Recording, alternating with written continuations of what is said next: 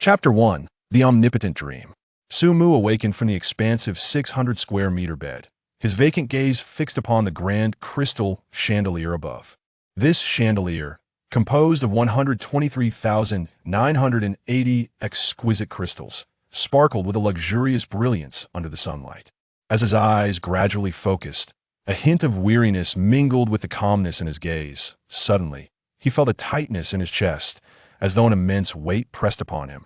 Frowning slightly, he lifted his head only to find a long, fair leg before him, perfectly shaped and dazzlingly white. With a furrowed brow, Sumu pushed the leg away. Its owner turned over, pouting her red lips in discontent before drifting back to sleep. Strands of hair fell across her face, revealing a breathtakingly beautiful visage, with glistening drool adorning the corner of her mouth. Before such exquisite beauty, Sumu felt no stirrings in his heart. After all, he had 11 others like her. All 12 women sprawled across the vast expanse of the bed, the air suffused with a sweet fragrance. If anyone were to witness this scene, they would undoubtedly be astonished to discover that these 12 women were among the most elite stars, models, and campus beauties. Sumu's gaze roamed over the stunning array of women, ultimately settling on a campus beauty with an innocent, first love-like countenance. He reached out toward her. Bang! The innocent beauty was pushed away, tumbling across the bed in 2 rolls. The commotion jolted her awake, her bewildered eyes blinking in confusion, a perfect picture of someone just roused from slumber. Disregarding her, Sumu retrieved a book that had been pinned beneath her. The warm volume bore the title, Practical Guide to Clinical Hypnosis. Flipping to page 128, he was met with a bold heading: How to Use Voice, Props, and Gestures for Hypnotic Suggestion. He delved into the text. Immersed in study at 8T this moment, the 12 stunning women began to awaken, engaging in playful banter. A woman with exotic charm approached, giggling, "Darling, stop reading. Is a book more appealing than us?" Hee. Her words elicited laughter from the others. Yet, a flicker of displeasure crossed Sumu's face as he gently snapped his fingers. Snap! It was as if a switch had been flipped. The entire space plunged into an eerie silence. The laughter of the 12 beauties abruptly ceasing, an inexplicable force descended, akin to an eraser, gently sweeping across a canvas. Swish! The 12 enchanting figures vanished into thin air, leaving Sumu alone in the vast room, accompanied only by the occasional sound of pages turning. 2 hours later, he tossed the book aside, his brow slightly furrowed. The entire book offers merely a few useful techniques. The rest is sheer nonsense. With a thud, he reclined heavily on the bed, his slender frame enveloped by the soft mattress, the weariness in his eyes deepening.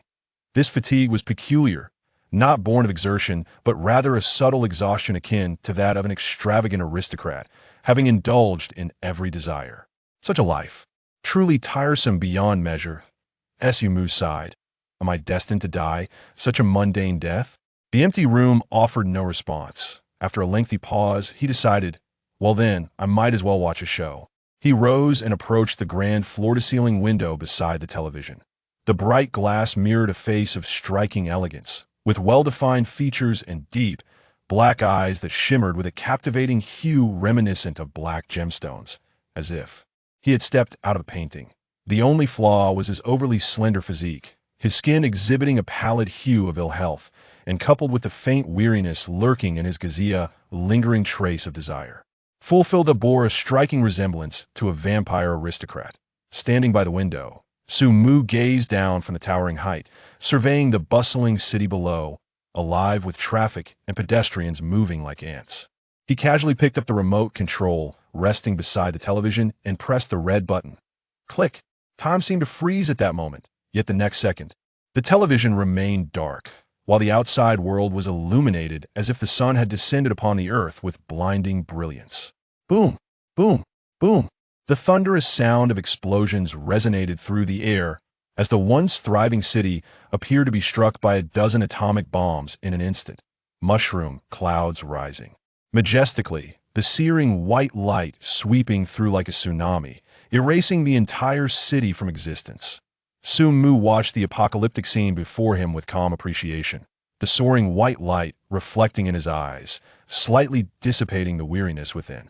Even after witnessing this many times, it remains so delightfully captivating. He remarked, the next moment, the blinding light engulfed the skyscraper where he stood. Sumu awoke in a bed measuring 1 meter wide and 2 meters long.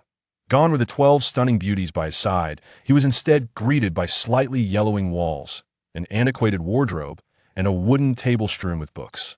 The stark contrast was akin to being reborn. However, he was not reincarnated rather. He had merely awakened from a dream. Indeed, he had just been dreaming. It echoed the saying that dreams encompass everything. And Sumu's dreams were, in the truest sense, all-encompassing. In his dreams, he was nearly omnipotent, capable of creating worlds with a mere thought, whether they be the hedonistic modern metropolis, the ethereal realm of immortals, or the fantastical world of swords and sorcery. Anything he could conceive could be manifested. Desiring beauty? A queue of school beauties, celebrities, fairies, and saintly maidens awaited his selection, all sensations feeling as real as the world outside. Craving power?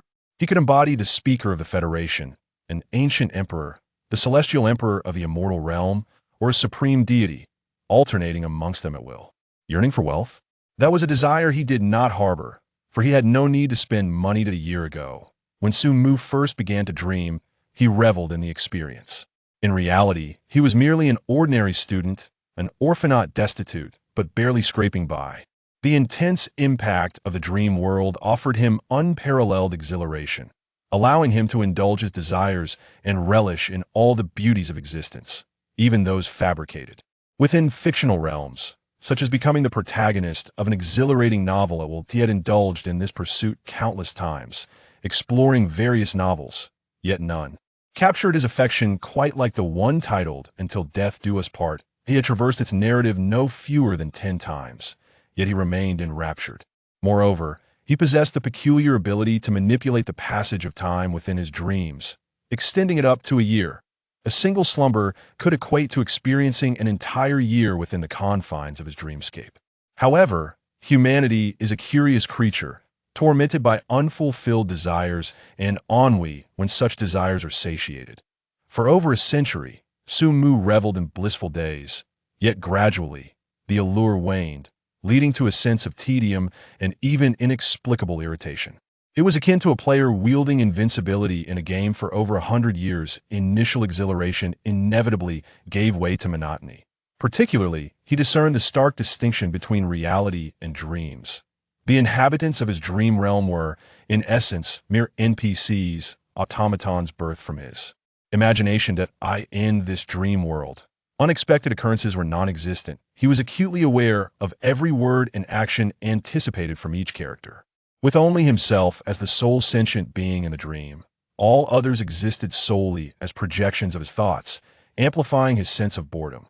Consequently, he sought not merely enjoyment, but craved thrill, adventure, and even carnage. Yet after several decades, no semblance of stimulation could pique his interest. He found himself ensnared in a vortex of ennui. Simultaneously, Sumu noticed his once robust physique beginning to wither, accompanied by intermittent headaches and nosebleeds.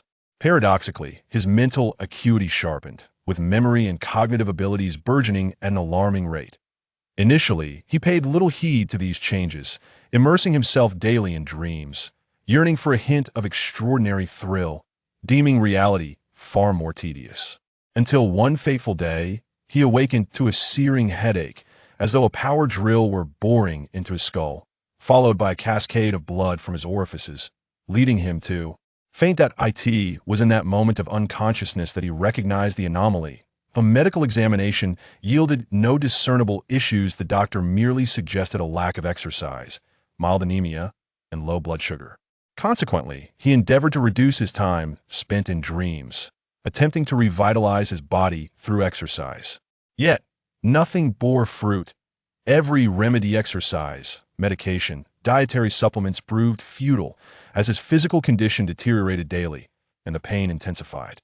Sumu could acutely sense his life ebbing away, an overwhelming sensation of imminent mortality, entirely beyond his control, compounded by the mystery of his ailment. It was, in a word, exquisite. Chapter 2. The Illness of Boundless Mental Growth.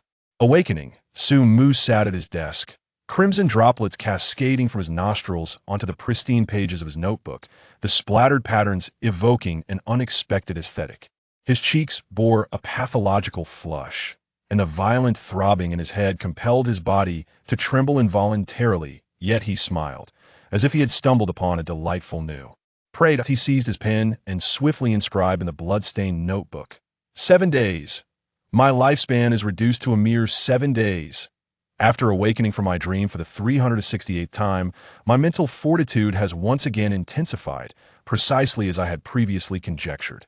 Each time I dream, my mental acuity is augmented. However, this enhancement is not a mere linear increment of 1, but rather a percentage increase. The exact quantification of this enhancement eludes my current means of measurement, but I estimate it to be approximately 1%. At this juncture, Sumu paused briefly, before appending a concluding remark. The fourth summary regarding my theories on dreams. Dreams possess the innate ability to restore and amplify mental strength. Even if one exhausts their mental capacity while awake, a single dream can replenish it, resulting in an overall increase of 1% in mental fortitude. The augmentation of total mental strength is independent of whether mental energy has been expended. He ceased writing and revisited his prior summaries on dream conjectures. The first point: one will inevitably dream upon falling asleep, and upon awakening, there will be an inevitable increase in mental capacity, which can be circumvented by abstaining from sleep. The second point: engaging in activities such as reading, experiencing shock or stimulation, indulging in pleasure, or sabotaging the dream state, all of which can expend energy and provoke emotional fluctuations, effectively deplete mental strength. The third point: the physical body serves as a vessel, while mental strength is akin to water. Should mental energy surpass the body's capacity, it inflicts severe harm, manifesting as headaches, tinnitus, nosebleeds, limb weakness, muscle atrophy, and so forth. With a decisive snap, Sumu closed the notebook, acutely aware of his current predicament. In essence, he was afflicted with a peculiar ailment that allowed for the infinite augmentation of mental strength. His physical form was already overwhelmed, unable to bear the ever-increasing mental energy, and he had but 7 days left to live. The remedy for his condition was deceptively simple: to enhance the physical body's resilience, enabling it to accommodate the burgeoning mental power. Yet, given his current state, conventional exercise methods proved utterly futile, akin to urging a critically ill patient to engage in strenuous physical activity rather than alleviating the condition. It would hasten demise. Presently, he could only rely on the daily expenditure of substantial mental energy to alleviate the burden on his body. To illustrate this with a relatable analogy, the body resembles a bladder, while mental energy is akin to urine. At present, Sumu exists in a state akin to a bladder on the verge of bursting. Under such circumstances, even walking becomes a challenge. Only through the release of this mental energy can he return to a semblance of normalcy, only to awaken once more to find the bladder refilled, even increased by an additional 1%. Thus, it was only natural that he sought out the 12 exquisite figures within his dreams, engaging in reading and learning, as well as demolishing the dream world, because he was, in essence, expelling that expending mental energy. Now, having awakened, his mental energy was once again at capacity and further fortified. As he grappled with the excruciating pain threatening to split his skull, Sumu leaned heavily upon the table, his chest heaving violently, cold sweat beading upon his forehead. Meanwhile, a discreetly luxurious black sedan came to a halt in front of the dilapidated residential building. Passers-by turned their heads upon seeing the car, as such a lavish vehicle was a rare sight in the 13th district. When the occupants emerged, the onlookers' expressions shifted dramatically, and they hastily averted their gazes, fearful of lingering stares. Two robust men clad in black suits, each adorned with a black snake tattoo encircling their necks, stepped out of the vehicle. They scanned the surroundings, causing those nearby to quickly look away, unwilling to meet their gaze. The fierce aura emanating from these two was nothing short of intimidating, and it would not be an exaggeration to describe them as harbingers of dread. However, what truly instilled fear in the hearts of the bystanders was not merely their menacing presence, but the ominous black snake tattoos that marked their neck symbols. Well, understood by the residents of the 13th District, the Snake Gang. Infamous for their ruthless methods and brutality, anyone targeted by the Snake Gang seldom survived beyond the next day. The two members of the Snake Gang paid no mind to the terrified glances of the crowd. Instead, they retrieved a wheelchair from the car and proceeded into the crumbling building. Only when they vanished from sight did the crowd exhale in relief, whispering amongst themselves, "Why would members of the Snake Gang come here? It must be someone who borrowed money at exorbitant interest they've come to collect." One individual exclaimed in fear, "Did you see that wheelchair? They must be planning to break someone's legs. Oh, how foolish. No matter the hardship, one should never borrow from the Snake Gang. It's a path to self-destruction. Perhaps they truly have no other options left this wretched world. Alas, let's leave quickly. The affairs of the Snake Gang are not for us to witness. We should be cautious of any potential bloodshed." The crowd dispersed, hastily retreating from the scene. Moments later, the door to the Su family home swung open, and the two men in black suits strode into the room, pushing the wheelchair. Their eyes swept through the space with sharp intensity, ultimately locking onto Sumu's bedroom, whose door stood ajar. Exchanging a glance, they advanced toward the room. Sumu, whose headache had subsided momentarily, turned to investigate the commotion, only to find the two fearsome figures standing at the threshold like sentinels. "Boss," they called out fervently. Sumu frowned slightly. "How many times must I remind you? Do not use your gang's vernacular. Address me by my title." The two men instantly paled, hastily correcting themselves. "Yes, Chief." Satisfied, Sumu nodded and donned the tea-colored glasses resting on the table, which obscured his deep-set eyes, adding an air of mystery to his already vampiric aristocratic appearance. As he prepared to rise, a sudden wave of dizziness overwhelmed him, causing him to collapse back onto the chair. The two suited men remained stiffly at attention. Sumu, expressionless, commanded, "Assist me in standing." Promptly obeying, they approached and carefully lifted him into the wheelchair. Shortly thereafter, Sumu was seated in the wheelchair and elevated into the vehicle by the two men in black suits. Chapter 3. Hypnosis. In the dimly lit hall of the headquarters of the Serpent Gang, Sumu sat in a wheelchair, his back against an imposing wall intricately adorned with dazzling dark golden patterns. Upon closer inspection, one would discern that these so-called dark golden patterns were, in fact, a multitude of tightly coiled Ouroboros, entwined to form a series of enigmatic symbols. Before him stood a throng of individuals, no fewer than 100, all clad in black suits and ties, their robust necks adorned with tattoos of black serpents. Surrounding the hall were candles, casting a soft glow reminiscent of incense, filling the air with a delicate fragrance of jasmine.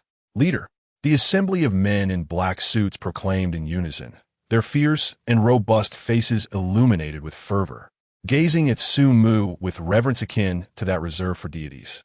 Sumu nodded calmly, initiating the day's session of brainwashing hypnosis. This had become part of his daily routine, a means to expend his overflowing mental energy. The art of hypnosis was self-taught. He had perused every available book on the subject, yet the effective techniques documented were scarce and convoluted, often failing against those with even a modicum of awareness. However, this was merely the case for ordinary individuals. Sumu, endowed with extraordinary mental prowess, wielded hypnosis as a transformative tool, capable of yielding miraculous results. The Serpent Gang was the largest faction in District 13 of Star City, boasting a core membership of hundreds and an army of thousands of peripheral lackeys, notorious for their ruthless and unscrupulous methods. Each member was a scoundrel, their infamy resonating throughout the district. Yet before Sumu, this fierce gang behaved like docile lambs. Months prior, Sumu had gradually infiltrated the Serpent Gang through hypnosis, starting with a solitary gang member. He employed his mental energy to induce hypnosis, compelling the entranced member to summon his comrades, and their comrades in turn. Day by day, this process continued until the entire core of the Serpent Gang succumbed to his will. No matter how vicious the gang was, they remained mere mortals, incapable of resisting such extraordinary methods. For Sumu, the celestial emperor of the immortal realm, the supreme of the demon realm, and the sovereign of the divine realm, exerting control over a gang brought little sense of achievement. The Serpent Gang merely served as a vessel for him to expend his mental energy. Hypnosis was not a permanent state. Akin to brainwashing, a lapse in reinforcement could lead to a reversion. Under the watchful eyes of the serpent gang members, Sumu extracted an ornate pocket watch, its dark golden filigree mirroring the serpentine designs on the wall behind him, each intricately entwined Ouroboros. This was his meticulously crafted symbol for hypnosis, inspired by the teachings documented in the record of psychological hypnosis. Hypnosis necessitated the creation of a unique symbol, serving as an anchor point. This symbol should be uncommon and retain an air of mystery and distinctiveness, capable of capturing attention at first glance. Thus, he chose the Ouroboros, a serpent depicted biting its own tail, a symbol that has endured since antiquity, often rendered in a circular form, sometimes intertwining to resemble the number 8. Symbolizing both death and life, eternity and unity, it embodies the notions of infinity, cycles, and immortality. The palm gently releases its grasp, allowing the pocket watch to slip from the hand, suspended in midair by a slender golden chain, swaying back and forth like a pendulum. All eyes are fixated upon the watch. A deep, resonant voice emanates from Sumu, akin to a tranquil stream infiltrating the ears of the venomous serpent gang. In the next moment, the gaze of every individual converges upon the enigmatic timepiece, their eyes oscillating in tandem with its movement. The ambient candles exude the fragrance of jasmine, complementing the ornate wall behind Sumu. Suddenly, he lowers his tinted glasses, revealing the profound depths of his eyes, which, under the influence of his mental prowess, shimmer like stars in the night sky. A hum reverberates as an invisible wave of mental energy radiates from Sumu's gaze, resembling countless ethereal serpents dispersing to infiltrate the minds of the crowd. In an instant, the fervor on the faces of the serpent gang ignites, compelling them to kneel in reverence, akin to pilgrims paying homage to their deity. Long live the leader! Long live the leader! The chant of adoration echoes, lingering in the air. This is the essence of Sumu's hypnosis. The principle is quite simple. Guide the attention of the subject and exploit the opening to draw them in. By focusing their gaze on the pocket watch, he diverts their attention away from their inner defenses. This is also the rationale behind the serpent design on the watch.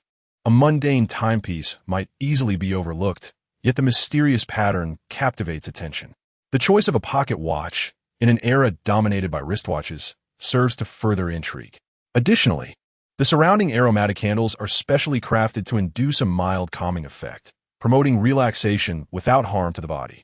The serpent pattern wall enhances psychological suggestion, while the tinted glasses obscure his eyes, creating a sense of allure. Humans possess a curious psychology. The less visible something is, the more they yearn to see it.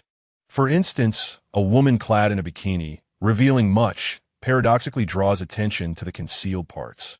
Similarly, the tinted glasses blur his eyes, causing people to instinctively focus on the glasses, desiring to glimpse the eyes behind them.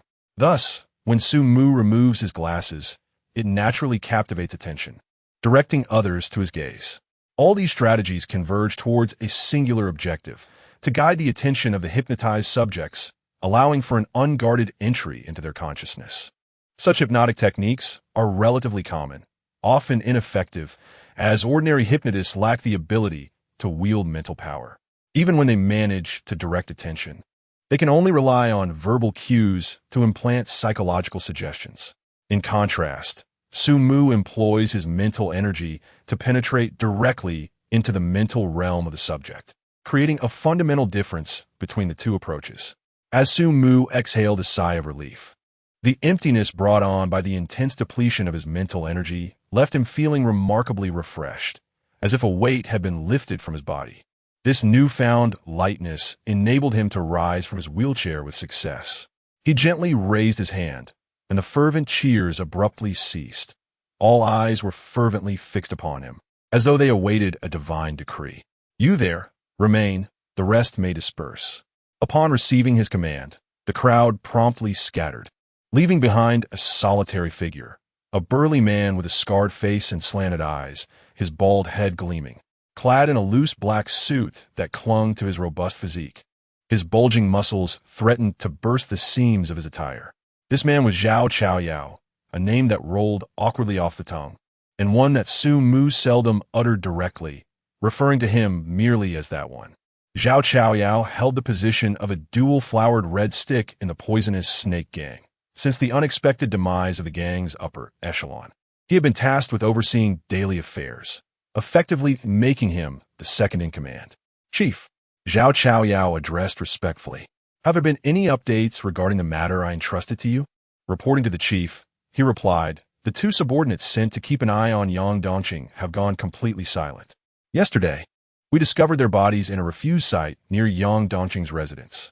Oh, Sumu's eyes narrowed slightly, a flicker of intrigue igniting within him. What was the cause of death? Chapter 4. The Extraordinary Ones. Zhao Chaoyao inhaled deeply, a flicker of trepidation crossing his eyes as if he were haunted by a disturbing memory. The gruesome scene of a skull shattered by a blunt object, multiple fractures throughout the body. During their absence, Yang Dongqing happened to be away from home. Based on the evidence left at the scene, it could almost be conclusively determined that Yang Dongqing was the perpetrator. Yet, what was it? Sumu's lips curled into a subtle arc, as if he had stumbled upon an intriguing quarry. His subordinates, lacking familiarity with the forensic terminology, were nonetheless aware that the circumstances of the deaths were peculiar, seemingly caused by some form of steel blunt instrument. Strangely, however, there remained imprints of fists on the bones. Leader, could it be that Yang Dongqing used iron gauntlets to beat them to death?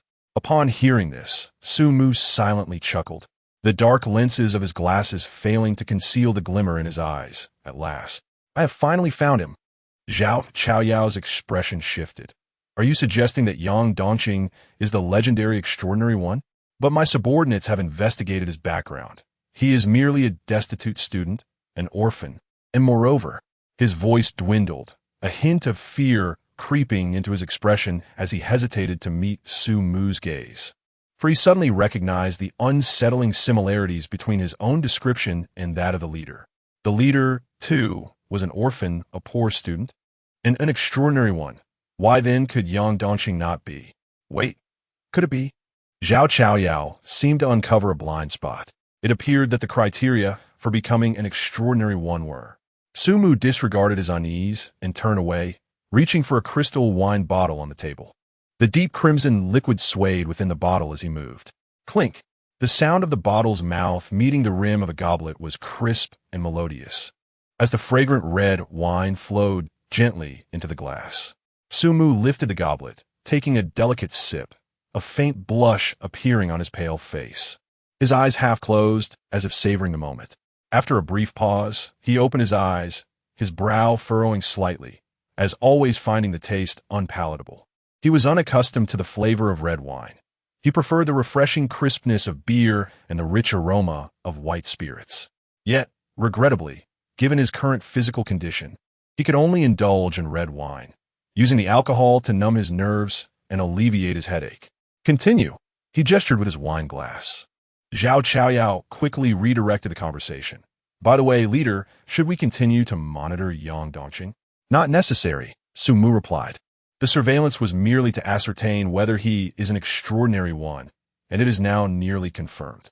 A mere ordinary student has shattered the skulls of 2 members of the poison snake gang with his bare hands and even left fist imprints on their bones. This cannot be explained merely by innate strength. What shall our next step be?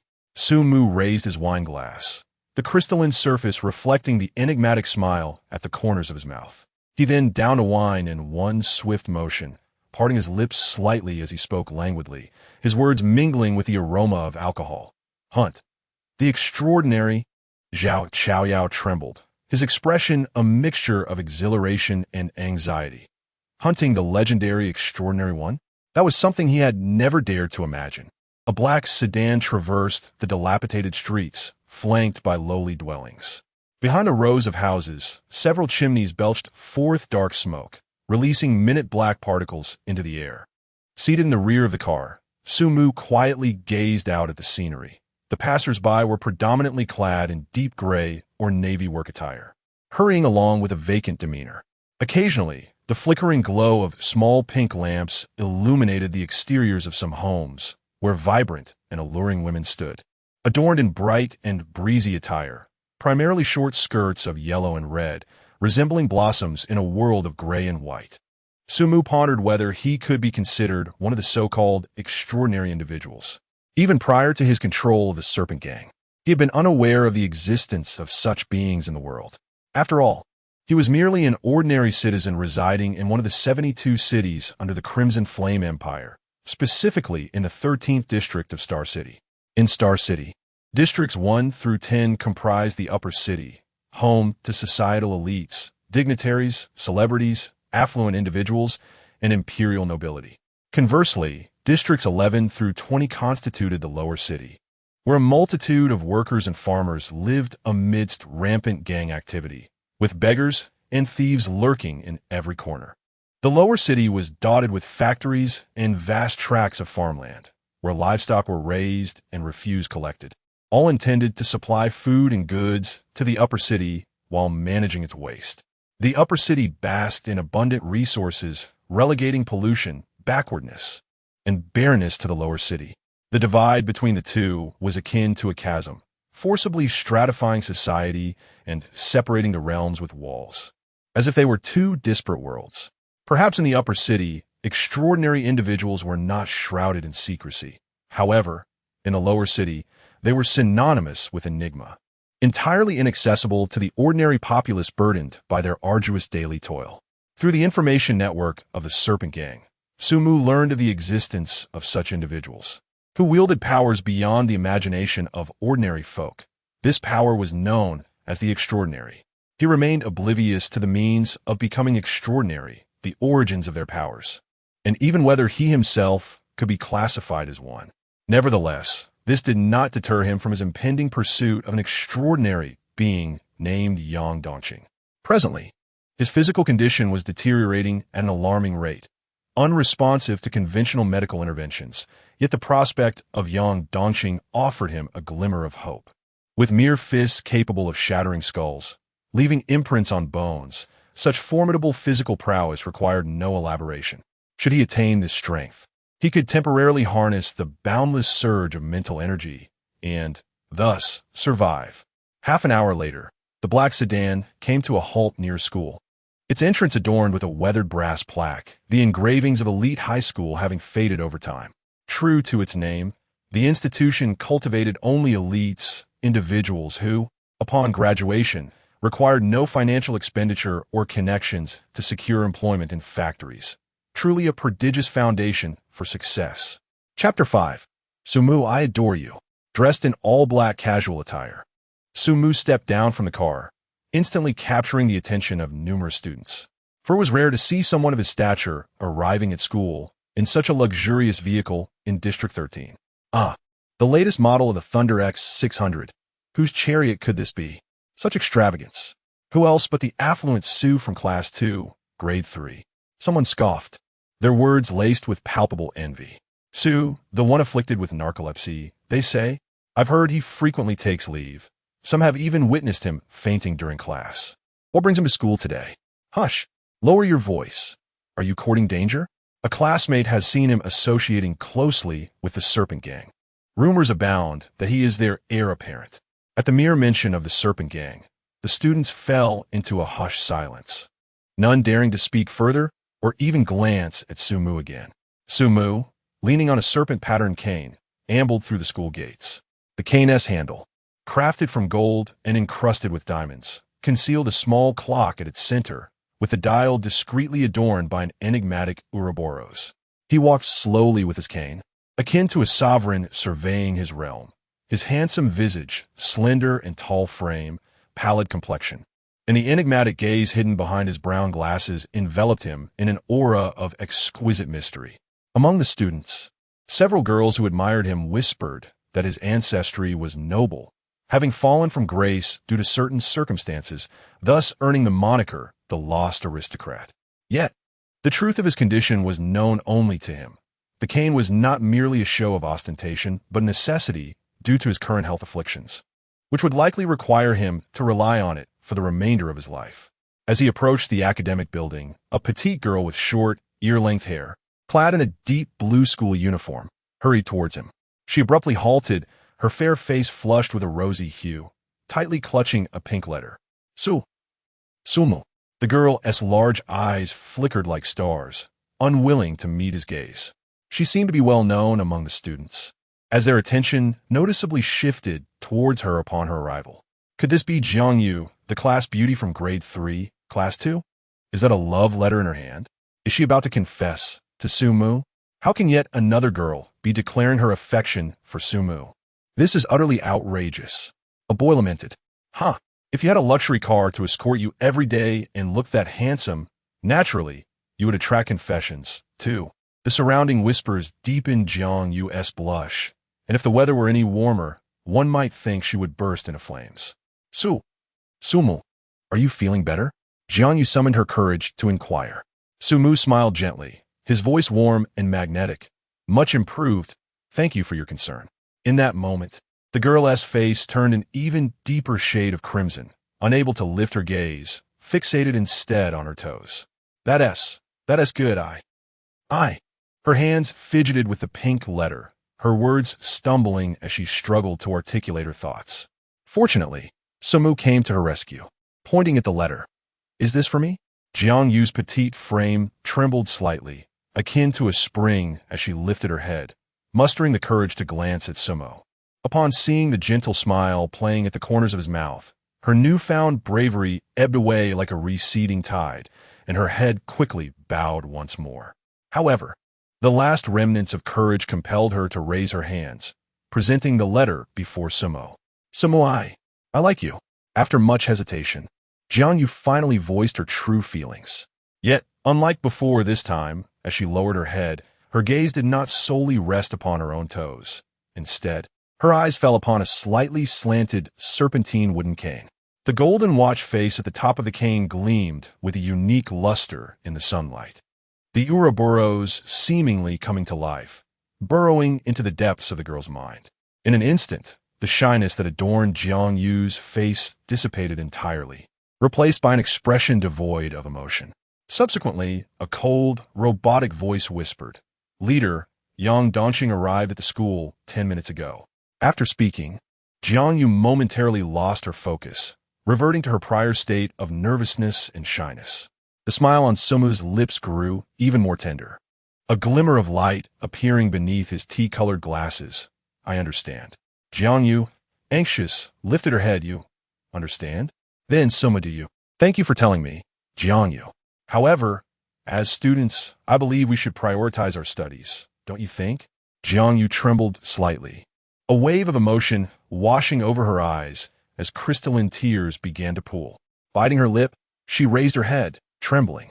Yet, she found Sumu's tea-colored glasses slipping slightly, revealing a pair of dark, inscrutable eyes. Under the gaze of those eyes, Jiangyu's tears miraculously ceased, leaving behind a look of bewilderment as she instinctively nodded. I believe you are right. Then what are you waiting for? Go study. All right. With that, Jiangyu walked away as if nothing had happened. The friends hiding nearby quickly surrounded her, chattering excitedly. So how'd it go? Did you succeed? I knew Sumo would surely be captivated by you. Who doesn't know that our little Yu is the class flower? Jiangyu smiled cheerfully at her friends. No, I failed. The voices of her friends abruptly halted, their expressions a mix of astonishment and disbelief as they looked at Jiangyu. Don't tease us. How can you be so happy after failing? You've had a crush on Sumo for so long, and he has always been absent, leaving you without an opportunity. Today, you finally had a chance, and if you still failed, I refuse to believe you can smile about it. You should be crying. Jiangyu chuckled softly. Do you really see me as that fragile? I'm not lying. Sumo indeed rejected me. Her friends were increasingly taken aback. Is that true? Jiangyu, you haven't been traumatized, have you? One girl hurriedly reached out to touch Jiangyu's forehead, but Jiangyu laughed and deftly avoided her hand. Oh, do not jest. I assure you I'm quite well. Though I faced rejection, a remark from Sumu resonated deeply with me. What was that remark, you ask? Jiangyu tucked her stray locks behind her ear, her unadorned visage illuminating with a smile as she replied, one must prioritize their studies. As Sumu entered the educational building, the classes had yet to commence, and the corridors were still alive with the exuberance of students. Some were casually draped over one another, discussing their plans for leisure after school. Others were boasting about their newly acquired photo albums, and there were even those who playfully tugged at the hair of girls, only to find themselves pursued through the halls. The girl, her cheeks flushed with indignation, threatened her pursuer while chasing closely behind. Yet, the mirth in her eyes suggested that her anger was but a facade. The boy fled with abandon, occasionally glancing back in a taunting manner, his expression one of triumph at his mischievous success. Soon, he found himself face to face with Sumu, and, startled by his presence, he swiftly sidestepped, narrowly avoiding collision. The leader, Yang Dongqing, is in the restroom. A hushed, low voice slipped past as they brushed by, so rapid it seemed almost an illusion. The girl followed closely, her face radiating youthful vitality. However, as she neared Sumu, that vitality abruptly evaporated. Her expression transformed into one of stark neutrality, as if she had become a puppet under some unseen control. The leader, Cui Hao, is extorting Yang Dongqing in the restroom. Once she uttered those words, she returned to her prior state as if nothing had transpired. Don't you dare run. If you have the audacity, don't return to class. Let's see if I won't give you a taste of my wrath. Sumu, however, remained unfazed, leaning on his cane, moving forward with the grace of an elegant noble. Yet, instead of heading back to class, he made his way to the restroom. Chapter 6. The extraordinary Yang Dongqing. A faint wisp of smoke curled out from the restroom, mingled with muffled groans and anguished cries. With his cane, he pushed aside the soiled curtain, stepping inside just as a male student exited. The boy bore an unremarkable face that could easily be lost in a crowd, yet his brow was knit with a hint of arrogance and hostility, dark crimson stains marking his knuckles. Upon noticing Sumu, the student offered no words, merely furrowing his brow slightly, his eyes conveying a warning before he strode confidently out of the restroom. Unperturbed, Sumu disregarded the boy, even though he was the intended quarry, Yang Dongqing. He proceeded directly to the restroom stall, pushing open the door with his cane, revealing 3 boys with bleached hair sprawled haphazardly beside the toilet, their cries of despair echoing. What the hell are you looking at? The profane utterance was abruptly cut short, as Sumu's cane tapped gently against the floor, producing a dull thud. An unusual wave of spiritual energy radiated outward, causing the previously fierce expressions of the 3 boys to shift to bewilderment, then to seriousness. Boss, one stammered. What happened? Under Sumu's gaze, the leader among the trio, Cui Hao, began to explain. We attempted to extort money from Yang Dongqing as usual, but this time he refused to comply and retaliated against us. Sumu nodded thoughtfully. What do you plan to do next? I told him to stay after school if he had guts, and he agreed. I befriended a powerful figure outside school, with dozens of followers at his command. I intend to contact him and ambush Yang after school. At this, Sumu silently smiled, offering no further comment as he turned to exit the restroom. Shortly after his departure, the lamentations within the restroom resumed. In the classroom, Sumu occupied a seat at the back near the window, lost in contemplation of the scenery outside. A middle-aged, portly teacher with glasses and thinning hair mechanically recited from the textbook, while some students dozed, others whispered furtively, and only a few in the front row paid earnest attention. The teacher appeared indifferent to classroom discipline, only addressing disruptions if they grew too loud, otherwise proceeding with his lesson as if fulfilling a mere obligation. An ordinary classroom, with an ordinary teacher, everything seemed so mundane. Yet who could fathom that within this small room existed a legendary, extraordinary being, and one who sought to hunt such beings? Yang Dongqing, Sumu's classmate, was markedly different from the spotlighted Sumu, being one of the most inconspicuous students in the class, often bullied and even extorted.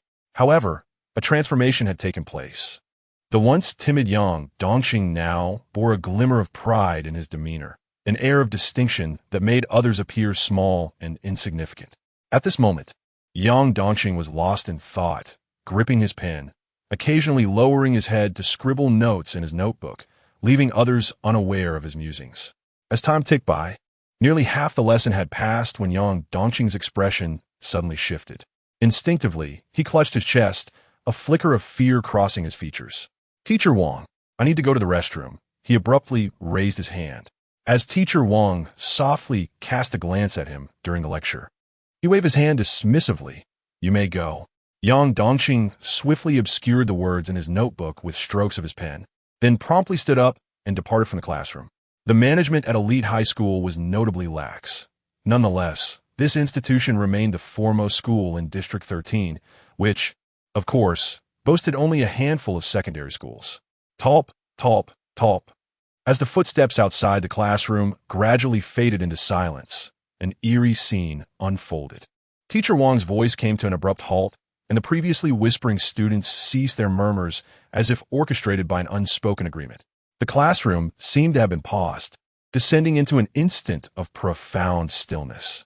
All the students sat upright, rigid as puppets, and with a swift motion, they collectively turned their heads to fixate their gazes on Sumu in the last row. "Leader." A unified and subdued voice resonated. Sumu withdrew his gaze from the window, turning it towards the assembly. What had he written? Simultaneously, Yang Dongqing's desk mate and the student behind him replied, "Dream." "Nightmare?" Sumu's eyes flickered, a thoughtful expression gracing his features. Dream? Nightmare? Why had Yang Dongqing inscribed these two terms? It was not uncommon for adolescents to express peculiar fantasies. However, as an extraordinary individual, Yang Dongqing was assuredly different. He had recently risen from a position of being bullied, a transformation that had evidently occurred within the last month, marking his sudden emergence as an extraordinary being. Upon becoming extraordinary, one's thoughts would undoubtedly diverge from those of the ordinary. Much like the disparity in contemplations between someone earning 3,000 and another earning 3 million monthly. Thus, Yang Dongqing's choice of words could not simply be a reflection of youthful angst. They must pertain to the profound changes he had recently undergone, linked to his newfound extraordinary nature. Could it be? Sumu's mind began to formulate a hypothesis. Was it possible that Yang Dongqing, like himself, had acquired his abilities through dreams? While he had experienced an exponential increase in mental prowess, perhaps Yang Dongqing's enhancement lay in his physical form. In essence, did this imply that he too was extraordinary? No, something felt amiss. Yang Dongqing had not dozed off during class. Sumu distinctly recalled that when he first learned to manipulate dreams, his foremost desire was to sleep, as the allure of omnipotence within dreams rendered reality rather dull. If Yang Dongqing shared this inclination, Sumu found it hard to believe that, given his temperament, he could resist the urge to succumb to slumber. Fascinating. A smile tugged at the corners of Sumu's mouth.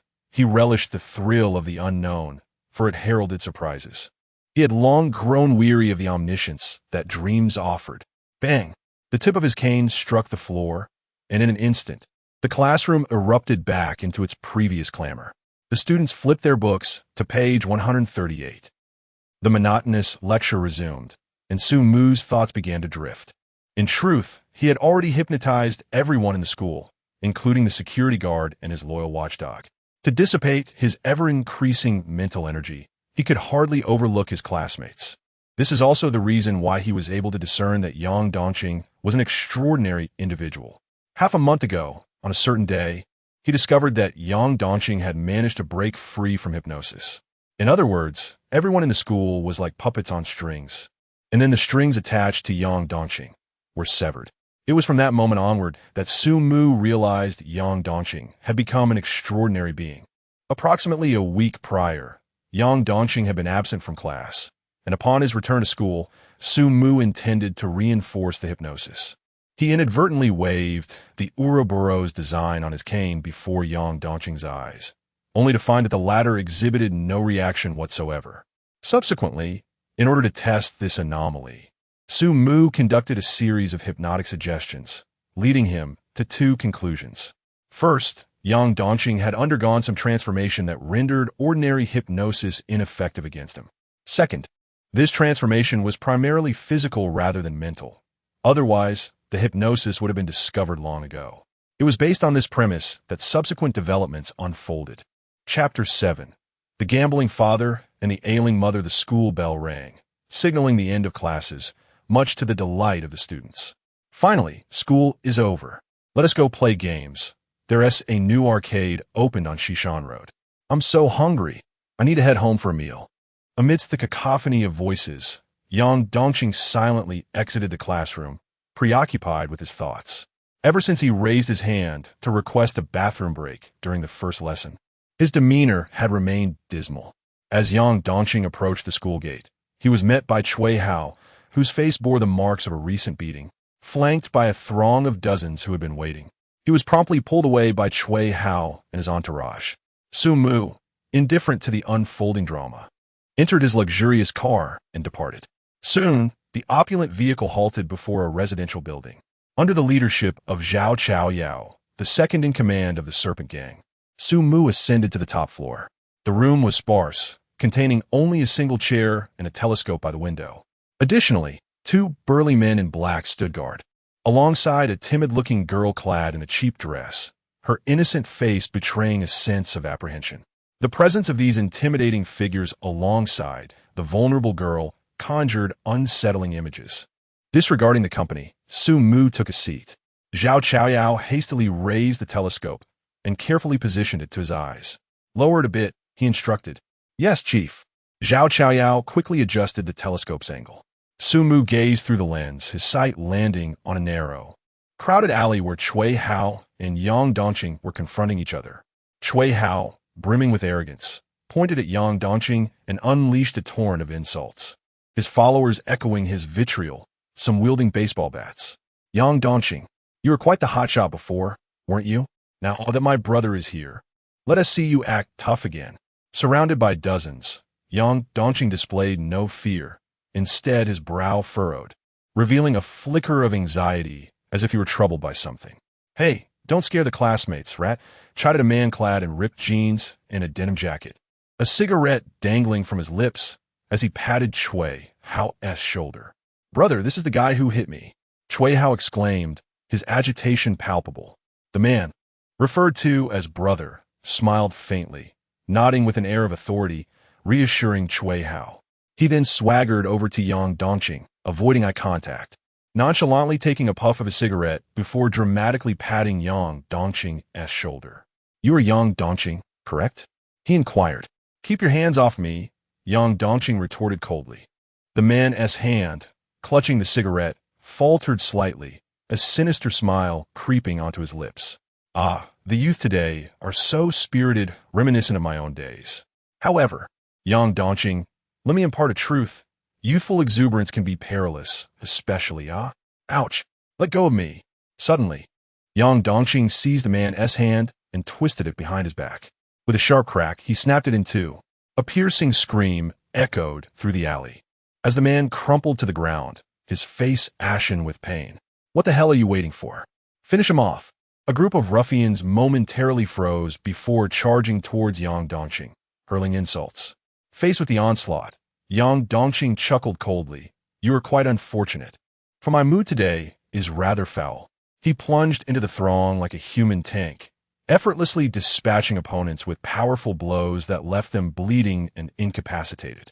The weapons that struck him barely left a mark, instead producing a resonating clash of metal. Sumu diverted his gaze, a flicker of speculation stirring within him. He no longer focused on Yang Dongqing, but turned his attention to the girl inside the room. The girl shivered slightly, her innocent face breaking into a charming, alluring smile. Is this the person you brought? Sumu appraised her. Boss, her name is Jasmine, the star performer at the Fengwa Club. Jasmine, hurry up and call for help, Zhao Chaoyao urged. Jasmine's smile grew increasingly beguiling as she sweetly greeted, Hello, boss. Sumu furrowed his brow. Dissipate that worldly allure. What I desire is purity, untouched by the complexities of life, akin to a pristine moonlight. Do you understand? It's not merely a change of attire. What were your instructions? Zhao Chaoyao trembled, hastily explaining. Boss, I followed your directives to the letter. Oh, Sumu cast him a languid glance, his tone laden with implication. Are you suggesting this is my fault? Cold sweat cascaded down Zhao Chaoyao's back as he promptly knelt, exclaiming, I would not dare. Jasmine, do you remember what I instructed you? You must embody the essence of a student. Sensing the tension, Jasmine faltered, I only excel at playing the role of a student. but I haven't truly attended school. It's merely a facade the club promotes.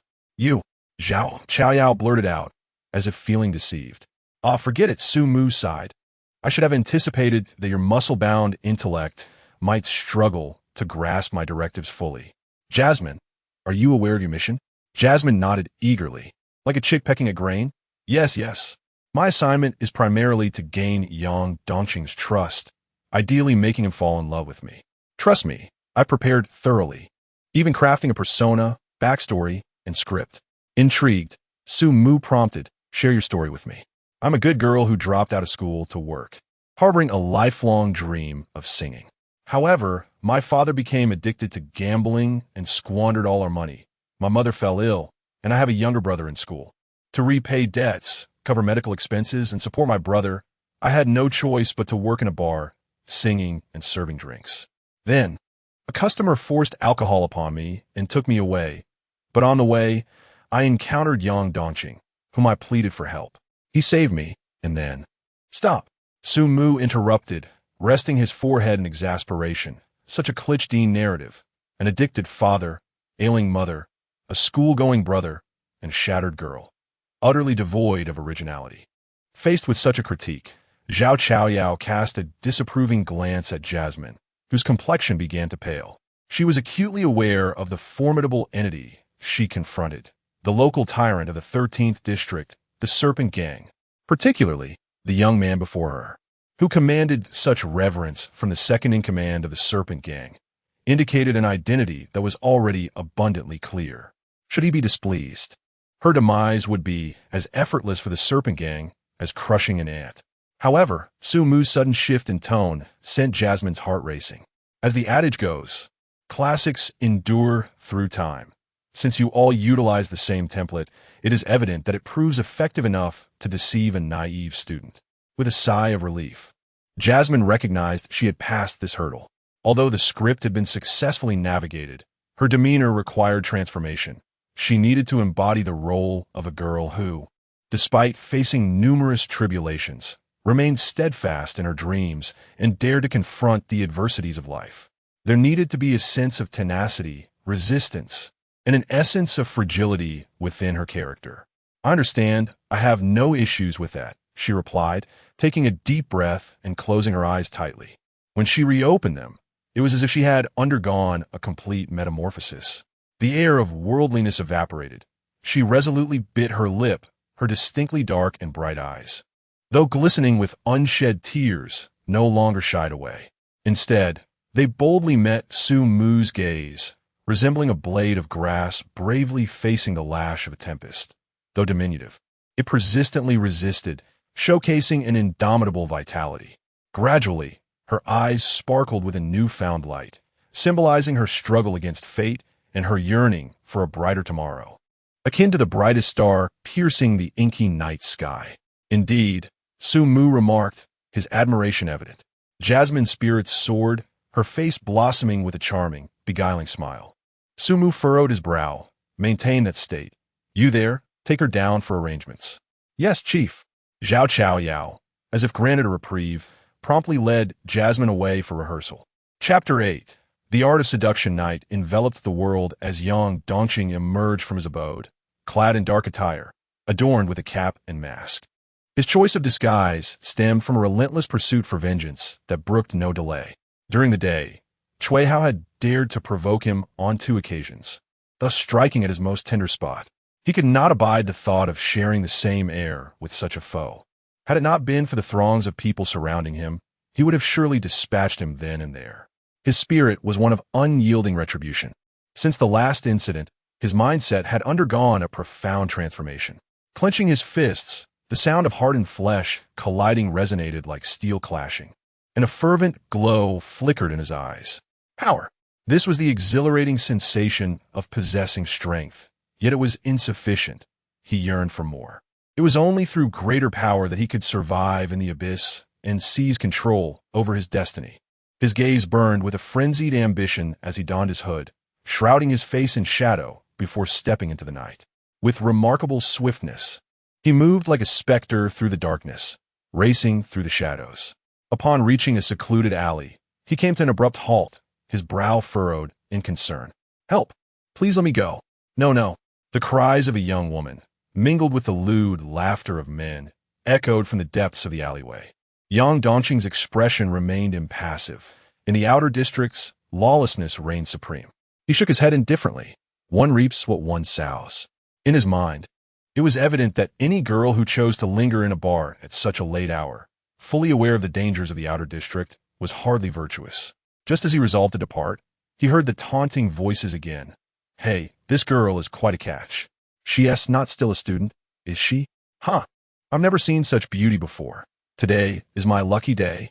Yang Dongqing's steps faltered as he turned toward the alley's depths. The pitch-black passage was devoid of streetlights, illuminated only by the silvery moonlight that unveiled a scene of wickedness before him. A young woman, clad in a cheap dress, was being pinned against the wall by two unsavory men. Despite her fierce resistance, her strength was no match for theirs. Despair seeped into her expressive eyes, as if a layer of dust had settled upon the luminous pearl of her gaze, dulling its brilliance. Yet, in her moment of hopelessness, a figure erupted onto the scene. Hope ignited in the girl's eyes. "Save me."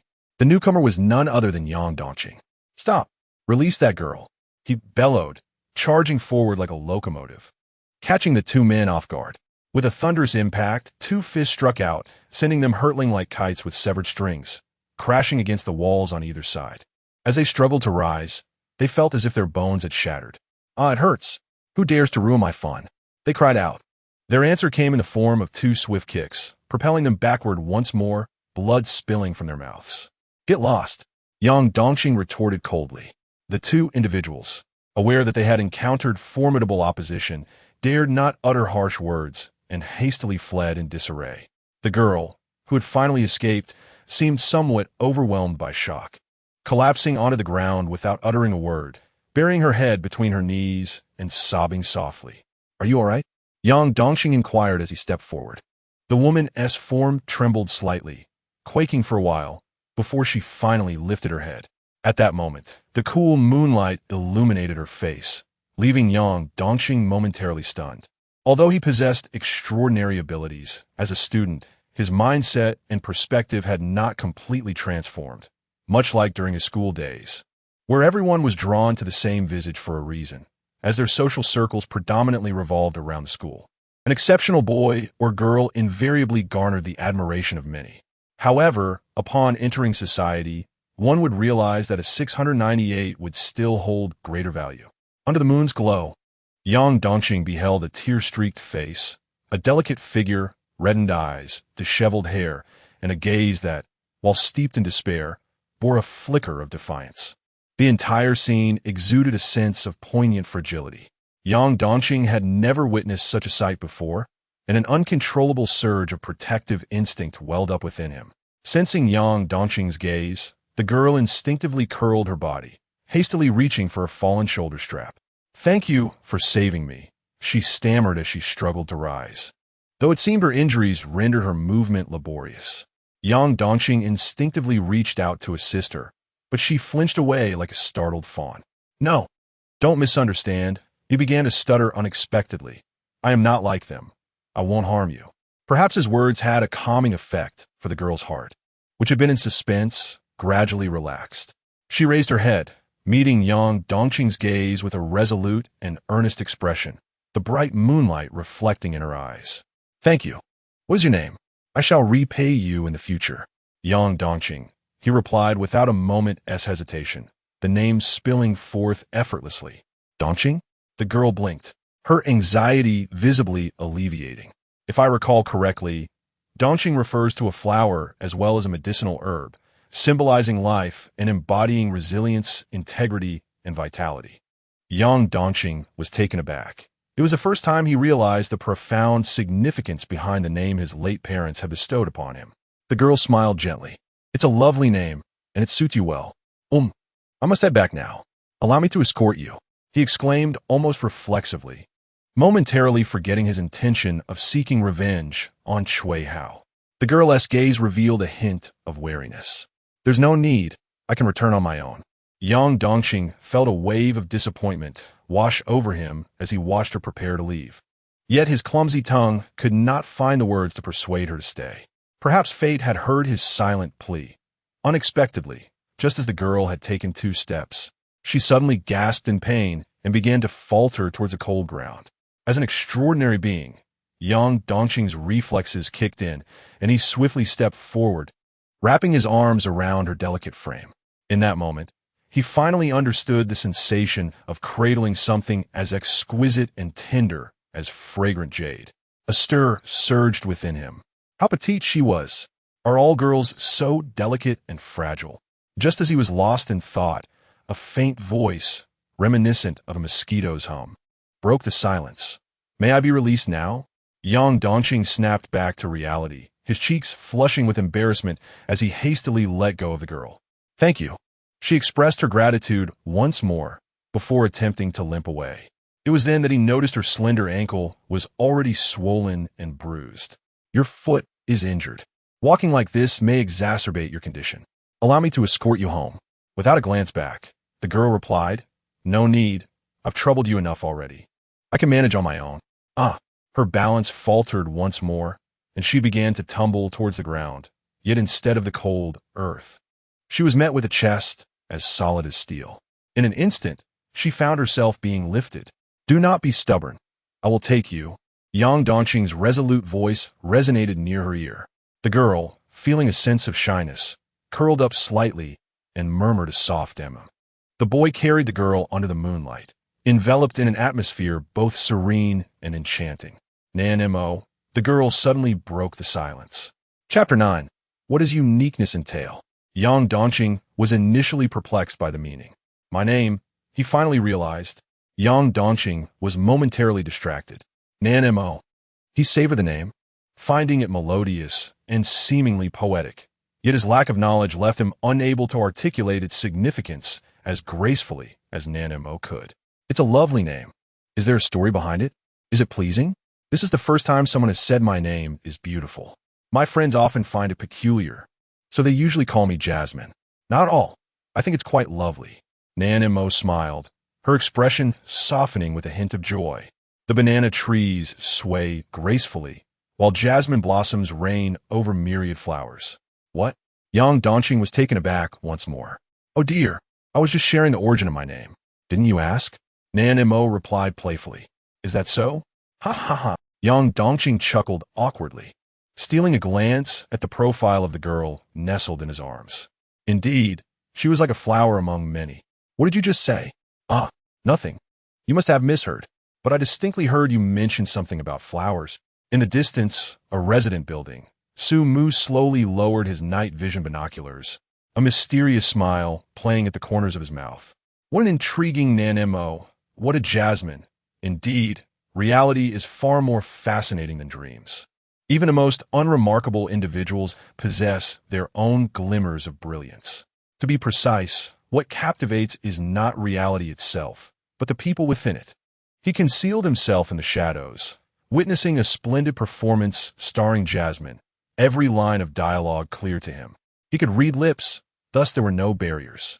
Having learned in his dreams, which consumed his mental energy, he had spent considerable time acquiring various intriguing life skills, such as crafting explosives, hand-to-hand combat techniques, and concocting poisons. Sumu casually tossed the night vision binoculars to Zhao Chaoyao, and then instructed Ly, Look into Nan Mo. This woman is not as simple as she appears. Zhao Chaoyao felt a chill run down his spine. Yes, Chief. The following day, at the headquarters of the venomous snake gang, before the imposing, serpent-tailed wall, Sumu, who had just undergone hypnosis, sat vacantly in a wheelchair. His condition was worsening. His complexion was pale, nearly devoid of color, yet his eyes shone with unprecedented brilliance. Chief, Jasmine has arrived. The fierce Zhao Chaoyao ushered the petite Nan Mo into the room. Nan Mo appeared quite anxious, her peripheral vision darting towards the statuesque members of the venomous snake gang. How is the situation progressing? Sumu's slightly hoarse voice echoed from the elevated platform, resonating throughout the expansive hall. Nan Mo nervously gazed at Sumu beneath the ornate golden wall, inexplicably feeling as though she were in the presence of royalty. Struggling to suppress the urge to kneel, She quickly replied, "It went smoothly. Young Dongqing harbors no suspicions." Sumu nodded thoughtfully, scrutinizing Nan Mo before slowly inquiring, "Have you been sleeping?" Nan Mo, a bit stiff, shook her head no. "Not all. He is very considerate of me, aware that I was frightened and injured, and he did not lay a hand on me." As if fearing that Sumu might think her lackadaisical, she added, "However, I expressed my fear, so I asked him not to leave. He slept on the floor, but halfway through the night, worried that he might catch a chill, I invited him to sleep on the bed." Sumu's gaze drifted downward, landing on her delicate ankles, the pale skin still slightly swollen, clearly indicating that her injury was genuine, not feigned. "You performed admirably. Things that are too easily obtained are rarely cherished by men." A faint smile brightened Nan Mo's face at the compliment. "Thank you for your praise, but I truly did not do much. It was primarily because Yang Dongqing is rather naive." Sumu shook his head, a smile tugging at the corners of his lips as he regarded her with intrigue. "There is no need for modesty. Your performance was remarkably authentic, so much so that it hardly felt like acting." Nan Mo's expression stiffened. "People like us, dealing with various customers daily, inevitably acquire some acting skills. There is no need for deceit. Your talent in acting is not a matter of profession, but rather of personal experience. After all, only those who have genuinely faced despair can portray such stubbornness." "Boss, what do you mean by that? I don't quite understand." Nan Mo's smile became increasingly strained. "It means nothing. I merely had someone investigate your background, and the results revealed that your life bears a striking resemblance to the script you prepared. A gambling father, an ailing mother, a brother in school, and you, once a student, fond of poetry and music. The only distinction is that reality is often more brutal than fiction, and you yourself are far stronger than that character." Nan Mo fell silent, her complexion paling as the facade of her worldly demeanor faded, revealing a touch of sorrow. "The character in the script has parents. While my father was killed by debt collectors, my mother has also passed away, and my only brother severed ties with me due to my work. Initially, I did aspire to perform in bars, but lacking fame, I had to comply with the bar owner's unspoken rules to secure a spot. Later, stop," Sumo interrupted. "I know your life story better than you do." Nan Mo was taken aback, her smile turning increasingly bitter. She realized that the man before her was the leader of the Serpent Gang, a person devoid of sympathy, and she had grown accustomed to the fact that no one would empathize with her. Those who did merely used sympathy as a guise for illicit activities. "Your brother is currently working at the Qingxi machinery factory, isn't he?" The seemingly casual remark startled Nan Mo, making her feel like a frightened deer, her composure shattering. "No, please, don't involve my brother. I'll do anything you ask. Stop." Sumu furrowed his brow slightly. "Have you watched too many dramas? Or do you harbor an overly severe stereotype of me? Why would I involve your brother? What do you possess that necessitates my personal intervention?" Nan Mo was momentarily taken aback, her rising emotions abruptly shattered, leaving her in a state of bewilderment. Was it truly as simple as this? "I provide the funds, and you execute the task for me. Do you comprehend?" "I understand, but then I merely mentioned the Integrity Machinery Factory to propose an alternative method of payment. This factory is a modest workshop, struggling due to mismanagement and indebted to the Viper Gang. The owner intends to surrender the factory to them, and fortuitously, your brother is employed there. Thus, I plan to substitute the reward I promised you with the ownership of the Integrity Machinery Factory, allowing your brother to assume the role of manager. The Viper Gang would not need to invest any money or send personnel to manage this small enterprise, resulting in a mutually beneficial arrangement. What do you think?" Nan Mo's heart was filled with doubt. She recognized that her counterpart's intentions were far from altruistic, and the mention of the Integrity Machinery Factory served as a veiled threat. If the task was executed successfully, her brother would ascend to the position of manager, but failure could very well lead to the factory becoming a graveyard. Nevertheless, she chose to acquiesce, as she had little room to refuse. "I am willing." "Excellent. Now I have a second task for you, but first, tell me if there is anything peculiar about Yang Dongqing." After a moment of contemplation, Nan Mo finally uttered a single word: "Stubborn." "Stubborn? Indeed, he is quite stubborn." "Preposterous." Chao Yao interjected, unable to contain his outrage. Did you not claim to be awake? If you were awake, how would you know he is stubborn? Moreover, our leader inquired about any peculiarities, not whether he is stubborn or not. Chapter 10. Rest assured, I am not a villain. Nanamo was taken aback, but continued. What I mean is not the kind of hardness you think, but rather his entire body feels as solid as steel. Sumu narrowed his eyes slightly. Steel like skin? Is this the power of a transcendent being, or merely Yang Dongqing's own ability? He did not ponder it deeply, for answers would soon present themselves. He then conveyed his subsequent plans to Nanamo. Upon hearing this, a look of concern crossed her face. You intend to kill him? Sumu chuckled softly. No, I merely wish to pose a few questions. Yet, is it necessary to go to such lengths just to inquire? Nanamo's worries did not abate. You are speaking too much, he stated, his voice firm. Nanamo felt a shiver run through her, and upon looking up, she met the gaze concealed behind his brown-tinted glasses, an enigmatic pair of eyes that seemed devoid of human emotion. The owner of those eyes continued to smile, yet the smile sent a chill down her spine. She dared not utter another word and respectfully excused herself. That night, in a dilapidated flat, Yang Dongqing was lost in thought as he observed the figure bustling about in the kitchen. It was a young cook wearing an apron, fluttering gracefully like a butterfly in the confined space. After enduring the pressures of life and death for so long, he found himself unexpectedly relaxing. Time to eat. The young cook, Nanamo, cheerfully presented 2 plates of food, her fair arms glistening as they passed in front of Yang Dongqing. The aroma of the dishes mingling with her own fragrance wafting into his nostrils. Hey, what are you staring at? Hurry and taste my culinary skills. I pulled out all the stops just for you, she said, waving her delicate hand in front of him. Snapping out of his reverie, Yang Dongqing picked up his chopsticks and began to eat. This was his first experience dining closely with a girl, especially a beautiful one, and it made him somewhat anxious, leaving him at a loss for words to ease the awkwardness. Fortunately, Nanamo was as lively as a little lark, chattering incessantly. He ate heartily, feeling a profound sense of satisfaction. Are you full? She asked. Yes, I'm full, he replied. Nanamo beamed, her large eyes crescent-shaped with joy. As long as you're satisfied. Now I must get to work. At this, Yang Dongqing's expression shifted slightly. He knew Nanamo was heading to sing at a bar, which posed a significant danger for a young woman. Can you not go? Nanamo continued to smile. If I don't work, will you support me?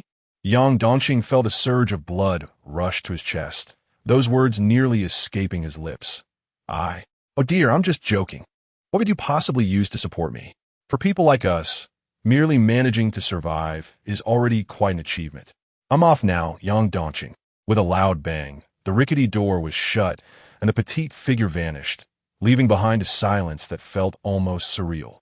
Yang Dongqing clenched his fists and resolutely declared, Emoli, I will support you. In the past, he could not have uttered such words, as he struggled to sustain himself. However, now, as a transcendent being, wealth was but a mere trifle within his grasp.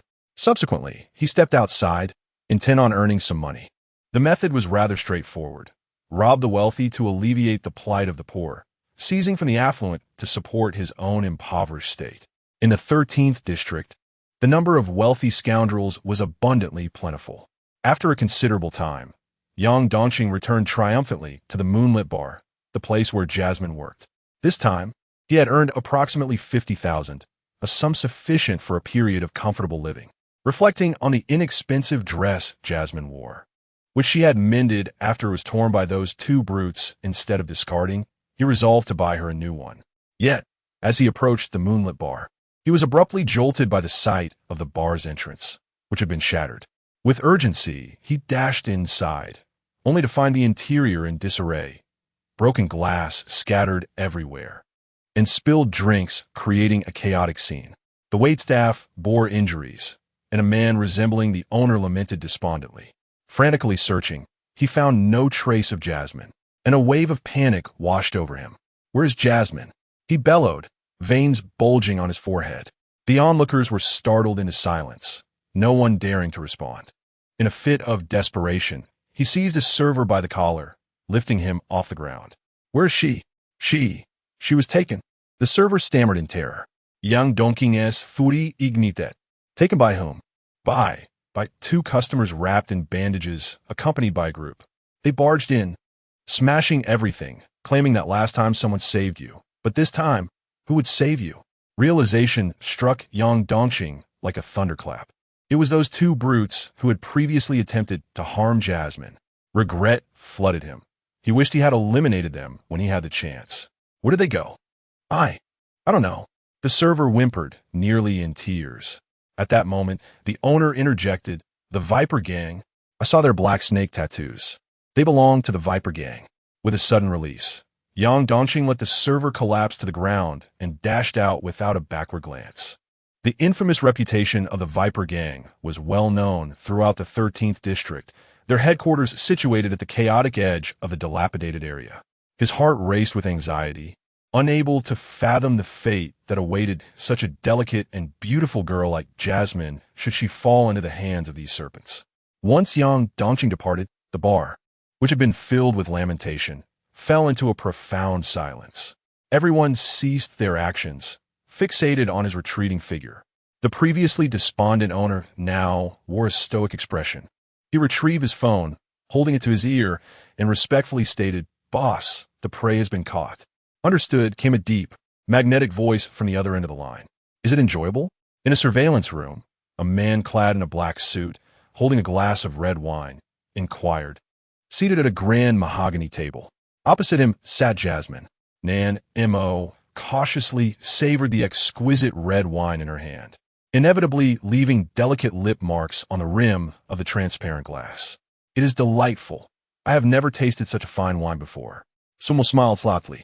I do not appreciate falsehoods. Nan M.O. stiffened. In truth, it is not as splendid as it seems. It has a hint of bitterness. Precisely, he replied. I find it rather unpalatable as well. Perhaps you should try the steak, the exceptional M9 cut. At his suggestion, Nan M.O. nodded and promptly sliced a small piece of steak, placing it in her mouth. The moment the steak touched her palate, she realized what it meant to be tender and succulent. This morsel surpassed any meal she had previously consumed except for snacks. However, after that initial bite, she hesitated to continue eating, as Sumu had yet to touch his plate. It's all right, go ahead and eat. There is still some time before Yang Dongqing arrives to rescue you. Upon a mention of Yang Dongqing, Nan M.O. fell silent, chewing on the fine steak. Yet for some reason, her heart felt uneasy. Are you truly not going to harm him? The eyes behind the brown glasses narrowed slightly. Have feelings developed so casually? Nan M.O. shook her head. No, he is a good person. I am not worthy of him. I simply cannot bear the thought that he might perish because of me. Rest assured, I am not a villain either. Nan M.O. glanced at the two burly men standing behind Sumu, their waists conspicuously bulging with concealed firearms. She then looked at the surveillance screens, where numerous armed figures in black lurked in every corner. This reality made it exceedingly difficult for her to associate the term good person with Sumu. Chapter 11. To die for the leader is an unparalleled glory. As the steak was consumed to about half, a sudden scream pierced the air from the surveillance feed. Nan M.O. hastily set down her knife and fork, turning her head to witness Yang Dongqing, with bloodshot eyes, forcefully storming the headquarters of the Poison Snake Gang, an exceedingly narrow corridor. At one end stood the ferocious Yang Dongqing, while at the other, a relentless tide of men in black emerged, wielding gleaming steel blades, exuding an air of lethal intent. As the first black-clad man swung his cleaver towards Yang Dongqing's head, Nan M.O. gasped in horror, instinctively covering her eyes, unable to bear the sight. Yet, the surveillance only echoed with the sound of steel clashing. Clang! With a reflexive blink, Nan M.O. opened her eyes in shock, her mouth forming an O shape, as she beheld the bright steel blade halted as if striking iron, having caused Yang Dongqing only to lose a few strands of hair, without inflicting any injury whatsoever. How is this possible? A glimmer of brilliance flashed in Sumu's eyes, and a smile crept across his lips. This is precisely the power I seek. If I can attain this strength, I shall no longer fear the ever-expanding mental prowess. In the surveillance footage, Yang Dongqing's expression was as frigid as ice. With a fierce downward strike of his right hand, crack, the steel blade was shattered into two segments. However, this terrifying scene did not intimidate the members of the Poison Snake Gang, for Sumu had long since hypnotized and brainwashed them. They had become machines devoid of fear. In the next instant, countless blades were swung towards Yang Dongqing, the relentless clang of metal filling the air. Simultaneously, Sumu's voice resonated in the earpieces of the black-clad giants. Experiment with various angles. Seek out any weaknesses. Acting upon the command, the black-clad men attacked Yang Dongqing from all directions, even disrupting their formation, leaving openings for him without a hint of trepidation. Bang! Bang! Bang! Yang Dongqing surged through the corridor like an armored tank, leaving chaos in his wake, blood spilling profusely. His strength was formidable, his fists as unyielding as steel, truly embodying the essence of barehanded skull-crushing. Although the battle was a one-sided onslaught, Yang Dongqing found no joy in it. Instead, a profound chill enveloped his heart. A black-clad man, whose chest he had nearly obliterated, rose once more from the ground, charging at him with a cleaver. Strangely, there was no trace of fear on his face, only fervor as he shouted, "For the leader!" Yang Dongqing's pupils constricted slightly. He found it unfathomable that someone so grievously wounded could still rise. This one and every one, he had not been unfamiliar with eliminating gang members. Those individuals typically cowered and begged for mercy when confronted with absolute power.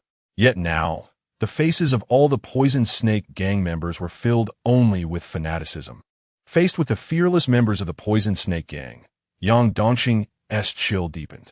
He unleashed a relentless flurry of strikes, and in mere moments, he cleared the entire corridor. Grabbing a blood-soaked black-clad man, he fixed him with a fierce gaze and demanded, "Where is Mo Li?" The man clad in black wore a chilling smile, revealing his bloodied mouth. "For the leader." With the last remnants of strength in his left hand, he struck fiercely at Yang Dongqing. Yang's gaze turned icy, reacting swiftly to seize the man's left hand and twist it forcefully. A sharp crack echoed as the man's hand contorted grotesquely, white bone shards piercing through his skin. The black-clad man screamed in agony. "I shall ask one final time. Where is Jasmine?" In response, he heard, "Long live the leader." With the last vestiges of his strength, the man lunged at Yang Dongqing. His only weapon now, his bloodied teeth, which he attempted to sink into Yang. Thud! Before the might of Yang's iron fist, the man's skull erupted, and his shattered body crumpled to the ground, devoid of support. With the black-clad man no longer obscuring the view, the surveillance footage revealed Yang Dongqing's expressionless face, though his trembling fists betrayed the turmoil within.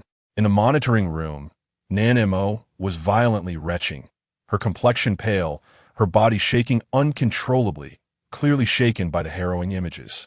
Sumu shook his head slightly. What a pity for my M9 steak. He raised his glass and drained the red wine within. "Why?" Nan Mo suddenly asked in a low voice, leaning against the trash can. Sumu offered no reply. "Why do this? Just to ask a few questions. To toy with Yang Dongqing like this, leading to so many deaths. Why?" Nan Mo's voice rose, her gaze trembling yet defiant as she fixed her eyes on Sumu. "You've lost so many subordinates, yet you lament a piece of steak. What do lives mean to you?" Silence enveloped the room, a profound stillness. Ha! Ha ha! Sumu's uncontrollable laughter shattered the quiet. "What are you laughing at?" Nan Mo stared incredulously at the man before her, who appeared as joyful as a child. How amusing! Truly fascinating. Even when mired in filth, some cannot bear to witness others in the same muck. It is precisely because of people like you that the world is so vibrant. What is a life worth? You ask what it is worth. A life is merely a life, nothing more. His eyes, concealed behind brown glasses, gleamed with intrigue, shining brightly in the dimly lit monitoring room. "Nan Montag was Profo unter die Schecken." Disbelief flooding her as fear and discomfort surged within her like a tidal wave. "You must have heard of the infamous Poison Snake Gang. You know the kind of people who gather here. To be precise, they cannot even be called human, merely scum." Suddenly, Sumu poured himself another glass of red wine. Gently swirling it, the crimson liquid dancing within the glass, mirroring the same hue reflected in his pupils. He savored a sip, relishing the intoxication, a smile of pleasure gracing his face. Such individuals squander the very air they breathe. For them to die for my sake is their honor. Is it not an honor? Suddenly, Sumu turned to a man clad in black behind him and inquired. The black-clad man immediately knelt on one knee, his face alight with fervor, glory. To die for the leader is the most exalted honor.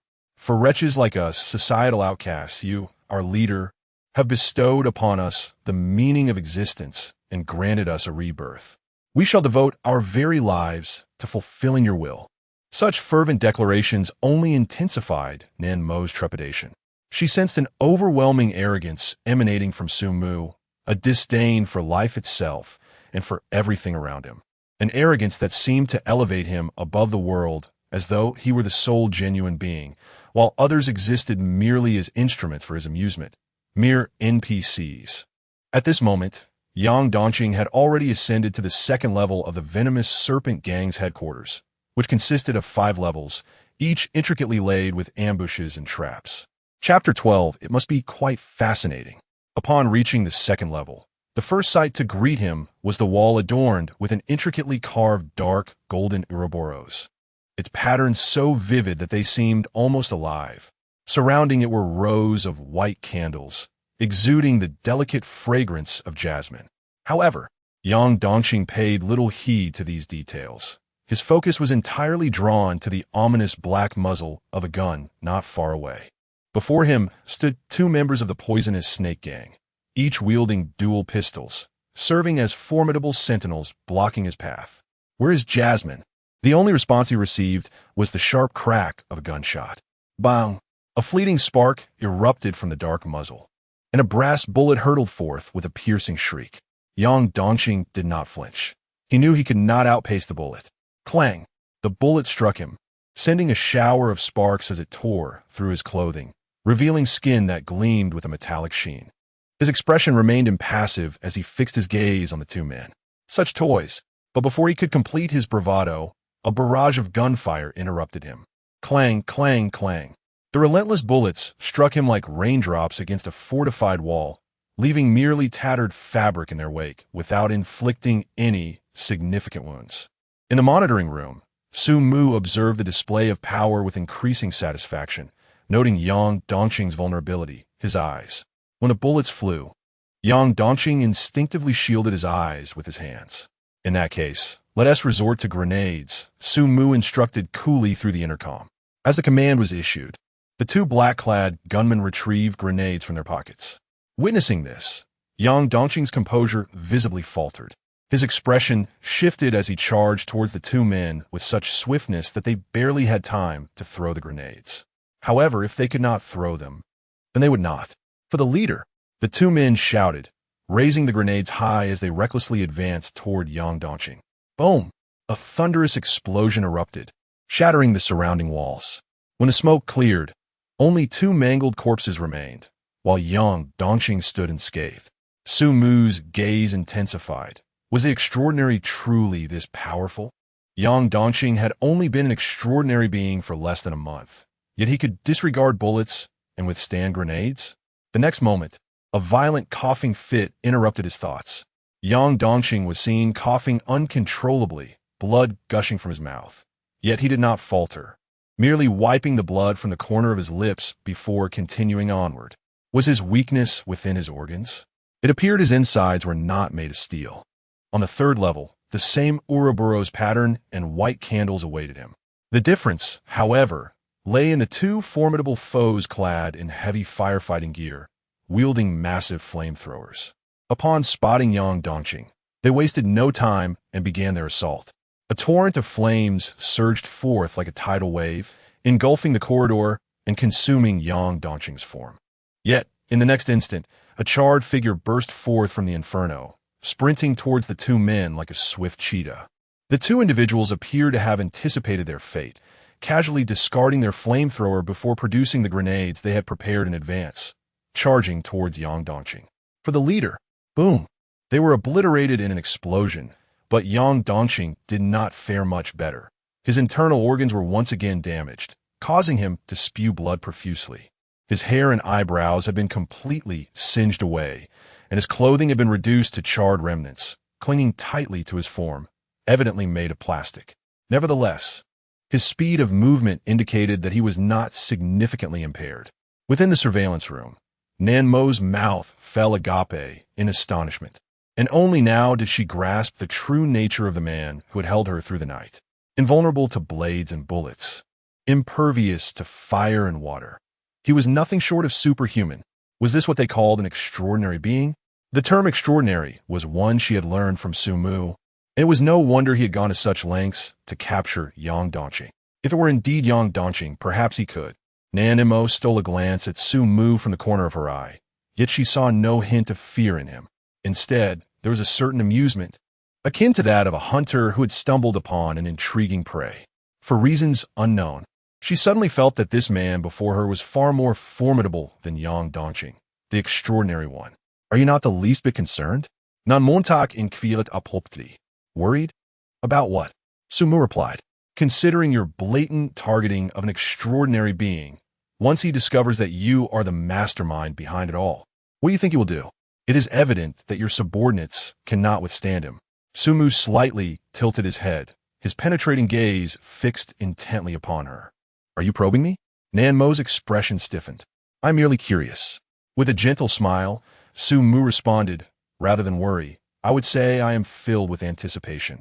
Anticipation? She echoed, intrigued. Imagine this.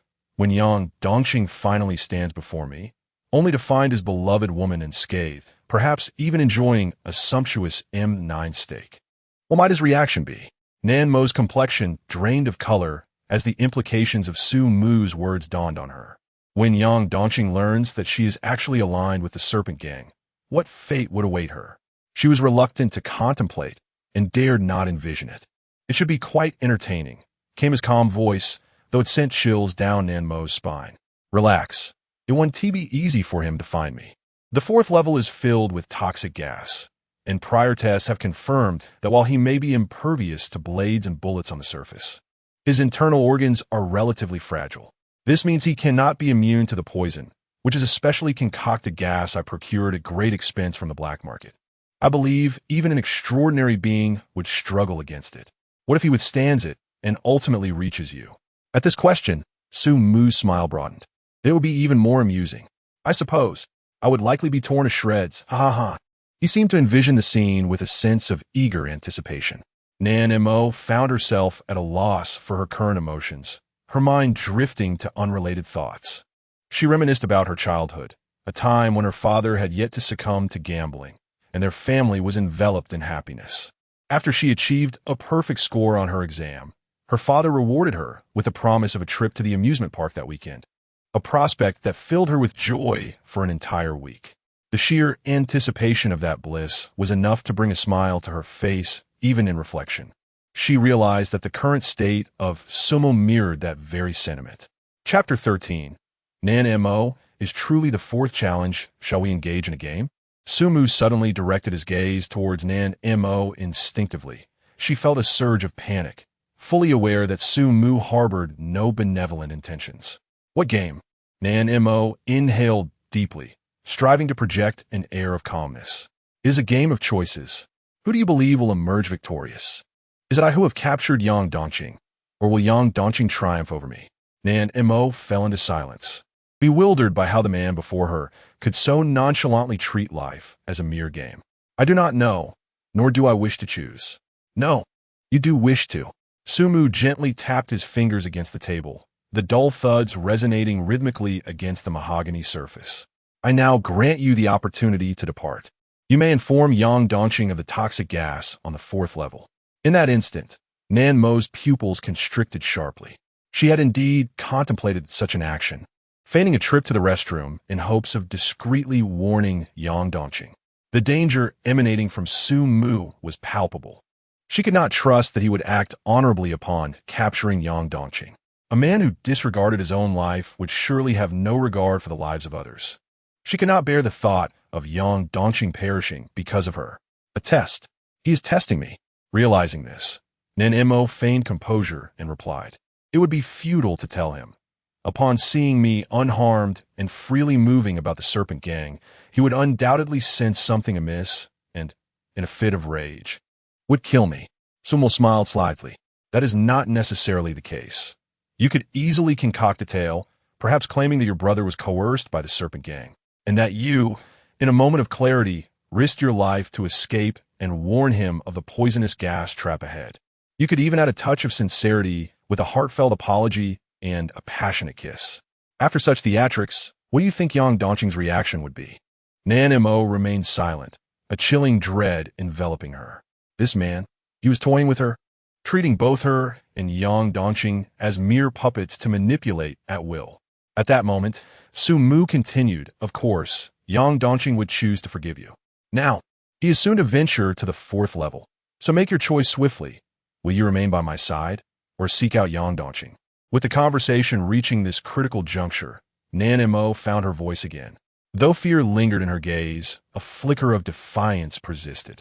She met Sumu's eyes directly, despite the barrier of his tinted glasses. What is it that you truly desire? Sumu appeared surprised. Is it so difficult to comprehend? I am offering you a chance to preserve your life. If I were to lose, and he arrives to find us enjoying a delightful meal of steak and wine by candlelight, it would be too late for you to apologize, and you would undoubtedly meet a grim fate. Conversely, should I prevail, you would return home safely, and your brother could ascend to the position of director at the Integrity Machinery Factory. If you choose to seek out Yang Dongqing and I lose, you and he could enjoy a blissful union. If I win, however, it would be a cause for celebration all around, for I am not an ill-intentioned man. I merely wish to pose a few inquiries to Yang Dongqing. You could still return home securely, with your brother as director. The choice now lies before you. What will you decide? With his hands crossed and chin resting upon them, Sumu watched Nan Mo with keen interest. The conditions laid out were so evident that even a fool would know how to choose. Yet Nan Mo remained uneasy, her heart filled with trepidation. What scheme do you harbor? Sumu shrugged helplessly. Miss Mo, you harbor a profound misunderstanding of me. Since our collaboration began, have I ever harmed you or your family? Am I not offering a satisfactory reward? Indeed, it was not, but enough. Time is of the essence. On the screen, Yang Dongqing had already begun his ascent to the 4th floor. In a moment of panic, Nan Mo stood, casting a complex glance at Sumu before heading towards the exit. Just as her hand grasped the door, he called out, "Wait." Nan Mo turned back, her eyes igniting with anger. She knew that the man before her would never allow her to leave. Those venomous serpents could not contend with Yang Dongqing, and she could only rely on the toxic gas. How could she possibly warn him? You tricked our meeting is destiny. Let this glass be your farewell toast. Sumu said with a smile as he elegantly raised his wine glass and graciously offered her the same. Nan Mo accepted the glass, gazing deeply into Sumu's eyes before downing its contents in one swift motion, leaving an inevitable imprint of her delicate lips on the transparent rim. I wish you success. With a resounding thud, the door closed firmly, and Nan Mo's figure had vanished. The smile on Sumu's face deepened as he drained the red wine in his glass. Boss, are you truly letting her go to deliver a message? Isn't that too perilous? What if? In the corner, Zhao Chaoyao, who had stood like a statue, suddenly stepped forward, concern etched upon his face. Sumu frowned slightly, as if his enjoyment had been disturbed. Are you instructing me on how to conduct my affairs? Zhao Chaoyao's expression changed dramatically, and he quickly knelt on one knee. I would not dare. Sumu shook his head in resignation. Foolish man, let me ask you, do you genuinely believe that the toxic gas in the 4th stage can thwart a transcendent being? Perhaps it could. Zhao Chaoyao pondered. After all, transcendent beings are still human. They need to breathe. Such specialized toxins, once inhaled, could even fell an elephant. Ah, so you do understand the necessity of breathing? How long can you hold your breath? Zhao Chaoyao scratched his head. A minute? And how long do you suppose Yang Dongqing can hold his breath? Surely longer than I can. He is a transcendent being after all. At least 2 minutes, I would think. Do you comprehend now? Zhao Chaoyao's confusion deepened. Comprehend what? Sumu felt exasperated. Had he known, he would have retained a higher-up from the serpent gang. At least they had some wit. Unlike Zhao Chaoyao, whose head was filled with muscle. How small was the entire fourth floor? As a transcendent being, Yang Dongqing, if he ran with all his might, could traverse the fourth floor in merely 20 seconds. Even with the iron gates I have set up to obstruct him, with his formidable physique, he could break through in under a minute and 40 seconds. Now do you understand? Finally, Zhao Chaoyao grasped the gravity of the situation, his complexion changing abruptly as he hurriedly rose and reached out to support Sumu. What are you doing?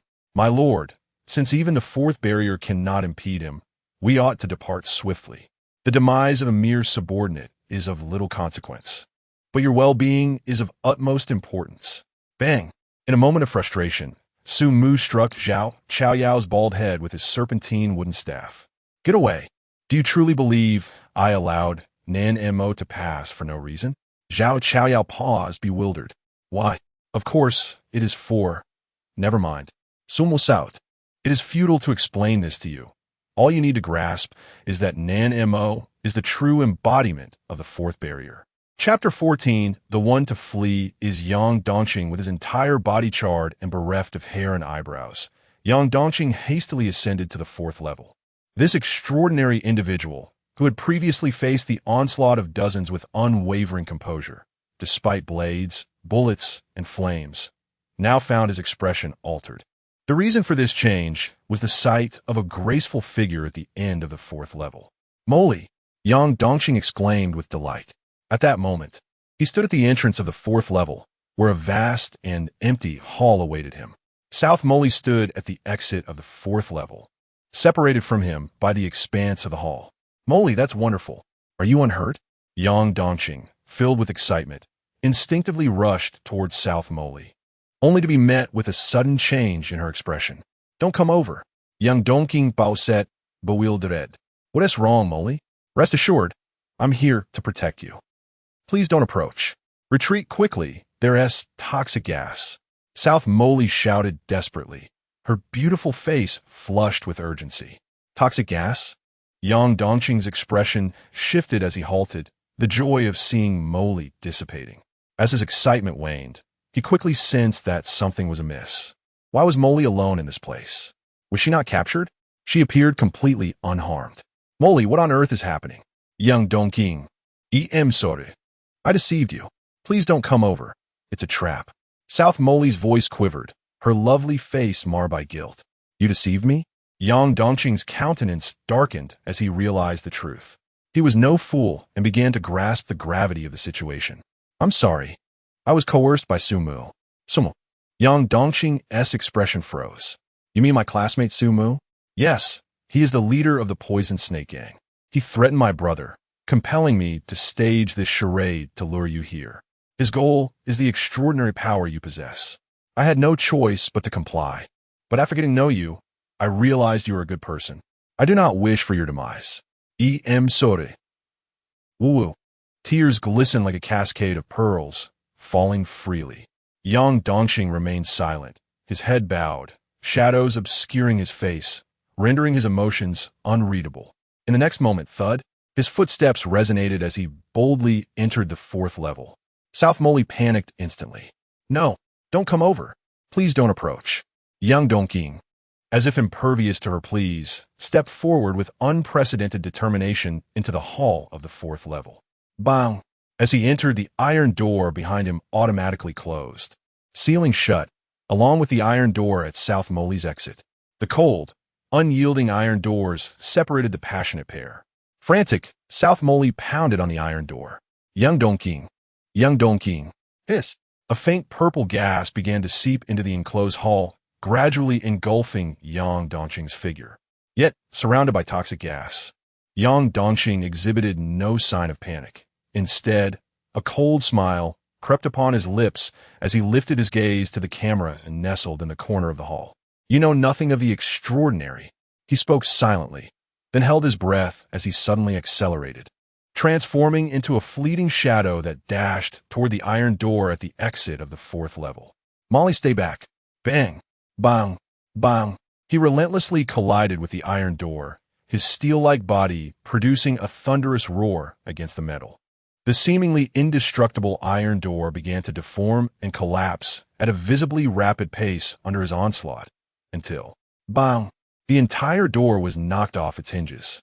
A fierce figure leaped out from the violet mist, and Molly, who was hiding not far away, stared in astonishment at the scene. Young Dongqing, you. Before she could finish her sentence, she collided with a solid chest, and in the next moment, her feet left the ground as her form was swept away by Yang Dongqing. Behind them, the purple mist continued to rage and spread. Yang Dongqing held Molly tightly as they raced towards the 5th level, only stopping when they realized the toxic gas could not follow. He still did not release Molly, but instead gazed intently at the tear-streaked face in his arms. Their two pairs of fervent eyes met at that moment. You scared me. Why did you do that? Do you not understand how dangerous it is? Molly said, her voice trembling with a hint of tears. Yang Dongqing's cold demeanor softened, akin to an iceberg melting, as he quietly replied to the tearful figure in his arms, Fool, it's because you are here. Molly's eyes widened slightly, as if something had struck the softest part of her heart, causing her body to tremble. Tears streamed down her face once more, but, I deceived you. It was all my fault. A flicker of pity crossed Yang Dongqing's eyes as he gently interrupted, I do not blame you. In fact, I am grateful to Sumu, for it is precisely because of that I could meet you. Molly stared dazedly at the man before her. At that moment, the surging emotions became uncontrollable. Following her most instinctive impulse, her fair arms wrapped around Yang Dongqing's neck, her body leaning forward as she pressed a fervent kiss upon him. Time seemed to stand still in that moment, even deep within the jaws of danger. The most sincere and passionate feelings could not be hindered.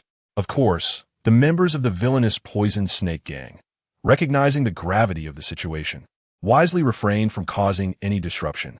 This is love. In the monitoring room, Sumu smiled, marveling at the scene unfolding before him. Through the surveillance footage, he witnessed the entire process, feeling as if he were watching a television drama.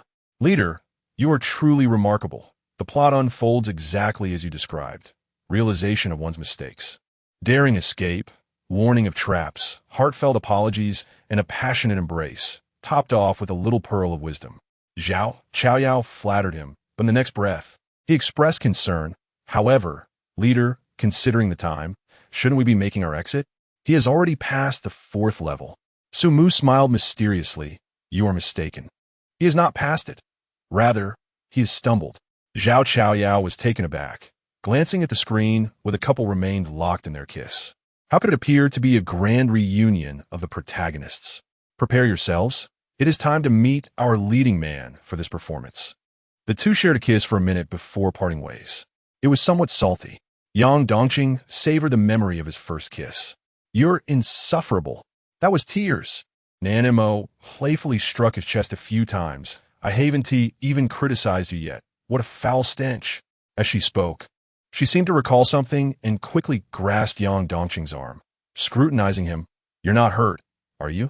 Just a superficial wound. Then we should make our escape swiftly. Yang Dongqing chuckled dismissively. The one who should flee is Sumu.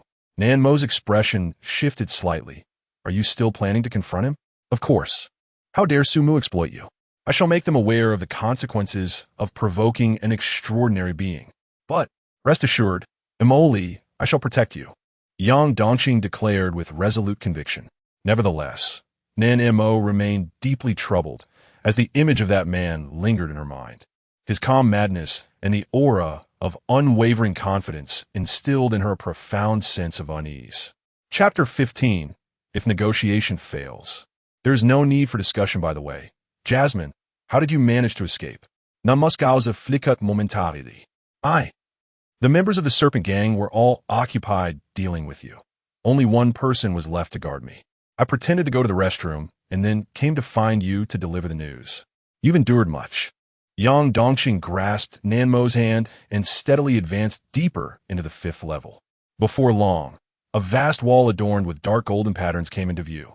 Flanking the wall stood 2 rows of impeccably dressed, armed men in black, each adorned with a tattoo of a black serpent around their necks, their faces concealed by dark gas masks.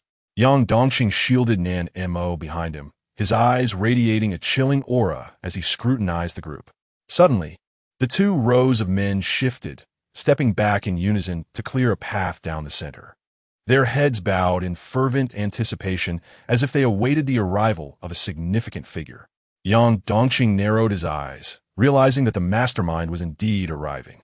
From behind the wall, a bald, robust man in a black suit emerged, pushing a wheelchair. The occupant of the wheelchair was impeccably attired, wielding a serpent-patterned wooden cane, with a strikingly handsome face that even the tinted glasses could not obscure, though it bore a sickly pallor. "Leader!" The black-clad men shouted fervently, bowing in unison to welcome the individual. "Sumu." Yang Dongqing's expression darkened. "It is indeed you." Sumu in the wheelchair chuckled. "It is a pleasure to see you here, Yang Dongqing. Classmate. Humph. You will soon find little to be pleased about." Yang Dongqing let out a heavy snort, his gaze towards Sumu brimming with murderous intent. "Oh, but did you not just express gratitude for arranging your meeting with Jasmine?" Yang Dongqing's eyes turned icy. "Spare me your pleasantries. First, you threatened Jasmine, and then you dare to send someone to attack me.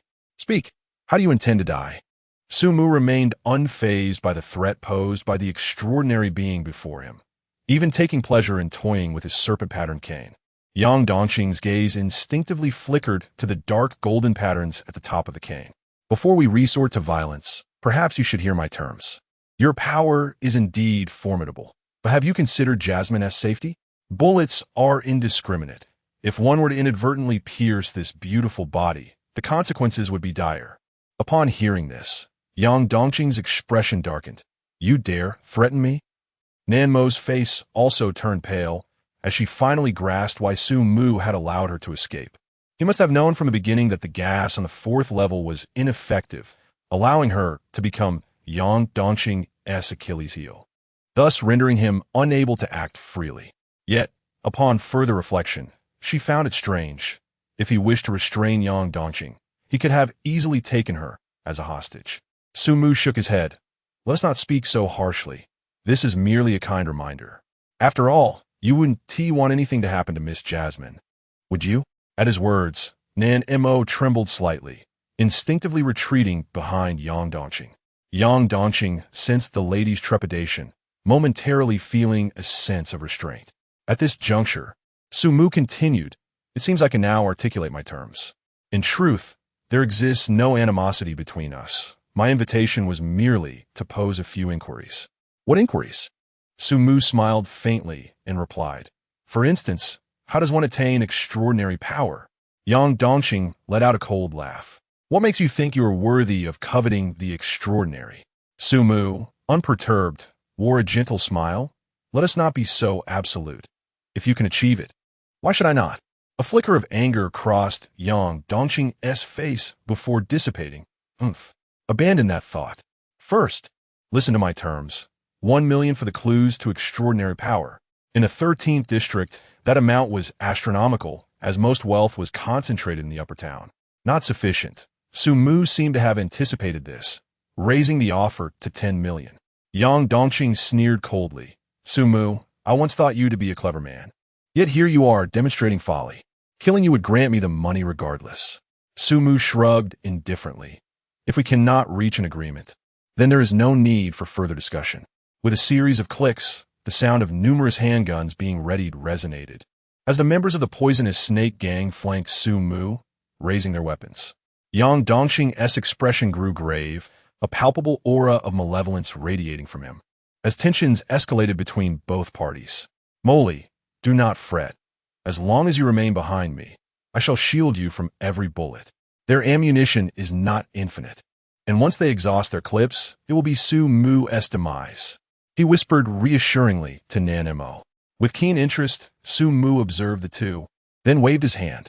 Instantly, the air erupted with gunfire. The deafening pops of gunshots filled the dimly lit hall, weaving a deadly tapestry of firepower.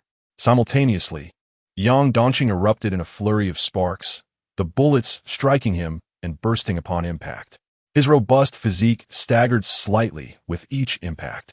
While his body could withstand the bullets, he was nonetheless affected by the force of their strikes.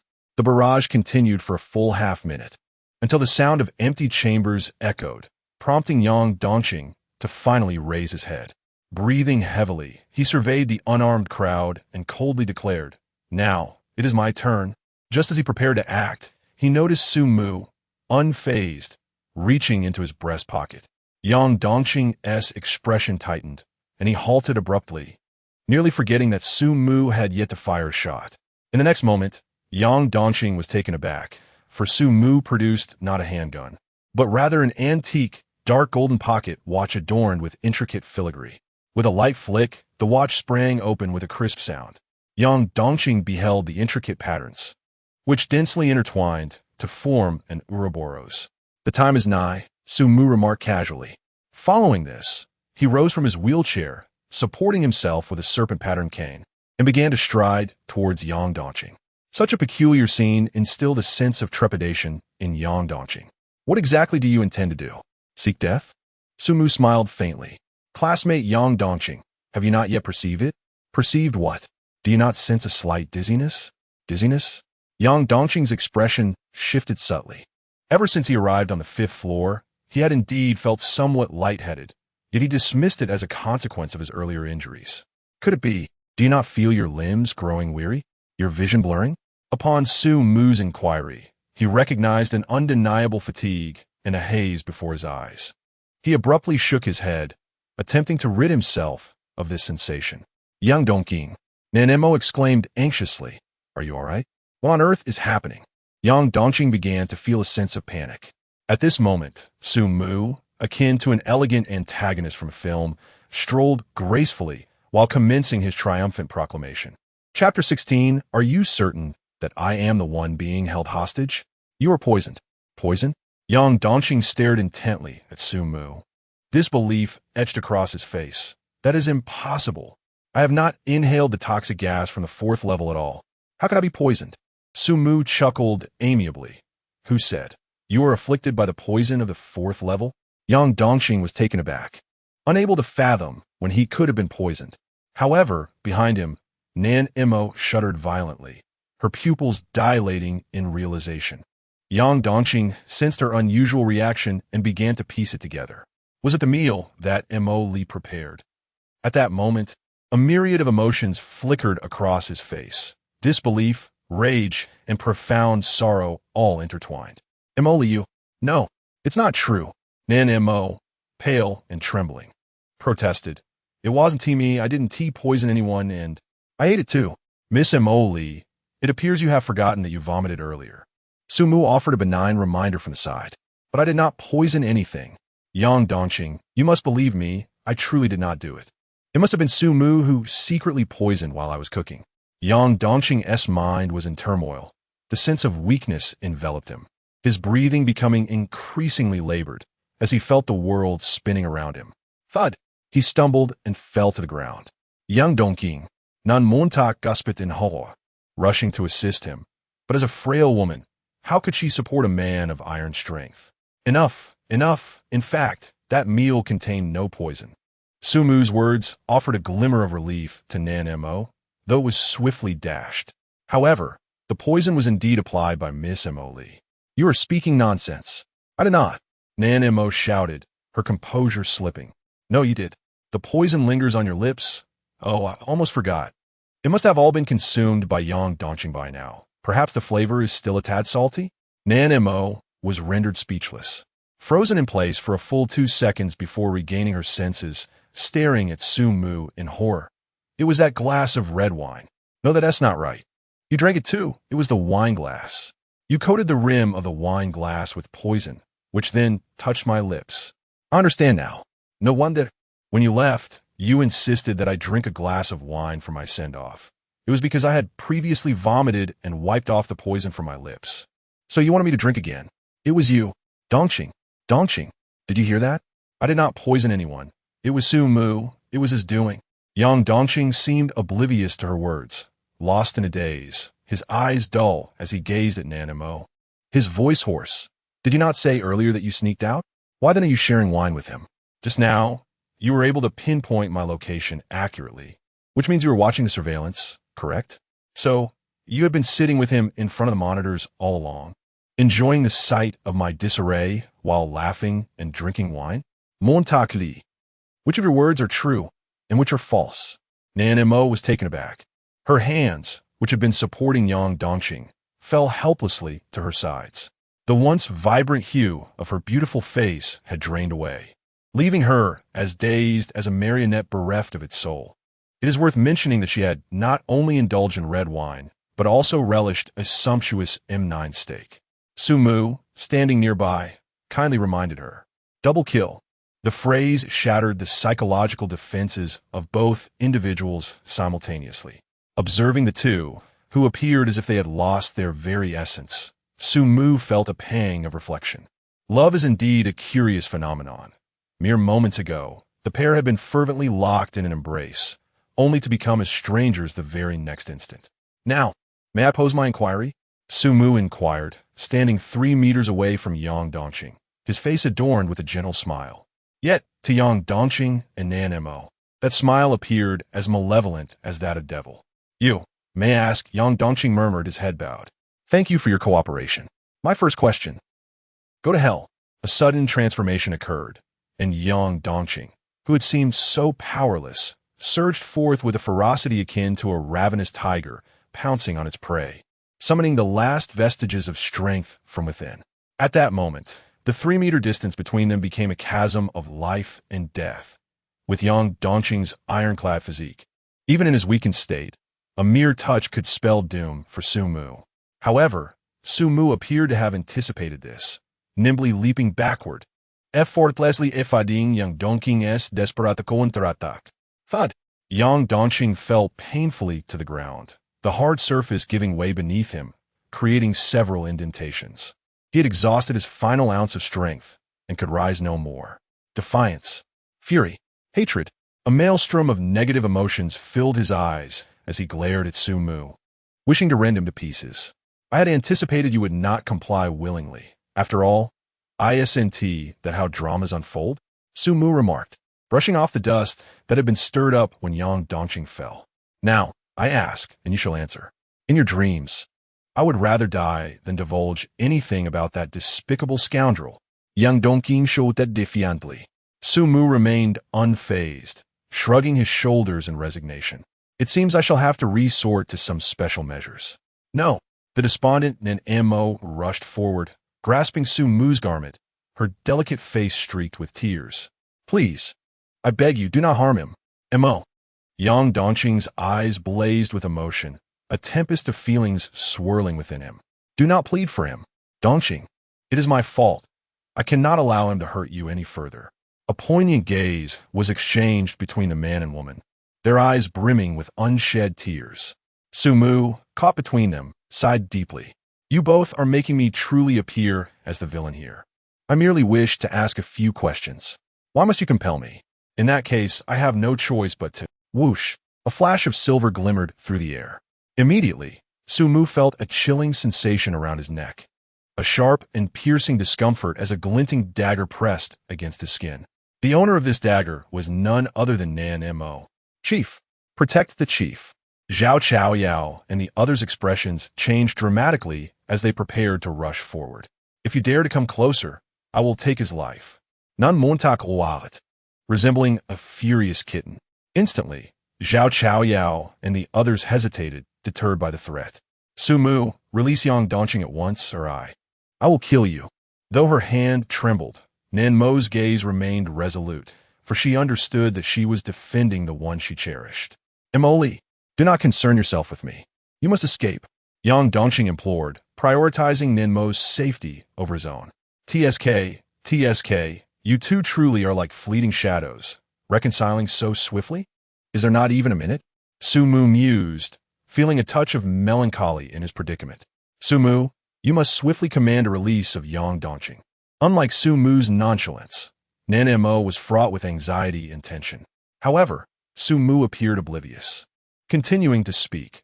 Although the journey is replete with the bittersweet essence of love, it has been rather captivating, especially the unexpected twist at the end. I have been on guard against Yang Dongqing's desperate retaliation, yet I overlooked you, Miss Emoli. You are remarkably brave.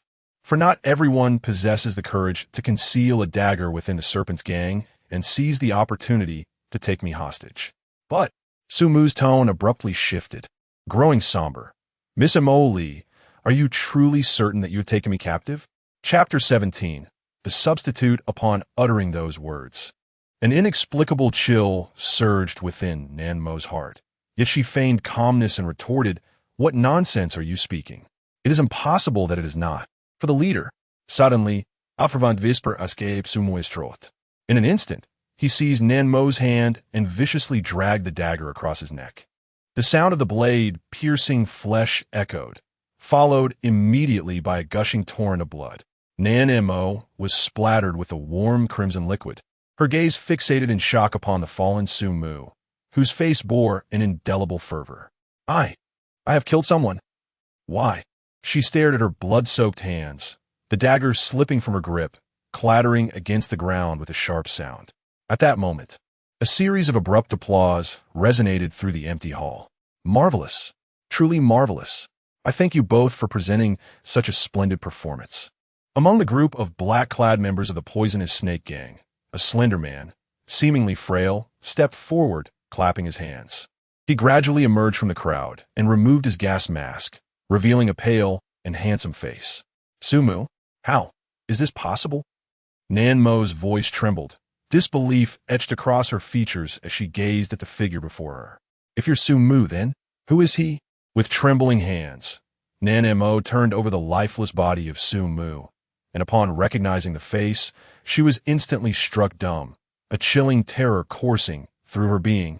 For that visage was not Sumu's, but that of a stranger, bearing a slight resemblance to him, yet adorned with makeup that rendered his skin even more pallid. This cannot be. It is utterly impossible.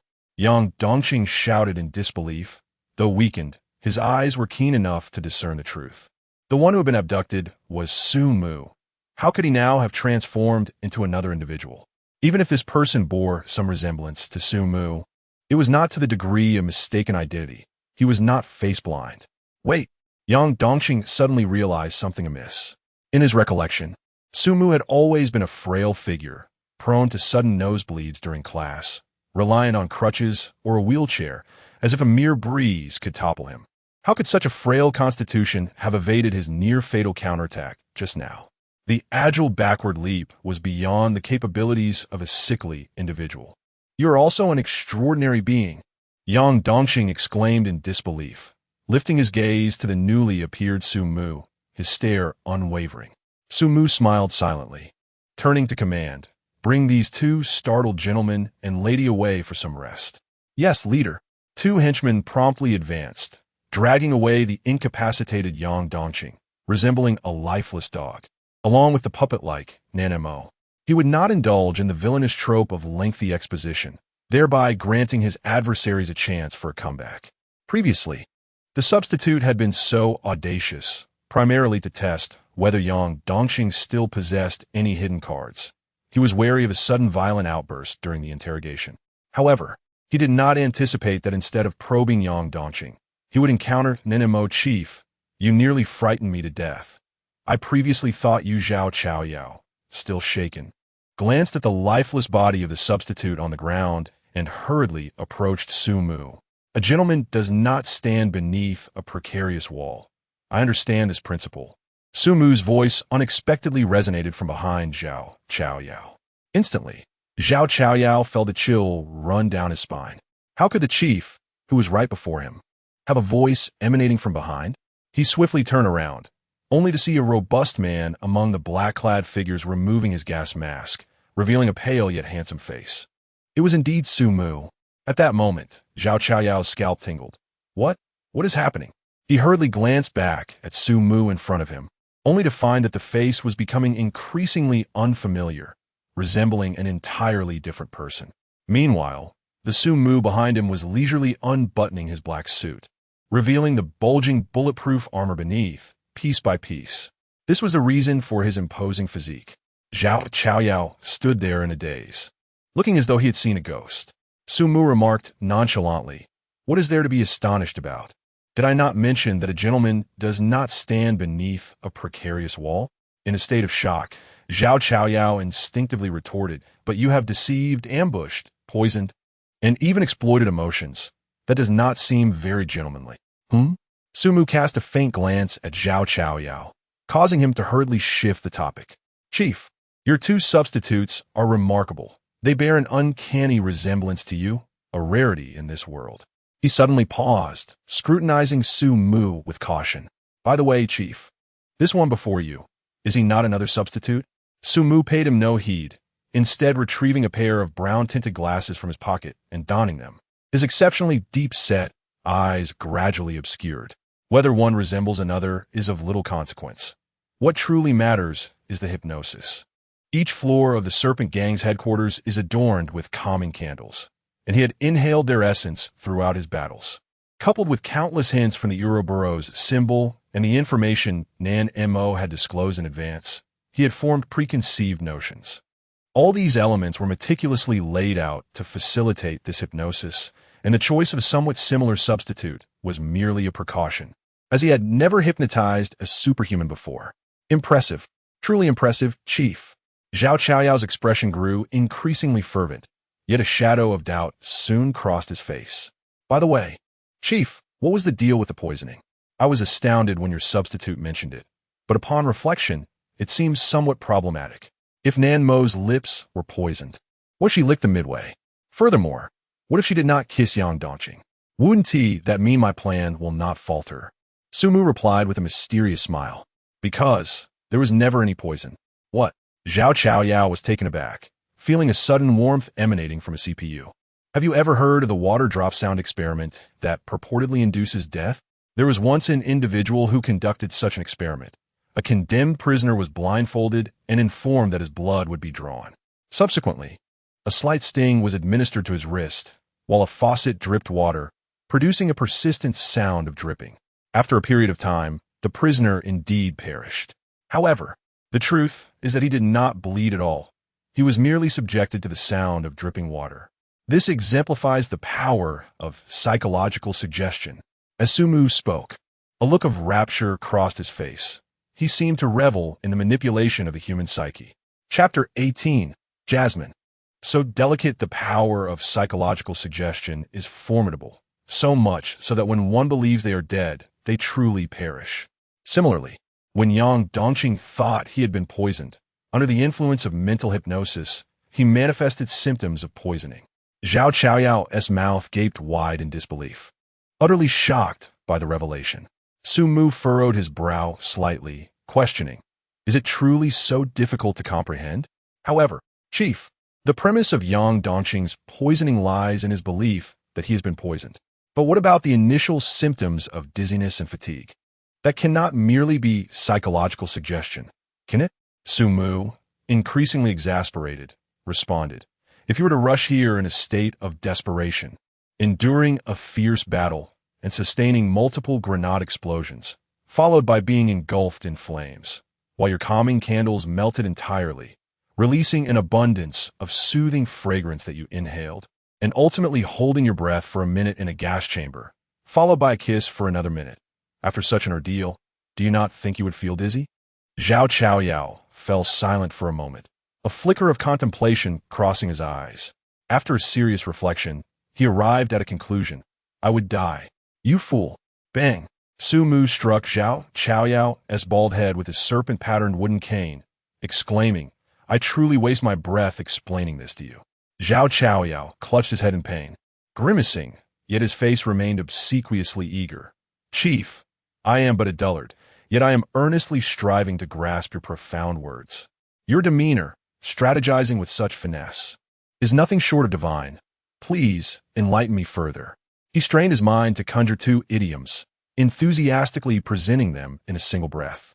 Observing Zhao Chaoyao's sycophantic behavior, Sumu suddenly felt a resurgence of headache.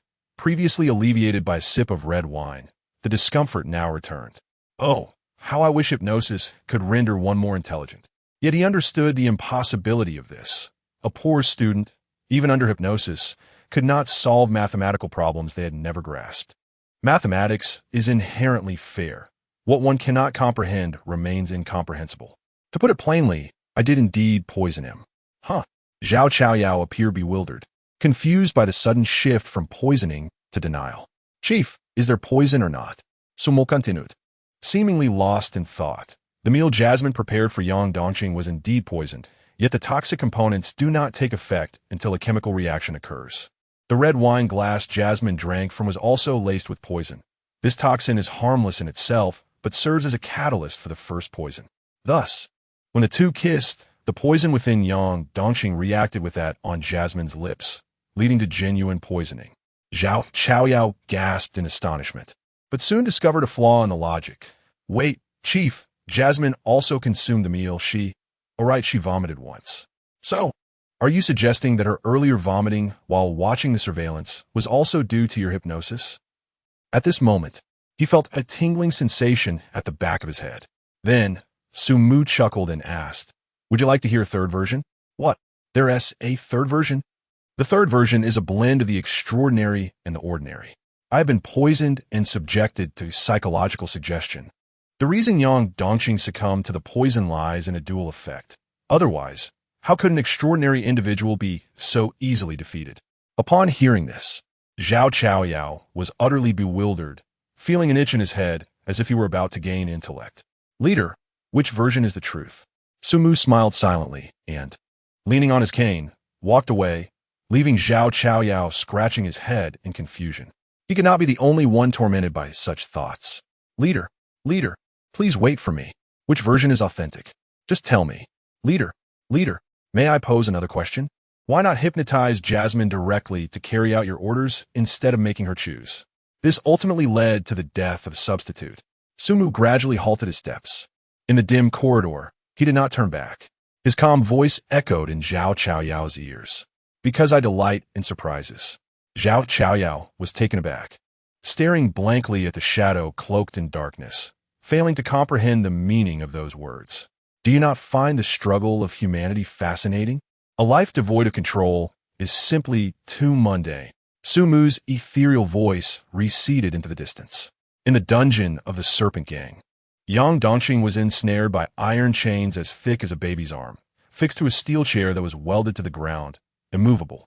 Beside him stood a middle-aged man in a white lab coat. Upon Sumu's arrival in the dungeon, the man in the lab coat fervently bowed. Leader, what is the situation? He disregarded Yang Dongqing's fiery glare and inquired. The man in the lab coat promptly responded, as per your instructions. He has been inhaling the paralyzing gas every hour. I assure you, he currently lacks the strength to move even a finger.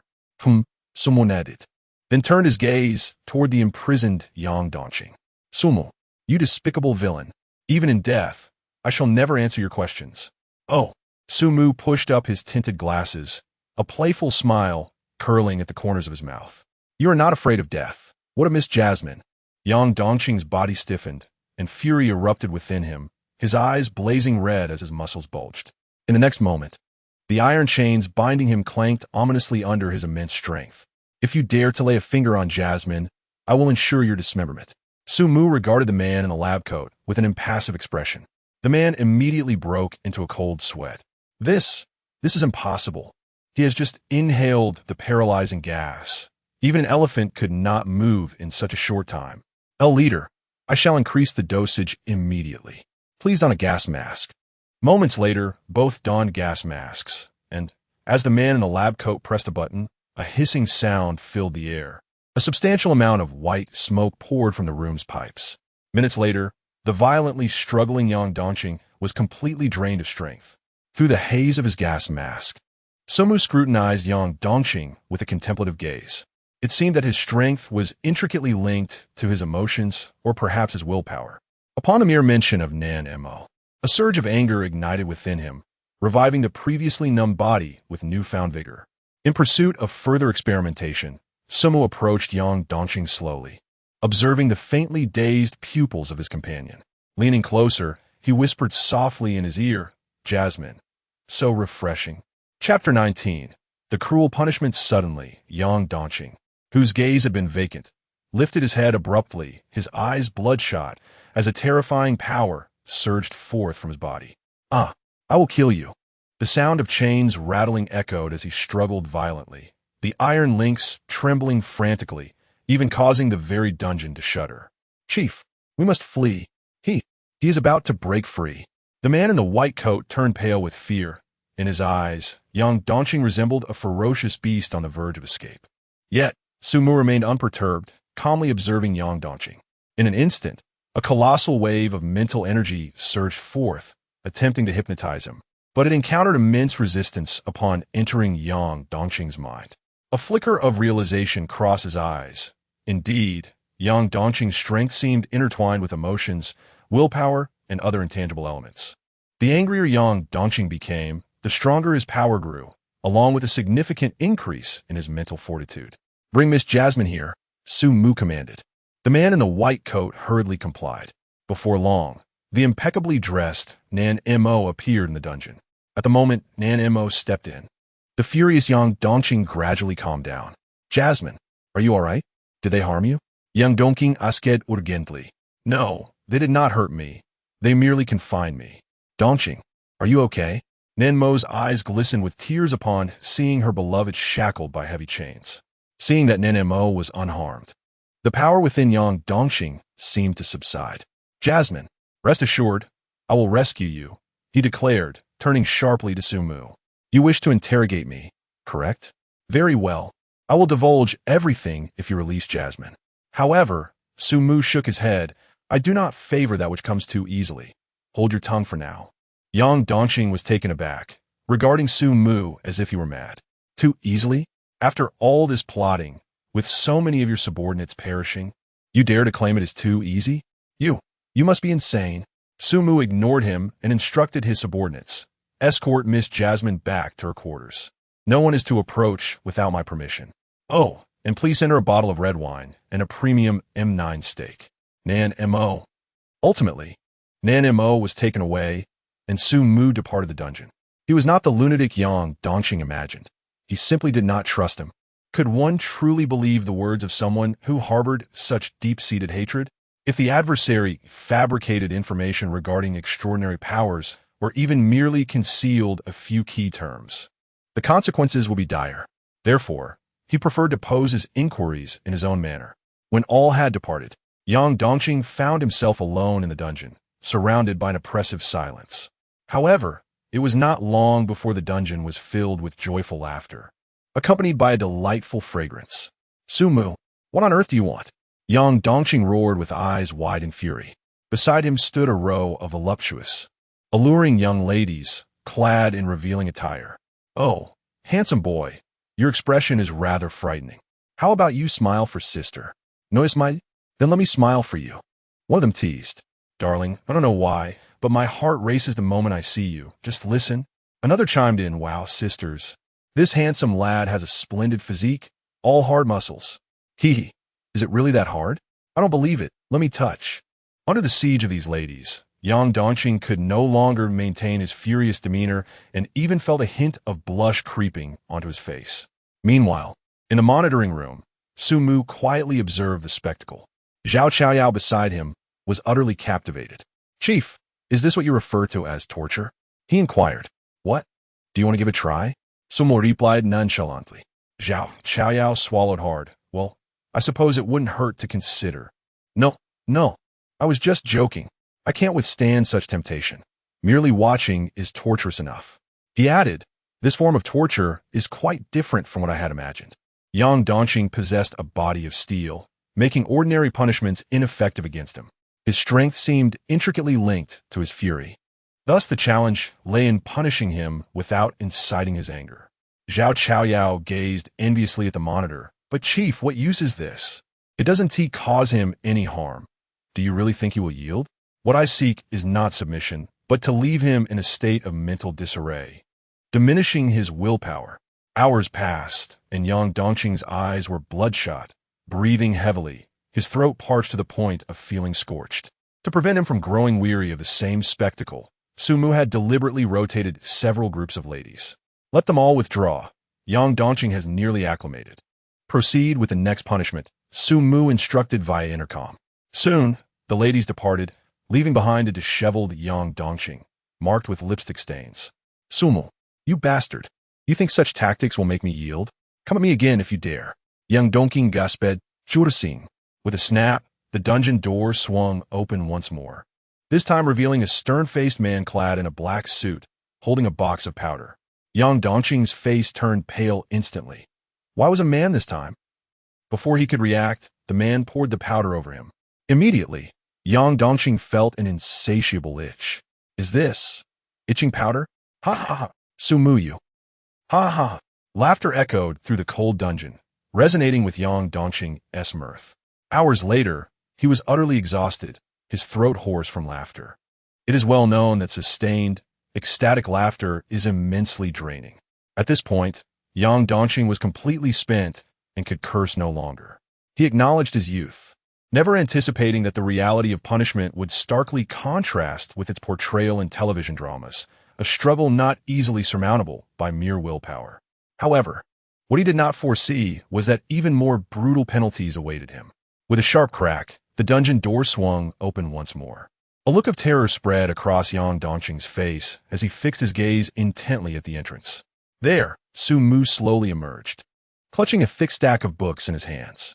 Upon the arrival of the principal figure, Yang Dongqing's anger resurfaced. Sumu, you. Chapter 20. Just a trigonometric function. Yang Dongqing. Do you know what the greatest responsibility of a student is? Sumu interjected calmly. What trick are you trying to pull now? The foremost duty of a student is to study. And you, Yang Dongqing, as one of the lowest achievers in the class, are severely dragging us down. As the class monitor, it is my obligation to provide you with after-school tutoring.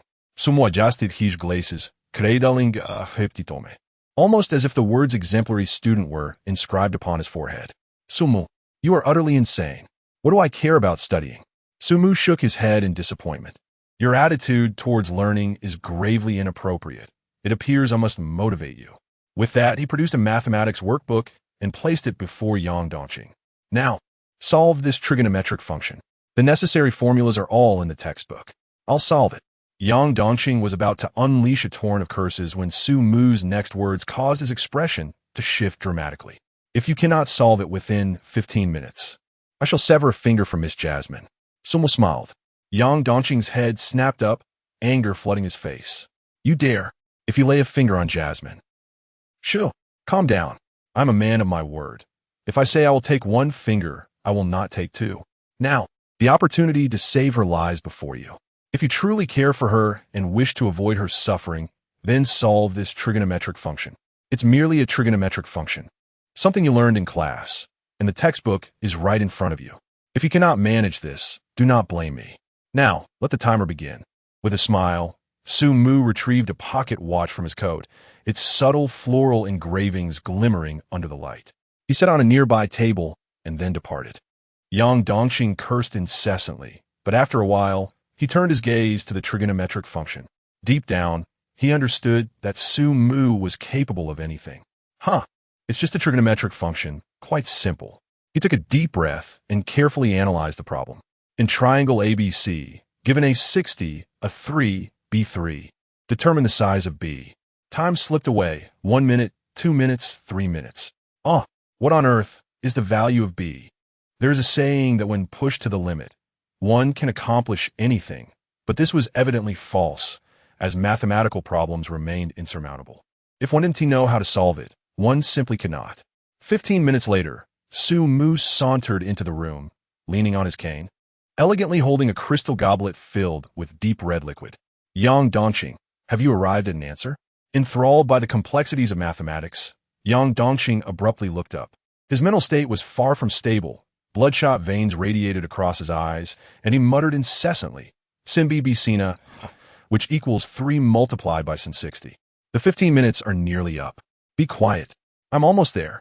Sin B 1/2. Because AB, it follows that angle A, angle B.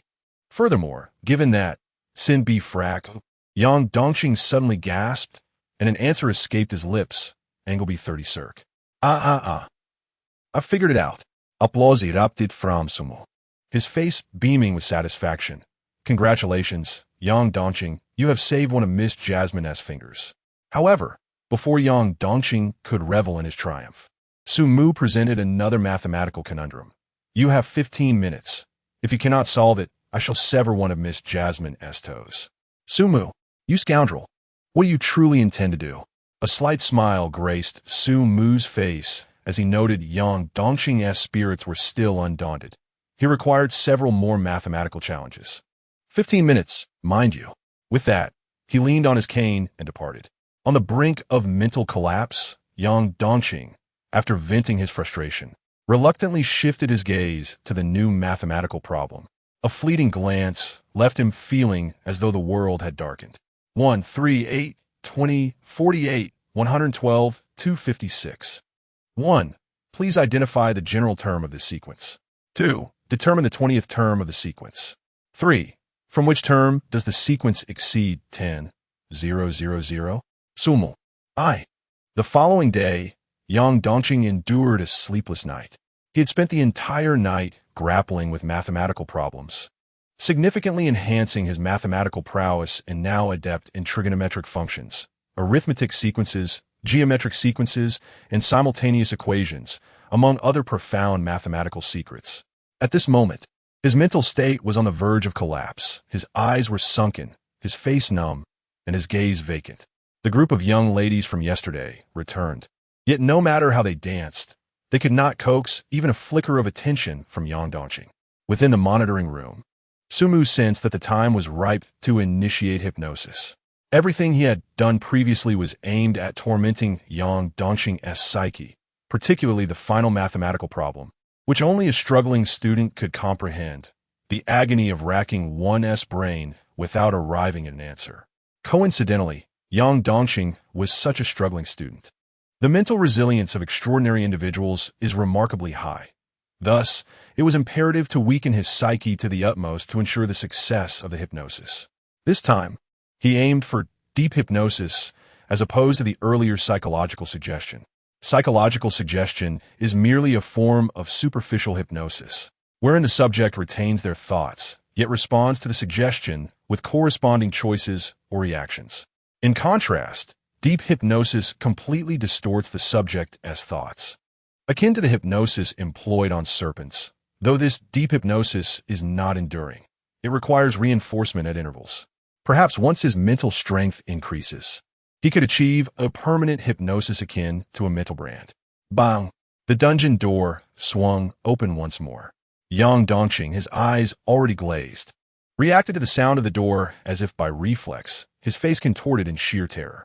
No, please, I cannot bear to solve any more mathematical problems. Ugh. As she spoke, Yang Dongqing unexpectedly began to gag. Sumu was quite pleased with this. It seemed that you, dear Yang Dongqing, have thoroughly absorbed and digested those mathematical concepts to the point of feeling overwhelmed. It appears we may now proceed to the final stage. Oblivious to her surroundings, Yang Dongqing continued to mutter involuntarily. Sine, cosine, tan, cot. Chapter 21. The Bronze Law Delicate. Dark golden pocket watch with intricate hollow patterns sprang forth from Sumu's fingertips, descending gracefully before Yang Dongqing. The watch was tethered by a slender chain, the end of which was grasped by Sumu, who gently induced its rhythmic sway. Its movement was slow yet methodical, each oscillation precise, akin to the second hand of a clock. As he observed it closely, Sumu's deep voice resonated, and he removed his tinted glasses, revealing eyes as profound and resplendent as obsidian. Whether it was an illusion or not, those eyes glimmered like a luminous pearl in the dim dungeon, subtly radiating an ethereal glow. A vast surge of mental power began to permeate the dungeon.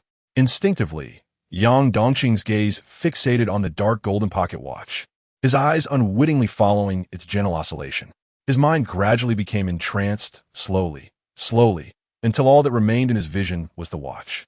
An inaudible darkness began to spread, gradually engulfing everything, even Sumu, who appeared to fade into the shadows. Gradually, the dark golden Ouroboros upon the watch came to life, writhing and intertwining in the darkness, shrouded in mystery.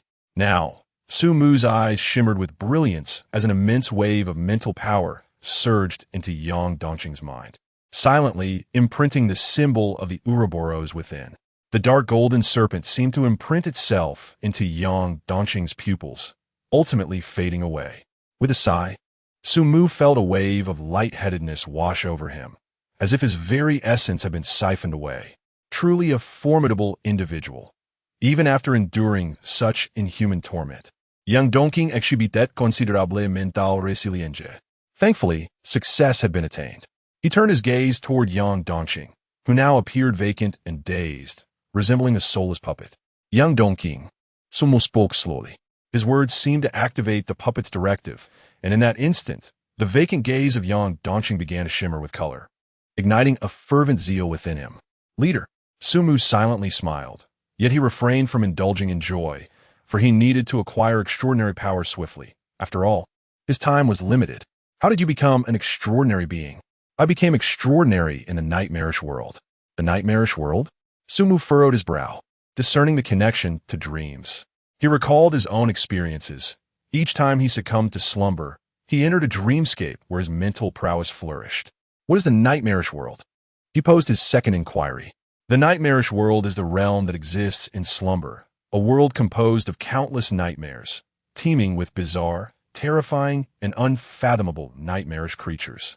As he spoke, this once proud, extraordinary being revealed a flicker of fear upon his countenance. This Savrao Sumu.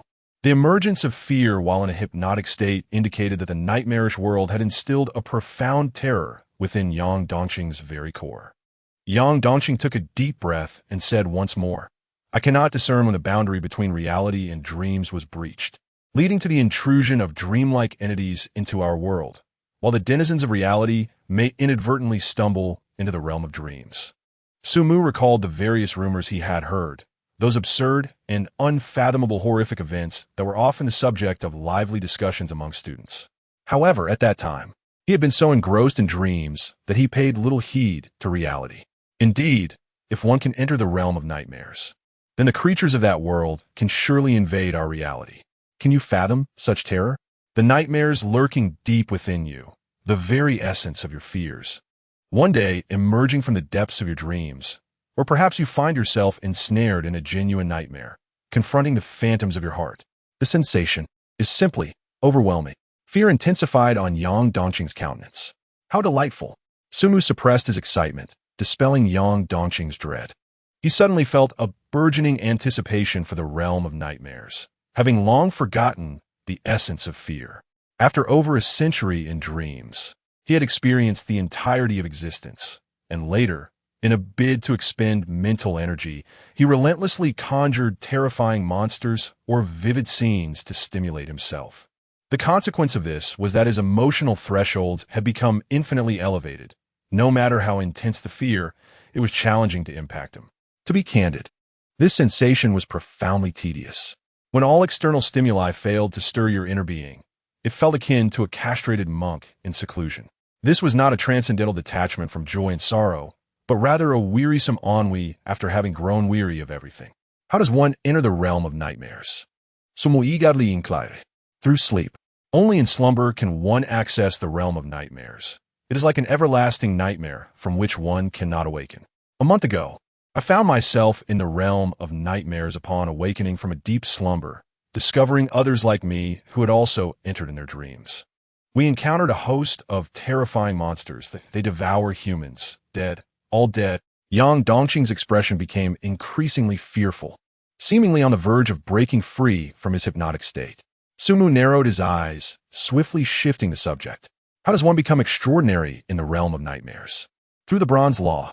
Yang Dongqing revealed a term unfamiliar to Sumu. What is the Bronze Law? I do not know. A flicker of confusion crossed Yang Dongqing's eyes.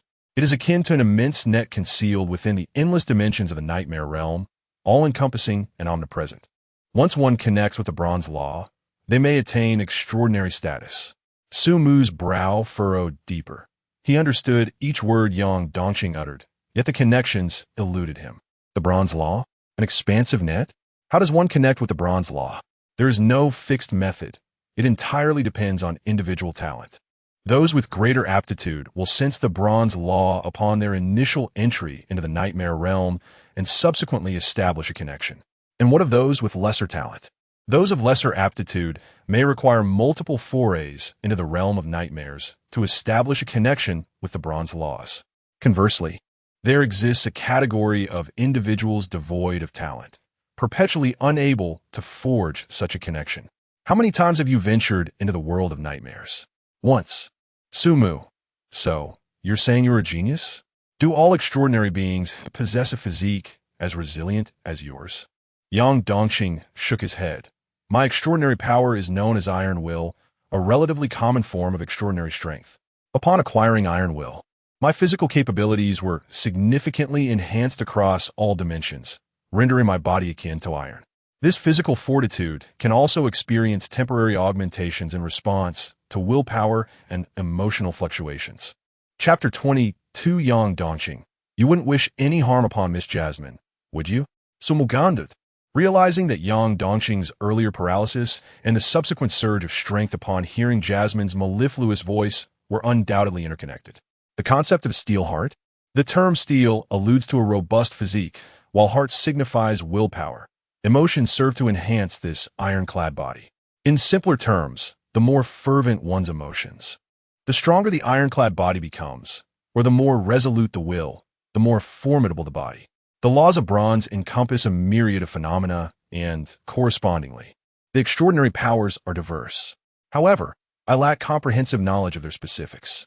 Even this information was shared by an individual from the Upper District during our previous encounter with the Nightmarish Apostles. Nightmarish Apostles? Is that a designation for your kind? Yang Dongqing nodded. Anyone who has ventured into the realm of nightmares, be they extraordinary beings or ordinary individuals, is collectively referred to as Nightmarish Apostles. This is an ominous title, as all Nightmarish Apostles are destined to perish in their nightmares. Why is that? The individual from the Upper District explained that, each day, unfortunate souls inadvertently become Nightmarish Apostles through their dreams, entering the realm of nightmares without any discernible pattern. Anyone could be afflicted. Moreover, once one has entered even once, it is akin to being cursed. Periodically, they will re-enter, experiencing a succession of nightmares until death. Is there a method to enter the realm of nightmares? Yang Dongqing shook his head once more. There is no method. No one knows how to access the realm of nightmares, just as no one knows how to escape it. Being chosen as a nightmarish apostle appears to be entirely random, devoid of any pattern. Upon hearing this, Sumu's expression darkened. Can one become extraordinary without entering the realm of nightmares? Yes. I have heard from that individual in the Upper District that there exist some extraordinary beings in this world who are not nightmarish apostles. How do they become extraordinary? I only know a fragment. The individual was silenced by a nightmare creature before he could elaborate. His exact words were that these extraordinary beings in the real world are a group of cowardly opportunists, thriving on the blood of nightmarish apostles. Yang Dongqing contemplated briefly.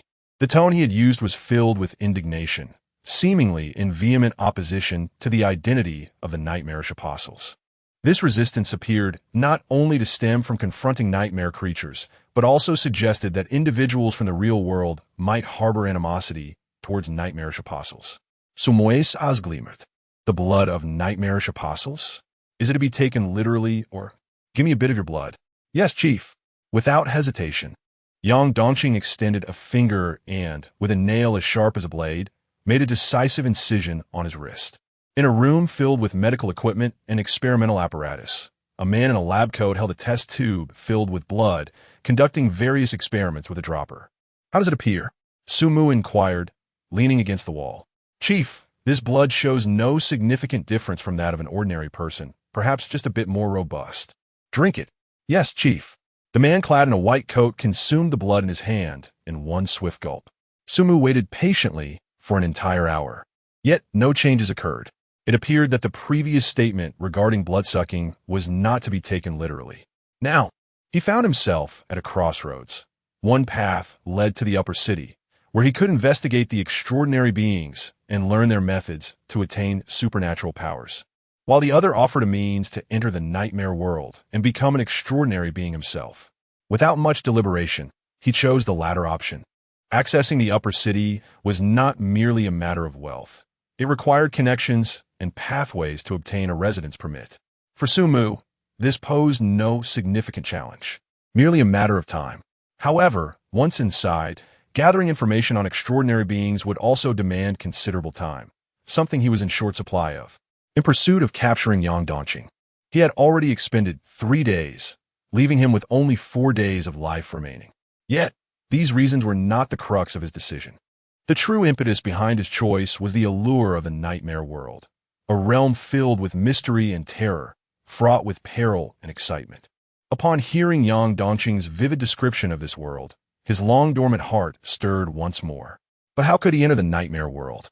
Or perhaps he had already stepped into it. In an instant, Sumu recalled the dream he experienced nightly, so vivid that it scarcely felt like a dream at all, yet it was entirely unlike the nightmare world described by Yang Dongqing. In his dreams, while danger was absent, everything else was abundant, every desire fulfilled. According to Yang Dongqing, entry into the nightmare world hinged solely on one's luck.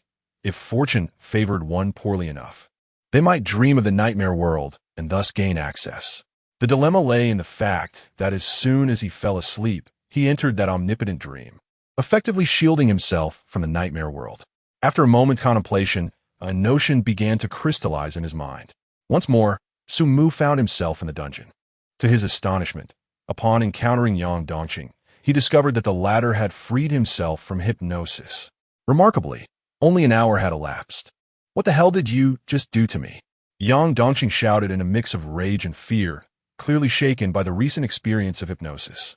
The sensation of being entirely transformed was more terrifying than the prospect of death itself. Sumu regarded him with interest. Such formidable mental resistance. Was this typical of extraordinary beings? Or did Yang Dongqing's iron will grant him inherent resilience? Ultimately, it mattered little. He had never intended to treat Yang Dongqing as a mere puppet.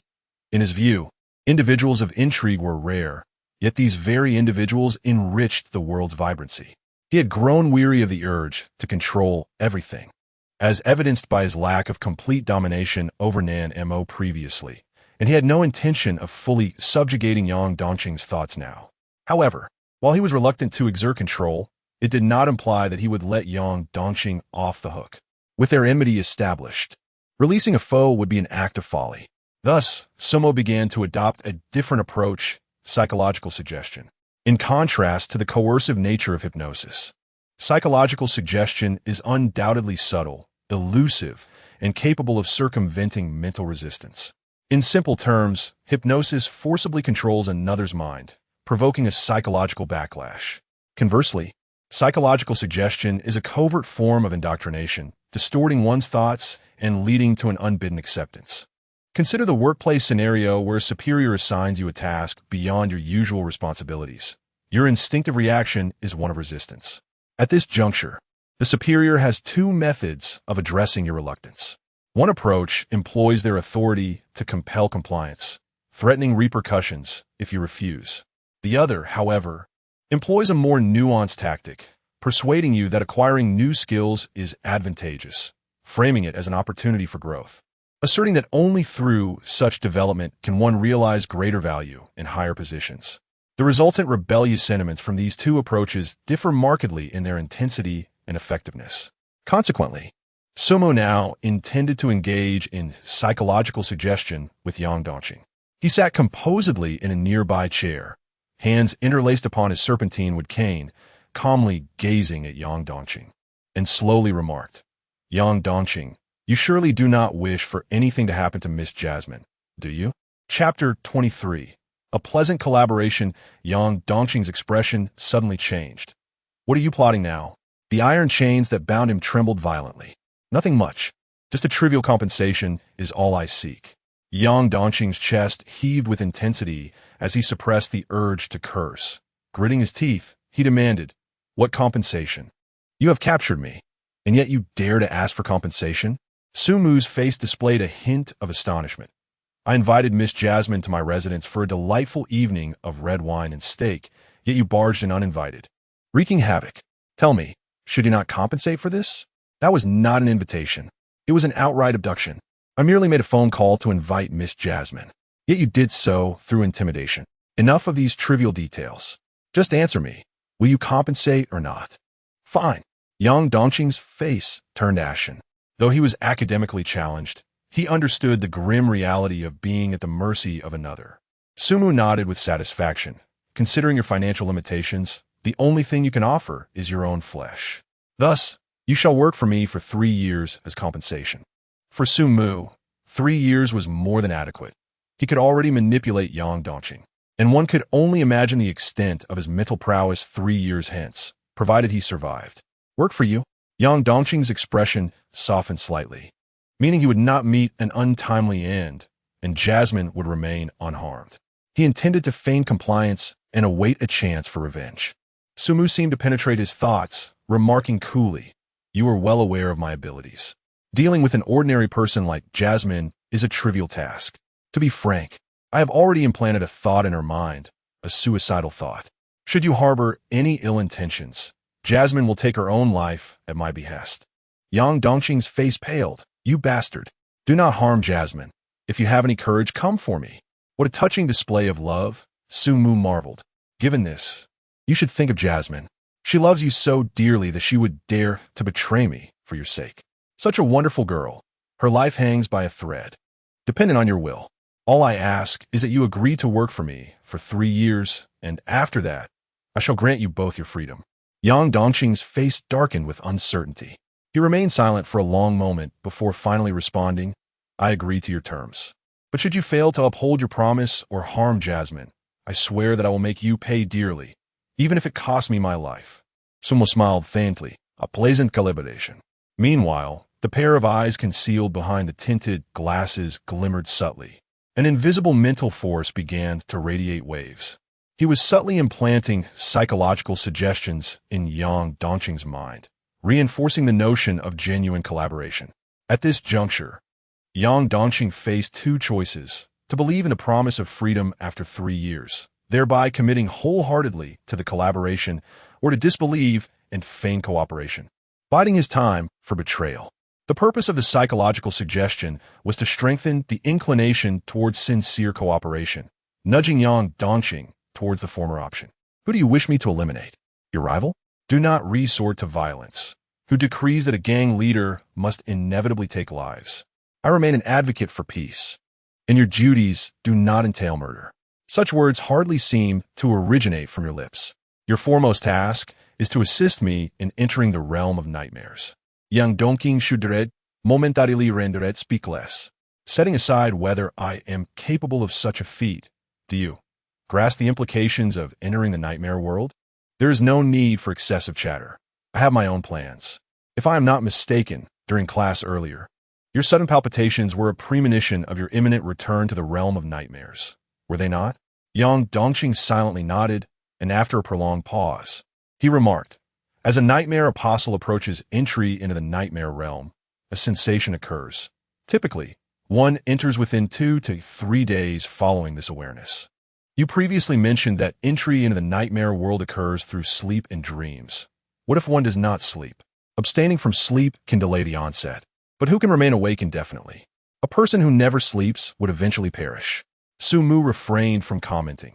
Even in this world, where extraordinary beings exist, it is not uncommon for someone to remain awake for extended periods. However, Yang Dongqing, being newly acquainted with the extraordinary, naturally possesses only a limited understanding. Is entry into the nightmare realm a matter of the spirit entering while the body remains in reality? Or do both spirit and body traverse together? Yang Dongqing shook his head. "I am unsure. I have only visited the nightmare realm once, and who can observe their own body lying in bed while asleep?" The glimmer behind Sumu's tea-colored glasses shifted slightly, and he found himself struck by a sudden thought. He pondered whether, during his daily ventures into that infinitely expanding realm of mental prowess, his body remained sprawled in slumber on the bed. The verification of this notion would be simple enough. Installing a camera in the bedroom would suffice. However, now is not the time for such validation.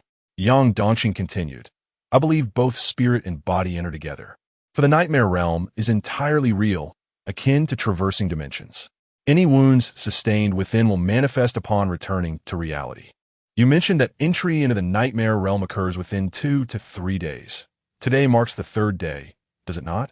Indeed, I did not sleep last night. Otherwise, I might have entered then. Why did you not sleep last night? You." Yang Dongqing glared furiously, exclaiming, "Why do you think I didn't sleep? Was it not you who kept me engaged in mathematics all night long?" A mysterious smile crept across Sumu's lips. Enough of these trivial details. You should prepare to assist me in entering the nightmare realm. Yang Dongqing's brow furrowed in concern. That is impossible. Entry into the nightmare realm is random. To my knowledge, no one can choose to enter at will. Sumu smiled enigmatically. You need not worry about that. I have my own plans. Nightfall. In a lavish chamber, a dozen individuals clad in black stood in a neat row under the leadership of Zhao Chaoyao. Leader, as per your instructions, I have gathered all the elite members of the Viper Gang. Zhao Chaoyao reported respectfully. Sumu scrutinized the scene before him, noting that each individual possessed a robust physique, exuding a palpable aura of menace. Their imposing figures were complemented by bulging waistlines, for which handguns were conspicuously displayed. At that moment, a nearby bald man, devoid of eyebrows and marked by a distinct lip print upon his face, wore an expression of disdain. He curled his lip and remarked, in the realm of nightmares, mere numbers do not suffice. Bringing these inept individuals along will ultimately prove to be a burden. But first, one must consider whether you truly possess the means to escort such a multitude inside. Chapter 24. The Nightmare Realm. The bald man speaking was none other than Yang Dongqing. Ever since the two had reached an agreement, Sumu had released him. Under the influence of psychological suggestion, Yang Dongqing refrained from causing any disturbances and diligently dedicated himself to work, eagerly anticipating a shared future with Mo Li 3 years hence. As for the kiss mark on his face, it was naturally from Mo Li. Upon his release, he had insisted on seeing her. After a tender exchange, he learned from her that his younger brother had been appointed as the factory director, and Mo Li herself had been signed by a record company. This resolution could be deemed universally joyous. His brother had advanced in his career, and Mo Li was pursuing her dreams. And Sumu had acquired a formidable guardian in Yang Dongqing. The only burden fell upon Yang Dongqing, who was destined to toil like a beast for 3 years. Disregarding him, Sumu calmly instructed, prepare for sleep. Yang Dongqing walked directly towards the solitary bed in the room. However, Sumu extended his serpent-patterned wooden cane to block his path, commanding, you will sleep on the floor. Yang Dongqing's face flushed with anger. Is it not a bed? Why must I sleep on the floor? The bed belongs to me, Sumu replied coolly, retracting his cane and casting a dispassionate glance at him. Ultimately, Yang Dongqing could only curse under his breath as he lay down on the floor. At that moment, Sumu turned to Zhao Chaoyao and the others, instructing, you all should sleep as well. Thud, thud, thud. A dozen men in black promptly collapsed onto the floor, falling into slumber, some even beginning to snore. Yang Dongqing raised an eyebrow, astonished. Do these people possess such exceptional sleep quality? Sumu shook his head. It is merely hypnosis. Would you like to try? Recalling unpleasant memories, Yang Dongqing's face turned ashen as he vehemently declined, subsequently closing his eyes tightly. Approximately 10 minutes later, he gradually drifted into slumber, having spent the previous night solving mathematical problems, leaving him utterly fatigued. Seeing everyone succumb to sleep, Sumu commenced his own plan. He retrieved a dark golden pocket watch from within his garments, allowing its face to slip from his fingertips, initiating a pendulum-like motion in the air. 1, 2, 3. Thud! Sumu collapsed onto the soft bed. Within the ethereal vastness of the celestial realm, a celestial emperor stood proudly, surrounded by an aura of divine energy, as if radiant light were bursting forth from his very being. His stature was majestic, standing tall like a peak, seemingly capable of supporting the entire sky. This celestial emperor was none other than Sumu. Indeed, he had entered his own dream.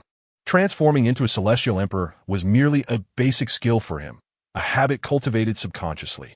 Sumu hovered in the void, clad in an opulent celestial robe billowing with the wind, embroidered with constellations, as if containing the profound truths of the universe. He slightly raised his hand, and the celestial power flowing from his sleeves transformed into resplendent light, illuminating the entire dreamscape. In this dream realm, devoid of walls, there existed no boundaries. What he intended to do now was to expand, to infinitely broaden the dream until it connected with Yang Dongqing's dream.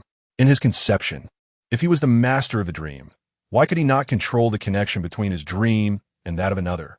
With a mere gesture, he could command the cycles of the universe. Connecting dreams should be a trivial feat as time flows inexorably, Sumu gradually closes his eyes, pushing his perception to its zenith, and his dream expands wildly, akin to the cataclysmic explosion of the universe. At last, he senses something extraordinary, a sensation akin to that of an immortal emperor standing atop a peak, suddenly perceiving the barrier of the world. Once his awareness penetrates this barrier, he glimpses another realm. On the fringes of his dream, there exists only boundless darkness, yet, at some unknown moment, several shimmering stars emerge, mysterious and resplendent. Sumu can distinctly sense that these stars do not belong to his dream, for he possesses complete mastery over his own realm, making him acutely aware of any anomalies. Is this their dream? Sumu opens his eyes, and the gaze of the immortal emperor resembles an unfathomable black hole of the cosmos, imbued with the brilliance and dimness of myriad stars, the ebb and flow of time. As his gaze sweeps across the scene, it cleaves through the darkness of the dream's edges like a flash of celestial lightning, fully manifesting those stars. Even the images upon them become vividly clear. Among the 12 stars, the images are largely identical, depicting Sumu seated upon a throne, with a multitude of dark figures below, fervently chanting, "Long live the leader." Clearly, this is the dream of Zhao Chaoyao and his companions, whose minds have been indoctrinated to the extent that even in their dreams, they envision Sumu. Beyond these 12 stars, another, forged as if from steel and radiating a metallic sheen, displays a somewhat different scene. The imagery is tinged with color. The male lead is Yang Dongqing, and the female lead is Jasmine, both entwined in a tender exchange until Sumu appears, usurping love. Is this Yang Dongqing's dream? Sumu frowns slightly. How cliché. In Yang Dongqing's dream, Jasmine has been successfully taken away by Sumu, and the plot grows increasingly melodramatic. Jasmine proclaims, "I'm sorry. Dongqing, a love triangle is simply too crowded." Yang Dongqing cries out, "No. Jasmine, how can I live without you?" Sumu then himself is somewhat speechless. Just as he contemplates offering a witty retort, his brow furrows slightly, and his gaze sharpens, locking onto Yang Dongqing's dream. Suddenly, a strange crimson hue materializes within Yang Dongqing's dream. This blood-like tint resembles ancient rust or desiccated blood, silently spreading through the dreamscape, exuding a chilling aura. It is akin to the blood of demons seeping from the depths of hell, thick and sluggish, each drop infused with boundless agony and resentment. Yang Dongqing's dream becomes increasingly enveloped in this sanguine hue, and concurrently, the star representing him begins to tremble violently, as if on the verge of being extracted from existence. Is this the summons of the nightmare realm? Sumu narrows his eyes, no longer hesitating, and immediately connects his dream with Yang Dongqing's. At the moment of their convergence, his form jolts violently. For the once ethereal celestial palace, a sinister blood-red hue has inexplicably taken hold. The crimson hue spread like a rampant virus, spiraling out of control. He endeavored to master this sanguine tint, yet discovered it was utterly beyond his grasp, even though he reigned as the supreme, celestial emperor in his dreams. When confronted with the blood-red shade, everything seemed illusory, akin to fleeting visions. Only that vivid scarlet was tangible. It felt reminiscent of the omnipotent beings in novels, capable of annihilating worlds with a mere gesture, yet unable to transcend the pages and inflict harm upon the reality of even the most humble blade of grass. Chapter 25. Entering as I had anticipated, the nightmarish world draws individuals through dreams. Once I connect my consciousness with that of the nightmarish apostle, I shall be drawn into its depths. Sumu's eyes shimmered, and, unbeknownst to him, a strange crimson hue began to envelop his gaze.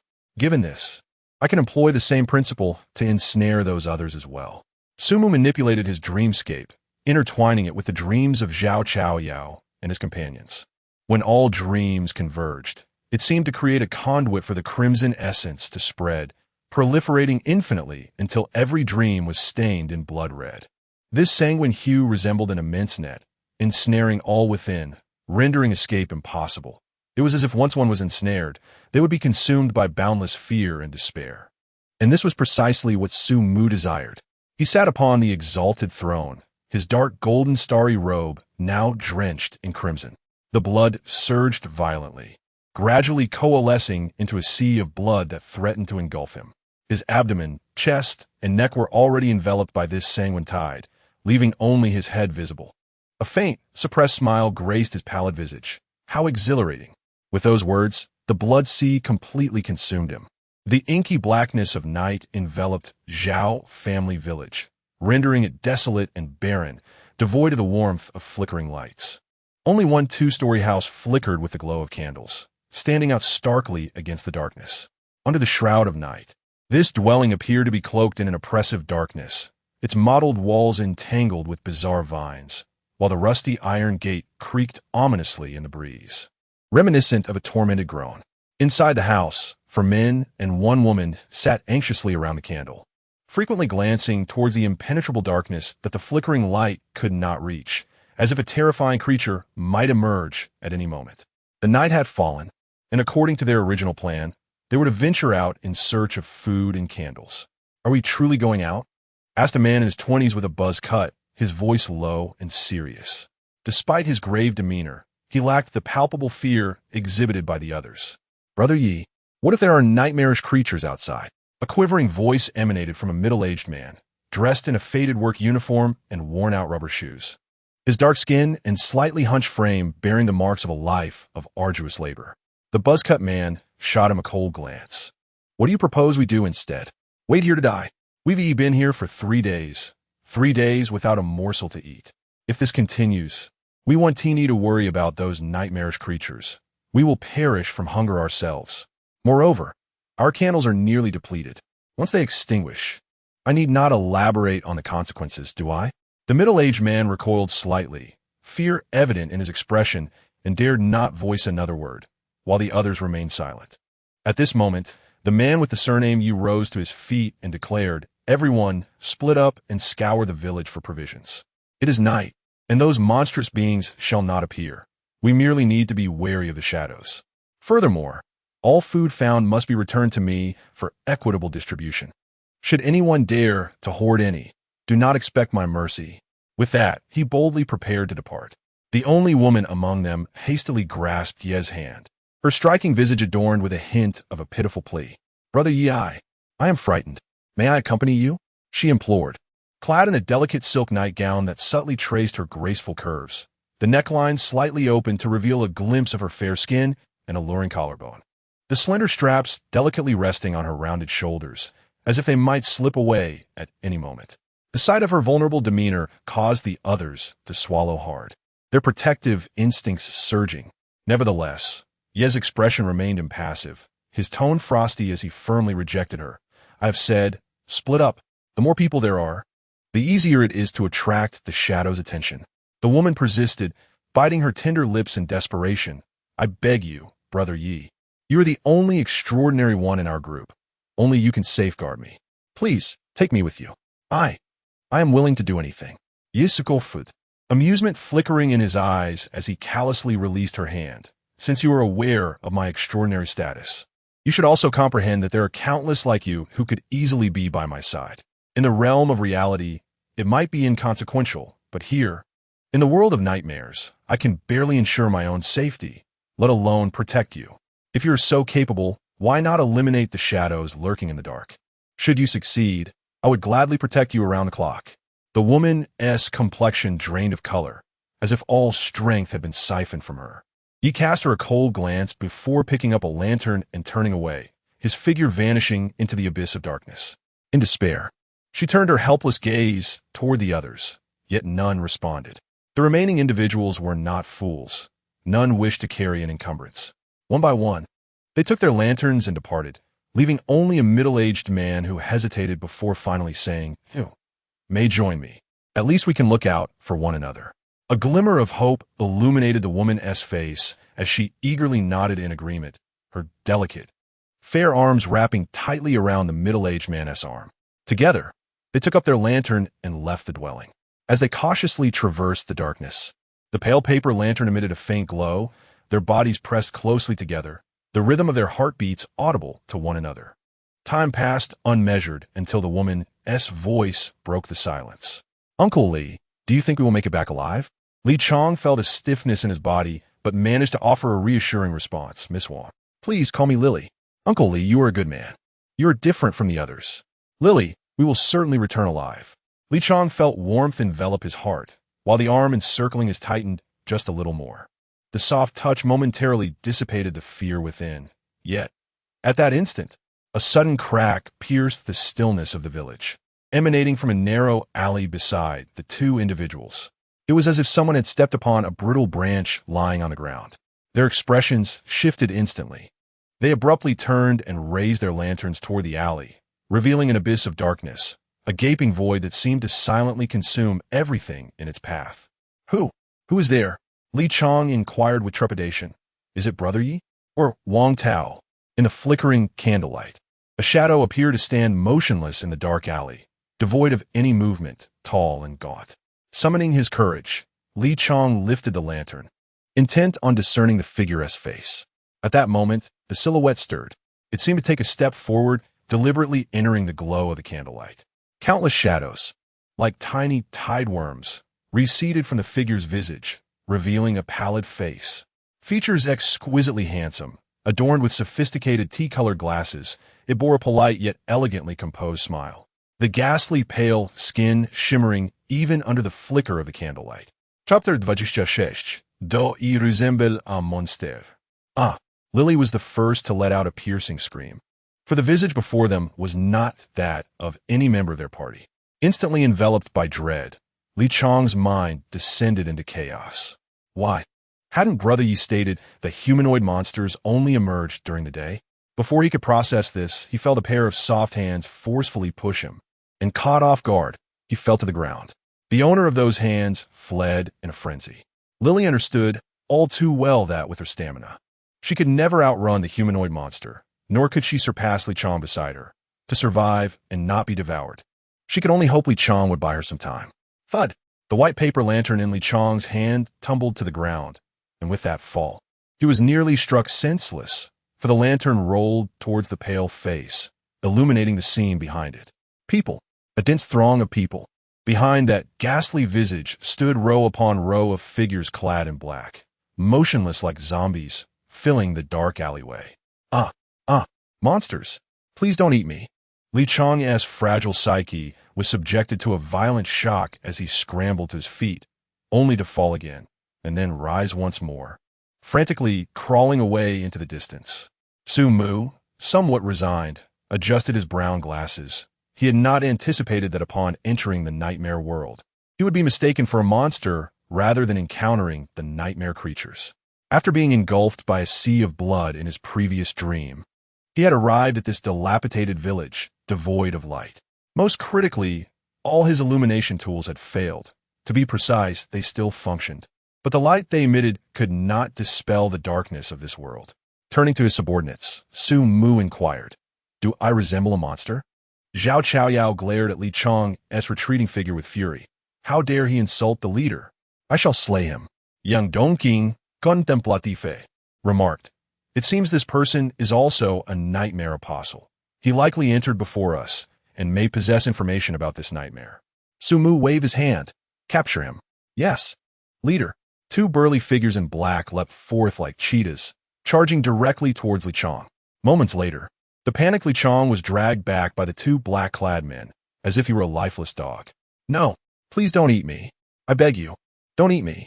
Li Chong dared not open his eyes, struggling and shouting in desperation.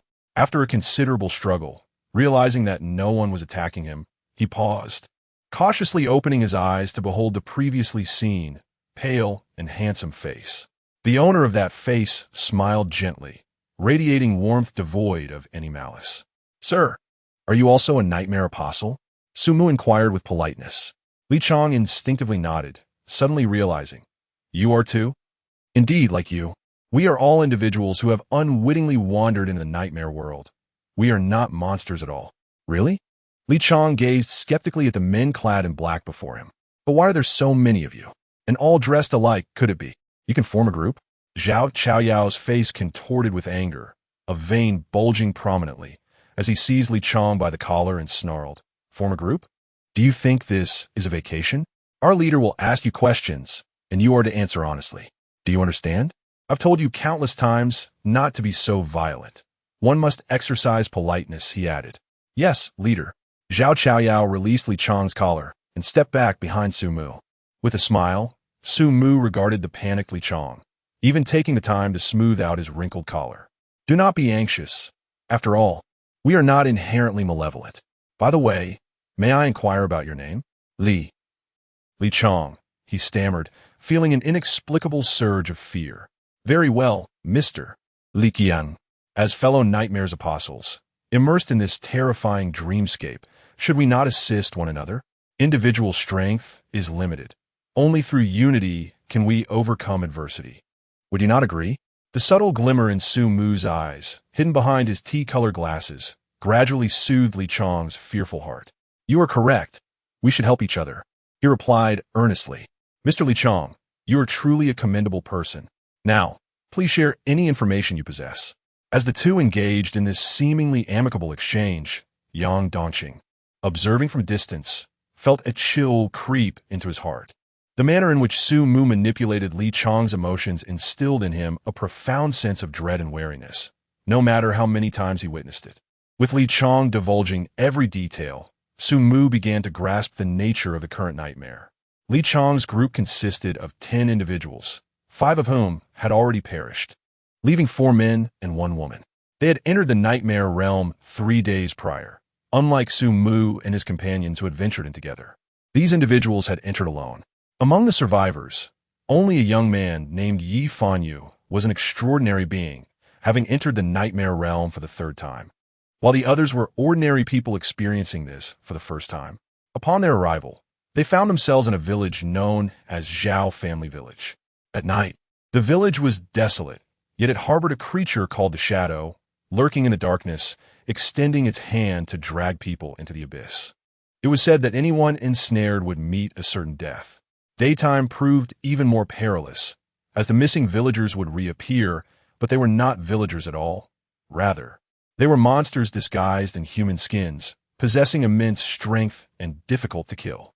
They would actively attack humans, and once captured, they would cruelly torture and devour their prey. These monsters numbered in the hundreds, rendering direct confrontation impossible. The only option was to hide within houses. Villagers seemed to possess an innate fear of these structures. As long as doors and windows were secured, the monsters could not invade. However, these creatures were adept at seducing the unwary, employing various tactics to lure individuals out of their sanctuaries. Upon hearing Li Chong's account, a broader smile spread across Sumu's face. I find myself rather intrigued. Chapter 27.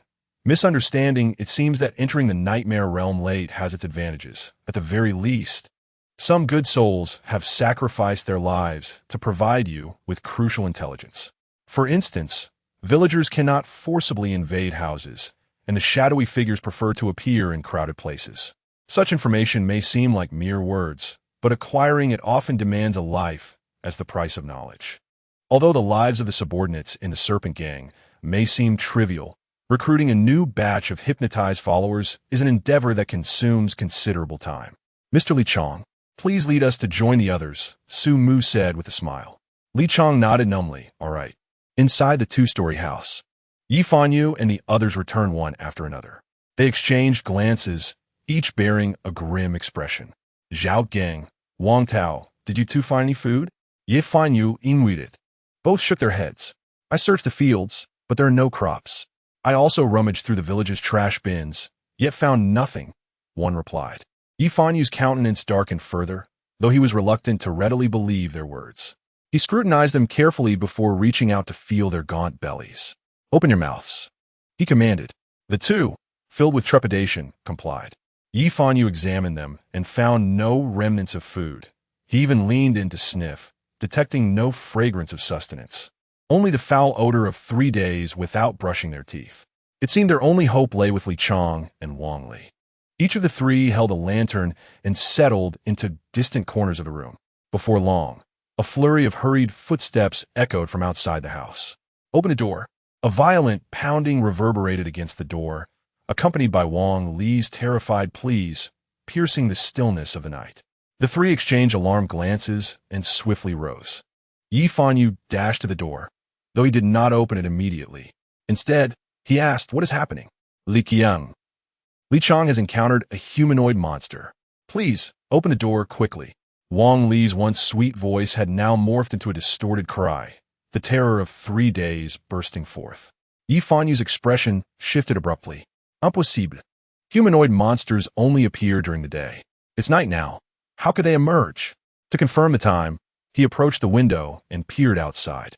The night lay shrouded in darkness, save for the cold moonlight cascading down, casting eerie, distorted shadows from the surrounding branches upon the ground, exuding a suffocating chill. I don't know, but they have indeed appeared. Not just one, but many monsters. They filled the alley. Wang Li cried out, her voice laced with sobs. Yi Fanyu remained silent, pressing against the window, scrutinizing the door. Once he confirmed that only Wang Li stood outside, he replied, if there are so many nightmare creatures, how did you manage to return alive? Where's Li Chong? Wang Li's sobbing paused momentarily. Li Qiang. He stayed behind to save me, he sobbed. Bang!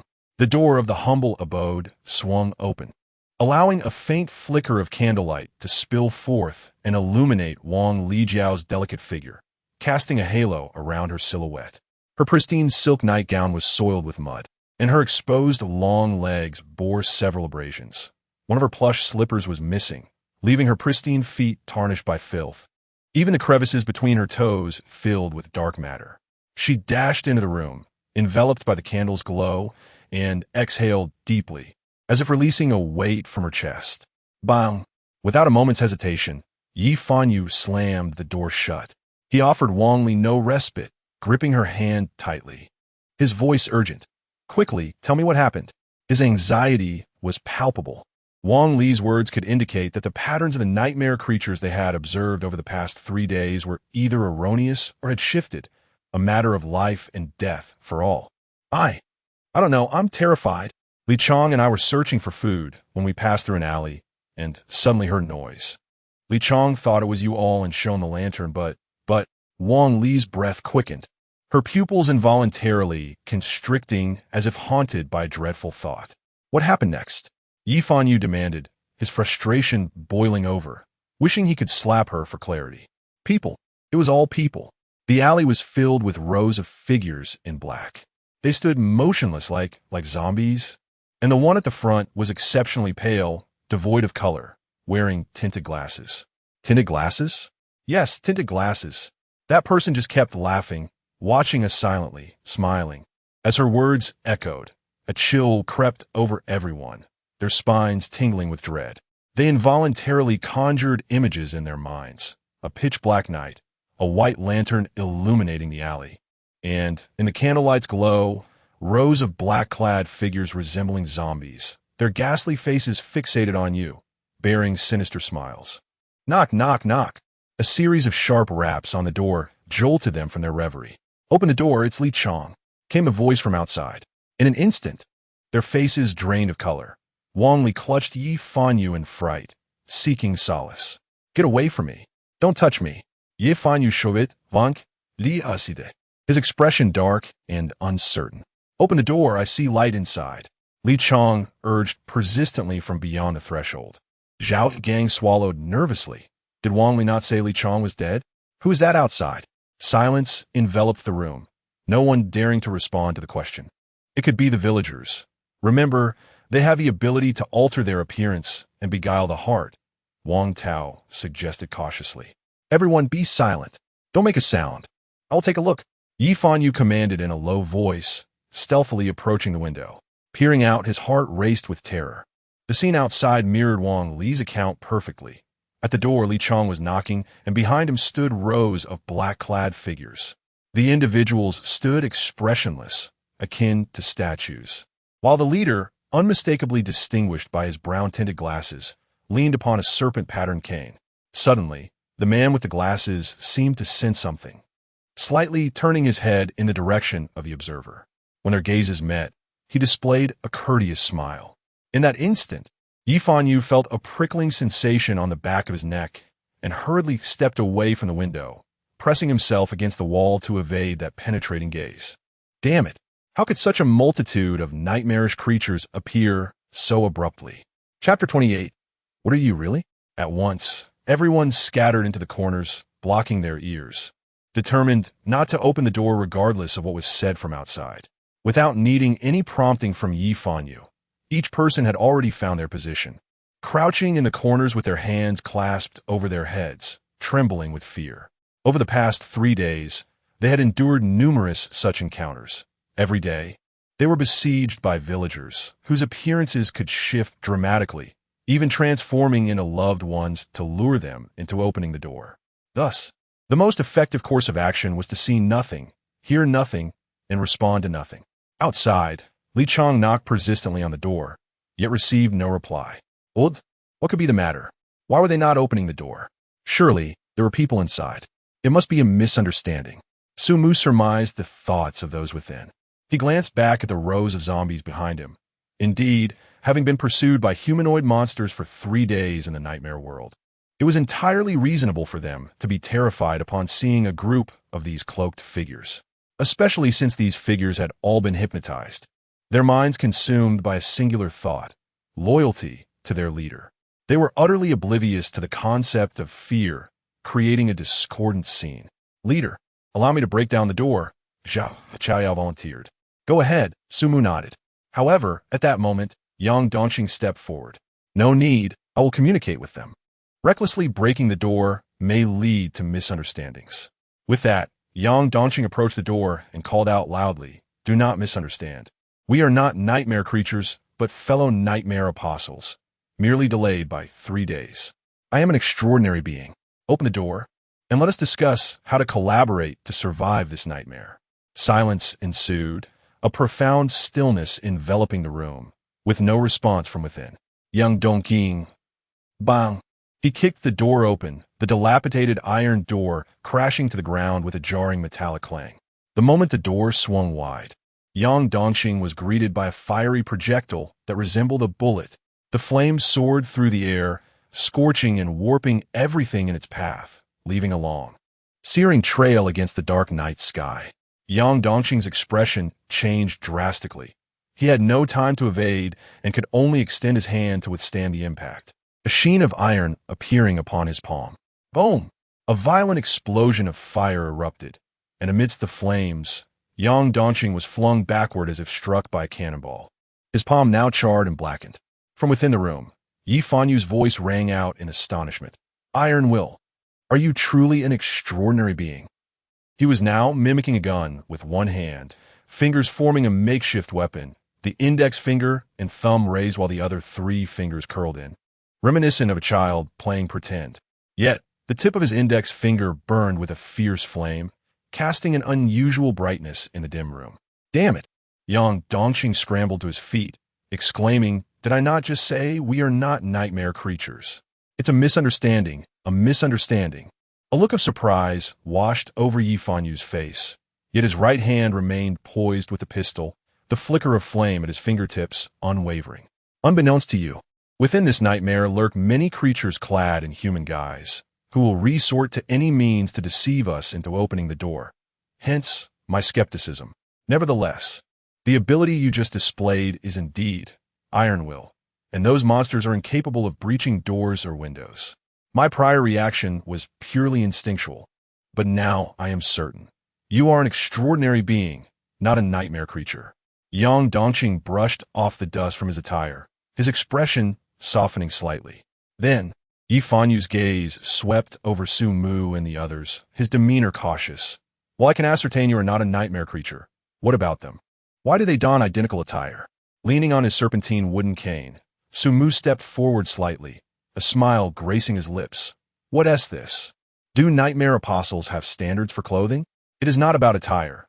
Rather, all nightmare apostles enter individually, and the nightmares encountered each time are random. You all clearly appear to be part of an organization. When did nightmare apostles begin to form teams? Do not tell me you established a group after entering, complete with prepared uniforms. You had better provide me with a plausible explanation. Otherwise, I can only suspect that you are not human at all, but rather nightmare creatures." Yi Fanyu cradled his right hand with his left, aiming intently at Sumu and the others. Had it not been for the flicker of flame between his fingers, the scene would have been quite absurd. Sumu's eyes narrowed slightly, a suspicion forming within him. It seemed that nightmare apostles enter the nightmare realm much like a matchmaking system in a game, encountering different allies each time and unable to form teams. This very fact had incited Yi Fanyu's wariness. How should I deceive him? Sumu knew he could not reveal that he had drawn everyone into the same nightmare through dreams. Certainly, even if he did, the other party would not believe it. Thus, adjusting his tinted glasses, a faint smile played upon his lips, a rather reasonable inquiry. But I cannot help but ask, Mr. Yi, what exactly do you consider yourself to warrant an explanation from me? Click, click. The sound of countless pistols being cocked filled the air. A dozen dark firearms were suddenly aimed squarely at Yi Fanyu. Swish!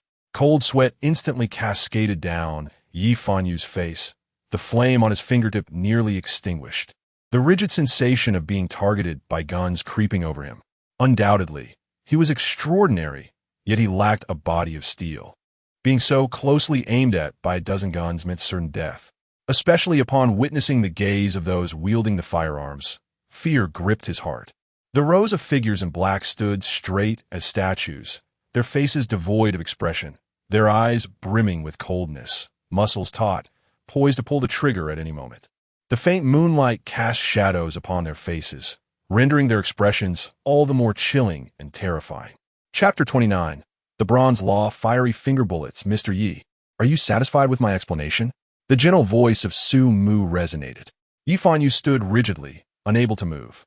Sumu smiled largely, well aware that Yi Fanyu could not withstand the bullets. He had gleaned from Li Chong a rough understanding of the strength of those humanoid monsters and Yi Fanyu's performance while hunting them.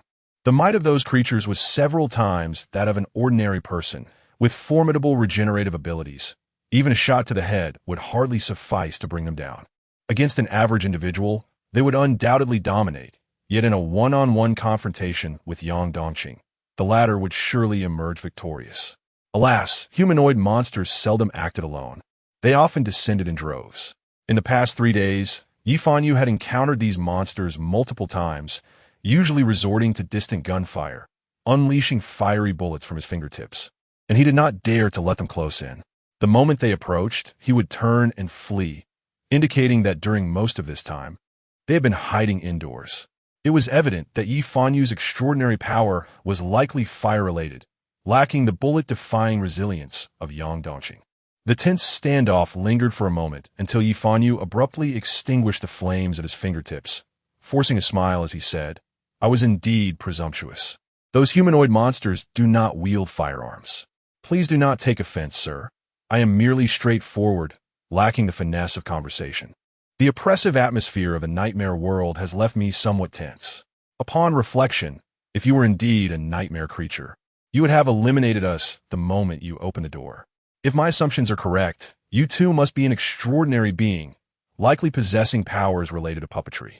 Those individuals must be your puppets, allowing them to enter the nightmare world alongside you. Sumu smiled slightly and, without any visible motion, elegantly tapped his cane against the ground. A dozen black-clad individuals simultaneously stowed their firearms and resumed their statue-like stillness. Such is the significance of strength. When one possesses power, all irrationalities find reasonable explanations, as extraordinary beings will speak on your behalf.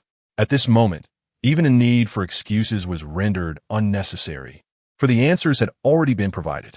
Sumu approached and gently patted Yi Fanyu's stiff shoulder, offering a warm smile. I did not expect you to discern this. It appears Mr. Yi possesses exceptional insight.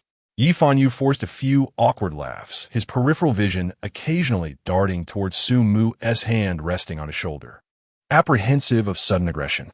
May I inquire your name? I am Sumu. Honored to share this nightmare with you, Mr. Yi. Yi Fanyu hastily responded, You are too kind. It is my privilege. With the addition of 2 extraordinary beings, our chances of surviving this nightmare have surged significantly. Nearby, Wang Li and the others regarded the scene with peculiar expressions. Having spent 3 days with Yi Fanyu, they were well aware of his nature, arrogant, selfish, and ruthless, but all these stark traits transformed into meekness, humility, and politeness in the presence of those who surpassed him. Subsequently, the gathering commenced with mutual pleasantries and introductions. creating an atmosphere of conviviality among the guests and hosts alike. However, two individuals remained at odds, Li Chong and Wang Li. The earnest, middle-aged man frequently cast furtive glances toward Wang Li, his words unvoiced yet heavy with intent. Wang Li felt a pang of anxiety, having resolved that should Li Chong dare to expose her recent actions, she would retaliate with equal fervor. Yet, Li Chong ultimately remained silent, as if the incident had never transpired. After the initial exchanges, Yi Fanyu spoke up. Mr. Su and Mr. Yang have arrived 3 days late and may not yet be acquainted with this nightmare. Allow me to elucidate the situation. Sumu shook his head, replying, There is no need. I have already gleaned some information from Mr. Li Chong. What are your plans moving forward, Mr. Yi? Yi Fanyu quickly responded, Initially, I intended to secure a room and wait for the nightmare to awaken naturally, as most nightmare apostles do. However, with the addition of you two extraordinary individuals, we might consider altering our strategy and attempt to explore this realm. Perhaps we can unravel this nightmare. Sumo is gauze pelikert totfali. He had previously learned some fundamental truths about the nightmare world from Yang Dongqing. Dubbed a nightmare, it was indeed a realm from which one could awaken. Typically, most nightmare apostles opted for safety, biding their time until they returned to reality, usually within a week, provided they did not perish during that span. However, this strategy was not infallible. It was said that with each subsequent entry into the nightmare world, the duration of awakening could extend 7 days, 10 days, a month, or even half a year. Ultimately, there could come a time when awakening became impossible unless one could dispel the nightmare, for remaining within the nightmare world would become eternal. Thus, when faced with a relatively simple nightmare, it was preferable to break free. At this juncture, Yi Fanyu added, If fortune smiles upon us, we might even discover a relic or two. Behind his brown-tinted glasses, his eyes subtly darted toward Yang Dongqing, noting her evident confusion regarding the term relic. Consequently, Sumu elaborated, Indeed, a relic is a splendid item. I once had the fortune of possessing one, but alas, it was lost due to certain circumstances. A tinge of regret crossed his features as he spoke. What a pity, Yi Fanyu lamented. Even the most basic bronze-tier relic can fetch a staggering 5 million in the black market for extraordinary beings. However, few are willing to part with them. Relics possess extraordinary powers that significantly enhance the combat prowess of their bearers. Unless one is truly in dire need of money, who would be inclined to sell? He continued, If I had a defensive relic, even if it were merely bronze tier, my bronze law, 5-finger flame bullet, would spare me from being perpetually cornered by nightmare creatures within my own dwelling. He spoke candidly about his abilities, feeling no need for subterfuge. Although 5-finger flame bullet was not as commonplace as iron will, it was not an exceedingly rare power either, and he had already employed it once, allowing any knowledgeable, extraordinary individual to infer its nature. Mr. Su, may I inquire about the grade of the artifact you have lost? A sigh escaped him, as he lamented, Alas, such sorrowful matters are best left unspoken. Mr. Su appeared somewhat melancholic, seemingly reluctant to delve deeper into the subject. Yi Fanyu, possessing a modicum of emotional intelligence, understood the gravity of the situation and opted to change the topic. Indeed, let's not dwell on the past. Instead, we must contemplate how to navigate the challenges that lie ahead. In my humble opinion, it is imperative that we vacate this 2-story residence, as the front door has been compromised. The houses within the village are merely ordinary dwellings, easily susceptible to damage. Yet, curiously, they manage to withstand the formidable onslaught of those humanoid monstrosities. Our immediate priority should be to secure a safe haven that can accommodate us all, along with provisions and candles, before dawn breaks and those creatures emerge. Chapter 30. The absence of a footstep. Sumu furrowed his brow slightly. A house that accommodates everyone, wouldn't a gathering of people attract the shadows? Indeed, a congregation would heighten the likelihood of drawing the shadows. Yet it was equally plausible for a solitary individual to fall prey to their pursuit. The shadows could not be vanquished by mere force. Only 2 methods existed to deter them. The first method involved candles. Remaining illuminated would render one impervious to their grasp. As for the second method, Yi Fanyu suddenly lowered his voice, whispering, sacrificing others. The The shadows possessed a unique trait. Once they fixated on an individual, they would persistently follow, intensifying the candle's burn as they consumed the light. In such a dire moment, only by allowing another to be ensnared by the shadows could one break free from their relentless pursuit. In that instant, Sumu comprehended Yi Fanyu's reasoning for bringing along these ordinary individuals. They served as human shields. Should he find himself alone, once targeted by the shadows, his fate would be sealed. Candlelight would inevitably dwindle. He understood why Yi Fanyu chose to confide in him.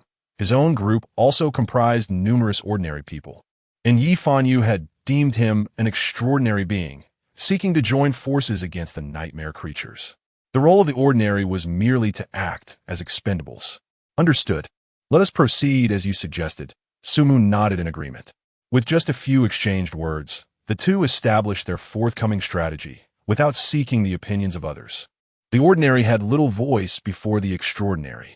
Soon, the group ventured forth, stepping into the enveloping darkness outside, which surged like a tide, engulfing their forms, leaving only the faint glow of their paper lanterns.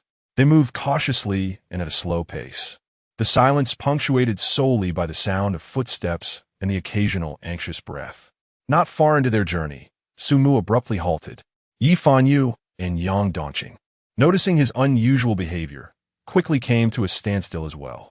Mr. Su, what is it? Yi Fanyu invited softly. Something is amiss, Sumu replied calmly. His extraordinary mental acuity, sensing an anomaly. A sense of unease crept into Yi Fanyu's heart. What is wrong? The footsteps, Sumu remarked.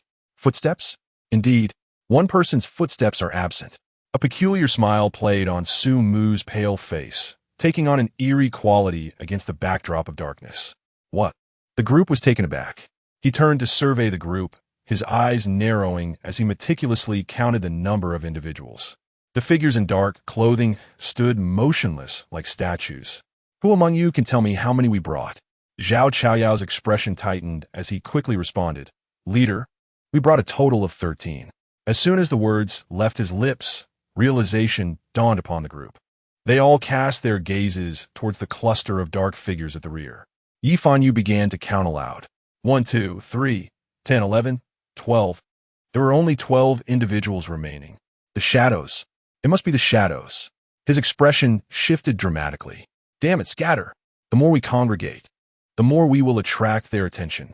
Previously, Li Chong and his companions, who had been following Yi Fanyu, instinctively dispersed at great speed. Maintaining a distance of over 2 meters from one another, their expressions filled with trepidation. In stark contrast to their panic, Sumu and his group remained motionless, steadfastly rooted in place, save for Yang Dongqing, who gritted his teeth and distanced himself from the throng. Mr. Su, we must scatter quickly. The shadow will fall silent after claiming a victim. During this moment, we must not congregate. After a while, the shadow will recede. If we gather, it may strike again. Hold your lanterns tightly, and do not stray beyond the light's embrace. Yi Fanyu urgit anjosli. Due to the limited number of lanterns, there were not enough for everyone. Aside from Yi Fanyu's group, comprising 1 lantern each, only Yang Dongqing, Zhao Chaoyao, and Sumu had one among them. Mr. Yi, does the shadow claim only one person at a time? Sumu inquired calmly, his brown-tinted glasses obscuring his gaze, rendering his expression inscrutable. Indeed, the shadow claims one individual at a time. Mr. Su, it lurks within the surrounding darkness. We must disperse at once. Although Yi Fanyu held a disdain for Sumu, he did not wish for his demise at this critical juncture. Sumu smiled lightly. No worries, I happen to have ample company. With that, he commanded a man clad in black at the rear of the group, step beyond the light, into the darkness. Yes, leader. Without a moment's hesitation, the man exited the illuminated area, stepping into the abyss of shadows. He stood silently in the dark, his form becoming indistinct, reduced to a mere silhouette. Yi Fanyu and the others were filled with dread, astonished that Sumu would so ruthlessly send a subordinate to his doom. All the more shocking was the subordinate's unwavering compliance. Wang Li, who had hoped to cling to Yi Fanyu's favor, contemplated seeking refuge with Sumu. But upon witnessing this scene, her resolve wavered, and she abandoned the thought. This man was even more merciless than Yi Fanyu, though he appeared polite and gentle.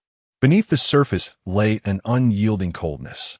Under Sumu's watchful gaze, the shadow that loomed behind the subordinate began to writhe ominously, a darkness deeper than night itself, twisting and extending until it gradually formed a humanoid shape.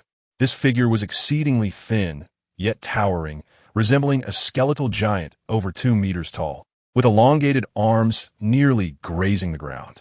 The moment the shadow took form, a pair of crimson eyes opened within its head, cold and indifferent, devoid of any human emotion. Fear etched itself on the faces of Yi Fanyu and the others. Instinctively they recoiled, holding their breath. Sumu observed the shadow with keen interest, eager to discern its next move. Soon, the shadow stirred, a black hand slowly emerging from its depths, slender and desiccated, resembling a gnarled branch, with 5 elongated nails at its fingertips.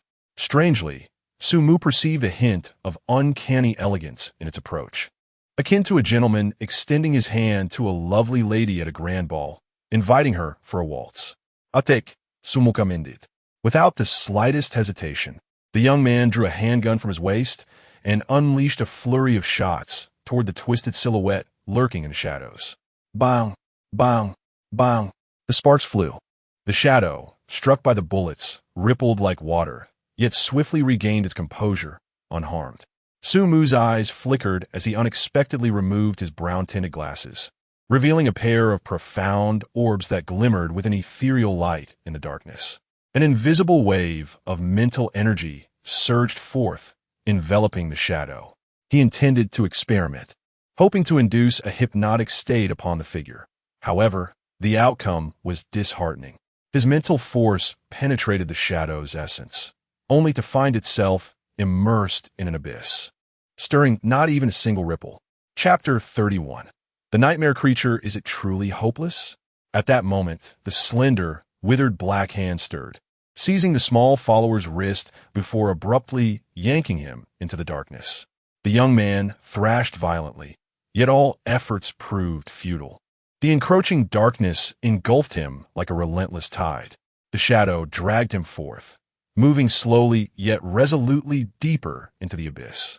As distance stretched between them, the young man's figure gradually blurred, his feeble cries swallowed mercilessly by the darkness, until at last he vanished alongside the shadow into the boundless, despairing blackness, as if he had never existed, leaving behind only a profound silence and terror. Such a horrifying spectacle struck a heavy blow to the hearts of those present. Even Li Fanyu and his companions, who had previously encountered the shadow, could not suppress their fear. To them, the shadow was an almost incomprehensible entity, seemingly immune to any attack, more terrifying than the strongest humanoid monster. At least they could fight or seek refuge from a humanoid creature, but once ensnared by the shadow, anyone would be dragged into darkness. Its presence heralded death, with no one spared. Let us proceed. Sumu's calm voice shattered the atmosphere of dread. As if nothing had transpired, he leaned on his serpentine wooden staff, stepping gracefully toward the encroaching darkness, followed closely by 11 expressionless figures clad in black. He had gleaned a basic understanding of the shadow. Now, he awaited a meeting with the villagers of Zhao family village. Within the endless darkness, the group advanced in silence, their heartbeats and labored breaths weaving a chilling symphony of fear. Each step brimmed with trepidation of the unknown, each inhalation seemingly devoured by the stillness. Their silhouettes flickered in the dark, the faint candlelight illuminating only a minuscule area beneath their feet. They maintained a considerable distance from one another, fully aware that shadowy figures lurked, watching them intently. The darkness hung like a heavy curtain, concealing everything with utmost secrecy, as the specter of death trailed closely behind. On either side lay homes shrouded in darkness, most being single-story structures that Li Fanyu had previously disregarded. Now, with so many present, the single-story homes were insufficient, preventing them from maintaining distance. It would be best to locate a 2- or 3-story dwelling. As they pressed on, the darkness began to thin, and a faint white light appeared at the distant horizon.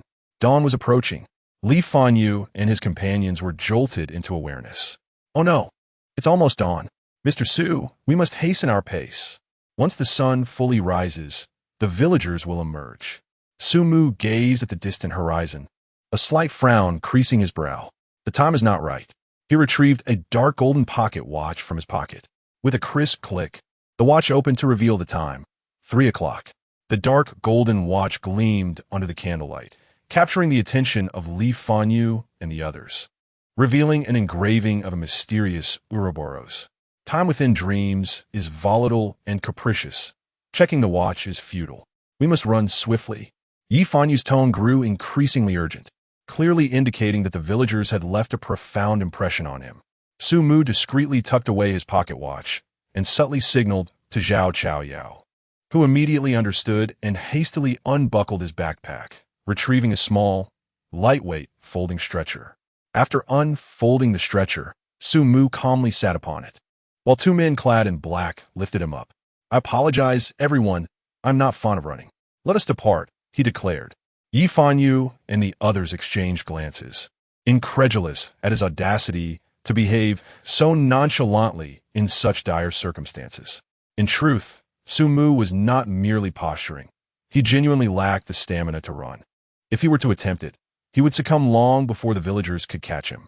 The group began to sprint fervently, while Sumu remained serenely seated on the stretcher, taking in the scenery. Earlier, the darkness had obscured the village's features, but now he could discern a clearer view. Zhao family village appeared desolate, as if forgotten by time, with numerous ramshackle earthen walls leaning precariously, threatening to collapse at any moment. The narrow village path was marred by deep ruts, not from vehicles, but resembling the tracks of horse-drawn carts. Weeds stubbornly sprouted from the crevices, and dilapidated fences leaned haphazardly along either side, enclosing small patches of barren farmland. As the light brightened, Sumu even caught sight of the ominous black mist encircling Zhao family village, a thick fog that enveloped the entire hamlet like a cage. He recalled Yang Dongqing mentioning that this black mist marked the boundary of nightmares. Zhao family village, shrouded in it, represented a complete nightmare. Once one ventured into the mist, they could fall into the chasms of dreams. If fortunate, they might reach another nightmare. If not, they risked becoming eternally lost within the fissures. It was said that no one had ever emerged alive from the black mist. Intrigued, Sumu gazed at the mist, feeling a thrill of anticipation. Yet he was in no rush. To him, the realm of nightmares resembled an exquisite beauty, dressed in splendid robes, with every inch of her skin exuding an ineffable allure. He wished to explore her depths gradually, savoring every moment, as it would allow him to relish the experience to the fullest. As for the potential danger of entering the black mist, was that not all the more enticing? Without the weight of mortality, how could one witness the dazzling sparks of life that emerge from the interplay of life and death? How could one experience the extraordinary? A guttural, inhuman roar abruptly shattered Sumu's musings. He turned to see a figure emerging from the village's shadows, appearing ghostly and abrupt. The figure was hunched, eyes glinting with an indescribable strangeness. Soon after, a cacophony of roars erupted from all directions of the village, each cry infused with boundless agony and rage. As if cursed souls were enduring unending torment, every syllable laden with resentment and sending chills down one's spine. 1, 2, 3, hundreds. Chapter 32. Jasmine is doomed. As I foretold, a throng of people emerged from the shadowy recesses, stepping into the radiant embrace of sunlight. These individuals, both male and female, young and old, were clad in simple attire, yet their expressions were devoid of emotion, their gazes betraying an insatiable malice. They gathered in ever-increasing numbers, resembling a tightening net that advanced towards Sumu and the others. The village resonated with the heavy thud of footsteps, echoing like the ominous drums of death, reverberating in the hearts of all present. They have arrived. Run! Yi Fanyu shouted in desperation, darting forth with the swiftness of a leopard. His destination, the 3-story house in the northwest corner of the village, which stood as the tallest structure in Zhao family village, previously shrouded in darkness. The increasingly bright sunlight now illuminated the three-story abode for all to see. The crowd sprinted for their lives, while Sumu leisurely observed, even taking a moment to appraise the villagers' appearances. He remained unperturbed, for there was little use in panic. Running was futile, and fighting was beyond him. It was far better to recline on a stretcher and appreciate the scenery. He began to fathom why Yi Fanyu suspected that they were nightmarish creatures. To be frank, the countenances of the members of the poisonous snake gang bore a striking resemblance to those of the villagers, both appearing as if entranced and devoid of expression. Wait a moment. Hypnosis? Sumu. Could it be that these villagers had a leader manipulating them? He scanned the crowd, yet could not discern anyone who seemed to fit the role of a leader. Indeed, not all leaders possessed the flair of one, such as himself, whose outstanding presence could scarcely be concealed. Get out of the way. Yi Fanyu roared from the front of the line, his right hand forming the shape of a gun as he aimed at a villager obstructing their path. Boom!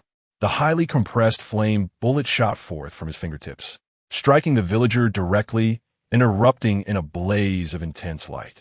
However, despite collapsing amidst the flames, the villager quickly regained his footing, seemingly unaffected even with a significant portion of his body charred, continuing to charge at Yi Fanyu. Bang! Bang! Another two shots of the fireball struck the villager, now rendered a grotesque mass of charred remains, finally fell silent. Sumu observed quietly. Was it truly necessary to expend 3 fireballs to vanquish a single villager? It was no wonder that Yi Fanyu had refrained from venturing out for the past 3 days. With hundreds of villagers and only one extraordinary being in his ranks. Unless he wielded a Gatling gun of fireballs, he would be utterly incapable of prevailing. At this juncture, an increasing number of villagers appeared ahead, obstructing their passage, and Yang Dongxing was compelled to join the fray. In stark contrast to Yi Fanyu's flamboyant fiery assaults, Yang Dongxing's approach was far more unpretentious. With the strength of steel resolve, he charged at the villagers like a heavily armored tank. A single punch sent one villager flying several meters away, leaving a substantial dent in his chest. However, his lethality was clearly inferior to Yi Fanyu's, as the villagers soon rose as if nothing had occurred. Fortunately, the villagers found it difficult to breach Yang Dongxing's defenses, but should he be besieged, he would not last long, for his stamina was limited. With 2 formidable extraordinary beings paving the way, although the group could not advance swiftly, they were at least spared the fate of being completely surrounded. Zhao Chaoyao and his companions were not idle. This elite group of the Serpent Gang, under the sway of hypnosis, had transformed into cold-blooded combat machines. Faced with inhuman monsters, they exhibited no trace of fear. Instead, they were consumed by fervor, as if protecting their leader was an honor of the highest order. The sound of gunfire echoed. Bullets rained down incessantly, driving back the villagers pursuing them. Unfortunately, their lethality was limited, unless they focused their fire on a single villager. Turning him into a sieve, killing was a daunting task. After a brief exchange of fire, Yi Fanyu, using fiery projectiles to carve a path, was the first to dash into the courtyard of the 3-story house, not pausing for a moment as he sprinted towards the grand entrance. It was a solid wooden door, heavy and adorned with a pair of antique bronze knockers, exuding an air of solemnity and antiquity. He forcefully pushed the door open and shouted to the others behind him. "Quick, get inside!" Li Chong and the others displayed expressions of joy as a surge of strength, dormant for 3 days, coursed through their bodies, compelling them to race desperately toward the doorway. However, no matter how swiftly they ran, they could not match the speed of the Serpent Gang members, who were all elite fighters. Even while carrying a stretcher, their pace was astonishing. Of course, even the Serpent Gang's speed paled in comparison to that of Yang Dongxing, the extraordinary individual who surged ahead to take second place. Just as the members of the Serpent Gang were poised to enter the door with Sumu in tow, chaos erupted unexpectedly. No one noticed that from behind a large locust tree in the courtyard of the 3-story house, 2 villagers suddenly charged forth. They lunged at the group, catching even the elite members of the Serpent Gang off guard, knocking them to the ground. Wang Li screamed in fright, and Li Chong and the others, in a panic, fled in all directions, turning the scene into utter chaos. Protect the leader. Xiao Xiaoyao bellowed, drawing his machete and aiming it at the two villagers. Yet, the villagers, who were difficult for even extraordinary beings to kill, were not foes ordinary men could contend with. In close quarters, the serpent gang members were no match for them. More critically, the villagers behind them surged forward. "Oh, don't eat me," cried a man named Wang Tao, who was the first to suffer, tackled by a villager. In moments, several villagers swarmed him, tearing at him with wild ferocity. And all that remained visible was an arm struggling weakly towards the sky before it fell heavily, silent. In such a tumultuous scene, even Sumu, resting on the stretcher, felt unsteady as it rocked violently, while his comrades formed a protective barrier around him. He could even see up close a savage face viciously biting into the neck of one of his subordinates, who, despite sustaining fatal injuries, clung tenaciously to the attacking villager, working alongside others to impede the villager's advance. The stretcher swayed increasingly, the violent jolting causing Su Mu's head to throb anew. Furrowing his brow, he glanced at Yang Dongqing, who stood at the doorway. At that moment, Yi Fanyu refrained from intervening, aware that his five-finger fireball possessed tremendous destructive power. Given the current chaos, should he unleash it in the courtyard, he risked killing more of his comrades than villagers. Meanwhile, Yang Dongqing's expression fluctuated, as if he were in deep contemplation. He gazed at Sumu, their eyes traversing through the chaotic throng, and in that moment of connection, Sumu discerned the inner turmoil of Yang Dongqing. Yang Dongqing pondered. If Sumu were to perish in that instant, would he and Mo Li not be liberated from the clutches of despair? Yet, a chilling apprehension gripped him, for he feared Sumu might possess other unanticipated abilities. With their proximity, his dread of Sumu intensified. This individual was akin to a demon donning the guise of humanity, capable of watching his subordinates meet their demise with a smile, and finding amusement in the face of terrifying, nightmarish creatures. Moreover, the adversary indeed wielded formidable powers, drawing countless souls into a singular, harrowing nightmare. Suddenly, Su Mu's silent laughter echoed, for it was evident that extraordinary beings were elusive and could slip free from their hypnotic state at the slightest opportunity. Yet, therein lay the thrill, did it not? His smile, conspicuously radiant amidst a sea of terrified faces, rendered Yang Dongqing momentarily hesitant to gaze upon it. Subsequently, he extended his slender, pallid hand, delicately tracing the contour of his neck. The corners of his lips curled in a cold, emotionless grin, revealing his stark white teeth, while his thin yet alluring lips moved soundlessly. Emoli is doomed, as I have foretold. Chapter 33. I adore the scent of jasmine with a thunderous roar. Yang Dongqing charged into the crowd like a fierce tiger descending the mountain, his expression one of unbridled fury. His fists, brimming with rage, struck mercilessly at the villagers. In this moment, his extraordinary power unleashed a terrifying force. His steel-like physique augmented with every surge of emotion, will, and belief.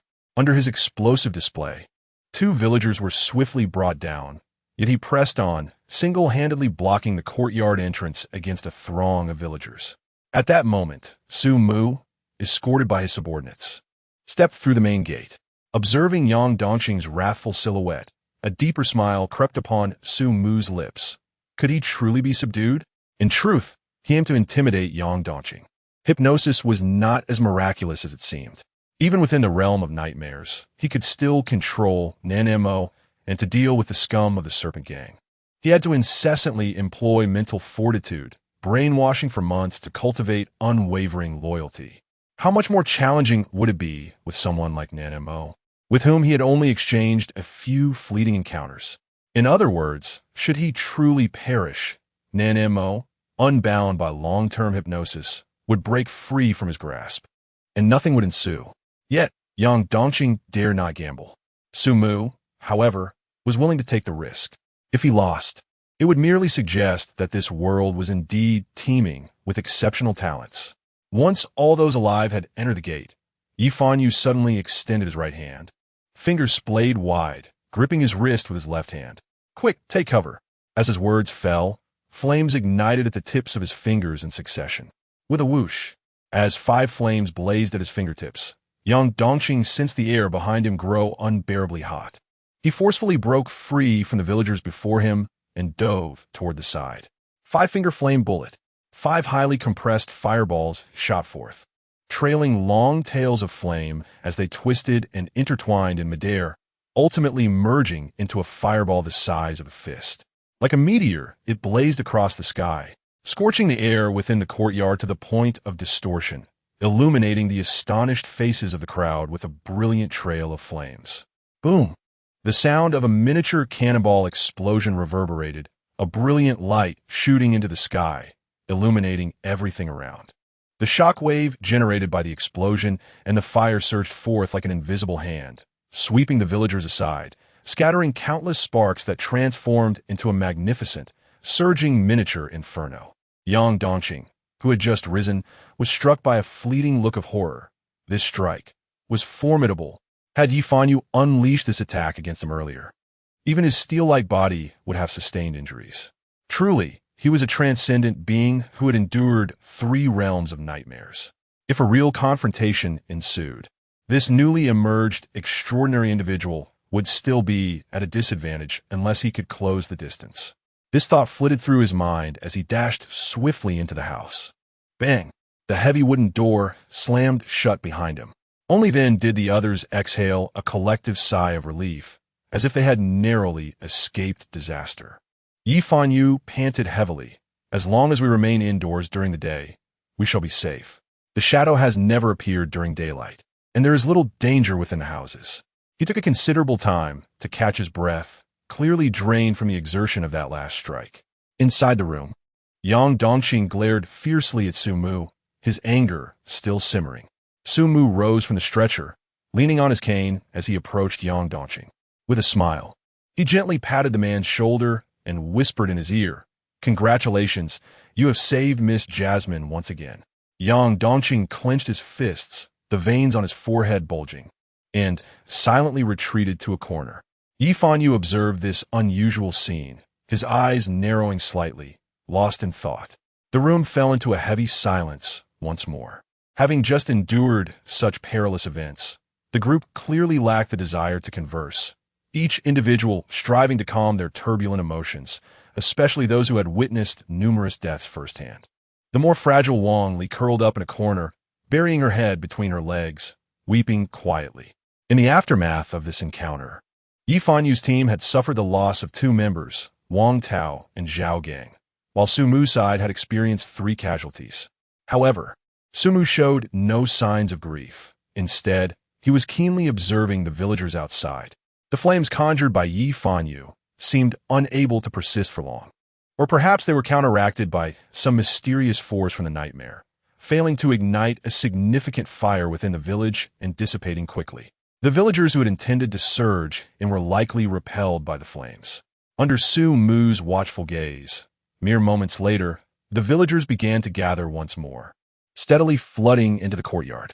They amassed in increasing numbers, each face devoid of expression, resembling a horde of zombies, ultimately filling the entire yard.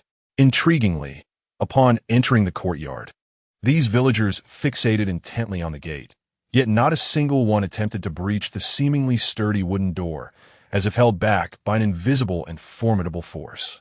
They stood rigidly, silent and still, the yard enveloped in an eerie quietude, shadowed by a mass of dark figures.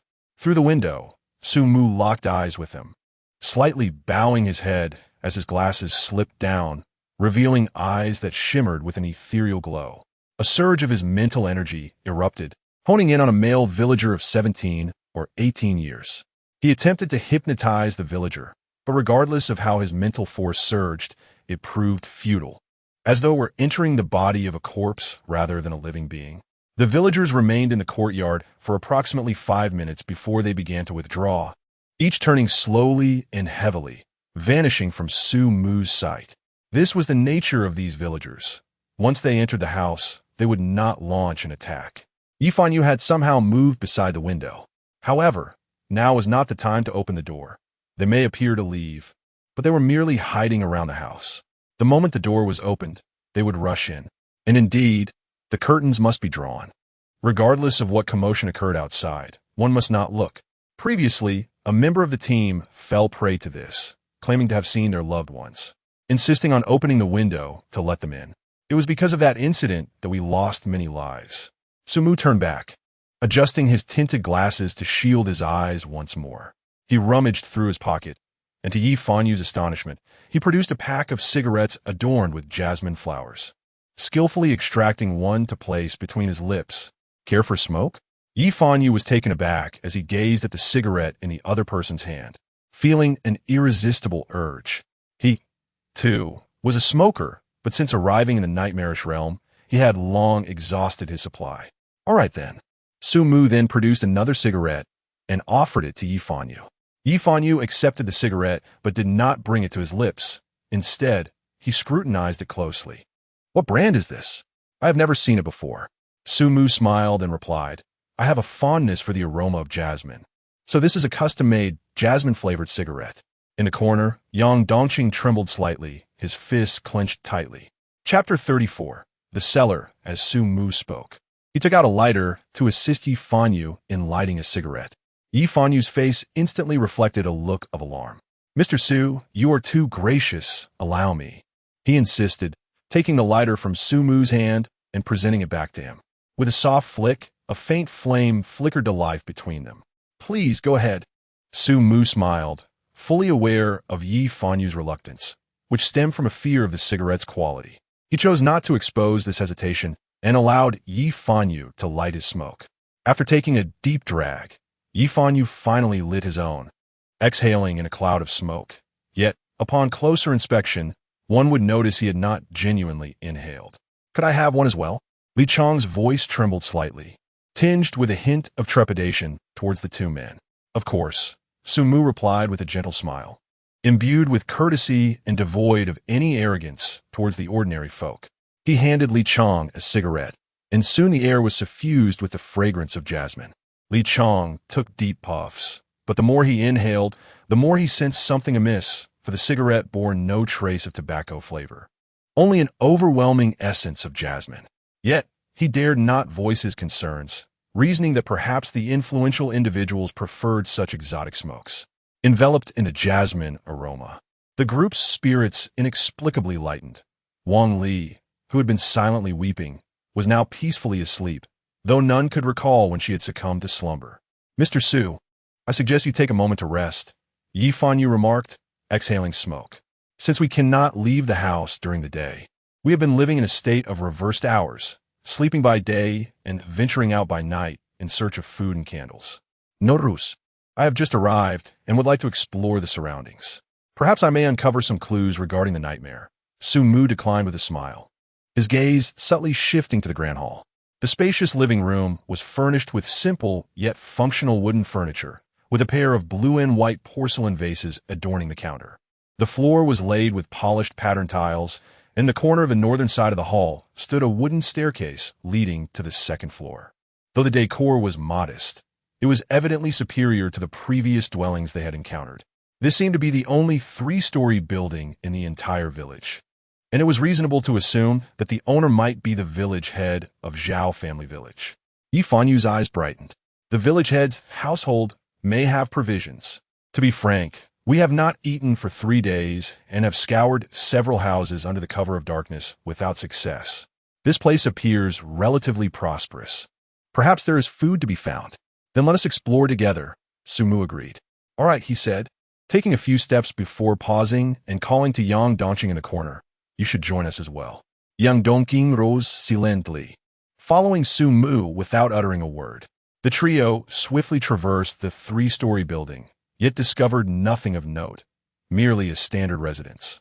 If one were to identify anything peculiar, it would be its age, as if it belonged to a bygone century, devoid of any semblance of modernity. Alas, we have found no food again. Yi Fanyu's face was notably grim. Although he was an extraordinary being, he still required sustenance, and the discomfort of going 3 days without food was quite unbearable. He could only place his hopes on Sumu. Mr. Su, might I inquire if you have brought any provisions? Sumu shook his head apologetically. I'm afraid I have none. Yi Fanyu's expression darkened, and he managed a strained smile. It seems we must wait until evening then. Perhaps not. Sumu suddenly replied with a mysterious smile. He leaned slightly forward and brushed his hand against the hard, patterned tiles. We straightened up. His pale fingertips were dusted with a hint of grime. He rubbed the dust between his fingers, his gaze fixed intently on a corner of the hall. At that moment, Zhao Chaoyao hurriedly produced a handkerchief from his pocket and respectfully and meticulously cleaned Su Mu's fingertips.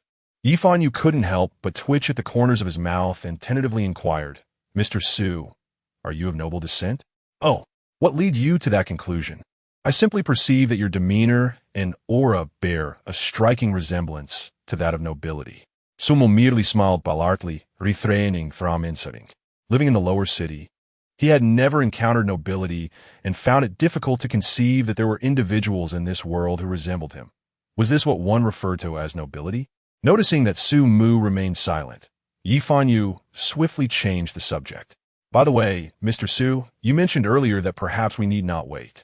What did you mean by that? Have you made some discovery?" He maintained a courteous demeanor in the realm of nightmares. Harboring enmity with other extraordinary beings was an unwise endeavor, particularly against someone as formidable as Sumu. Sumu nodded and gently raised his serpentine wooden staff, pointing to the ground leading to the staircase to the second floor. "The dust is quite sparse there." Yifan Yu's eyes brightened as he followed the direction of the staff. "The village may have a tradition of constructing cellars for food storage. That place might be his cellar." He hurried over, and the shadow cast by the staircase conveniently concealed the tiles below. As he reached down to touch them, he found only a thin layer of dust, significantly less than in other areas. At that moment, his back was turned to Su Mu, and no one noticed the gravity and wariness that crept into his expression. What keen observational skills! To command such a multitude and possess such sharp perception. How many secrets did Su Mu truly conceal? Just moments ago, he and Su Mu ascended the stairs, yet he had failed to notice any anomaly in the shadowed tiles below, or perhaps such details were imperceptible to the naked eye. Who could discern the dust upon the tiles shrouded in shadow? This individual must possess some form of investigative ability. In truth, Yifan Yu's suspicions were correct. Sumu did not rely on sight, but rather on his mental acuity. His extraordinary mental prowess endowed him not only with hypnotic capabilities, but also with formidable perception. Knock, knock. Yifan Yu rapped his knuckles against the tile, producing a crisp, hollow sound. He turned around, his face alight with joy. "It's hollow." He traced his fingers along the seams of the tiles until he felt a slight protrusion. With a decisive push, the tile was dislodged, revealing a cellar spacious enough for a person to enter. "Mr. Su, there truly is a cellar." Yifan Yu approached with great delight, yet he did not descend immediately. He was not a fool. Although he was aware that there was little danger within the house, who could assure him that the cellar posed no threat? What kind-hearted individual would construct a cellar within their home, concealing it so discreetly? Chapter 35, Tinting Su Mu did not expose his ulterior motives. In the perilous nightmare realm, Yifan Yu still held value. Someone arranged for a person to go down and take a look. "Yes, Chief." Zhao Chaoyao promptly assigned a member from the team. The individual, undaunted, lit a lantern and descended into the cellar. The others above observed as the faint candlelight gradually penetrated, only to be consumed by the encroaching darkness. After a moment, the voice of the subordinate echoed from below. "Chief, there is no danger inside." Su Mu maintained his stoic demeanor and did not descend but instructed, "You come back up first." "Yes, Chief." Shortly thereafter, the subordinate climbed back up unscathed. After scrutinizing him, Su Mu was convinced that the cellar posed no threat. Previously, Yifan Yu had mentioned that the villagers could alter their appearance and mimic those they were close to. If a villager had killed a member of the poisonous snake gang and assumed his form, recklessly going down would undoubtedly lead to peril. "What lies below?" "Chief, it is very dark down there. The walls bear some dried bloodstains and various implements of torture, though they are rather peculiar, mostly consisting of whips, spicy oil, ropes, and cross locks, among others." Yifan Yu smirked mockingly. It seems the village chief has quite the flair for theatrics. Sumu frowned slightly. "Let us go down and investigate. Yang Dongqing, lead the way." As the party shield, Yang Dongqing naturally took the front. Silent and resolute, Yang Dongxing forged ahead into the cellar, followed closely by Yi Fanyu and then Sumu. Soon, the entire group had entered the cellar, leaving a few subordinates outside to stand guard. The cellar measured approximately 50 square meters, shrouded in darkness, with only the lanterns in hand providing meager illumination. A pervasive stench of decay filled the air. "I'll handle this." Yi Fanyu, seemingly famished, could hardly contain his eagerness. He extended a finger, and with a swift motion, a vibrant flame ignited at his fingertip, emitting a brightness several times that of a candle, instantly illuminating the entire cellar. At that moment, the group fully grasped the cellar's grim landscape. The surrounding walls were made of concrete, marred by numerous mottled bloodstains, which had been etched into the surface over time, presenting a dark hue. In the center of the cellar stood a massive cross lock, with bloodstains still evident on the handcuffs and shackles, indicating that someone had been restrained in a cruciform position. Beside the cross lock was a wooden table, adorned with whips, short rods, candles, and some women's garments. Upon witnessing this, it became all too clear to the group what the purpose of the cellar was. "Damn it," Yi Fanyu cursed inwardly, "a perfectly good cellar. And instead of storing food, it holds these instruments." He stepped forward and picked up an unused red candle from the table. Fortunately, there were 3 candles left, which were of some use. "Mr. Su, since you have a larger group, I will keep 1 candle, and you could divide the rest." What greeted Yi Fanyu was an unsettling silence. He slightly tilted his head, glancing at Sumu and the others, puzzled. "Su." Just as he uttered a word, he sensed something amiss, for the gaze of Sumu and the others was fixated intently upon the cross lock behind him. In an instant, an electrifying sensation coursed through his scalp, prompting him to instinctively retreat from the crucifix, simultaneously glancing back with his peripheral vision, his pupils contracting suddenly. To his astonishment, he discovered that a woman had inexplicably appeared on the desolate crucifix. The woman, slender and disheveled, was clad in a floral dress adorned with a blue base and white patterns, fixed in a large character shape against the crucifix. Her tangled hair obscured her visage, and her dress bore stains of blood and filth. The onlookers regarded her with trepidation, and the startled Yi Fanyu was engulfed in a mix of shock and fury, causing him to ignite the fireball in his hand. A long trail of flame was left in the air as it hurtled towards the woman.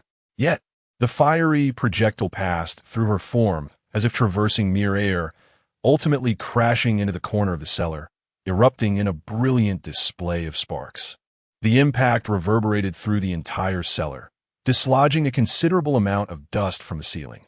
Quick-witted Xiaoyao abruptly tugged at his suit, flinging it open like an umbrella to shield Sumu's head. "This is a time silhouette," Yi Fanyu mused, uncertainty clouding his thoughts. "What is a time silhouette?" "Et su us bromthing, yang dongking inquire." Yi Fanyu inhaled deeply. "I have only heard about it from others. A time silhouette is akin to capturing fragments or scenes of time as one would with paper cutting. In simpler terms, it resembles watching a film, with time, as the director, recording all occurrences, which then manifest due to some mysterious force. The nightmarish realm is exceptionally peculiar. Here, time is also distorted, making the phenomenon of time silhouettes quite prevalent. It is likely that my recent interaction with the candle triggered a certain opportunity, leading to the time silhouette. Rest assured, a time silhouette merely displays sound and images, posing no danger whatsoever. Is time so mundane? Does it record everything? Yang Dongqing frowned at the woman in the image, clearly disapproving of such occurrences. Yi Fanyu shook his head.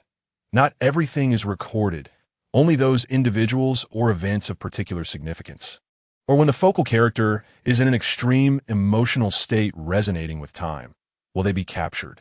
The triggering of a time silhouette in this nightmare might indicate that the woman in the scene is the source of a dream. In other words, this is her nightmare. Her nightmare? Yang Dongqing's gaze fell upon the woman's floral dress. Her attire is quite vintage, not reminiscent of modern times, but rather akin to someone from decades past. Is this a nightmare from decades ago? It is probable. The nightmarish realm is composed of an endless array of nightmares, and both modern and ancient individuals experience them. Thus, Encountering scenes from ancient times within the nightmarish realm is not inconceivable. The boundary between dreams and reality has been shattered, with time itself in disarray. While the group conversed, another figure abruptly materialized in the time silhouette, a young man with dark skin and a simple demeanor, who appeared holding a steaming plate of dumplings. A contemplative expression flickered in Sumu's eyes. This man was among the villagers previously encountered. The crowd swiftly turned their gaze, and indeed recognized her to some extent. Ting Ting, Ting Ting, I have come to see you. The man hurriedly approached the woman, joyfully exclaiming, Ting Ting, look, I have brought your favorite dumplings. At that moment, the woman bound in the crosslock seemed to awaken from a trance, laboriously lifting her head, and the onlookers finally discerned her visage. Chapter 36. The sin in the cellar before me was a grimy little face, with only the area beneath the eyes displaying a semblance of cleanliness, revealing a pale hue. Likely a result of tears. Though somewhat soiled, the beauty of the woman was discernible, not strikingly exquisite, yet possessing an air of delicate charm. Most captivating were her eyes, clear and bright like a pristine spring, though now veiled by an overwhelming sense of dread. Upon sighting the steaming dumplings before her, a flicker of life returned to her gaze. Ting Ting, has your father tormented you again? The man observed Ting Ting's frail appearance, a flash of anger igniting within him. Fear not, I shall rescue you. Here, eat the dumplings first. You must hold on. He gingerly picked up a dumpling, blew on it to cool it down, and brought it to Ting Ting's lips. She reluctantly opened her mouth, taking small bites. Is it delicious? I made it myself, he inquired, his eyes sparkling with anticipation, his voice tinged with urgency and longing, reminiscent of a child yearning for a sweet treat, eager to hear her affirmation. Why, yes, it's good, Ting Ting replied weakly, a smile illuminating her dirty face, pure and untainted, her clear eyes curving into crescent shapes. Upon receiving her confirmation, the man's excitement transformed into tremors of joy. Wonderful. I knew you would like it, especially since it's my homemade dog meat dumplings. D-dog meat? Ting Ting shivered slightly. Indeed, it's the big yellow dog you've cared for since childhood. Despite its age, it still had some strength. While I took the knife to slay it, it nearly bit me. At this, Sumu and the others bore witness to what one might call a frozen smile. That once innocent and pure visage gradually stiffened, ultimately shattering. Her bright eyes seemed to be shrouded in a layer of dust, a layer that no amount of tears could wash away. Eat, Ting Ting. Aren't dumplings your favorite? The man crudely forced the dumpling towards her. For heaven's sake, eat. His expression grew increasingly frenzied, bordering on the grotesque. Ha ha. What a fool you are. Truly believing it? Ever since you were imprisoned, that old dog has merely lingered at the door of your dilapidated hut, refusing to eat or drink. It's long dead. Where would I procure dog meat? Perhaps I could scrounge up a couple of dog bones for you. The sound of clenched fists echoed as Yang Dongqing's knuckles cracked from sheer force, resembling two pieces of metal grinding against each other. His face darkened, and his eyes burned like a volcano on the verge of eruption, an intense fury brewing within him. That wretch, he nearly ground his teeth to dust. Had the scene before him not been a figment of deception, he would have charged forth in an instant. However, the madness only escalated from there, as after feeding Ting Ting, the man began to indulge in his violent tendencies. The cellar soon resonated with the man's maniacal laughter and the woman's anguished screams. How about it, Ting Ting? Has your father ever been here? Do you know what I cherish most about you? It is your audacious spirit. He chuckled. You rascal. Yang Dongqing, consumed by fury, charged at the man, throwing a wild punch, but it merely struck the empty air. It is futile. These events have unfolded in the past, and you cannot alter them now, Yifanya remarked. Yang Dongqing's chest heaved violently, his eyes brimming with rage, and he turned away, unable to bear the sight any longer. Soon, the man departed, leaving behind the barely conscious Ting Ting and the oppressive darkness of the cellar. She stared blankly at the crushed dumplings scattered on the ground, as if all her tears had been spent. The scene felt suspended in time, devoid of any sound. Yet, everyone understood that it was not truly still, for in that moment, Ting Ting was engulfed in profound despair and sorrow.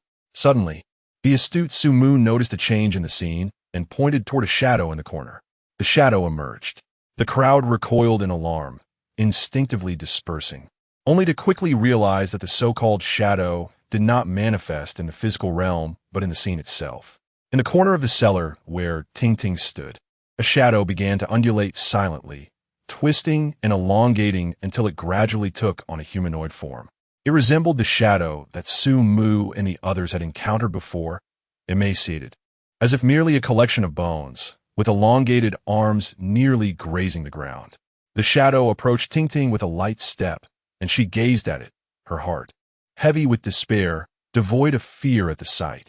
Under her watchful eyes, the shadow gracefully extended its arm, a slender limb composed of darkness, as if offering an invitation.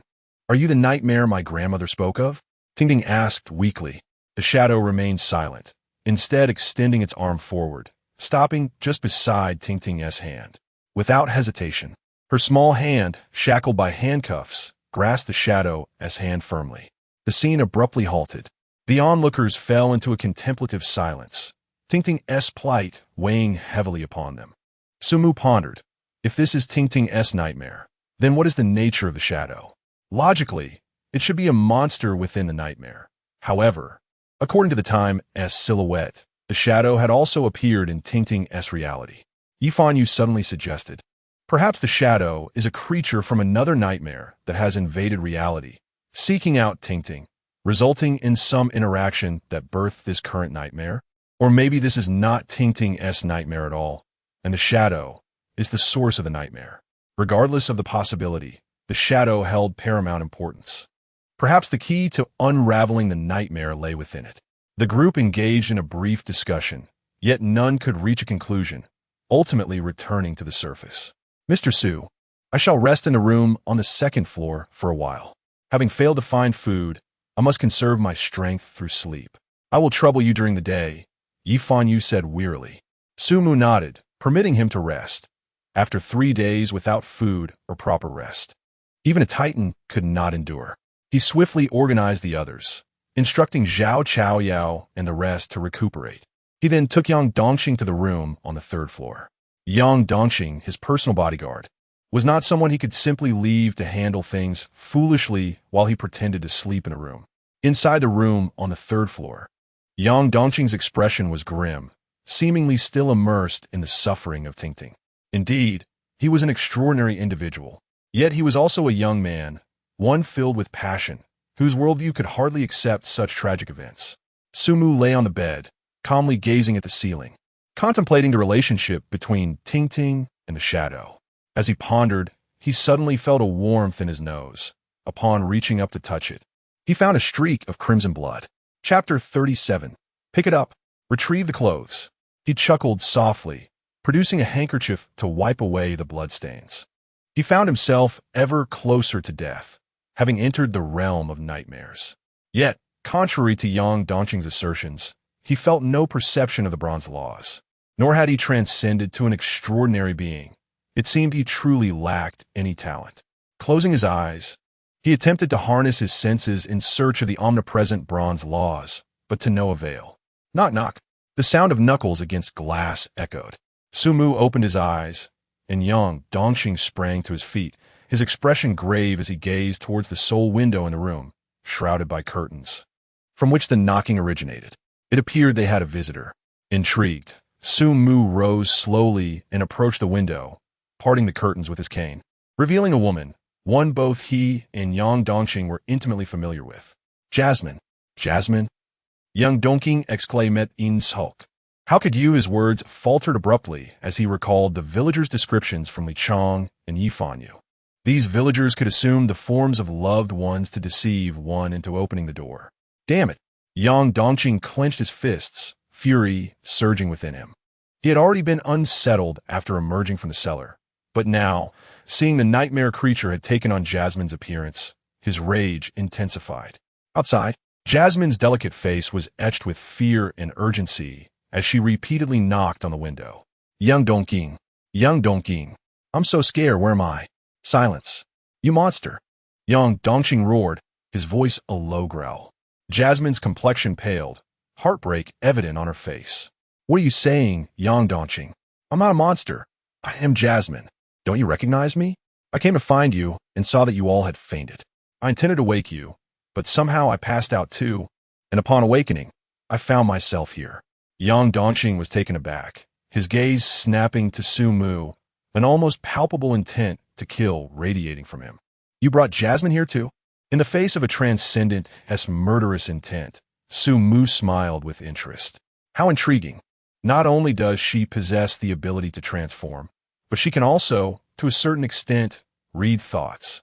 Most crucially, she exudes a dumbing aura. Answer me." Yang Dongqing approached Sumu like a furious tiger, his fists clenched, as if ready to crush Sumu's skull at any moment. "Unfazed," Sumu replied leisurely. "O foolish one, before you succumb to rage, might you consider which floor we are on?" Yang Dongqing suddenly jolted, a flicker of rationality crossing his eyes. He hastily walked to the window, fixing his gaze on Jasmine. "How did you get up here?" "Ik climbed up, Yang Dongqing. Why are you being so fierce?" "Let me in." "Climbed up? You're so delicate, and this 3-story house is covered in moss. How could you possibly climb up? Moreover, how do you know precisely that I am in this room on the 3rd floor? You wretched monster." Jasmine's expression mirrored shattered dreams, tears cascading down her cheeks as she clutched her chest tightly. "Yang Dongqing, why don't you believe me?" Beside them, Sumu observed with keen interest, noting that this imposter Jasmine's performance surpassed that of the real Jasmine. Yang Dongqing swiftly drew the curtains, choosing to disregard the commotion outside. Yet in the next moment, the curtains were once again pulled aside by Sumu. "What are you doing?" he inquired.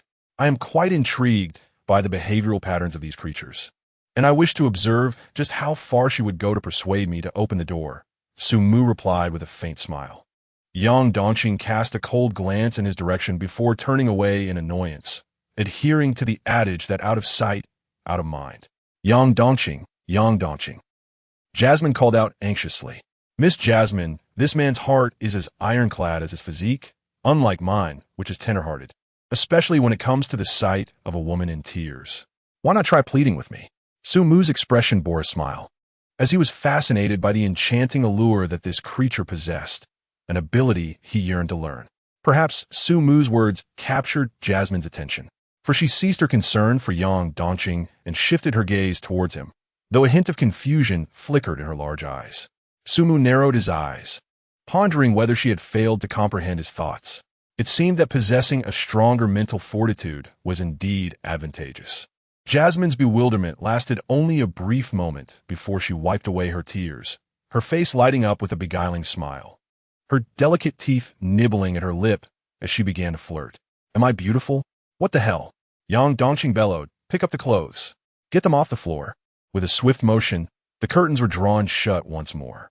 Sumu contemplated the situation, recognizing that since he could not read her mind, she resorted to the simplest and most brutish of tactics, seduction.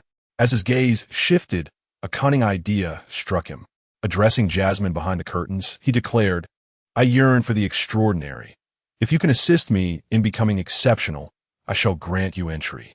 At this proclamation, even the furious Yang Dongqing was momentarily taken aback, as if he had mistaken a nightmarish creature for a wish-granting tortoise. "Do not be so astonished, since she desires to enter so fervently. Is it unreasonable for me to make a modest request?" Sumo shrugged nonchalantly. Jasmine remained silent behind the curtains for a considerable time, offering no response. Sumu raised an eyebrow and, with his cane, parted the curtains, only to discover that she had vanished. "Damn it!" Suddenly, a series of knocks echoed at the door. "Mr. Su, are you all right? I think I heard some noise." Yi Fanyu's voice called from outside. "I'm fine. A villager came by earlier, but they have since left." "That's good.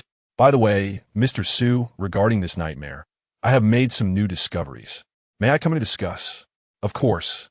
Sumu gestured towards Yang Dongqing with his eyes. Yang Dongqing, visibly displeased, pouted before walking to the door and turning the handle. With a creak, the door opened.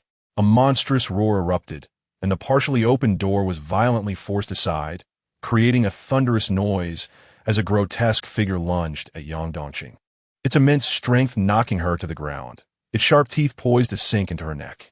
Chapter 38, Just a Little Bit Crack. The sound of teeth colliding with Yang Dongqing's hardened neck resonated sharply. In that moment of shock, Yang Dongqing realized that the intruder was not Yifan Yu, but rather a villager. He struggled violently, flipping over to pin the villager beneath him, his iron fists raining down until the villager's skull was obliterated. What on earth is happening? Yang Dongqing gasped for breath, rising to his feet, still shaken, as a trickle of blood appeared on his neck. Had he not possessed a body of steel, he would have surely perished in that instant. He cast a glance at Sumu, only to find him standing with his head bowed, his body trembling slightly. Assuming that the recent events had terrified Sumu, he was about to speak when Sumu suddenly lifted his head, a manic grin spreading across his pale face. This is simply marvelous. Ha ha. This is the sensation. Sumu's expression grew increasingly frenzied, a strange flush appearing on his pallid cheeks. His gaze blazed with intensity as he looked at Yang Dongqing, proclaiming, "This is the surprise I craved. Do you understand? Just a little bit more, just a little bit more. If I had opened the door a moment ago, I would be dead by now. Alas, my frail body kept me from taking that step, and I inadvertently evaded disaster.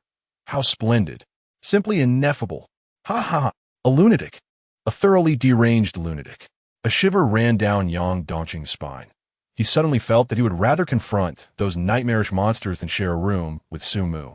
At that moment, anguished screams echoed from downstairs. More villagers? Damn it. How did these villagers get in here? Weren't they supposed to be unable to enter the house?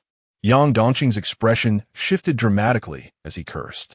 Rather than cursing here, we should head downstairs and investigate. Sumu's gentle voice chimed beside him.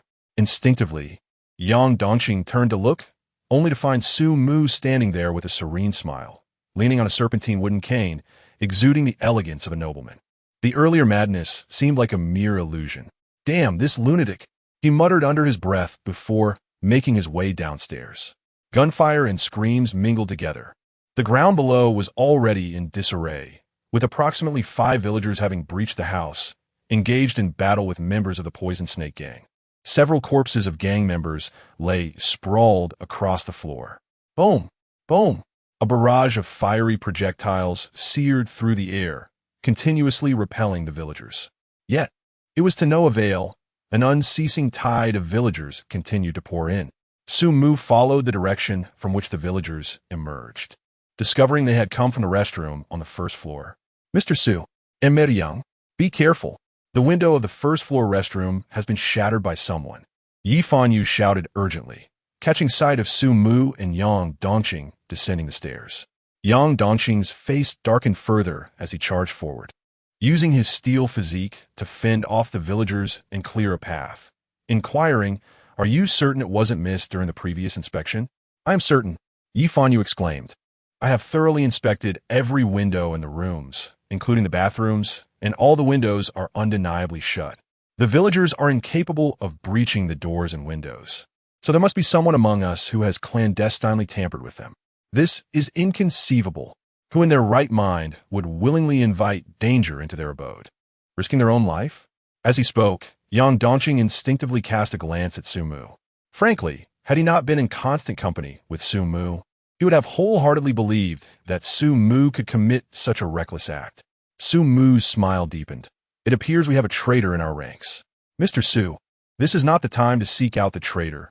Our immediate priority is to break through.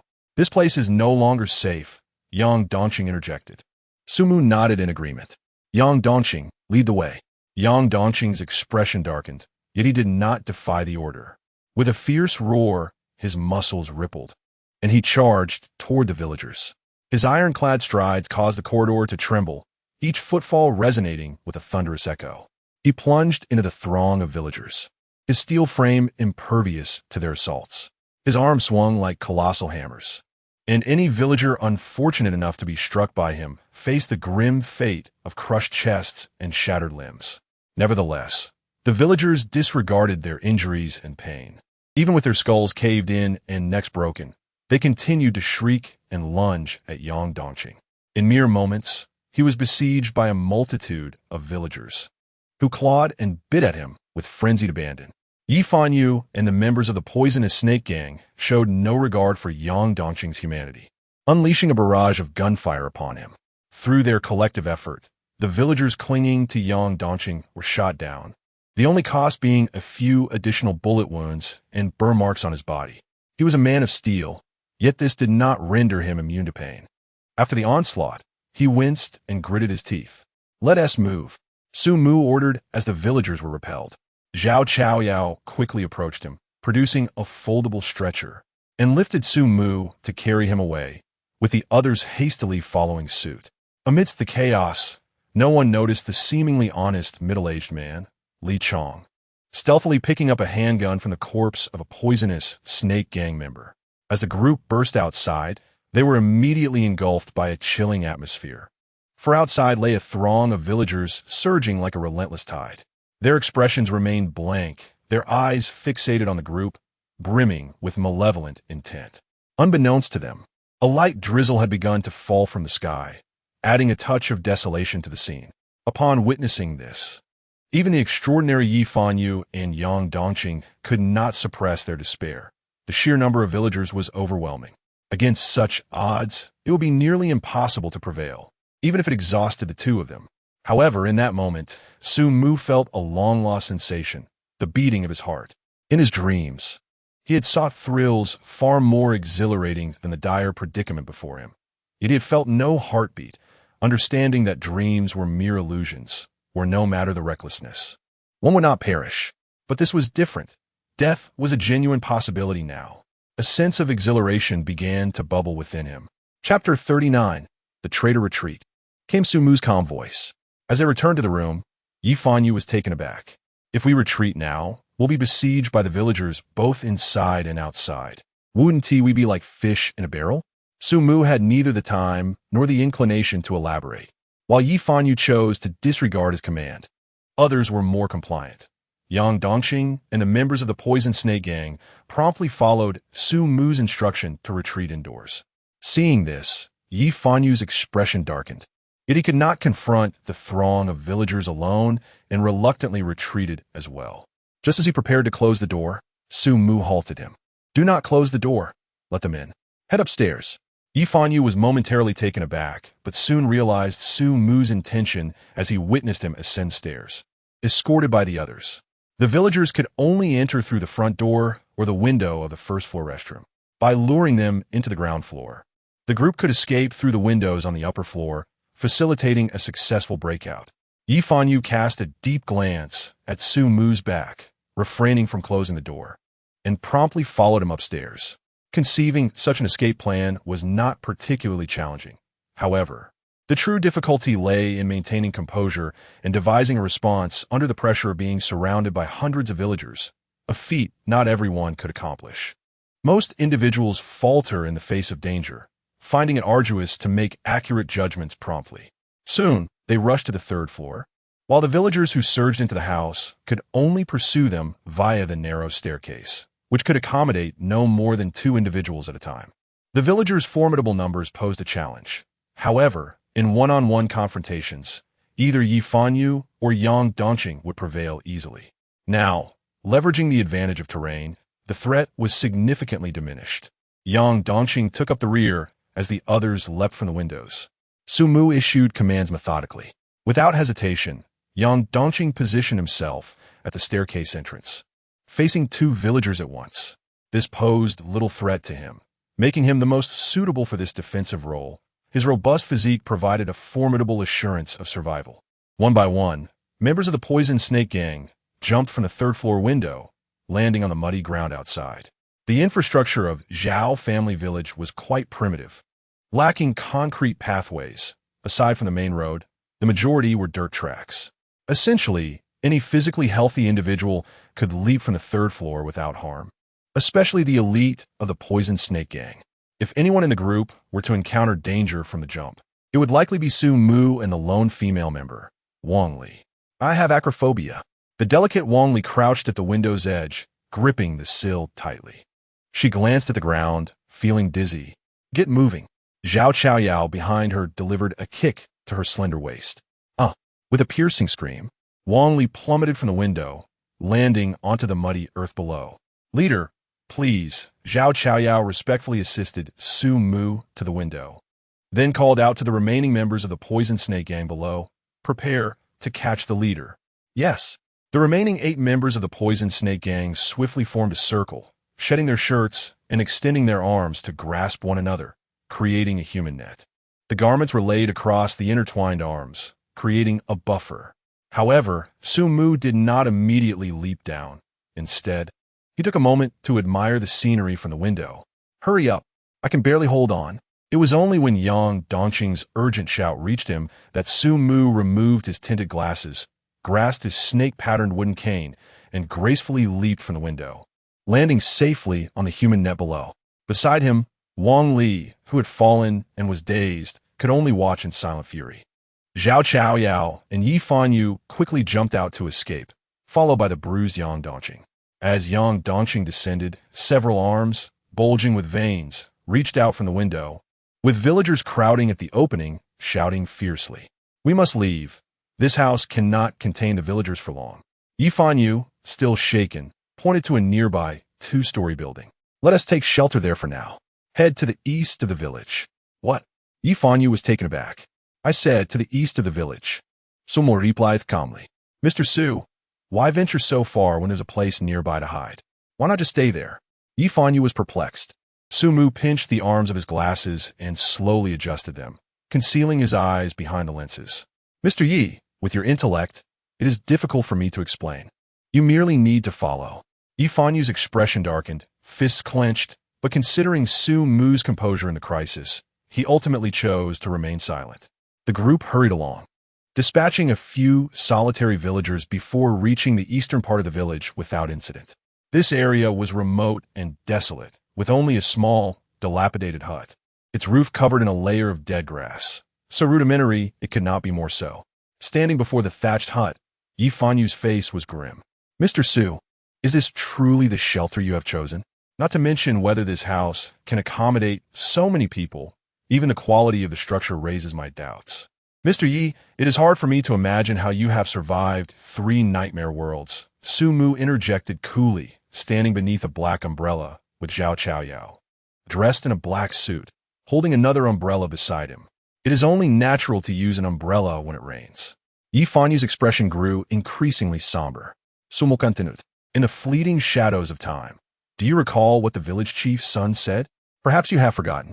He mentioned that since your confinement, that old dog has been guarding the door of your dilapidated hut, refusing to eat or drink. It must have perished long ago. Where shall I find dog meat? At most, I could manage a couple of dog bones for you. Do you understand now?" Yi Fanyu was taken aback. "Are you saying this ramshackle hut is Tingting's home?" Sumu nodded. "Were you hesitating to jump from the 3rd floor in search of this house?" Clap, clap, clap. Sumu smiled and applauded. "Mr. Yi, you truly grasp the essence of the matter. I am beginning to believe you have indeed endured 3 nightmare worlds." A faint, humorless smile crept across Yi Fanyu's lips. "If my conjectures hold true, the key to resolving this nightmare lies within this thatched cottage." Sumu adjusted his brown spectacles and abruptly shifted the topic. "However, before we proceed, we must first identify the individual who clandestinely vandalized the window." Upon his utterance, the atmosphere shifted. The crowd's expressions turned grave as they exchanged glances, leaving only the sound of raindrops gently pattering against them. Yi Fanyu's piercing gaze swept fiercely across the assembly, ultimately landing on the members of the poisonous snake gang. "Mr. Su, I suspect the traitor may be among your ranks." Chapter 40. "I can't stand seeing women cry, oh? How so?" Sumu inquired with genuine curiosity. The few of us had entered the nightmare realm ahead of time, and despite being together for 3 days without incident, you all walked in and... Yi Fanyu's words trailed off, but the implication was unmistakable. "That is impossible. We could never betray our leader." Zhao Chaoyao glared, as if his faith had been insulted. Yi Fanyu remained silent, casting a quiet glance at Sumu. Sumu smiled faintly and approached Zhao Chaoyao's side. "Leader, you must trust us. We would never betray you." "Rest assured, I am aware," Sumu replied with a smile, extending his hand to retrieve a pistol from Zhao Chaoyao's waistband. Click! The sound of the bullet being chambered echoed. "In fact, I already know who the traitor is." The gun in Sumu's hand slowly traversed before the onlookers.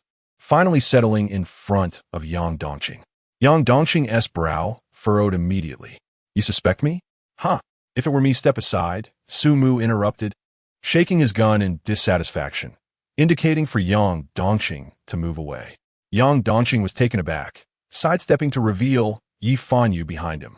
Yi Fanyu se muscle stansit, his eyes narrowing. Mr. Su, this jest is in poor taste. Sumu frowned slightly. You two, step aside. Yi Fanyu froze, realizing something, and promptly moved out of the way, revealing none other than Wang Li, who had been hiding at the back of the crowd. The delicate Wang Li felt the weight of everyone's gaze upon her, her face paling in fear. She quickly glanced behind, hoping to find someone there, but Sumu urged her to move aside, and there was no one. This realization drained the color from Wang Li's face further, and she frantically waved her hands. No, it's not me. How could I possibly break the windows and let those monsters in? I would die too. Yi Fanyu looked at her, his expression laced with doubt.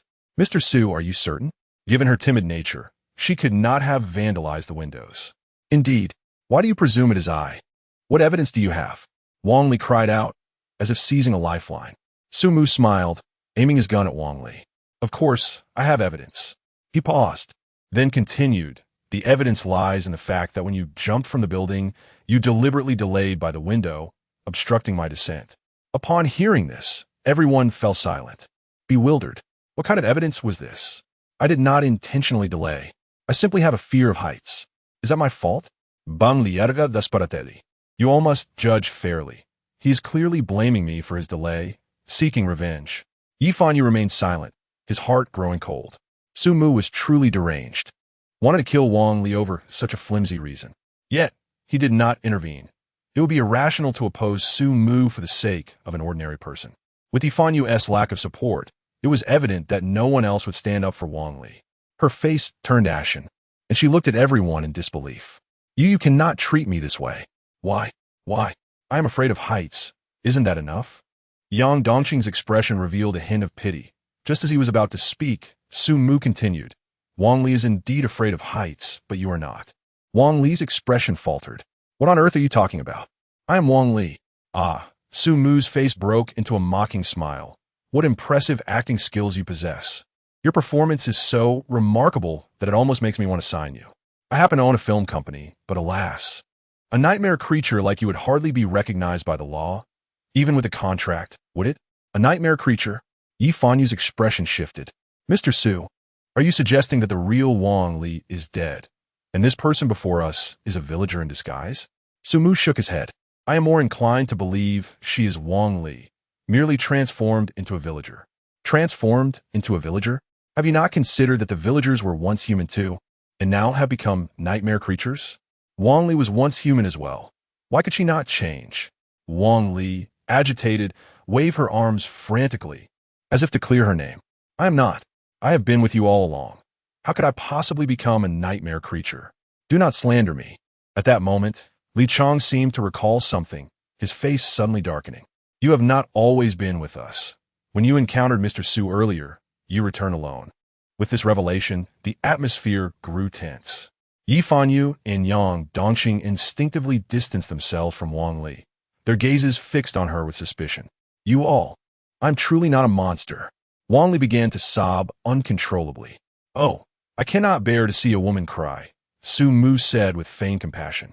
So perhaps you should just die. He slowly raised his gun, aiming it at Wang Li's head. Tarifiet, Wang Li jasit hertives, shielding her head with her hands in a futile attempt to block the bullet.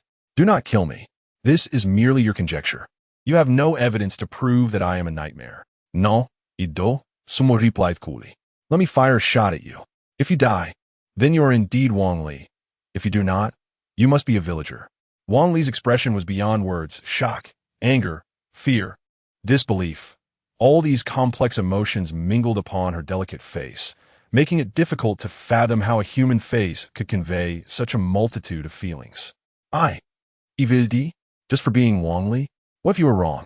Wouldn't that mean I die in vain? Better to be wrong and perish than to live with the stain of guilt. Sumu shrugged. Stain of guilt? I. Bang. The deafening gunshot momentarily drowned out the sound of the pouring rain, a metal bullet piercing through the downpour, to strike Wang Li squarely in the forehead. Her voice was silenced, and she collapsed to the ground.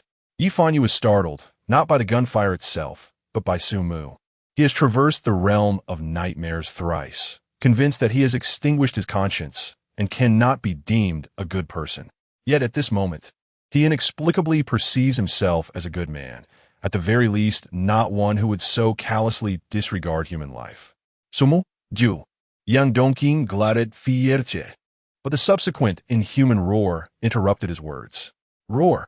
Chapter 41. Dumplings of furious roar erupted from Wang Li's lifeless body. In the next moment, the deceased Wang Li astonishingly stood upright without using her hands for support. Her pallid face bore no expression, save for her eyes, which were ablaze with malevolent intent, mirroring that of the villagers. What? It truly is her. Yang Dongqing was taken aback, realizing that Sumu's conjecture was indeed correct. In truth, only Sumu understood that his certainty was not mere speculation. He was 100% convinced that Wang Li had transformed into a monster, as his hypnosis had failed. When he attempted to hypnotize Wang Li, he encountered the same reaction as with the villagers. Roar! Wang Li charged towards the nearest Yi Fanyu. Yi Fanyu's expression darkened. His right hand swiftly formed a gun shape, aimed at Wang Li. Five-finger flame bullet. Bang! Bang! Bang! 3 searing fireballs shot forth, erupting in a blaze of intense flames upon Wang Li, who was soon engulfed by the terrifying inferno, reduced to a charred corpse. After dispatching Wang Li, Yi Fanyu approached Su Mu and inquired softly, "Mr. Su, what on earth is happening? Why has Wang Li suddenly transformed into a villager? As far as I know, the villagers seem incapable of converting humans into their kin. Those captured by the villagers invariably meet a gruesome fate." Sumu smiled faintly. "What do you think those drawn into the shadows ultimately end up?" Shadows. Yi Fanyu was taken aback. Could it be that the shadows are the root cause of the villagers' transformation into monsters? I can only speculate at this point. Perhaps the answer lies within this very hut. Sumu gestured with his serpent-patterned wooden staff towards the thatched cottage before them. Yang Dongqing, he called softly. Yang Dongqing promptly took the lead into the thatched hut, requiring no explicit command from Sumu, clearly well-trained. Bang! The door of the cottage swung open as Yang Dongqing entered, scanning the surroundings. Seeing no immediate danger, he beckoned the others to follow. Upon entering, Sumu surveyed the interior through his tinted glasses. The furnishings were quite antiquated, comprising merely a wooden recliner, a large table with peeling paint, and an old-fashioned cabinet standing against the wall. One side of the main room led to a bedroom, with a bed frame adorned with simple carvings and some child's doodles. Although the bedding was faded, it remained clean and tidy. Further inside was the kitchen, dominated by a large earthen stove in one corner, with pots and pans scattered atop and a pile of dried firewood nearby, the walls darkened by soot. Though the house was dilapidated, it was fully equipped. At that moment, the distant sound of villagers' roars reached their ears. Yi Fanyu's expression shifted. This is bad. The villagers have caught up. Bang! He quickly shut the door, peering through the crack to observe the approaching villagers, his heart racing. The primary concern was the house's decrepitude. Even the door was merely wooden and poorly sealed, leading him to doubt its ability to withstand the villagers' assault. Fortunately, the villagers halted at the doorstep. Phew! Yi Fanyu breathed a sigh of relief. It held. He turned around, momentarily stunned, as he beheld Sumu emerging from the antiquated cabinet with a plate of dumplings. The dumplings, having sat for some time, had lost their once glistening and plump appearance, now appearing somewhat dry and wrinkled. They pressed against one another, some slightly deformed, and the juices from the filling had seeped onto the plate, pooling into a murky liquid that emitted a faint, peculiar odor. Is this dumplings? Yi Fanyu struggled to swallow. In the real world, he would undoubtedly discard such unappetizing dumplings, but hunger gnawed at him. Can they be eaten? Beside him, Li Chang stared wide-eyed. Sumu smiled as he placed the dumplings on the table, inviting, "If you too wish to eat, please do." Yi Fanyu and Li Chang approached, fixated on the dumplings, swallowing in anticipation. Though Sumu and his companions had arrived later and felt a pang of hunger, it was not yet unbearable. There were 12 dumplings in total. "Since I still need to fight, I shall take 8, and you take 4, Yi Fanyu declared without consulting Li Chang. Although Li Chong yearned for a few more, he dared not oppose, merely nodding at the dumplings. You go first, Yi Fanyu urged. Li Qian azitata visibly. In such a bizarre place, who would dare to consume a plate of unknown dumplings? Hurry up, Yi Fanyu piresit impatiently. Resolute, Li Chong thought that if he were to die, he might as well die with a full stomach in this accursed place. He seized a dumpling from the plate and stuffed it in his mouth, akin to Zhu Beiji devouring ginseng fruit, swallowing 4 dumplings in one go. After finishing, he gazed longingly at the remaining dumplings. Although they were somewhat stale, to someone who had gone 3 days without food, they were a divine delicacy. Yi Fanyu remained cautious, meticulously observing Li Chong's reaction. After a prolonged wait, noticing that Li Chong exhibited no adverse effects, he finally felt relieved and began to eat the dumplings himself, all the while keeping an eye on Li Chong. After consuming 8 dumplings, Yi Fanyu felt revitalized. Mr. Su, why are there dumplings here? Yi Fanyu inquired, acutely aware of the disparity in intellect between himself and Sumu based on the latter's recent behavior. Because Tingting loves dumplings, and this is Tingting's home. Sumu explained with a smile. Just as Yi Fanyu began to articulate a response, his countenance abruptly changed. Not only him, but even Yang Dongqing and the others also altered their expressions. In an instant, all eyes were drawn to the wooden bed in the bedroom. The bed had just emitted a dull thud, as if someone had bumped their head against the bed frame. Who? Get out! Ye Fanyu's demeanor ticked in it. His right hand forming a gun-like shape, flames flickering between his fingers, raising the room's temperature. Zhao Chao Yao and the others similarly drew their knives. They had nearly exhausted their ammunition from the earlier battle with the villagers. In this tense atmosphere, a shadow appeared to tremble beneath the bed. Come out! Yi Fanyu shouted again, the fiery projectile at his fingertips nearly ready to unleash. At that moment, a serpentine wooden cane obstructed his path. Yi Fanyu cast a perplexed glance at Sumu, inquiring Mr. Su. Sumu shook his head, signaling him to lower the weapon. Yi Fanyu extinguished the flame at his fingertips, while Sumu took a step forward, gently addressing the space beneath the bed. Tingting, we are not villains. Please come out. Tingting? A collective shiver ran through the crowd. Could it be that Tingting was hiding beneath the bed? Indeed, upon hearing these words, the shadow beneath the bed ceased its trembling. After a brief moment, a timid voice belonging to a little girl emerged from below, asking, Are you really not bad people? You truly won't hurt Tingting? Chapter 42. Your grandmother is watching you. The group was once again struck dumb. The voice did not match. Tingting was clearly a young girl, yet the sound emanating from beneath the bed was that of a little child. Sumu's smile became increasingly gentle, reminiscent of a kind older brother. His tones soft yet resolute, as if each word had been carefully considered.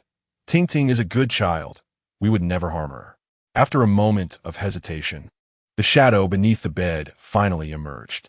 It was a girl of about 6, with jet black hair casually tied into 2 small braids, slightly tousled, yet exuding a natural charm. Her petite frame was imbued with a certain nimbleness, akin to a fawn in the mountains. Her round face bore a faint blush, a testament to the sun's frequent caress, and her large, bright eyes sparkled like a pristine mountain stream, pure and unblemished, while her long eyelashes fluttered gently like tiny fans. The little girl wore tattered clothing, timidly gazing at the room full of people, her dirty little hands nervously clutching a picture frame. The group remained on high alert. Having just experienced the incident with Wang Li, no one could guarantee that this little girl wouldn't suddenly transform into a monster like the villagers. Yet, they couldn't help but notice the resemblance between her and the previous Tingting. Mr. Su, this girl appears to be quite a bit younger than Tingting. Could she possibly be her sister? Yi Fanyu inquired in a low voice. No, she is Tingting, Sumu replied. Yi Fanyu was increasingly astonished. How do you know? Sumu cast him a curious glance. This is Tingting's home. Naturally, the person living here is Tingting. Is that so strange? Yi Fanyu found himself momentarily at a loss for words. Tingting, why were you hiding under the bed? Sumu asked gently. The little girl, Tingting, replied with a hint of nervousness. I heard noises outside and was scared, so I hid. Outside? Outside there are bad people. They will bully Tingting. As she spoke, Her peripheral gaze caught sight of the empty plate of dumplings on the wooden table. Pouting, her large eyes filled with tears. Those were the dumplings Grandma left for me. Li Chong, who had just eaten dumplings, scratched his head in embarrassment. Ye Fan Yu, unfazed, instead wore a wary expression. Grandma, where's your grandmother? Ting Ting, with a hint of confusion in her voice, extended her dirty little hand and pointed behind the group. Grandma is right there. Yi Fan Yu was instantly taken aback, spinning around only to see an empty wooden rocking chair, which curiously rocked back and forth on its own, creaking eerily. A chill ran down his spine, causing the hairs on his neck to stand on end. Sumu narrowed his eyes slightly. Ting Ting, good children must not tell lies. Ting Ting pouted, her innocent voice ringing out. Ting Ting isn't lying. Grandma is clearly sitting in the rocking chair, watching you all and waving hello. The group stared in horror at the empty rocking chair that continued to sway, a profound and unnameable fear swelling within them. Yi Fan Yu and Yang Dongqing, two extraordinary individuals, found themselves in a state of acute tension. Beads of cold sweat forming on their foreheads as their eyes darted anxiously between Ting Ting and the rocking chair, utterly uncertain of where to confront the impending threat. While they possessed the strength to engage with the villagers, the presence of an unseen, enigmatic creature instilled a profound sense of fear within them. It was akin to a hunter faced with the choice between confronting a bear or a phantom. The decision was effortless. The bear would undoubtedly be the preferred adversary. Amidst the palpable tension, Sumu greeted the rocking chair with a courteous smile, addressing it with a polite, "Good day, dear grandmother." This unexpected salutation stirred an inexplicable sense of the bizarre within the hearts of those present. Yang Dongqing, in a hushed tone of anxiety, inquired, "Can you see it?" Sumu replied with a slight smile, "I cannot see it, but as a younger generation, it is only fitting to respond to the greeting of an elder to avoid appearing impolite." Madman, Yang Dongqing swiftly labeled Sumu anew, an eccentric gentleman, tinged with madness. At that moment, a melodious laughter resonated through the air. "Grandmother praises you for being such a polite young man," Ting Ting remarked, seemingly having forgotten the earlier discussion about dumplings, her face lighting up with an innocent smile. Sumu responded graciously, nodding toward the rocking chair. "Thank you for the compliment. You, too, are a most benevolent elder." The atmosphere grew increasingly surreal. To the onlookers, it appeared as though Sumu was conversing with thin air, as the rocking chair appeared entirely vacant. "Grandmother says it's getting dark, and shadows will be roaming outside. You may stay here." Getting dark? The group hurriedly turned their gaze to the window, only to discover that the sky had become shrouded in an ominous haze, mirroring their own somber spirits. A crisp metallic chime captured everyone's attention. It was the sound of Sumu opening his dark golden pocket watch. He glanced at the time, 3 o'clock in the afternoon, and indeed, the day was fading rapidly. He closed the watch, the intricate Ouroboros pattern momentarily flashing before the eyes of the gathered individuals, then turned to express his gratitude to the rocking chair. "Dear grandmother, we shall not impose any longer." Moments later, the group huddled in a corner, maintaining a considerable distance from the rocking chair, their eyes fixated upon it. Meanwhile, Ting Ting sat quietly in the bedroom, playing with a rag doll, meticulously combing its hair with a small wooden brush. The light continued to diminish at a visible pace, and the only sounds in the room were the creaking of the rocking chair. "Mr. Su, it's getting dark. We should leave quickly. This place is too eerie." "Ye Fan Yu it. Eerie?" With the charming Ting Ting and the kind grandmother, "This place feels entirely safe." Sumu relished the tranquil ambience. "Mr. Su, this is not the time for jesting. There is undoubtedly a strange connection between Ting Ting and the Ting Ting in the silhouette of time, and that grandmother. We can't even see her. How can you presume she is kind?" Yi Fan Yu exclaimed in a low growl. "The grandmother has graciously offered shelter to us, the homeless. Is that not a sign of kindness?" Yi Fan Yu's expression darkened with anger, yet he hesitated to leave alone. At that moment, the creaking of the rocking chair ceased abruptly. The atmosphere grew tense in an instant, as everyone understood that the stillness of the rocking chair signified grandmother had descended, an unseen presence. Where could she be headed? Perhaps she had already arrived before you, silently scrutinizing with her wrinkled visage adorned by a benevolent smile. Crackle. The candles upon the table ignited spontaneously, casting a faint glow. Night had fallen. The malevolent ones had departed. The little girl, Ting Ting, skipped joyfully from the room and addressed the air beside the gathered crowd, saying, "Grandma, I'm going out to find my sister." Chapter 43. The abduction of Sumu by shadows. A chill ran down the spines of the onlookers as they anxiously gazed at the empty air beside them, aware that a benevolent old woman stood silently there. Soon, Ting Ting skipped out the door, and at that moment, Sumu rose to address the invisible presence, saying, "Grandma, night has fallen, and my vision is not quite clear. If I accidentally bump into you, please forgive me." With that, he made his way to the bedroom where the little girl had previously stayed, and upon his return, he held a picture frame in his hands, the very one the girl had clutched tightly. Flipping the frame to reveal its front, a faded black and white photograph came into view, depicting a family portrait. The image featured 4 individuals: an elderly woman with silver hair and a stooped posture, a slightly younger Ting Ting, and 2 figures devoid of heads, their necks abruptly severed. From their clothing and remaining bodies, it could be inferred that they were a young man and woman, each holding Ting Ting's hand on either side. Ting Ting's face radiated with a blissful smile. Yifanyu leaned closer, scrutinizing the peculiar photograph. This man and woman must be Ting Ting's parents, but why are their heads missing? Sumu's expression was enigmatic. The absence of their heads is not the crux of the matter. What is significant is that this family portrait is missing one person. Who? Yifanyu inquired, his demeanor shifting. Her sister. Sumu adjusted his tinted glasses and replied calmly. Ting Ting just mentioned she was going out to find her sister. Yet this family portrait does not include her. The question then arises, who is this sister? Yifanyu's expression grew increasingly grave, a sense of unease settling deeper within him. By this time, the night had fully enveloped the surroundings, and the empty rocking chair began to sway once more. Creak, creak. The group watched the rocking chair with taut expressions when suddenly, an aged voice broke the silence. In the heavy night mist, a sinister whisper lingered, as the moonlight stealthily crept through the window gaps, while shadows lurked in the corners. A collective shock surged through the crowd, instinctively tightening their grips on their weapons. Is that singing? Yifanyu furrowed his brow. A lullaby. Sumu narrowed his eyes, fixated on the rocking chair as the melody continued. The wind whispered, candlelight flickered. The embrace of darkness was hushed. Close your eyes and do not run. Fear slowly ignites within. Sleep, sleep, dear child, do not stay awake. Shadows linger in the corners, silent and still. Sleep, sleep, do not open your eyes wide. There are hands in the dark, inviting you to cross the bridge. Sleep, sleep, shut your eyes and do not hide. Wandering souls find no escape. Rest in this night, do not question reality.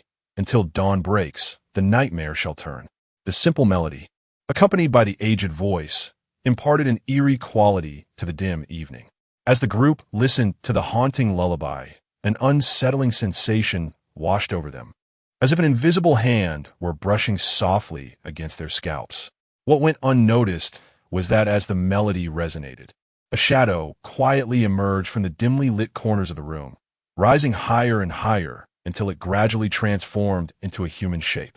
The meaning behind these lyrics perplexed Yifanyu, who felt an inexplicable sense of unease in this eerie atmosphere. He instinctively turned to ask Sumu. However, at the moment he glanced towards Sumu, a surge of dread coursed through him, and his complexion changed drastically as he retreated, distancing himself from Sumu. The shadow. He retreated to the corner of the room, his right hand forming a gun shape, aimed menacingly at the space behind Sumu. The crowd gasped, quickly turning to Sumu, only to find a tall, gaunt figure standing ominously behind him. Leader, Zhao Chaoyao exclaimed in alarm, raising his machete. Sumu behind you. Yang Dongxing's gaze was fixed on the shadow lurking behind Sumu, paralyzed with trepidation. Sumu did not turn back. Instead, he smiled faintly and said, "Is it behind me? Mr. Su, the shadow has already set its sights on you. You must let someone else take your place. Yifanyu urgit anjosli." However, Sumu made no move to arrange for a substitute. Instead, he calmly turned around, his brown glasses reflecting the tall, emaciated figure of the shadow. At that moment, The shadow extended its long, withered arm toward Sumu. "Are you inviting me?" Sumu inquired. The shadow did not respond, but advanced its hand closer, its sharp fingers almost grazing the lenses of his glasses. Sumu smiled slightly and reached out towards the shadow, saying, "I accept your invitation." In the next instant, a pale, slender hand firmly grasped the shadow's hand. The crowd was taken aback. "Leader, Sumu, im." Sumu turned back to the onlookers with a smile, the flickering candlelight casting shadows on his face, reflecting off his glasses as it danced. "Do not worry. The answer lies within that lullaby." With that, he closed his eyes and stepped into the darkness, hand in hand with the shadow. The onlookers stood frozen, staring at Sumu's vanishing figure, lost in a daze. Silence enveloped the room, and after a long pause, young Dongqing finally spoke. "Though he is mad, I do not believe he would willingly seek death. What he said about the answer being hidden in the lullaby suggests he might have discovered something." A glimmer of contemplation crossed Yi Fanyu's eyes. "The lyrics of that lullaby say, 'Do not open your eyes. There are hands in the dark, seeking to invite you across the bridge. Then, close your eyes and do not hide.' The soul's wandering cannot find liberation. The hands in the dark must refer to the shadow. And close your eyes and do not hide." Could that be a way to confront the shadow? It is possible. Indeed, Sumu did close his eyes just now. "Alas, mister." Su risked everything for a mere line of lyrics. This is simply. Yi Fanyu hesitated, unable to articulate the latter half of his thought. Young Dongqing interjected, "Simply madness, is it not?" "Indeed, he is a madman. It is not surprising what he is capable of. How dare you insult the leader? Whatever the leader intends to do is his own business. Do not presume to speak behind his back." Zhao Chaoyao glared furiously. Young Dongqing cast a frigid glance at him, choosing to disregard the words of someone so thoroughly brainwashed. This was not the moment for argument. Our immediate course of action should be to disperse and search for candles and food. The emergence of shadows signifies that this place is no longer safe, proposed Yi Fanyu. The group exchanged glances and ultimately acquiesced to Yi Fanyu's suggestion. Chapter 44. The Illusion in the Depths of Darkness. Sumu kept his eyes tightly shut, holding onto a hand formed of shadows, delicate, cold, and unyielding. This hand bore no resemblance to that of a human. Rather, it felt as if it grasped the lifeless appendage of some monstrous entity. Deprived of sight, Sumu was unable to discern his surroundings. Though his spirit was formidable, it had yet to reach a level that could compensate for his blindness. He resembled a sightless wanderer, led by the shadow as he trudged forward at a languid pace. In this realm, time appeared to lose its significance. He could not sense its passage, feeling as though he had been walking for an eternity, yet also as if only a brief moment had elapsed. Silence enveloped him, devoid of both the shadow's movements and his own footsteps. Gradually, a sound of water arose beneath his feet, though it was muffled, reminiscent not of walking through rain, but rather of treading upon a denser liquid. Blood, perhaps? Sumu mused, devoid of any trepidation, instead harboring a faint sense of anticipation. Previously, within the fleeting moments of time, he had witnessed Ting Ting entwined with the shadow, leading him to surmise that the shadow's intention in drawing people into the darkness might not be to slay them outright. A simple reasoning emerged. Had the shadow truly extinguished Ting Ting's life, she would likely have transformed into a creature akin to the villagers, much like Wang Li. Yet, he had not encountered her among them. Furthermore, it was evident that Ting Ting recognized the shadow, even engaging in dialogue. "Are you the nightmare spoken of by my grandmother?" This statement implied that she had long been aware of the shadow's existence through her grandmother's tales. The lullaby sung by her grandmother moments ago was likely one she had heard every night. Why had Ting Ting not succumbed to the shadow's monstrous transformation?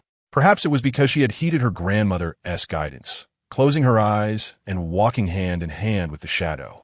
Thus, Sumu chose to follow the shadow, for his days were numbered. In his mind, even if he could not attain transcendency, becoming a nightmare creature akin to the villagers seemed a worthy fate, given their formidable physicality and resilience. As moments ticked by, Sumu became increasingly aware of the sound around him, even detecting the rush of wind. Suddenly, He stepped onto a solid surface, devoid of water's murmur. As he pressed onward, he perceived the ground sloping upward, curving gently. A bridge, perhaps? He recalled the rhyme that spoke of hands in the darkness, seeking to guide one across a bridge. He continued to follow the shadow, and, as the elevation increased, it soon began to descend, as if traversing down a bridge. Before long, he descended from the bridge, when suddenly, voices reached his ears. The leader. This voice was familiar to Sumu. He distinctly remembered it as belonging to the subordinate who had been taken by the shadow. The subordinate's tone was charged with excitement, seemingly astonished to encounter the leader in this place. "Leader, have you come to rescue me?" The sound of hurried footsteps echoed through the darkness, unmistakably indicating the subordinate's approach. However, Sumu chose not to respond, nor did he open his eyes. Instead, a hint of amusement danced at the corners of his mouth. "How intriguing. Leader, why do you not speak? Open your eyes and look at me." The subordinate's voice grew closer, almost whispering in Sumu's ear. Sumu furrowed his brow slightly, yet kept his eyes closed. "Step away," he commanded. The footsteps of his subordinate halted, and a hint of sorrow and tremor crept into his voice. "Chief, are you truly abandoning me? I have always followed you." With unwavering conviction, Sumu retorted. He recalled the lyrics, "Sleep, sleep, close your eyes, and do not hide. The lost soul finds no solace. In the depths of night, do not question what is real or illusion, for only when dawn breaks will the nightmare turn away." The meaning of these lines was abundantly clear. One must tightly shut their eyes, lest they be beguiled by phantoms. Otherwise, their soul would wander lost in the darkness, and the moment to open one's eyes would naturally come at dawn. When it came to the art of deception, Sumu would claim the title of the unrivaled master. Mere illusions could never ensnare him. Upon being dismissed, the subordinate's breath quickened, and his tone turned icy. "Chief, since you have forsaken me, do not expect to live." The voice, filled with resentment, erupted as the subordinate charged recklessly at Sumu. Most would have been startled into opening their eyes, yet Sumu remained unperturbed, continuing on his path with calm indifference. As anticipated, when the sound of the charge reached Sumu's ears, all noise abruptly ceased, plunging back into silence. He pressed on, gradually feeling a warmth envelop him, a beam of light piercing through his tightly shut eyelids.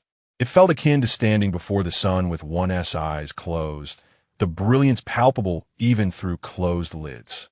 "Chief," a voice rang out from a distance, filled with ecstatic surprise. "Mr. Su, you have returned?"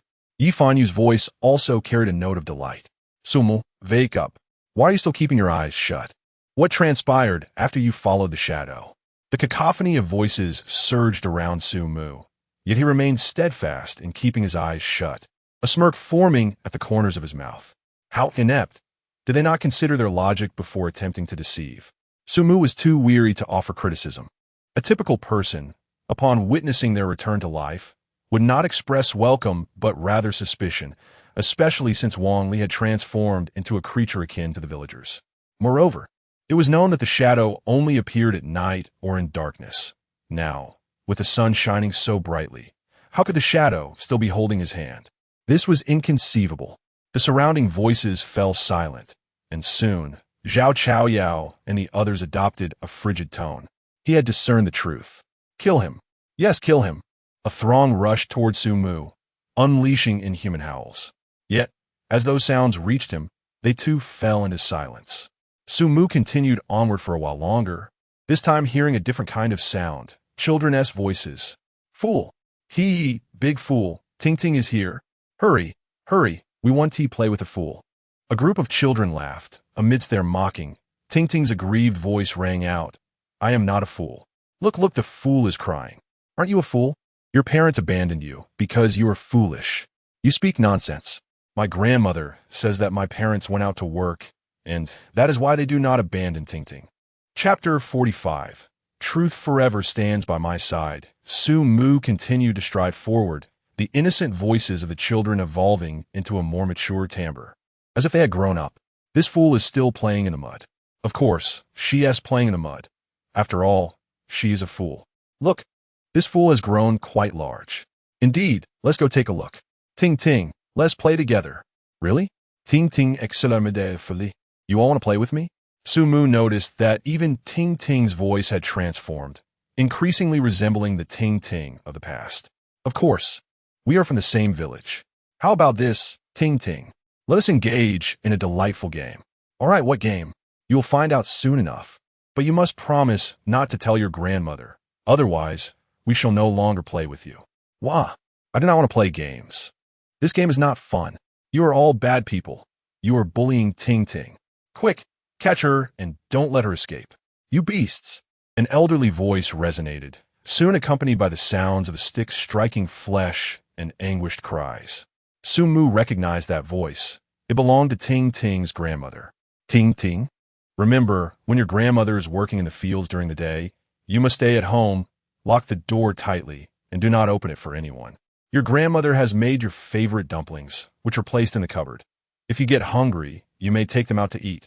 Emhoem, grandma, Ting Ting remembers. Grandma, why do they call Ting Ting a fool? They are all bad people. Ting Ting is not a fool. She is the smartest child in the world. A bell-like laughter erupted as Ting Ting cheered. Ting Ting is the smartest child in the world. Ting Ting is the smartest child in the world. Ting Ting, open the door for your uncle. No, Grandma said the uncle is a bad person. How could your uncle be a bad person? Look, he even brought you your favorite lollipop. Really? Of course it's true. Now, open the door. You are lying. You're a bad person. Hee hee. Ting Ting is growing more radiant by the day. Look, this fool is once again carrying dumplings to the graveyard. How foolish. Aunt Lee saw her starving for days and kindly offered her 2 buns. Yet she refused, insisting on dumplings, claiming that her grandmother loves dumplings the most. Only the village head is kind enough to give her dumplings from time to time. Yet she takes them daily to the graveyard to offer to her grandmother.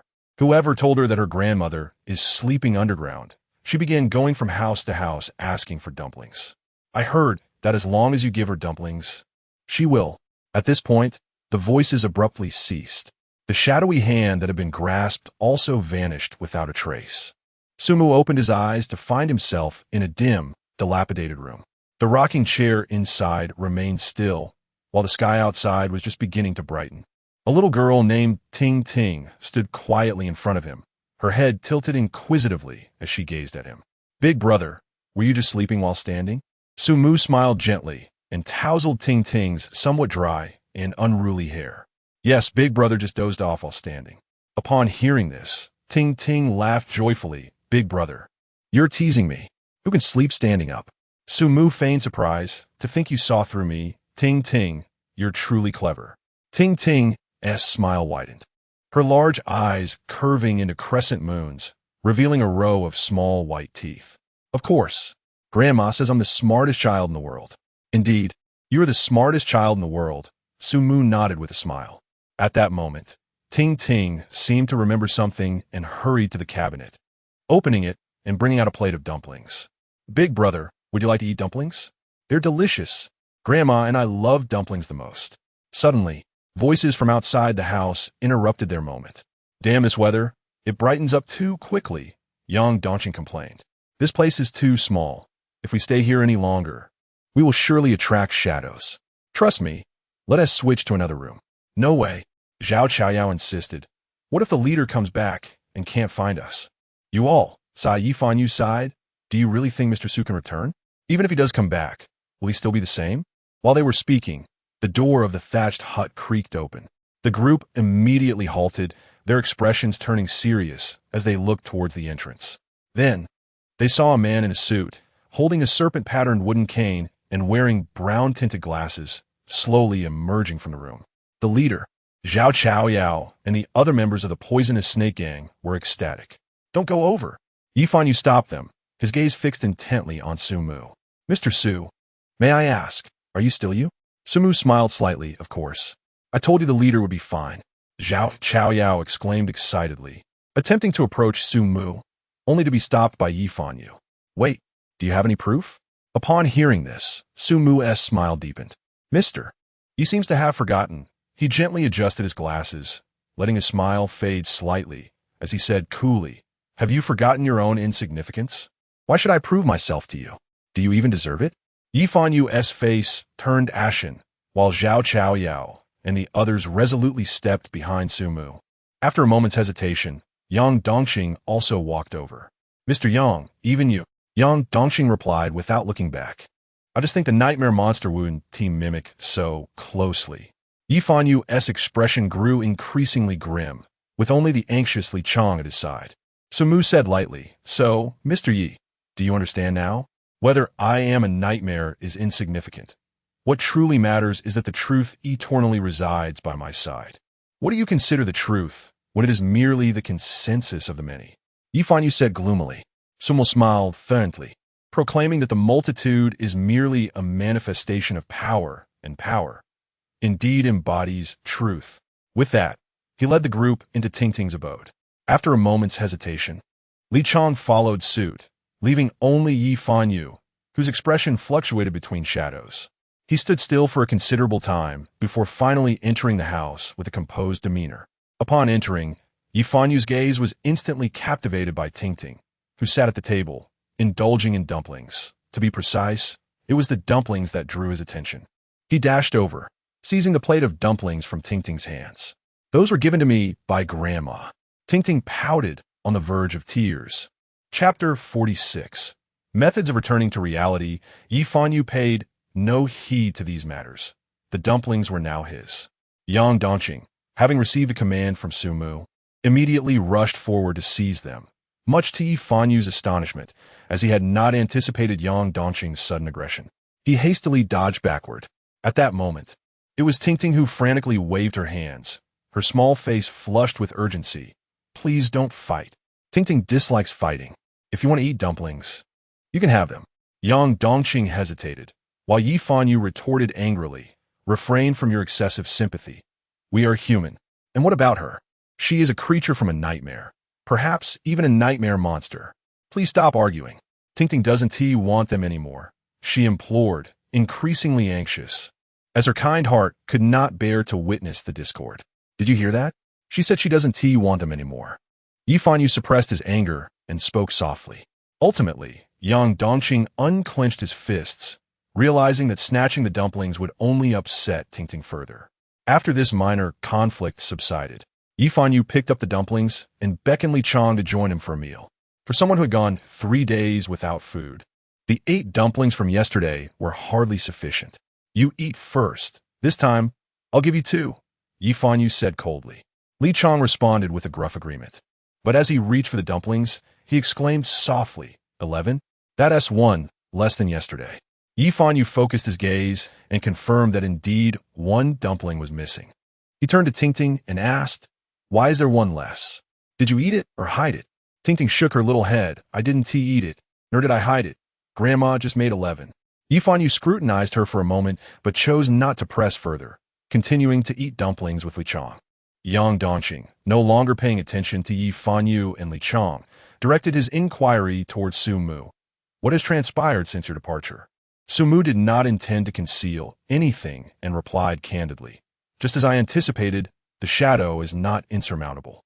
If you close your eyes and hold its hand while walking, you can return to the light when dawn breaks." Yang Dongqing was taken aback. "Is it truly that simple?" "It may be simple for me, but perhaps not for you." Yang Dongqing's expression darkened. "What do you mean by that?" "Nothing of consequence," Sumu continued. "In the darkness, various voices will tempt you to open your eyes. Once you do, you will become utterly lost in the shadows, ultimately transforming into a creature akin to the villagers." Yang Dongqing scoffed dismissively. "Isn't it merely a matter of keeping one's eyes closed? If I know those voices are false, I certainly want to open my eyes." "Indeed, you are correct," Sumu replied. A flicker of anger crossed Yang Dongqing's face. He felt a sense of disdain directed at him, yet lacked any evidence to support his feelings. Meanwhile, Yifanyu, despite eating, had been attentively listening. At that moment, Sumu shifted the conversation. "I also gathered some information in the darkness, specifically regarding Tingting." He glanced at her, only to find that the little girl had scampered off to the bedroom to comb her toy's hair. He began to recount his observations from the darkness, focusing primarily on the voices concerning Tingting. 5 minutes later, Yang Dongqing's visage was contorted into a menacing grimace, his fists clenched tightly, veins protruding from his skin. Beasts! These wretched beasts! At this moment, he felt an unprecedented fury surging within his chest, even causing a metallic sheen to rise upon his skin. He yearned for violence, an uncontrollable desire to kill. In stark contrast to his rage, Yi Fanyu bore a beaming expression. How wonderful! What did you say? Young Dongqing glutted furiously, resembling a lion in a fit of rage. No, don't misunderstand me. What I meant to convey is that, according to Mr. Su's description, Tingting is likely the very source of this nightmare. In other words, this place embodies Tingting's nightmare. Yi Fanyu, shedding his earlier gloom, radiated excitement, for he had discovered a means to unravel this nightmare. Minor frictions seemed trivial in the face of survival. He exclaimed, "This marks my third foray into the realm of nightmares, and I have garnered some experience regarding them. Though nightmarish in nature, they follow discernible patterns. For instance, if one watches a horror film before sleeping, it is highly probable they will dream of zombies that night. In essence, dreams are mere reflections of reality." Mr.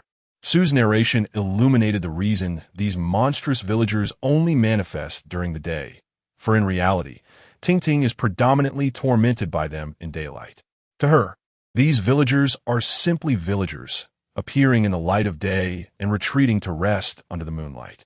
Think back to how Tingting described her search for her sister. She referred to those villagers as villains rather than monsters, which is inherently abnormal. This is Tingting's nightmare. Thus, the villagers' actions adhere to her logic. Tingting's grandmother advised her to remain indoors, deeming her home a sanctuary. Hence, the villagers cannot breach it. It stands to reason that even in reality, the villagers, no matter how they torment Tingting, would not dare to forcibly dismantle doors or windows to invade her home. They would alter their appearances, employing various means to lure her outside, just as someone used a lollipop to entice Tingting out of her house. Such occurrences must have transpired on more than one occasion, leading Tingting to perceive the villagers as adept at employing sweet words to coax her into opening the door.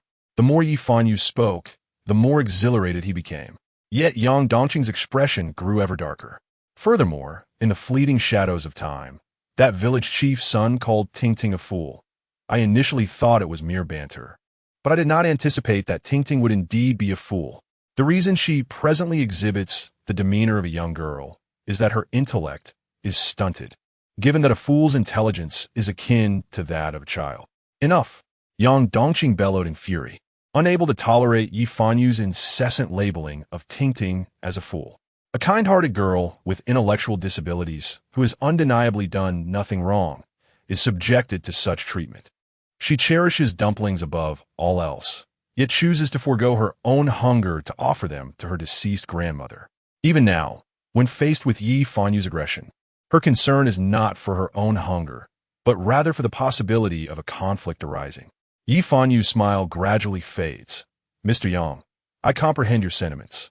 You empathize with Tingting's plight. However, let us not forget that this is the nightmare world. The true Tingting has long since perished. The current incarnation of her is, in a strict sense, a nightmare creature." Yang Dongqing's chest heaves with intense emotion. The fury within him finds no outlet. He recognizes the truth in Yi Fanyu's words, yet he remains engulfed in anger and frustration. Yi Fanyu turns his gaze towards Sumu. "Mr. Su, I know you are a rational man, and I trust that your wisdom has led you to deduce the entirety of this situation. Thus, the subsequent course of action becomes quite simple. If we unite to eradicate the source of this nightmare, namely, by eliminating Tingting, the nightmare shall be dispelled." Chapter 47. My refusal. Yi Fanyu's voice suddenly dropped to a whisper as he cast a sidelong glance at the little girl in the bedroom, who was engrossed in brushing the hair of her doll. He continued, "Eliminating Tingting should not pose a significant challenge. The sole impediment would be her deceased grandmother. When we make our move against Tingting, we are likely to encounter her grandmother directly, especially since we cannot see her. We are unaware if she is even home at this moment. I suspect she is not, for in Tingting's recollection, her grandmother toils in the fields during the day, returning only before nightfall. However, to be prudent, I have devised a plan. It would be best not to act here, but to lure Tingting out first. Among us. She likely trusts you, Mr. Su, the most. Perhaps you should take the lead. I disagree. Yang Dongqing suddenly erupted in fury. His fists clenched tightly as he glared at Yifanyu. What has Tingting done wrong? She is merely a victim. There must be another way. Yifanyu's expression grew increasingly frigid.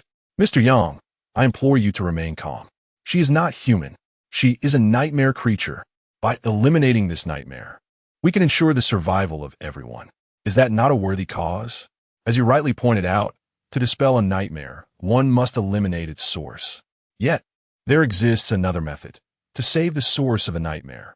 This nightmare originates from Tingting. If we were to kill all the villagers, devoid of these malevolent beings, the nightmare would cease to exist. But do you believe it is feasible? Just a few of us against hundreds of villagers leaves us with no chance of success.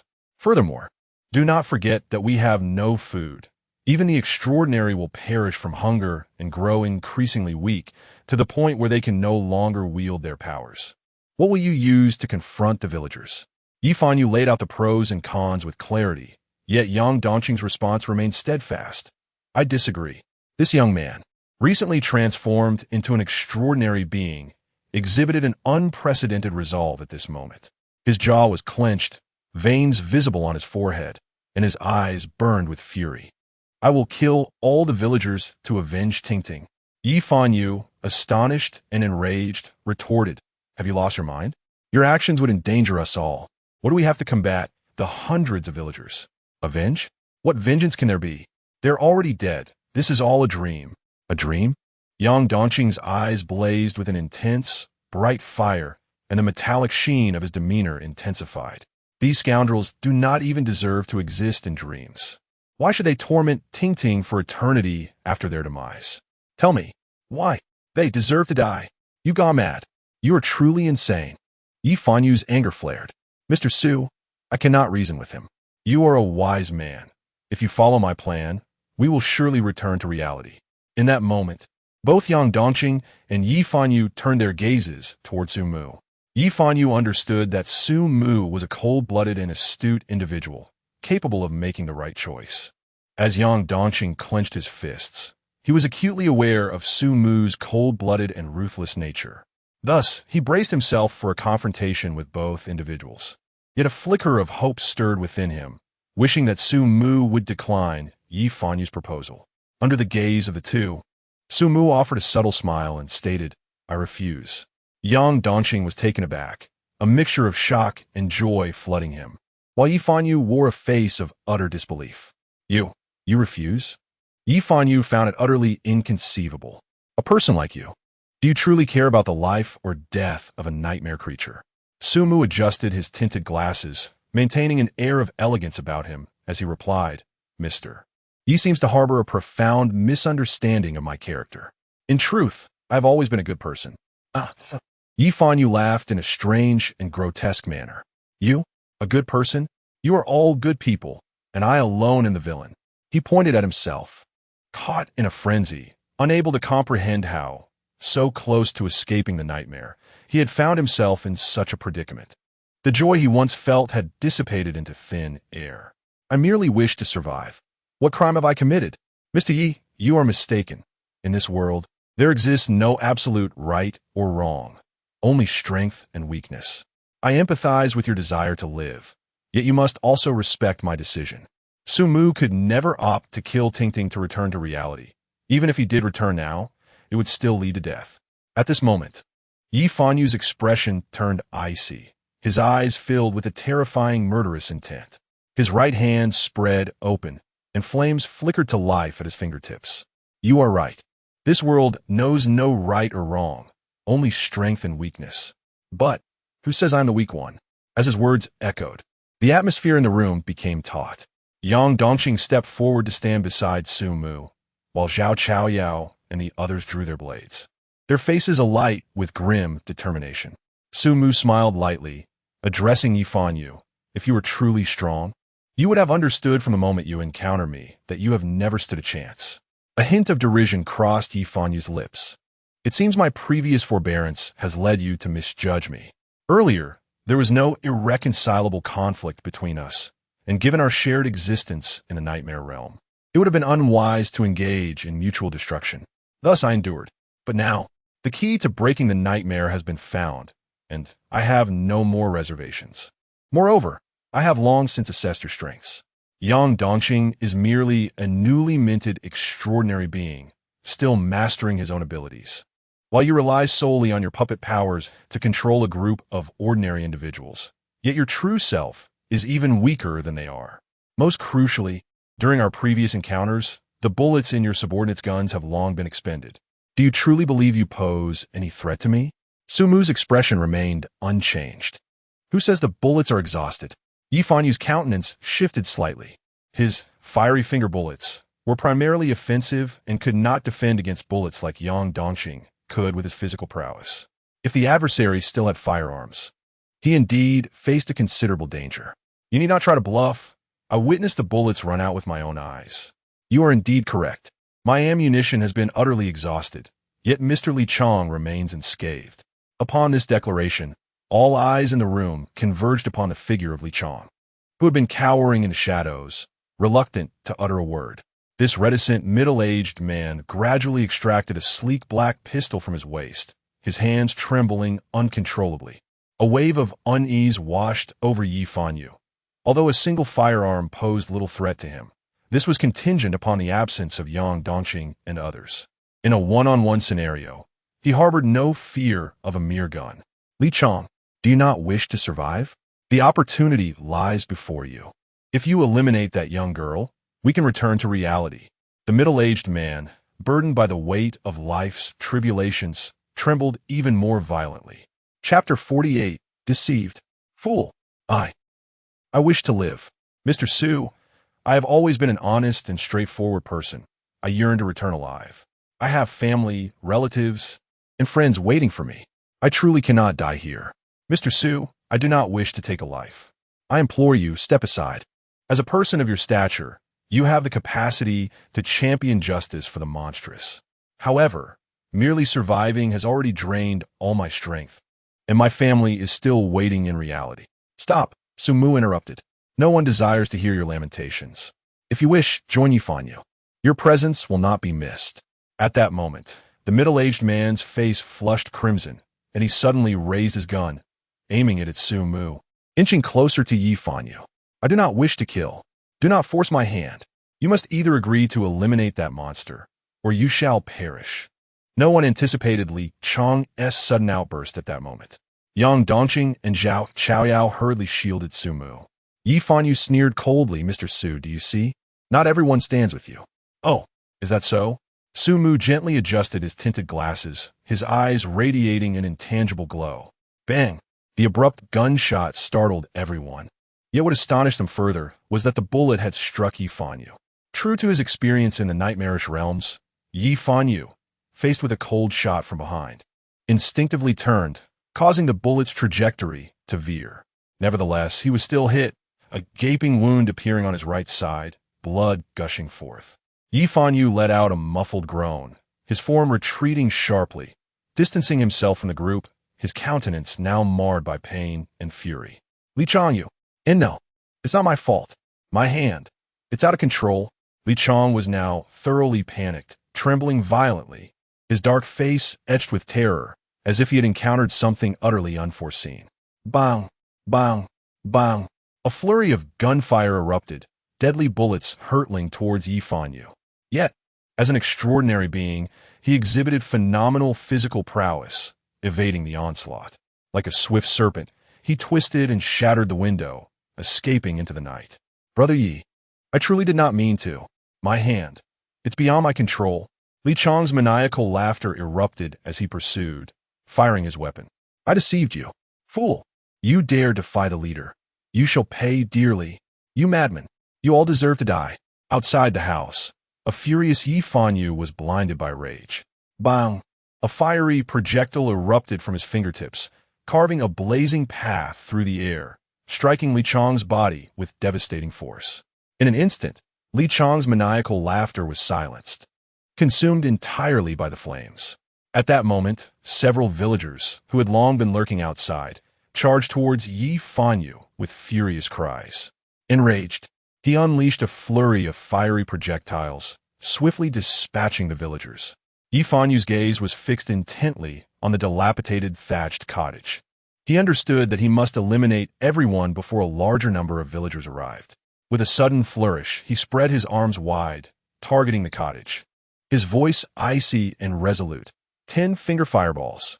The tips of his 10 fingers ignited with intense flames, which rapidly twisted and coalesced into 10 compressed fireballs. With a thunderous roar, the 10 fireballs shot forth, leaving trails of fire in their wake, intertwining and ultimately converging into a single fireball the size of a fist, striking the thatched cottage with tremendous force. The collision between the fireball and the cottage erupted in a spectacular display of sparks, as the cottage ignited like a massive bonfire, the flames mercilessly consuming every wooden beam. The crimson glow soared skyward. Thick clouds of black smoke billowed up, obscuring the heavens. Previously, Yi Fanyu had concealed his true strength, confronting the villagers with mere 5-finger fireballs. However, this time, facing Sumu and his companions, he unleashed his full power. Are they dead? Yi Fanyu gasped. The pain from the bullet wound in his back, sending sharp jolts through his nerves. Just as he believed everyone was perished, he noticed figures in black suits flickering behind the roaring flames. They emerged steadily from the side of the fire, coalescing like a small torrent of darkness. Leading them was Sumu, accompanied by Yang Dongqing, who cradled the frightened Tingting in his arms. Yi Fanyu's expression darkened. He realized that Sumu and the others must have escaped through the back window beforehand. He didn't need to ponder who had devised this plan. It had to be Sumu, the only one astute enough to anticipate his intention to set the house ablaze. Yang Dongqing set Tingting down, a gentle expression softening his steel-like visage. Tingting, dear, stay back. I'll handle this bad man first. Although Tingting's intellect remained at a child's level, she was capable of distinguishing right from wrong. She obediently nodded, then hopped down from Yang Dongqing's embrace and scurried away on her little legs. Yang Dongqing harbored no concern for Tingting's safety. She was the source of nightmares, having lived here for an indeterminate time, and the horrors of the nightmares could hardly harm her. Subsequently, Yang Dongqing's fierce gaze fixed upon Yi Fanyu, an unspoken understanding of resolve passing between them. Their ideologies diverged irreparably, and neither could persuade the other. Only battle remained. The atmosphere in the arena grew taut, as Yang Dongqing stood like an iron fortress, his body gleaming with a metallic sheen. Flames flickered at Yi Fanyu's fingertips, the air around him warped and distorted, radiating an overwhelming heat. Suddenly, Yang Dongqing sprang into action. Resembling a swift leopard, fully aware that his only chance to defeat Yi Fanyu lay in closing the distance. Yi Fanyu was keenly aware of this fact. Therefore, at the moment Yang Dongqing charged towards him, he formed his hands into the shape of guns, unleashing a rapid succession of shots. Bang, bang, bang. His figure darted swiftly with each discharge, creating distance between them. Several fiery bullets whistled through the air, igniting the atmosphere around them. Yang Dongqing, undeteret, surged forward into the flames, determined to withstand the onslaught and deny Yi Fanyu a moment's reprieve. Boom, boom, boom. Explosive fireballs struck Yang Dongqing, causing his form to sway and leaving faint scorch marks upon his body. Yet, he pressed on relentlessly, propelled by his fury for Tingting. In this state of wrath, his already formidable physique seemed even more invincible. 10-finger fireball. Yi Fanyu's gaze turned icy as he unleashed a barrage of 10 flaming projectiles simultaneously. The terrifying fireballs intertwined and fused in midair, coalescing into a massive fireball that struck Yang Dongqing with tremendous force. Chapter 49. My ability is stand user, boom. The force of this strike was extraordinarily terrifying as the explosive flames erupted upon Yang Dongqing, instantly transforming into a raging inferno that engulfed his form. Accompanied by a roar filled with both fury and agony, Yang Dongqing, charred and battered, forcibly tore a path through the flames and emerged from the fiery abyss. The scant hair that had only just begun to grow was now completely singed away. With a fierce leap, he lunged towards Yi Fanyu like a tiger descending from the mountains. Yi Fanyu, taken aback, swiftly dodged, but was immediately met by a deluge of Yang Dongqing's fists. Each punch, gleaming with a metallic sheen, resonated through the air with a faint explosive sound. Yet, Yi Fanyu's speed was evidently superior. With a quick step back, he evaded the onslaught. Drawing upon his extensive combat experience, he seized the opportunity during Yang Dongqing's moment of vulnerability to deliver a fiery blast aimed directly at his face. Yang Dongqing, startled, hastily raised his hands to block, unaware that he was falling right into Yi Fanyu's trap.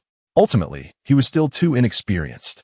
A sinister expression crossed Yi Fanyu's face as he swiftly extended his right hand, fingers curling into a claw-like shape.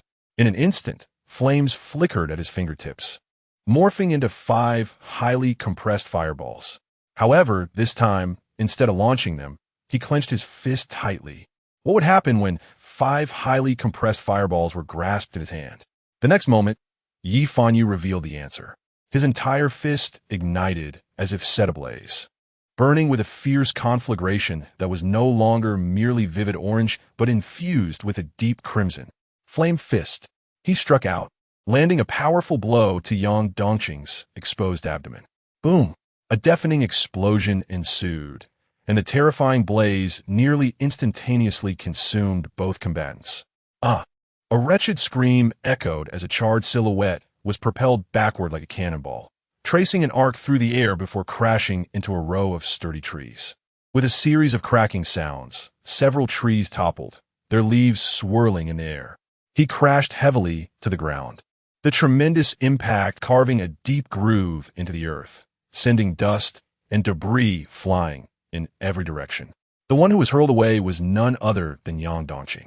He had assumed that Yi Fanyu was unskilled in close combat, oblivious to the fact that his opponent possessed hidden strengths. Everything had merely been an illusion. At this moment, Yang Dongqing's abdomen was charred, exuding a noxious scent reminiscent of burnt flesh. His consciousness began to waver, his eyes glazed over as he struggled to rise, only to collapse heavily onto the ground. He stared blankly at the sky, and it was only then that he realized he had always been the weaker one, even after becoming an extraordinary being. I to perish? Having fallen, he could not fathom how Sumu could possibly triumph over Yi Fanyu. Perhaps this was indeed the grave for him and his companions. Yet, why did he feel such an unwillingness to accept this fate? He had yet to avenge Tingting, and Jasmine was still waiting for his return. He could not die yet. A fierce will surged within him, rekindling a flicker of strength. With great difficulty, he managed to rise, his eyes alight with fighting spirit. He could not fall yet. Boom! A fiery projectile sliced through the air, landing squarely upon Yang Dongqing. Bam! His eyes glazed over, and he collapsed into a deep slumber. Ultimately, he had succumbed. Yi Fanyu afforded him no opportunity to rise. At this moment, the flames surrounding Yi Fanyu had dissipated, yet his condition was dire. His complexion was pallid, his chest heaving violently, and his right hand bore the marks of severe burns. Hanging limply at his side, observing from the sidelines, Sumu narrowed his eyes. The 5-finger fireball granted Yi Fanyu considerable flame resistance, enabling him to wield fire. However, this resistance had its limits. The earlier flaming fist had proven to be both injurious to him and to his adversary. The 5 compressed fireballs had detonated in close proximity, first injuring Yi Fanyu's hand before inflicting harm on Yang Dongqing. Fortunately, Yi Fanyu's flame resistance absorbed a significant portion of the damage. Though he had rendered one hand useless, a triumphant grin adorned Yi Fanyu's face as he approached Sumu, declaring, "Mr. Su, you are the last one remaining." Zhao Chaoyao and his companions tensed, brandishing their machetes to shield Sumu. Yi Fanyu's smile grew increasingly sinister. "Do you truly believe these ordinary individuals can halt me? Ha! Weren't you just brimming with arrogance? I am most curious to witness the grotesque visage of one such as yourself in your final moments."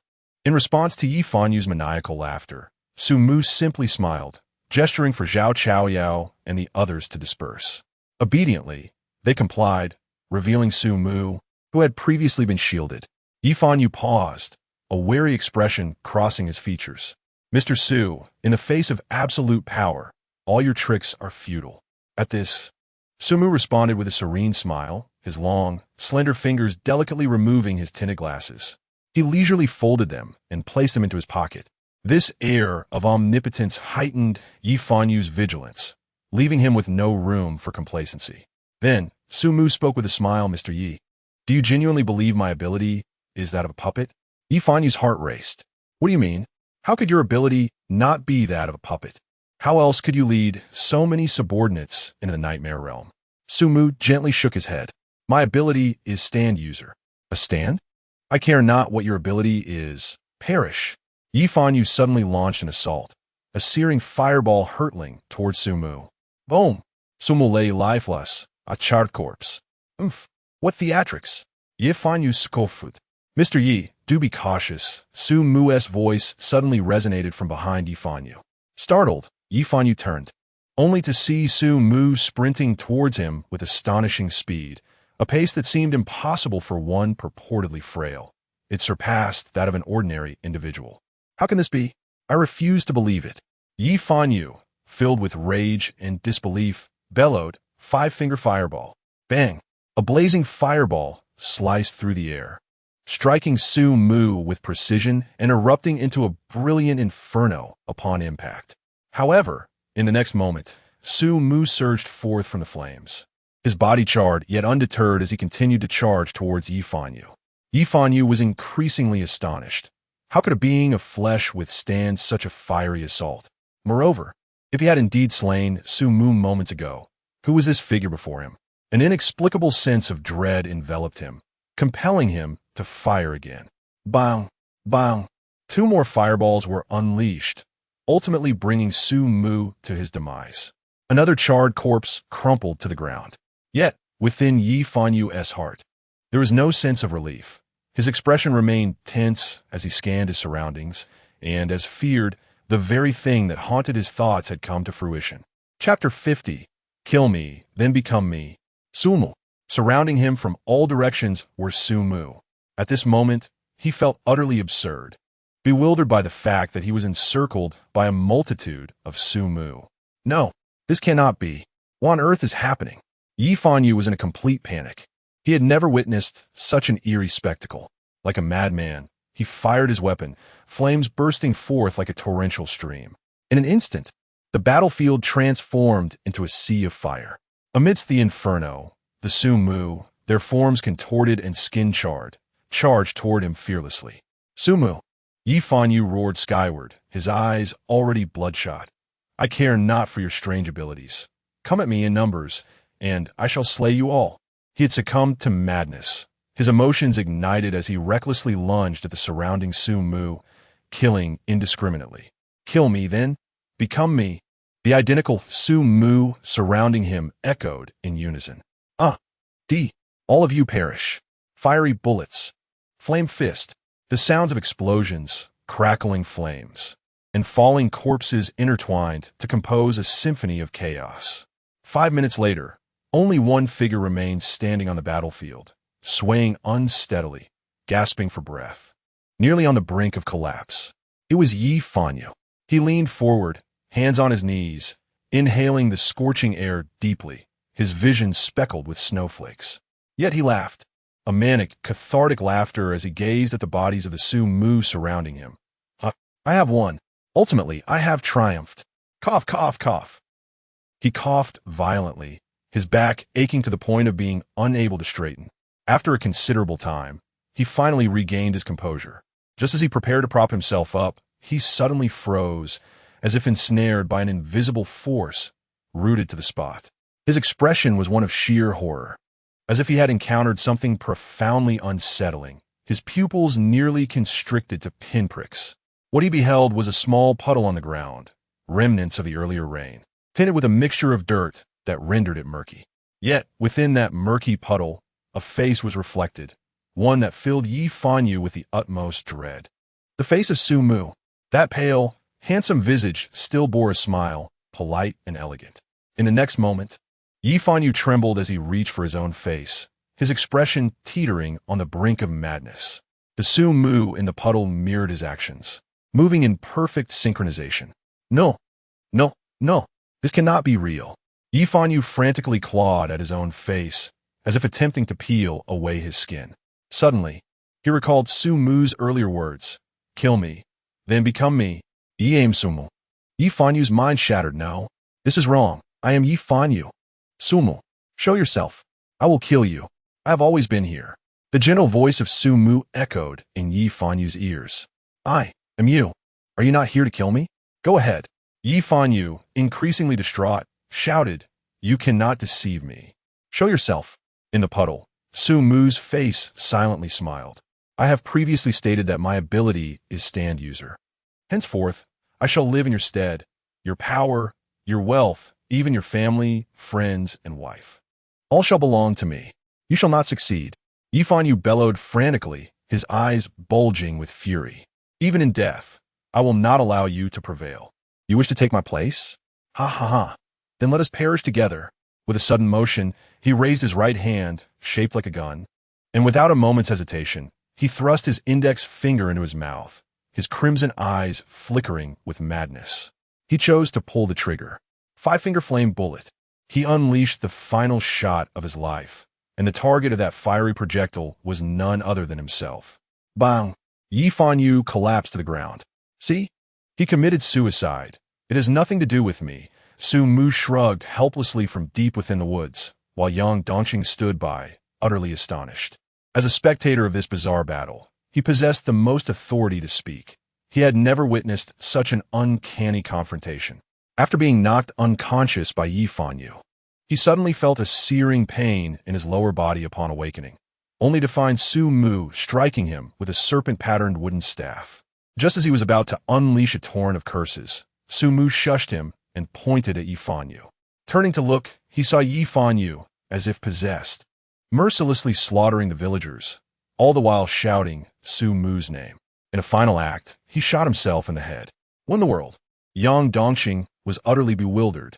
Yet he understood that Sumu had awakened him because the villagers were not only attacking Yi Fanyu, but also targeting Sumu and the others.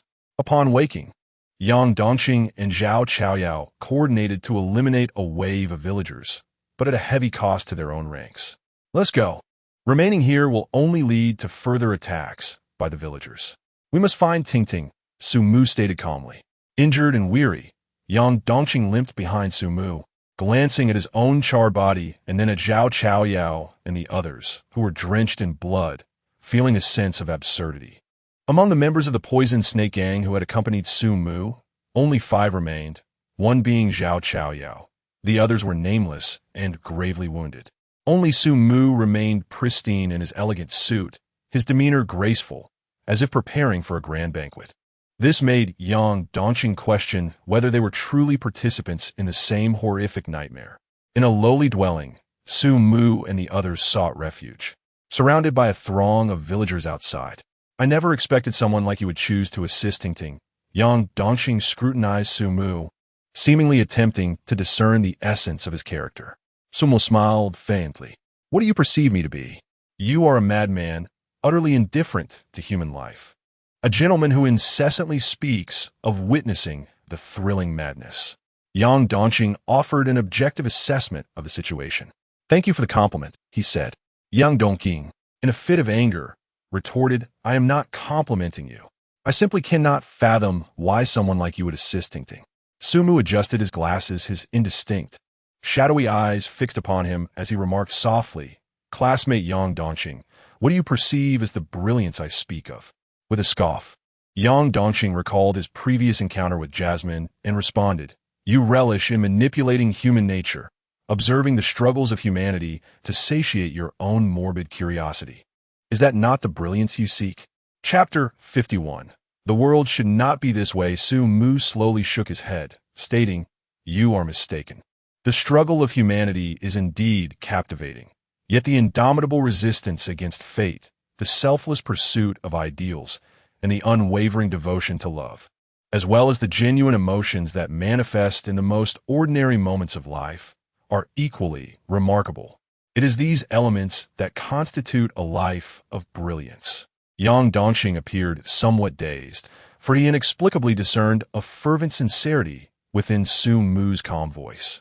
He remained silent for a considerable time, as if he were comprehending Sumu for the very first time. "You are right," he replied earnestly. He believed. He truly believed. Sumu laughed joyfully at Zhao Chaoyao, resembling a child who had successfully pulled off a prank. "You rascal!" Yang Dongqing was instantly provoked. Had he not been severely injured, he would have relished the opportunity to leap forward and deliver a blow to Sumu's head.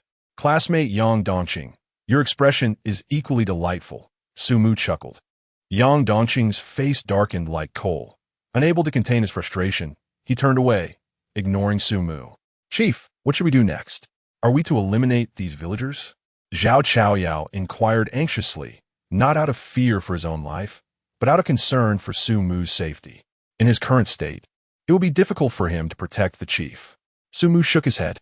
"If my intuition serves me correctly, even if we were to annihilate all these villagers, the nightmare would not dissipate." "What?" Zhao Chaoyao exclaimed in shock, and even Yang Dongqing, who had turned away, spun back around. "Did not Yi Fanyu mention two methods to dispel nightmares? One is to eliminate the source of the nightmare, and the other is to rescue it. If we kill all the villagers, would that not be tantamount to saving Tingting?" Yang Dongqing, momentarily setting aside his sulking, spoke urgently. He was aware that Jasmine had been waiting for him, and he did not wish to perish here. Sumu regarded him with a steady gaze and replied, "Do you truly believe that slaying the villagers would save Tingting? She is the source of the nightmare. Everything here exists because of her. In other words, those villagers cannot harm her at all. The ones who have imprisoned her are not the villagers, but her own obsessions." "Her own obsessions?" A look of confusion crossed Yang Dongqing's face. "Are not the villagers the ones who have tormented her? If we eliminate them, how could the nightmare possibly remain?" Sumu reminisced about that innocent little girl, a gentle smile gracing his lips. Is it truly her obsession to seek vengeance when she is a little girl who, not wishing for you and Yi Fanyu to clash, would rather go hungry than forsake her beloved dumplings? Perhaps she has never harbored hatred. She is merely an innocent child yearning to find her family. Do you remember that photograph? Even when hiding, Tingting clutched it tightly. Thus, in Tingting's heart, what has always mattered is not hatred, but family. Yang Dongqing suddenly trembled. A surge of indescribable emotion welled up within him. For reasons unknown, he felt an overwhelming bitterness in his heart, a sensation that crawled from his heart to his eyes. He remained silent for a long while, and when he finally spoke again, he discovered his voice had turned hoarse. This world should not be this way. Sumu cast a deep glance at him, his calm words chillingly piercing. Perhaps this world is inherently like this. Then I shall change the world. Yang Dongqing abruptly clenched his fists, the veins on his face bulging. Sumu maintained his tranquil demeanor. Do you know? Many young people initially dream of changing the world, yet in the end, they are all changed by it. I am different from them. Yang Dongqing shouted defiantly, as if making a declaration, reaffirming his belief. Since heaven has bestowed upon me this power, I shall wield it to transform this wretched world. Yang Dongqing, have you ever considered that perhaps you cannot change anything? Behind every nightmare, there may be a Tingting, and you cannot even save the Tingting of the present. How can you hope for the future? You are currently blinded by fervor. But what will happen in a few days? When you are on the brink of starvation and thirst, will you still agree with Yi Fanyu's perspective? Impossible. Yang Dongqing would rather die than harm Tingting. She has suffered enough. She does not deserve such treatment. Yang Dongqing's eyes were bloodshot. Sumu elegantly adjusted his glasses. Is that so? What about Jasmine? Would you rather perish here than return to see Jasmine? She loves you so much that she even drew her sword against me for your sake. If you were to die, what would happen to Jasmine? These words struck Yang Dongqing's heart like a sharp blade, causing his complexion to turn pale in an instant. Jasmine. Wake up, Yang Dongqing. This is the harsh reality. Yang Dongqing abruptly raised his head, his tone resolute. I will help Tingting find her family and then return to the real world. Sumu chuckled softly. Yang Dongqing, you are unexpectedly greedy. You wish to have both fish and bear's paw, but this cannot be achieved merely through words. For instance, until now, you do not even know who Tingting's sister is, the very person she has been searching for. Yang Dongqing was taken aback, an unutterable sense of defeat surging within him. He loathed his own impotence, yet the next moment, an idea seemed to dawn upon him, and he broke into a smile. I may know nothing, but I still believe I can. Oh, Sumu expressed mild curiosity. Who has instilled this confidence in you? Yang Dongqing fixed his piercing gaze upon Sumu, affirming. Sumu was taken aback. Pointing at himself, me? Yang Dongqing grinned. Even as the pain from his wounds caused him to grimace, he continued to smile. Indeed, it is you who has given me this confidence. A dangerous person like you, who can kill Yi Fanyu without hesitation, must surely possess a way to help Tingting. Sumu regarded Yang Dongqing as if he were seeing him anew. Yang Dongqing did not shy away. His determined eyes met Sumu's gaze unwaveringly. Suddenly, Sumu smiled silently. Classmate Yang Dongqing, I must admit, I have gained a newfound respect for you. Indeed, I possess a method, though I cannot guarantee its success. You must understand that should we fail, the consequences may be dire for both of us. I do not care, replied Yang Dongqing. The smile on Sumu's lips widened. What a coincidence, for I too share that sentiment. Chapter 52, The True Meaning of Illusion with Determination. Sumu leaned heavily on his serpentine wooden staff and rose from his seat, the elegant noble issuing his first command. First, we must locate Tingting. Wait, you haven't mentioned who Tingting's sister is, Yang Dongqing inquired, his curiosity piqued by the sister who was absent from the photograph. Sumu cast a glance at him. Are you certain you wish to know? Of course, Yang Dongqing replied, puzzled by Sumu's question. Very well, allow me to share my conjecture. Sumu paused before continuing. First, you must understand that the true Tingting is not the child you see now. She is a young lady. Yang Dongqing nodded. I am aware that Tingting appears as a little girl because her spirit remains in a state of childhood. Then what do you think? A frequently bullied young lady would refer to as her non-existent sister in the family portrait? How would I know about the sister? Yang Dongqing bowset, his expression shifting to one of deep distress, a torrent of murderous intent surging through him, causing his injured body to tremble uncontrollably. He clenched his teeth, nearly grinding them to dust, veins bulging on his forehead, his face contorted in a ghastly manner. In that moment, everything became clear. The family portrait bore no sister. In the shadows of Tingting's life, there was no sister, and even within her home, only traces of two lives remained, with the grandmother perpetually leaving behind a plate of dumplings. It seems you have come to a realization. Tingting may have never had siblings. The reason she refers to her sister is that in her perception, there is none. Enough. Do not speak further. Yang Dongqing roared in fury. Damn! Damn! Oh! In a fit of rage, Yang Dongqing began to smash the furniture within the room until chaos reigned, stopping only when the space lay in ruins, causing his wounds to reopen and blood to saturate his clothing. However, in the next moment, a metallic sheen emerged from his body. Under the glow of this metallic luster, his injuries began to mend, even his skin taking on a golden hue. A glimmer of insight sparkled in Sumu's eyes. Is this the iron will? He had previously confirmed that emotional willpower could enhance one's iron physique, but he had not anticipated that in a state of extreme emotion, Yang Dongqing could achieve such a transformation. He even speculated that if there were levels among the extraordinary, Yang Dongqing's former level was perhaps one, and now it had risen to two. This was evident. Yi Fanyu had become an extraordinary being earlier, his combat prowess clearly surpassing that of Yang Dongqing, indicating that their abilities still held potential for further development. Has your power increased? Sumu inquired. Yang Dongqing's chest heaved violently, and after a prolonged moment, he responded with a heavy nod. Excellent. Then we can proceed with greater assurance. Let me briefly outline my plan. It is quite simple. Hypnotize Tingting. Yang Dongqing abruptly turned his head, clearly sensitive to the mention of hypnosis.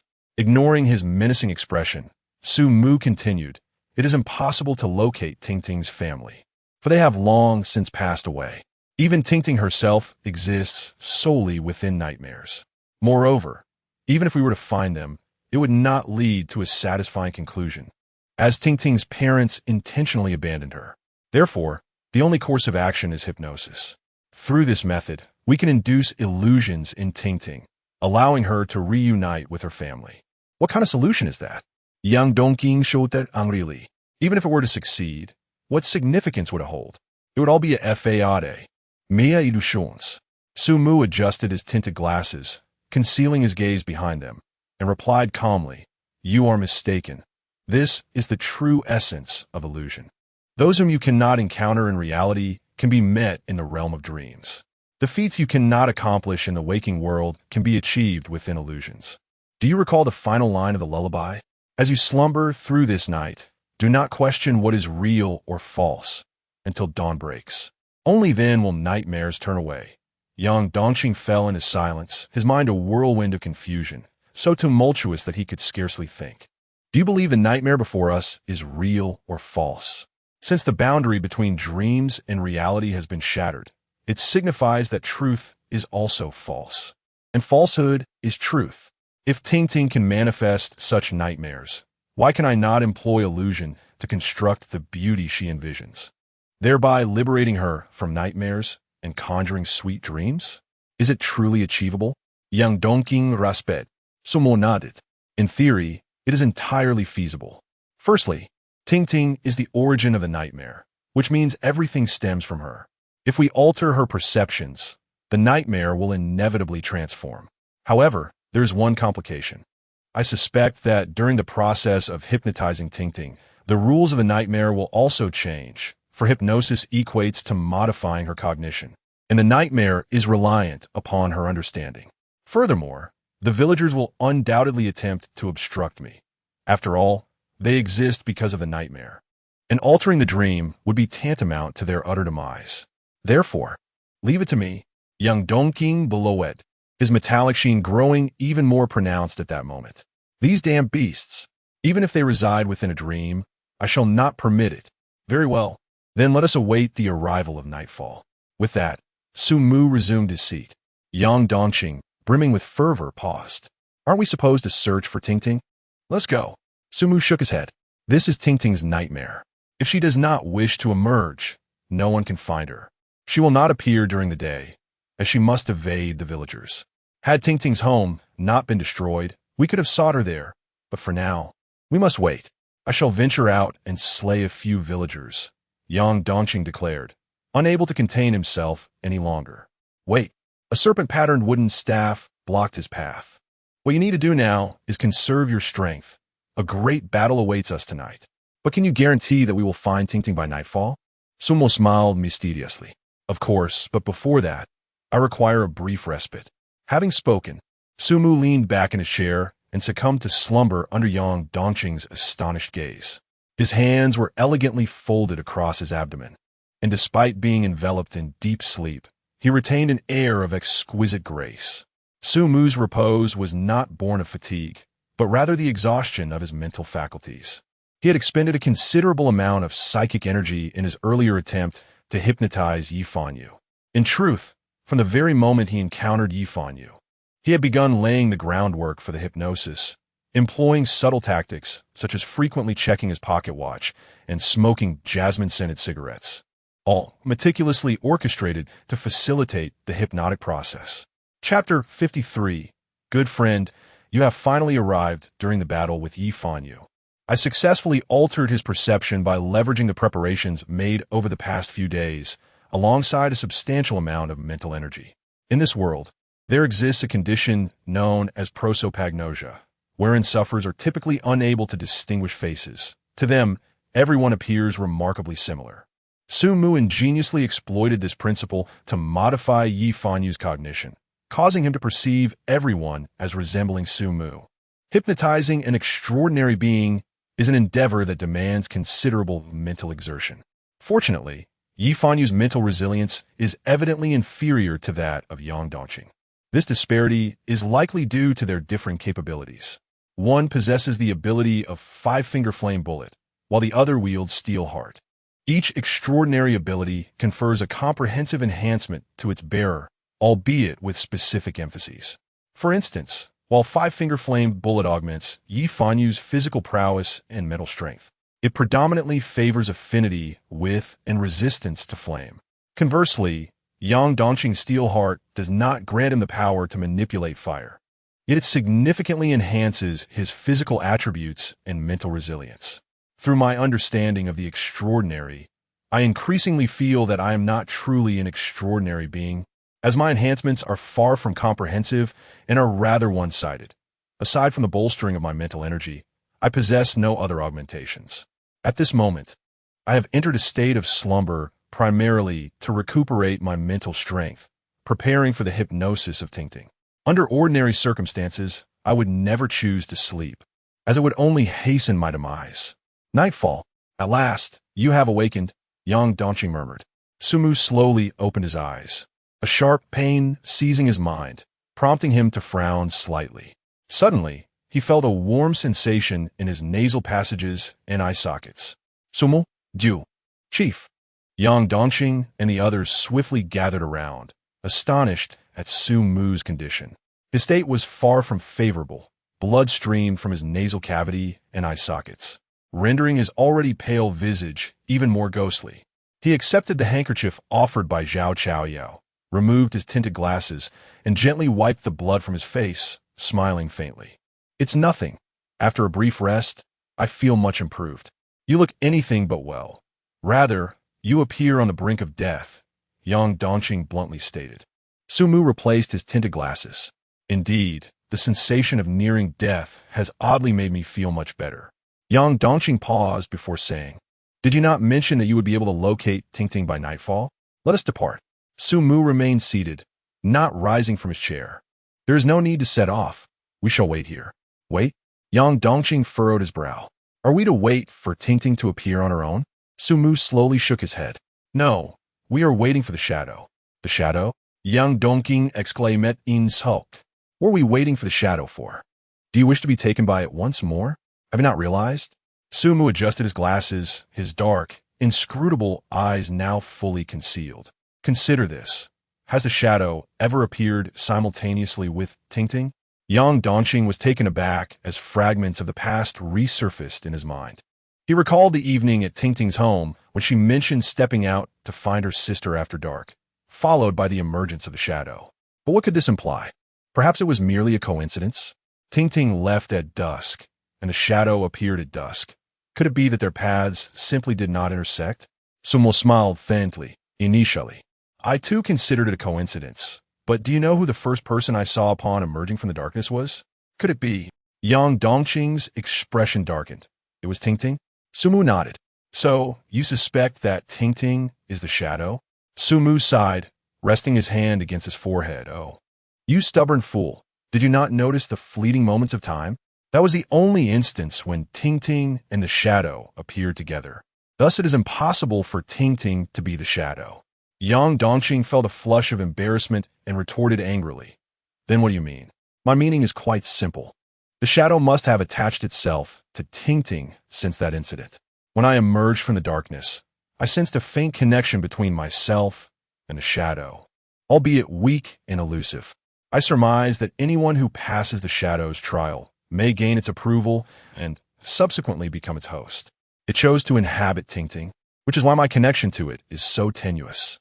Otherwise, do you believe the shadow merely sought to invite you for a stroll? Furthermore, why would the shadow possess experiences unique to Ting? Where does the shadow reside during daylight? It is known that the shadow fears light and can only hide in dark corners, or perhaps within the shadows of a person. Zhao Chaoyao interjected eagerly. Clap. Sumu applauded, turning to Yang Dongqing with a look of exasperation. Even this muscle-bound fellow is more astute than you, Yang Dongqing. Your poor academic performance is not without reason. Yang Dongqing's fists clenched tightly. Zhao Chaoyao scratched his bald head, his face aglow with embarrassment, clearly delighted by the leader's praise. Yang Dongqing stubbornly replied, What you propose is merely speculation. What if the shadow does not lurk within Ting's shadow, but rather in some other dark corner? Sumu sighed in exasperation. Yang Dongqing, do you realize that sometimes those who voice skepticism are not necessarily the wise ones, but rather self-righteous fools? In nature, even animals with lesser intelligence than humans understand the importance of seeking advantage and avoiding harm, let alone a nightmare entity like the shadow. If you were the shadow, where would you consider absolutely safe? Yang Dongqing fell silent as clarity dawned upon him within the entire nightmare. The safest refuge would undoubtedly be within the shadow of the nightmare's source, Ting. It seems you have come to understand, which is why I was the first to see Ting upon emerging from the darkness, for I emerged from her shadow. Leader, look, Zhao Chaoyao suddenly exclaimed, his fierce gaze fixated on the shadow in the corner of the room. As the crowd turned their gaze, they beheld a shadowy figure stirring in the dimly lit corner. Gradually, it morphed into a humanoid shape, tall and slender, resembling a giant of over 2 meters, reduced to mere bones. Its elongated arms nearly grazed the ground, and where its head should be, a pair of crimson eyes slowly opened. Sumu offered a faint smile. My dear friend, you have finally arrived. Leaning on his serpent-patterned wooden cane, he approached the shadow with measured steps. Before the figure could extend a hand, Sumu had already reached out. Perhaps it was mere illusion, but the shadow seemed momentarily taken aback by the sight of the fair, elongated hand before it. Chapter 54. Assist me? Are you worthy? Moments later, the shadow slowly lifted its slender, frail hand and extended it towards Yang Dongqing and the others, bypassing Sumu. The smile on Sumu's face gradually faded, and with an expressionless demeanor, he adjusted his tinted glasses, remarking, "That is somewhat impolite." With that, he grasped the shadow's hand firmly and declared, "Today, you may only invite me."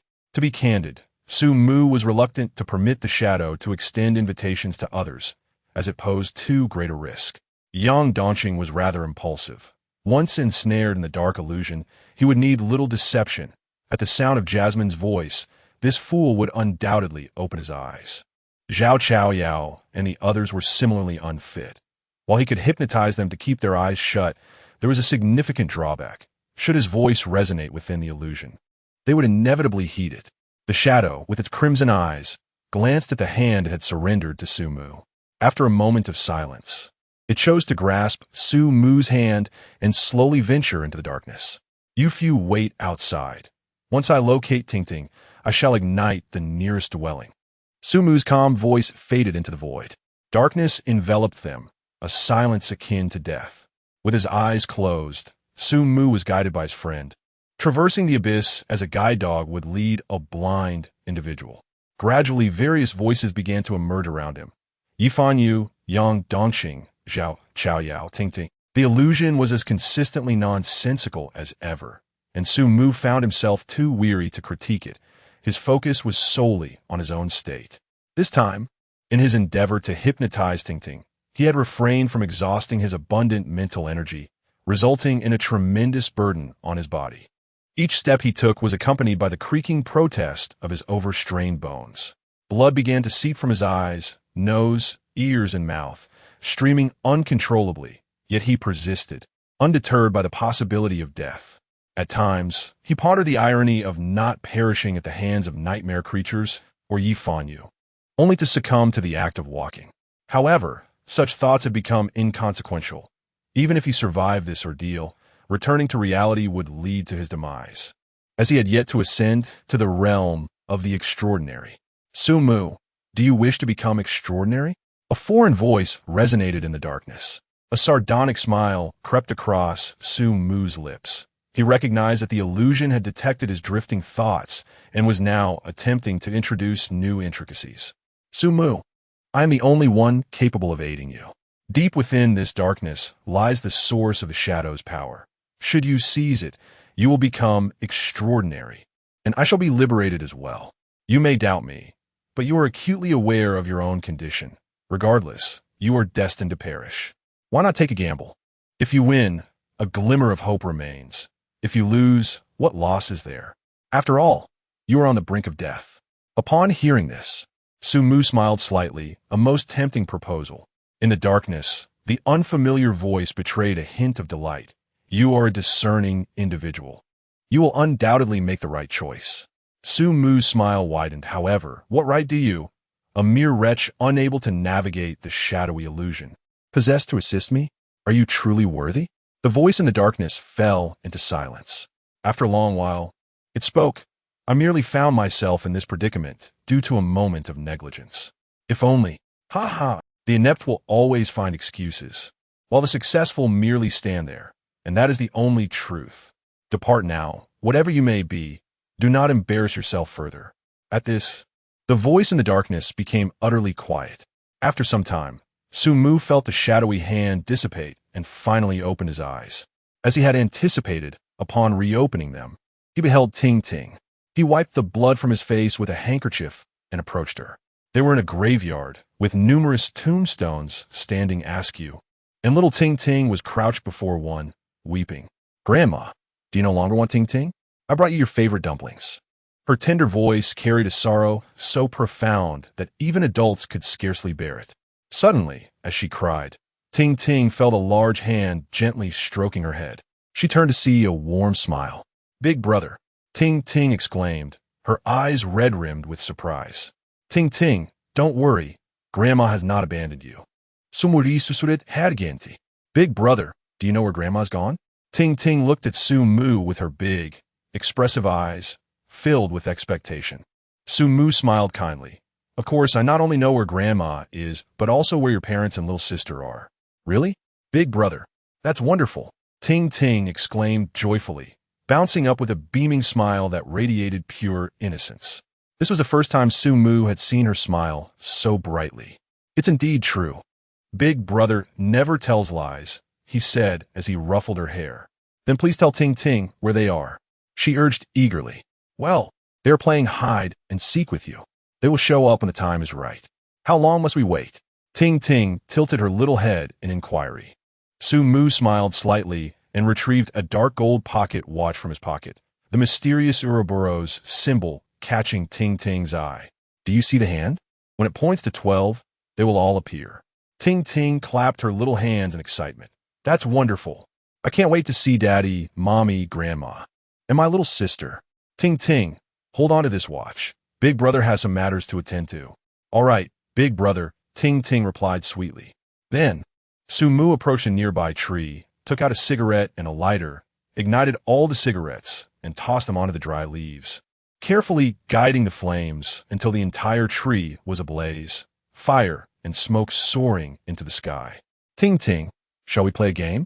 Upon hearing the word game, Ting Ting visibly recoiled in fear, instinctively curling up. Sumu smiled gently, taking the watch from Ting Ting's hands. "This game is called time acceleration." "Time acceleration?" Ting Ting, being a child at heart, was inevitably drawn in.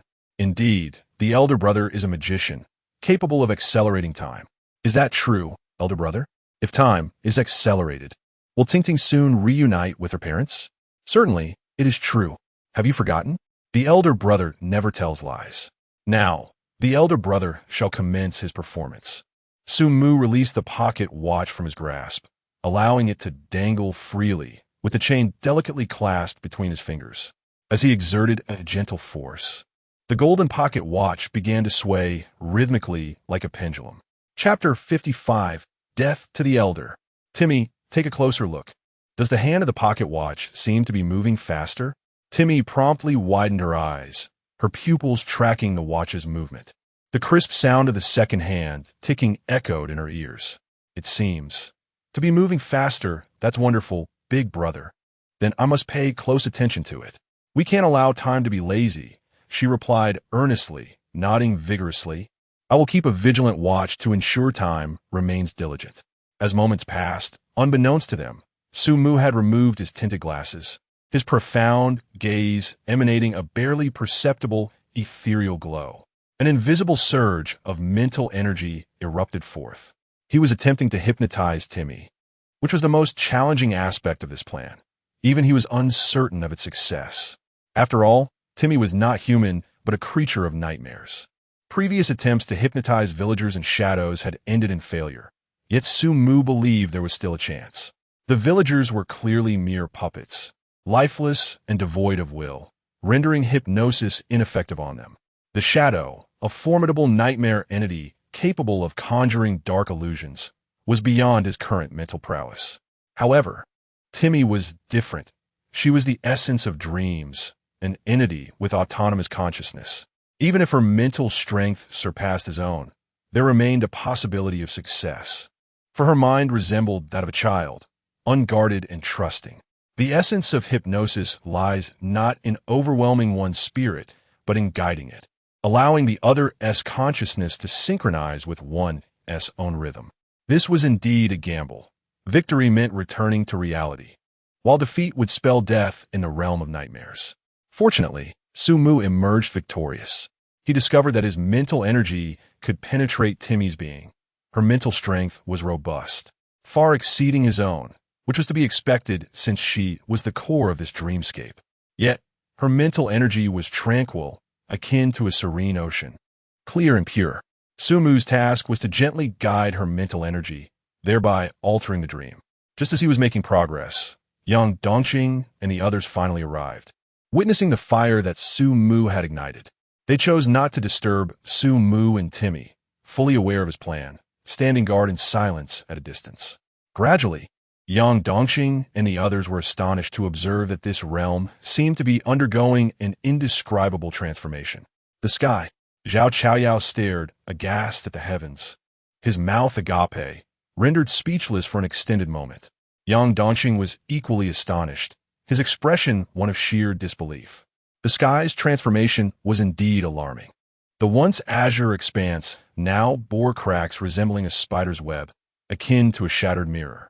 Moreover, the surrounding trees began to contort, as if cloaked in a layer of mosaic, rendering them oddly indistinct. Gazing towards the distant houses, they observed that those structures appeared to be mercilessly squeezed by an unseen giant hand, one after another collapsing amidst clouds of dust, the ground trembling beneath them, as farmlands were torn apart, revealing unfathomable chasms. Sumu was on the brink of success. Young Dongqing exclaimed with wild joy. This must be the harbinger of the nightmare's imminent demise. But his exhilaration was abruptly shattered by the deafening, inhuman howls that erupted around him. The expressions of those present turned grave as they turned to behold a horrifying sight. Villagers emerging from the nearby woods, their appearances grotesque, with skin melting like wax, dripping onto the ground. These wretched beings. The long-suppressed fury within young Dongqing erupted like a volcano upon sighting the villagers, bloodshot veins appearing in his eyes. You all shall perish, he bellowed as he charged towards the hundreds of villagers. Zhao Chaoyao and others formed a protective perimeter around Sumu, determined to prevent any stragglers from disturbing their leader. Empowered by the essence of hearts of iron, young Dongqing radiated an unprecedented metallic sheen. Each muscle of his body seemed cast from steel, brimming with formidable strength. With a thunderous roar, he stomped the ground, causing it to crack beneath him. Utilizing the recoil, he launched himself into the oncoming tide of villagers like a cannonball. Die for me! His iron fist swung with the ferocity of falling meteors, each strike accompanied by a chilling whistle. With every punch, a villager's head exploded like a watermelon, brains and blood splattering everywhere. His legs swept across the masses like a dragon's tail, delivering a devastating force that cleaved bodies in two, severed torsos soaring through the air, their entrails littering the ground. A tempest of blood and carnage erupted within the crowd. Transformed by his newfound strength, young Dongqing's power had evidently ascended to another realm. Even amidst overwhelming odds, the villagers struggled to breach his defenses. He seized one villager, hoisting them above his head, and with a tremendous effort, tore them asunder, shattered limbs and organs raining down. However, while the villagers found it challenging to breach his defenses, they were not without means to restrain him. Their strength was formidable as well. Some half-bodied villagers clung tenaciously to young Dongqing's legs, and before he could react, he was tripped. In an instant, a throng of villagers surged upon him, pinning him down, their gaping maws descending upon him, tearing at his flesh. Young Dongqing struggled fiercely, but his fists could not fend off so many, and gradually, his iron frame began to sustain injuries. Meanwhile, Zhao Chaoyao and the others were unable to assist, entangled in their own skirmishes with several stragglers. As ordinary men, they were no match for the nightmarish creatures.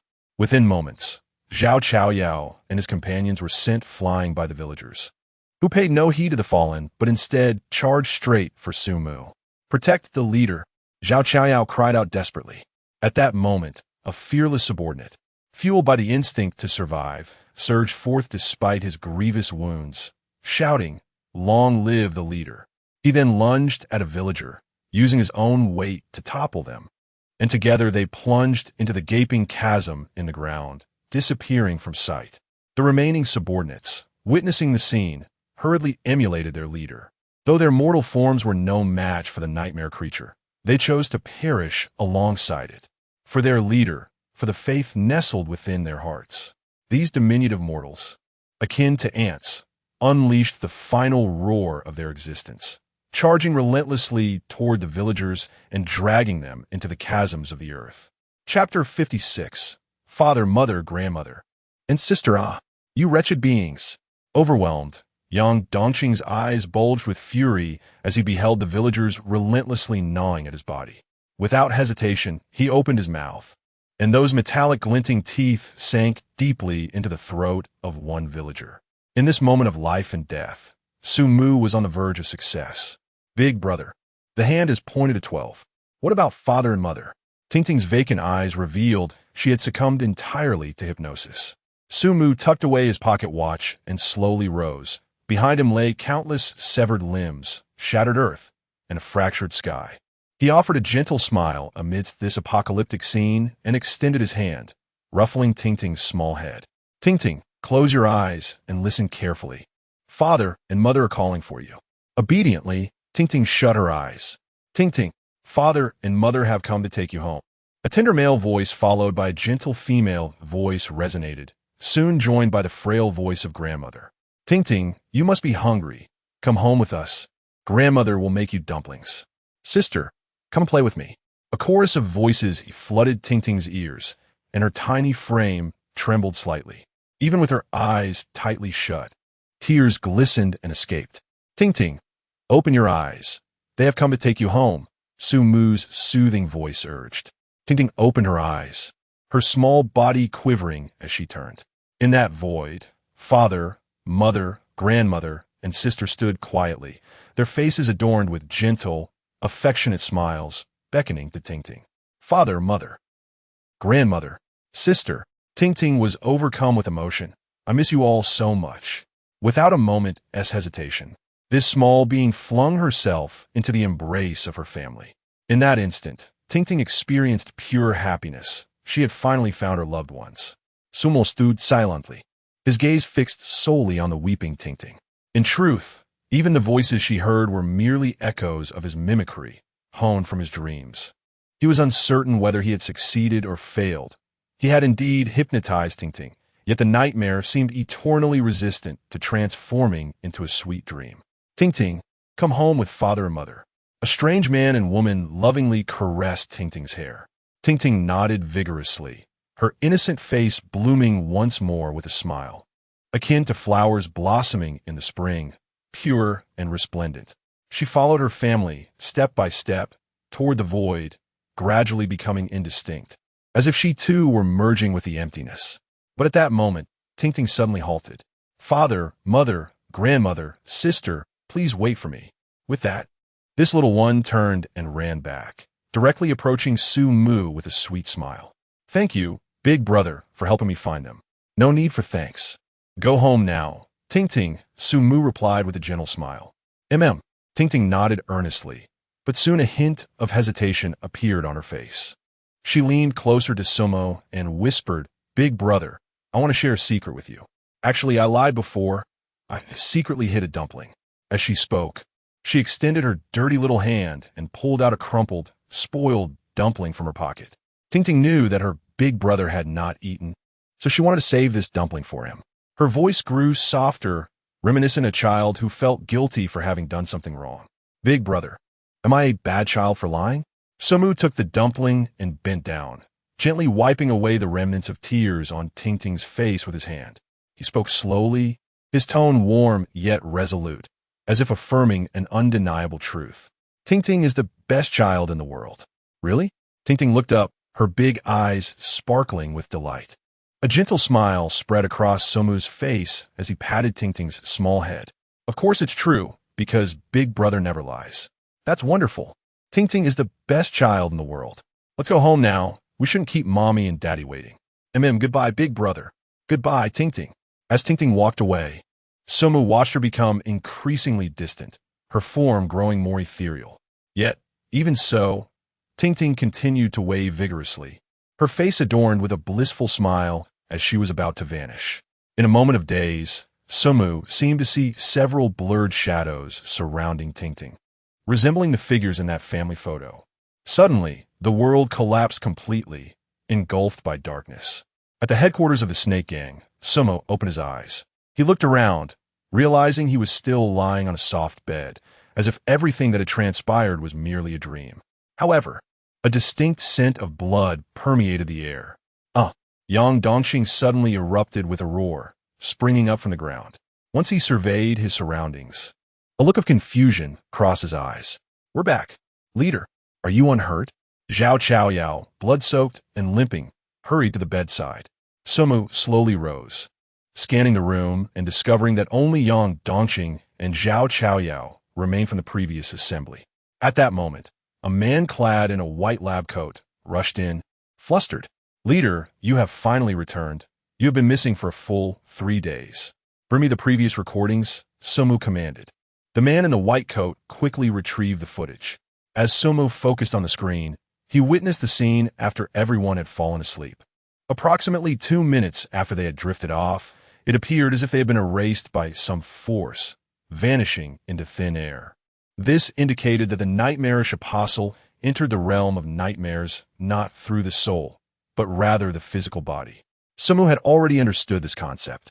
Had it truly been the soul that entered, he would not have felt so weak. Given the strength of his soul, he was undoubtedly the strongest among them. "All right, everyone leave now." So, the injured Yang Dongxing hesitated, wanting to speak. He commanded everyone to leave, and with that, he found himself alone, reclining on his bed, serenely gazing at the ceiling. Yes, he was destined to die. Had he ultimately succumbed to failure? He muttered to himself, his eyes devoid of any fear of death, replaced instead by an overwhelming sense of emptiness and ennui. He had once believed that entering the realm of nightmares would elevate him to a state of the extraordinary. Yet fate had played its cruel hand. Even if he succeeded in overcoming this latest nightmare, the hope of transcending remained elusive. His body had reached its utmost limit, and he was acutely aware that if he were to succumb to slumber once more, upon awakening, he would undoubtedly be overwhelmed by a surging torrent of mental energy, shattering his very form. Chapter 57, A Heart of Purity, How Dreadfully Dull. Sumu sighed, pondering that had he not experienced the marvels of the nightmare world, perhaps he would not mind passing away in such a manner, much like one who has always dwelled in darkness, accustomed to its shadows, oblivious to the existence of light. Now, as the gates to the new world have merely cracked open, he finds himself on the brink of death. How tiresome this existence is. Sumu turned over in his bed and retrieved a crumpled dumpling from his pocket. The dumpling's skin had long since shriveled and emitted a sour aroma, a remnant of the time when Yi Fanyu had snatched it from Ting, who had secretly hidden it away. He placed the dumpling in his mouth, savoring its flavor as he chewed and swallowed. How delectable! With a gentle closure of his eyes, Sumu succumbed to slumber, quietly awaiting the arrival of death. Yet, in the next instant, he abruptly opened his eyes, their dark depths radiating a terrifying brilliance. Even the brown-tinted glasses could not conceal it. Ha ha ha! An uncontrollable laughter erupted from Sumu, as joyous as a child who has just acquired a new toy. I relish such surprises. He raised his hand, observing the transformation occurring upon it. His slender, fair hand was aglow with a soft white light, having relied on a snake-patterned wooden cane for mobility. His right hand had been in constant contact with it, and due to his naturally delicate skin, faint calluses had inevitably formed. But now, those calluses were vanishing at a visibly rapid pace, and the already fair hand grew increasingly smooth, exuding a jade-like brilliance. He sprang from his bed, feeling an indescribable lightness, a gentle and pure power erupting from within him, akin to a subtle spring rain nurturing the parched earth. Approaching the mirror, he discovered that even his appearance had silently undergone some changes. Previously, he bore sunken cheeks, pale skin, and bloodless lips, which lent him an air of harshness and coldness. Now, however, his cheeks appeared slightly fuller, his complexion no longer resembling that of a corpse, but rather exuding a healthy glow, as pristine as white jade, with his lips now rosy and vibrant. Sumu smiled at his reflection, resembling a refined gentleman, evoking no sense of aversion. The first sensation bestowed by his new skin was one of purity and immaculate cleanliness, as if no grime could settle upon it, reminiscent of a thorough cleansing in a bathhouse. Simultaneously, his mental energy began to undergo a transformation, not a diminishment, but a purification. A wondrous force was expunging the impurities from his mental energy, reducing its total volume while significantly enhancing its clarity. Suddenly, Sumu lifted his gaze towards the heavens, his vision seemingly transcending limitless dimensions until he beheld a web, an intangible, formless net, omnipresent in its reach. Each node upon it twinkled like a star, reminiscent of the cosmic expanse, mysterious and resplendent. The moment he discerned the web, he instinctively grasped its name. Bronze Law. Upon the bronze law, within a singular node, there existed a star as pure and white as jade, casting its luminous light upon Sumu. In that fleeting moment, an invisible connection was forged between the two. Sumu finally comprehended the cause of his transformation. He had become an extraordinary being, endowed with extraordinary powers, which he named the Heart of Purity. Was this a gift from Tingting? A silent smile graced Sumu's lips. This innocent and untainted girl selflessly shared her strength. Perhaps only such a person could possess the utterly pure heart of purity. He keenly sensed the power bestowed by the heart of purity, as if it had been an innate part of him all along. The moment he embraced the heart of purity, its function became abundantly clear. Heart of purity. It transforms the bearer's body into an immaculate form, slightly enhancing physical attributes and mental fortitude, while significantly elevating the purity of both body and spirit. It grants a robust immunity against all forms of taint, referring to toxins, curses, abnormal states, negative emotions, and so forth. Strictly speaking, the heart of purity may not be deemed an overwhelmingly powerful ability, lacking any proactive capabilities and existing solely in a passive state. It may appeal to some beauty-conscious women, lacking the lethal force of the five-finger flame or the formidable defense of iron will. Yet, none of that truly matters. The essence lies in the fact that he has survived. The heart of purity augmented Sumu's physical prowess and purified his mental capacity, effectively extending his lifespan from 2 dimensions. By his estimation, he could live at least another year. Is this the sensation of being alive? Quite pleasant. Sumu reclined back onto the bed, a serene smile adorning his face, gradually succumbing to slumber. It had been an eternity since he had enjoyed a restful sleep. For every prior night had been a drain on his life, inching him closer to death. But this time he could indulge in a restorative rest. Chief, welcome to the Imperial Capital. We are about to check into the presidential suite at the Manlin Casidon Hotel. I apologize for the inconvenience. Your private estate is yet to be completed. It is my failure in supervision. Please do not hesitate to impose a penalty. A middle-aged butler, impeccably dressed in a tailcoat, spoke with utmost respect. Sumu nodded and followed the butler into the most opulent hotel in the capital. Your room is on the 118th floor, currently the highest suite in the capital. The hotel has informed me to convey that your presence marks a historic moment in their establishment. Understood. You may leave. Upon entering the room, Sumu lay down alone on the luxurious bed and closed his eyes, preparing for sleep. It was a most extraordinary experience, falling asleep within a dream. Necessity dictated this, as slumber would invariably lead him into dreams, a realm he had grown weary of. All he desired was genuine rest. Thus he could only sleep within the dreamscape. A night passed in silence.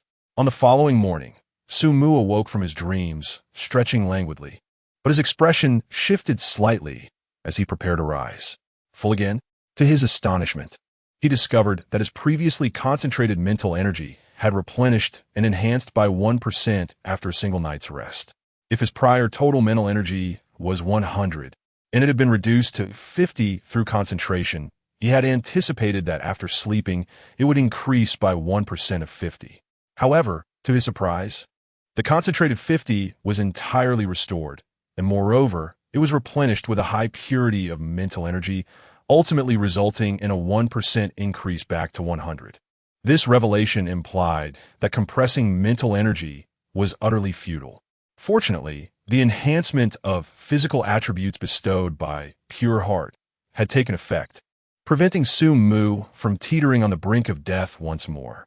Nonetheless, having previously estimated that he could survive for a year, he found it necessary to revise that projection to approximately 1 additional month. Sumu chuckled softly, acknowledging the capricious nature of fate with a sense of irony. He rose from his bed, foregoing any ablutions, as he felt no need for them. His body was pure and untainted, rendering such rituals a waste of water. He intended to meet with his subordinates and commence the next phase of his plan.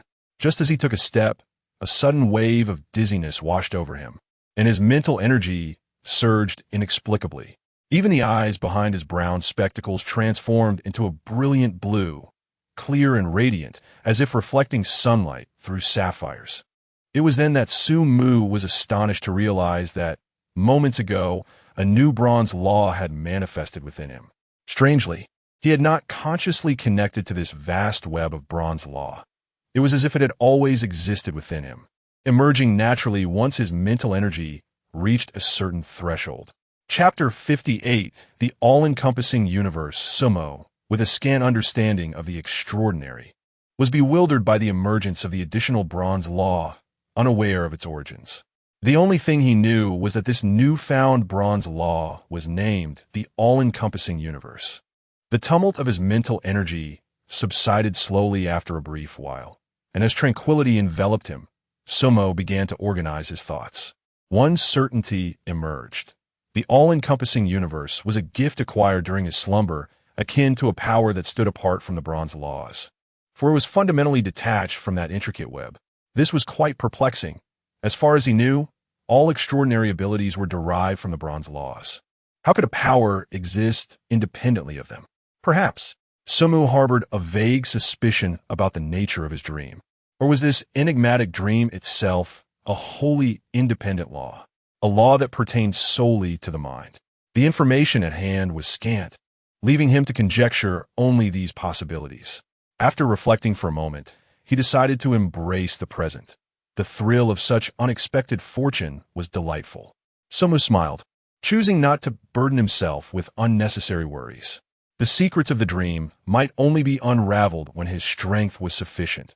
For now, he could only accept this revelation with serenity. Moreover, he found great satisfaction in the abilities bestowed by the all-encompassing universe. Jasmine, your singing is truly enchanting. In a quaint CAF, young Dongqing gazed at Jasmine with a tender affection. At that moment, Jasmine had just concluded her performance. Still clad in her stage attire, a delicate blue gown that elegantly accentuated her graceful curves, cascading down like a waterfall. The gown featured an off-shoulder design, revealing her fair shoulders and alluring collarbone, prompting young Dongqing to steal glances with unbidden intrigue. Jasmine took a sip of her coffee, her lovely eyes shimmering with a glint of hope for the future. She felt as if she were in a dream, having seemingly emerged from the mire of life overnight. Blossoming into a radiant pearl, she had fulfilled her dreams and found love. Really? You mustn't tease me. This is my first time performing on stage, and I was so nervous that I even mispronounced several words. Jasmine playfully stuck out her tongue, a ring of coffee foam adorning her luscious lips, adding an extra touch of charm. Young Dongqing instinctively swallowed, overwhelmed by an urge to taste. Indeed, even if you made mistakes, your performance was delightful. Jasmine beamed with joy at his words. Thank you, young Dongqing. It is only since I met you that my fate began to change. More accurately, it was after encountering Sumu, but Jasmine could hardly utter another man's name in front of her boyfriend. Don't say that, Jasmine. It should be, Sir, your coffee. A server approached, placing a cup of coffee before young Dongqing.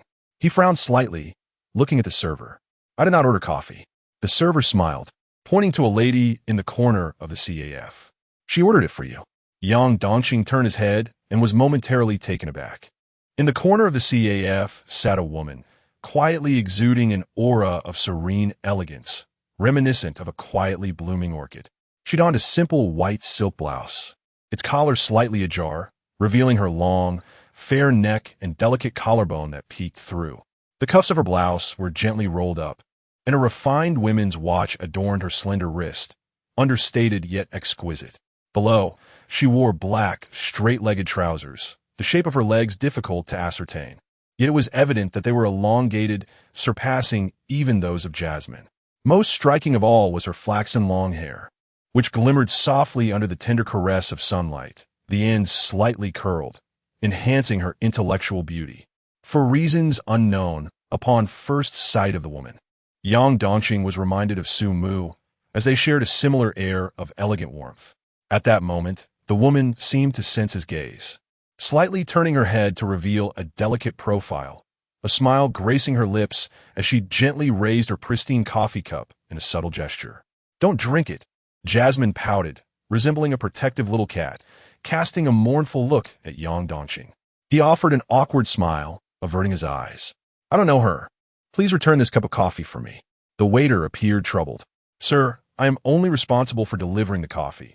If it needs to be returned, you must speak to the lady yourself." "Oh, by the way, it seems she has written something on the napkin." With that, the waiter withdrew. Jasmine snatched the napkin, her expression fraught with indignation. "I must see what she has written." Yang Dongqing felt increasingly embarrassed, astonished at the attention he garnered from women. However, when Jasmine unfolded the napkin, she was taken aback, her small face betraying a hint of panic. "Jasmine? Yang Dongqing said something amiss." Seizing a napkin to find it bore only 4 words: "Nightmare Apostle." His expression changed dramatically as he fixed his gaze on the intellectual beauty in the corner, whose exquisite face wore a graceful and subtle smile, as if greeting a new acquaintance. "Jasmine, wait here. I will go see her." Yang Dongqing stood up and approached the woman. Jasmine felt a surge of anxiety. Having known Yang Dongqing for some time, she was well aware of the implications of Nightmare Apostle. Although concerned, she was a sensible woman and refrained from causing trouble for a man. Instead, she tightly grasped her phone, opened her contacts, and dialed Sumu's number. If matters took a turn for the worse, she would call him immediately. In her understanding, only Sumu could assist Yang Dongqing, for despite his cold demeanor, having promised to work for him for 3 years, it was likely that Sumu would not wish to lose a subordinate without cause. "Who are you?" Yang Dongqing seated himself before the woman, his voice cold. Upon seeing her face directly, he realized he had underestimated her beauty. Her full visage surpassed even that of celebrities on television. The woman set down her coffee, gently tucking a strand of hair behind her ear, revealing her delicate, fair earlobe. With a smile, she said, "Mr. Yang, please forgive my boldness. It is a pleasure to meet you. This is my business card." She extended a card towards him. Yang Dongqing took the card and saw inscribed upon it, "Chairwoman of the Bronze Coffin Company, Murong Mengli." Upon seeing the name Murong Mengli, his pupils constricted in astonishment as he exclaimed, "You are of noble descent?" Murong Mengli seemed accustomed to such reactions, her expression unchanging as she merely smiled politely and nodded. Yang Dongqing involuntarily inhaled sharply, realizing at that moment why she had reminded him of Sumu. That unmistakable air of nobility was indeed strikingly similar. This was his first encounter with nobility, and the certainty of her status stemmed primarily from her name. Nobility is characterized by compound surnames. While he was unfamiliar with the aristocracy of other nations, he had heard tales of the nobility within the Qian Empire.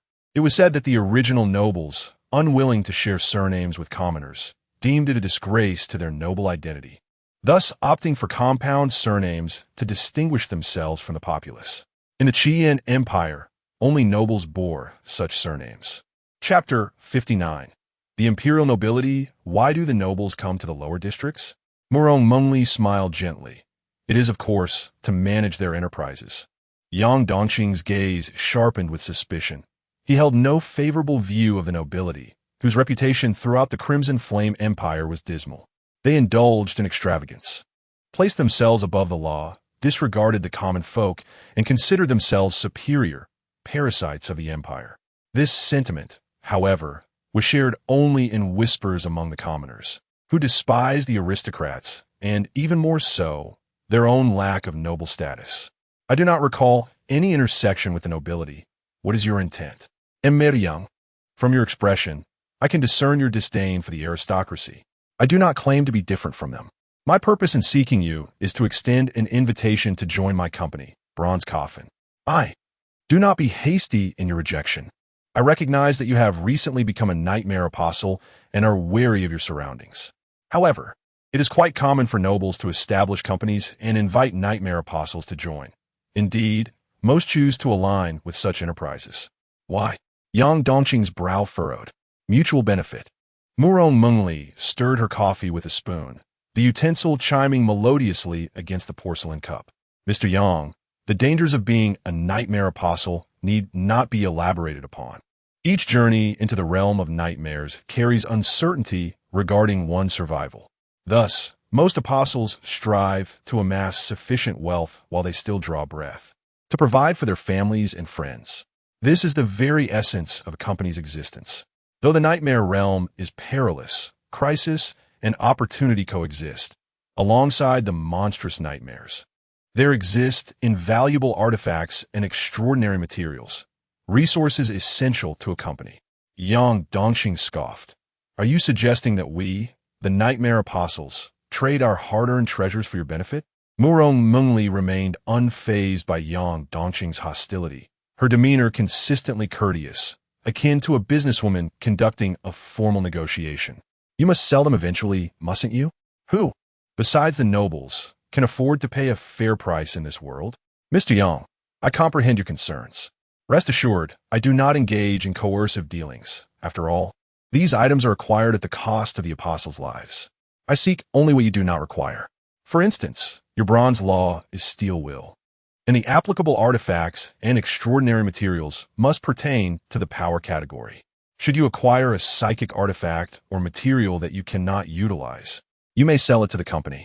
Naturally, joining the company offers more than just this advantage. There are corresponding employee benefits. Beyond a substantial monthly salary, there will be information sharing, mutual assistance among employees, and the lending of artifacts, among other perks. Murong Mengli's proposal was indeed appealing, yet Yang Dongqing perceived a troubling detail. You have investigated me? Yang Dongqing clenched his fists, a subtle glimmer of metallic hue manifesting between his knuckles. Young man, allow me to offer you a piece of advice. Do not reveal your fangs before the powerful indiscriminately. A faint male voice echoed behind Yang Dongqing, startling him, for he had not noticed the presence of another individual at his back. As he prepared to react, a resounding clap echoed. A large, bony hand landed heavily on his shoulder. In that instant, Yang Dongqing felt as though a mountain had been placed upon him, and no amount of effort could shift it even slightly. In disbelief, he turned his head, only to find a man clad in a black trench coat and sunglasses standing there with an expression of indifference. The so-called iron physique seemed like a mere toy in that hand, easily crushable with a gentle squeeze. Hanyu. Murong Mengli furrowed her brow, her displeasure evident. The man, known as Hanyu, shrugged nonchalantly and released his grip. Boss, I merely intended to issue a warning. In the future, do not act without my command. Murong Mengli's voice was soft, yet imbued with an undeniable calmness. Hanyu casually nodded. You are the boss. Your word is law. He stepped aside and sat down, falling silent. Yang Dongqing gazed at Hanyu with a mixture of fear and astonishment, his heart tumultuous with emotions as he struggled to fathom how utterly fragile his newfound strength was. I apologize, Mr. Yang. It is my fault for not maintaining proper control. Please forgive me. Murong Mengli expressed a hint of regret. She continued, in truth, I did not specifically investigate you. Rather, I have been continuously dispatching individuals to search for the traces of Nightmare's apostles to strengthen the company. This is primarily due to your previous robbery, in which you absconded with 50,000 yuan. The victim reported that during the altercation, a gun was fired, yet the assailant remained unharmed.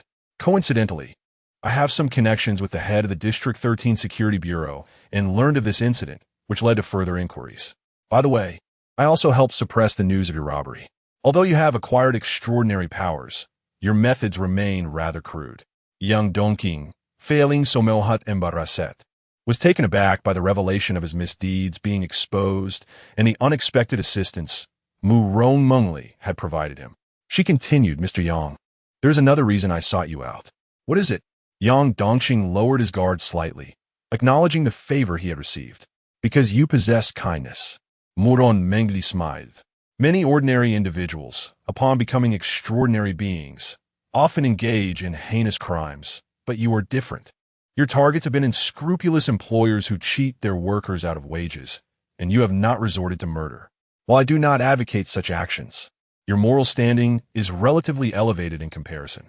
Yang Dongqing offered an awkward smile, feeling a tinge of embarrassment. I do not wish for my employees to be malevolent individuals, even if they possess great capabilities. Having conveyed her thoughts, Mu Rongmengli inquired, So, Mr. Yang, what are your considerations? Joining the bronze coffin would be entirely beneficial for you. Our understanding of the nightmare realm and extraordinary beings far surpasses that of an individual. And all we ask is that you prioritize selling any unused treasures or extraordinary materials to the company. Naturally, the company will ensure you do not suffer any losses in terms of pricing. Mu Rongmengli extended her sincere invitation, believing there was no reason for Yang Dongqing to refuse. Yet, after a moment of contemplation, he ultimately shook his head. I beg your pardon, Miss Morong. Although your proposal is indeed enticing, I must decline. A flicker of surprise crossed Mu Rongmengli's eyes. Though rejected, she felt neither anger nor disappointment, but rather a curious interest as she inquired, May I know the reason? Yang Dongqing hesitated, his mind replaying the moment when Sumu declined Yi Fanyu and waved goodbye to Tingting. It was this seemingly selfish and cold-hearted gang leader who had, at a crucial moment, come to his aid and even saved his life. Mr. Su, I cannot persuade him. You are an astute individual. If you adhere to my plan, we shall undoubtedly return to reality. Yet, as always, Sumu smiled and simply replied, I refuse. It was this instance that altered Yang Dongqing's perception of Sumu. Dispelling the images from his mind, he took a deep breath and stated, Because I have promised someone that I would work for him for 3 years. Mu Rongmengli expressed surprise. Is that person also of noble lineage? Yang Dongqing shook his head. No, he is a gentleman of eccentricity. Mu Rongmengli smiled slightly. I have great admiration for men of elegance. Might I ask if Mr. Yang could introduce me to him? A peculiar expression crossed Yang Dongqing's face. I believe you may have misunderstood. The eccentricity I refer to is that of a madman. Mu Rongmengli was taken aback. Chapter 60. The Young Master Like Jade. Headquarters of the Serpent Gang. Sumu ended his call with Jasmine. An unidentified woman approached Yang Dongqing, her demeanor distinct from the ordinary. Intriguing. A faint smile graced his lips. Stripped of his extraordinary status, Yang Dongqing was but a destitute student with societal connections nearly non-existent. Thus, the intentions of such a woman seeking him were abundantly clear. He had not forgotten a particular phrase from his first encounter with the nightmarish realm, spoken by an individual from the upper district. In the real world, extraordinary beings are merely a band of cowardly idlers, thriving solely on the blood of nightmarish apostles to grow. Now, it seemed the vampires had come knocking. Prepare yourself. We have guests arriving shortly, he instructed. Yes, Chief. Zhao Chaoyao replied respectfully.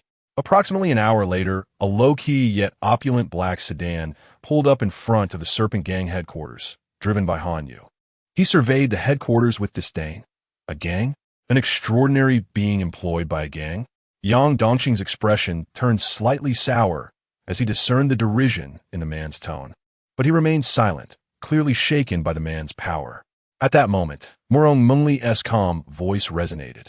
Han Yu, I am aware you were sent by my father to assist me, but that does not grant you the liberty to disparage my guests. Han Yu glanced at her stunning visage and replied dismissively, Understood, boss. Soon, they alighted from the vehicle. 2 junior members of the Serpent Gang stepped forward. Welcome, esteemed guests. The chief is awaiting your arrival. Yang Dongqing was taken aback. He had not anticipated Sumu's prior knowledge of their visit. Unbeknownst to him, Jasmine had already informed him, and she had left well in advance. Guided by the junior members, the trio entered a grand hall deep within the headquarters. The hall was brilliantly illuminated, featuring a soaring dome adorned with a magnificent crystal chandelier, its myriad crystals refracting splendid light. The floor was laid with exquisite marble, smooth and warm, each stone bearing a unique pattern. The walls were embellished with breathtaking murals, each brushstroke delicate and colors vibrant. At the center of the hall, an arrangement of lavish sofas was artfully positioned around an intricately carved wooden coffee table. Upon entering the hall, Murong could not help but express a hint of admiration. It was not the opulence that captivated her. She had encountered far grander places, but rather the refined taste exhibited in the decor. The entire hall radiated an aura of exquisite artistry, resembling a frozen temple of art, with every detail meticulously curated, except for the oddly placed Ouroboros wall behind the sofas. Hanyu curled his lip, displaying his disdain, another poor imitation of nobility. "Please, take a seat. The chief will arrive shortly." Zhao Chaoyao guided them to the sofas and prepared tea before leaving. Once seated, Murong inquired, "Mr. Yang, is the Su you mentioned also an extraordinary being?" Yang Dongqing contemplated Sumu's extraordinary demeanor, sensing that he was far from an ordinary individual. Although the nature of his bronze law remained a mystery, he confidently affirmed, "Indeed." Murong's gaze flickered with intrigue, clearly captivated by Sumu as well. Not long after, the grand door on one side of the hall swung open, drawing everyone's attention. A man clad in a black suit, adorned with tinted glasses and wielding a serpent-patterned wooden cane, gracefully entered. His mere presence seemed to infuse the surrounding air with an aura of elegance. Tall and poised, each step he took was measured and composed, his high nose and gently upturned lips forming a confident and charming smile that felt akin to a breath of spring. Murong's beautiful eyes shimmered with an unusual light. She seldom found herself moved by the appearance of others, yet today was an exception, as she beheld the gentleman's approach. For words resonated in her mind, a young master like jade. It was not merely his flawless visage that captivated her, but rather the clean and warm aura he exuded, which was simply impossible to overlook. Beyond his demeanor, what struck her most was his skin. She could scarcely fathom how a man could possess such flawless skin, devoid of any imperfection. Han Yu's eyes glinted with envy. Though he considered himself handsome, he felt as if he were not even in the same league as the newcomer. The essence of a man's charm lies not solely in his appearance, but in the self-assured aura that emanates from within. The man in question was, of course, Sumu, who wore a smile as refreshing as spring itself, politely nodding to the guests. Yang Dongqing was momentarily taken aback. He could not comprehend why, after just one day apart, Sumu appeared even more attractive. Upon closer inspection, he found no change in his features, yet the feeling of increased handsomeness was undeniable, though he could not articulate why. "Allow me to introduce myself. I am Sumu, and it is a pleasure to meet you all." Murong withdrew her gaze and gracefully responded, "Hello, Mr. Su. I'm Murong." Sumu nodded with a smile, his demeanor unchanged by her noble status, which gave Murong the illusion of having returned to the upper district to converse with a true aristocrat. After a round of cordial exchanges, Murong articulated her purpose. "Initially, I intended to invite Mr. Yang to join my company, but having met you, Mr. Su, I have reconsidered." "Oh, I am keen to hear more," Sumu replied, taking a gentle sip of tea while casting a warm gaze upon Murong. She was perhaps the most beautiful woman he had encountered in reality. Such a woman would undoubtedly merit a place in his harem, even within the realm of dreams. "I wish to extend an invitation for both you and Mr. Yang to join the bronze coffin," Murong stated earnestly, devoid of any aristocratic arrogance, presenting only a genuine invitation. Sumu smiled, not immediately rejecting her proposition, but instead inquired, "Might Miss Murong provide me with a reason for joining?" "To speak candidly, Mr. Su, you are not lacking in wealth and possess the foundational qualifications of an extraordinary individual capable of establishing a company. However, under the system of the Qian Empire, lacking noble connections makes it exceedingly difficult to complete the necessary paperwork, and the authorities maintain strict oversight over private extraordinary enterprises. To my knowledge, various extraordinary companies in the market, regardless of their size, often possess a semblance of aristocratic lineage. While I do not believe that noble status is worthy of ostentation, It undeniably affords certain privileges and conveniences within the Crimson Flame Empire. Moreover, as the bronze coffin has only recently been established, your inclusion as founding members ensures that you need not worry about benefits and entitlements. Miss Morong, I can sense the sincerity of your invitation. However, Sumu pivoted the conversation. I have a more advantageous proposal to present. Chapter 61. The country bumpkin of the lower district. What proposal? Equity participation. Equity participation? A look of surprise crossed Murong Mungli's face. She never expected Sumu to consider investing. Indeed, however, I am not in need of money. Sumu shook his head. I'm not referring to monetary investment, but rather to an investment of intelligence. Miss Morong, your company is in its nascent stage, and your intelligence capabilities must be rather limited. Otherwise, you would not have only just located Yang Dongqing. I, though modest, excel in intelligence work. To speak candidly, if I so desired, there would be no secrets left in the entire District 13. Ha ha ha! Hanyu could no longer contain his laughter. Murong Mungli shot him a glance, but he seemed oblivious, continuing to chuckle to himself. My apologies, I simply could not restrain myself. The moment I witnessed the country bumpkin from the lower district boasting with such gravitas, I truly could not help it. At this remark, Murong Mungli's expression darkened. While Sumu wore a curious smile, his gaze behind the tea-colored glasses flickering enigmatically. This master-servant duo appeared to be misaligned. You, a mere controller of an insignificant gang, dare to speak so boldly? Do you truly believe that with the intelligence network of a small gang, you can stake a claim in a company belonging to an imperial aristocrat? Han Yu, apologize to Mr. Su at once. Murong Mungli's tone had rarely been so severe. Apologize? Boss, you are an ordinary person and do not comprehend the extraordinary. I have encountered many brash youths who have just acquired extraordinary powers.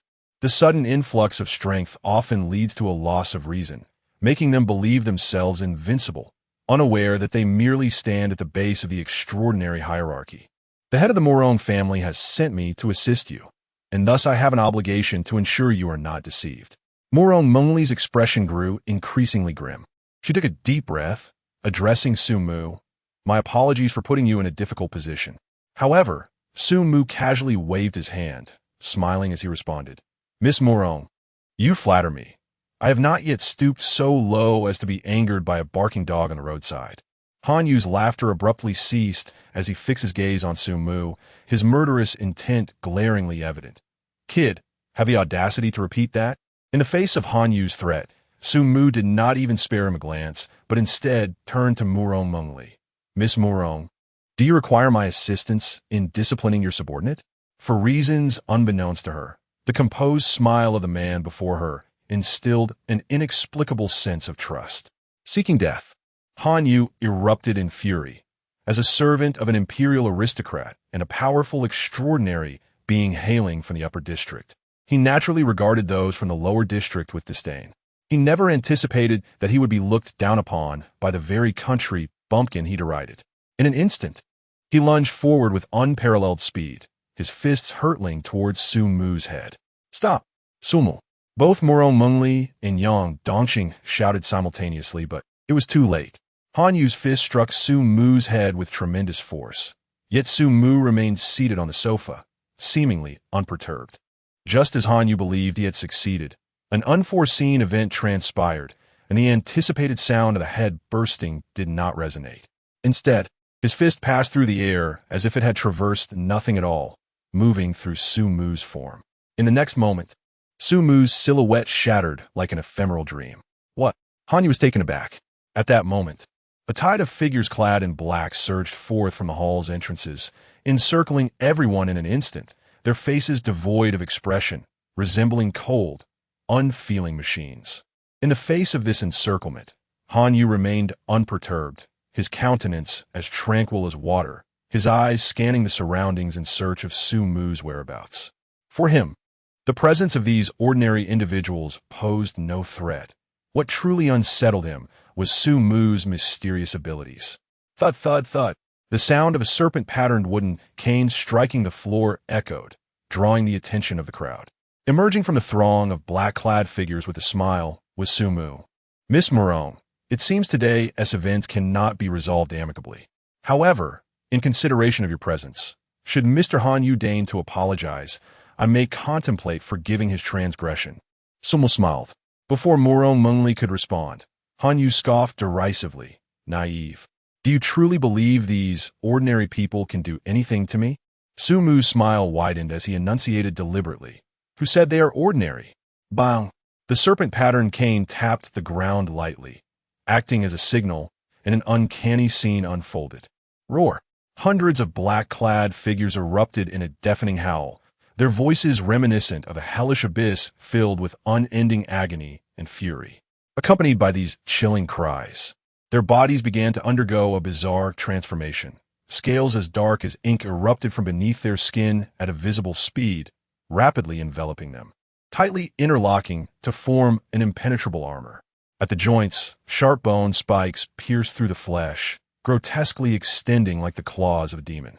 Their forms grew taller and more twisted, muscles bulging, outlines becoming grotesque, while their faces were shrouded in black scales, revealing only pairs of blood-red eyes radiating a murderous aura.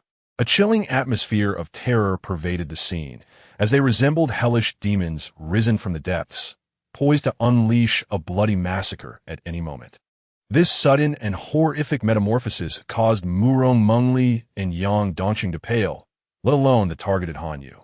At this moment, Han Yu found himself under the gaze of countless crimson eyes, a shiver running down his spine. What manner of monsters are these? Even the noble retainer, who prided himself on his worldly experience, was gripped by fear. He had never encountered such a bizarre phenomenon, doubting whether he had fallen into a nightmarish realm. Mr. Han, might I inquire, can they compel you to apologize? Sumu, surrounded by the monstrous figures, maintained his unchanging smile and inquired politely. Han Yu's expression darkened suddenly, his anxiety mounting as he scanned his surroundings, silently calculating whether he could conquer so many monsters, particularly since he was utterly oblivious to their true strength. However, judging by their imposing presence and the terrifying black scales, these creatures appear to possess an alarming strength. Noticing that Han Yu remained silent, Sumu continued, "It seems my preparations were insufficient. In that case," with a sharp clap of his hands, an array of concealed compartments emerged upon the walls of the hall. As these compartments opened, a series of machine guns slowly extended from within the structure, their dark muzzles emanating a chilling glow under the illumination. Furthermore, the marble floor at the edges of the hall also began to shift, revealing hidden compartments that contained an array of timed explosives. Chapter 62. Mr. Su, I was wrong. The bomb's exterior was forged from cold metal, exuding a chilling luminescence that sent shivers down one's spine. Its cylindrical body was topped with a small electronic display, on which red digits pulsated ominously like a demonic countdown. Surrounding the screen were a multitude of intricate circuits and interfaces. Upon witnessing this scene, Han Yu felt cold sweat trickle down his face. He suddenly regretted crossing this rustic figure from the lower city. Though he appeared gentle and humble, it was clear that he was an extraordinarily perilous individual. Who in their right mind would conceal such an arsenal within their own abode? Initially, Han had contemplated breaking through, apprehending Sumu directly, but the moment he laid eyes on the bomb, all hope drained from him. He dared not act rashly, fearing that any misstep might inadvertently trigger the explosives. If even a single one of the hundreds of bombs detonated, the entire headquarters of the venomous snake gang would be reduced to rubble. Even though he prided himself on his strength, he lacked the confidence to withstand such a catastrophic explosion. Yang Dongqing, too, was drenched in cold sweat. He had never imagined that Sumu harbored such formidable capabilities. His prior defeat felt justified, and even if he had emerged victorious, it was highly unlikely he would have left the venomous snake gang alive. The only one present who maintained her composure was Murong Mengli. Although her pupils dilated in shock, she retained her poise. It dawned on her why Yang Dongqing held such a high regard for Sumu, a gentleman with a touch of madness. And indeed, he possessed a remarkable degree of it. "How does it strike you, Mr. Han?" Sumu inquired politely, as if a gentleman were presenting his prize collection to a guest. A bead of cold sweat slipped down Han Yu's brow. His muscles tensed, and his gaze flickered incessantly. Do not feign bravado. I refuse to believe you would dare detonate the bomb. After all, seated here is an imperial noble, and the implications of killing an imperial aristocrat would spell your doom throughout the entire Crimson Flame Empire. Sumu smiled gently. You are mistaken. Miss Mouron will not perish. She bears a certain defensive artifact, and I shall remain unharmed as well, for this is merely my doppelganger. My subordinates are also safe, protected by their scales, which provide ample defense. Only you shall meet your end. Mouron Mengli's expression shifted. She was taken aback that Su Mu could discern her possession of a defensive artifact. Upon hearing this, Han Yu's expression froze, and he stubbornly pointed at Yang Dongqing, demanding, what about him? He is also your subordinate. It's of no consequence. If he dies, then so be it, Su Mu replied nonchalantly. Yang Dongqing, though accustomed to the chilling remarks that flowed from Su Mu's lips, felt a familiar sense of discomfort wash over him with each utterance. Mr. Han, the time has come for you to choose. Apologize or die. Han Yu's complexion darkened further.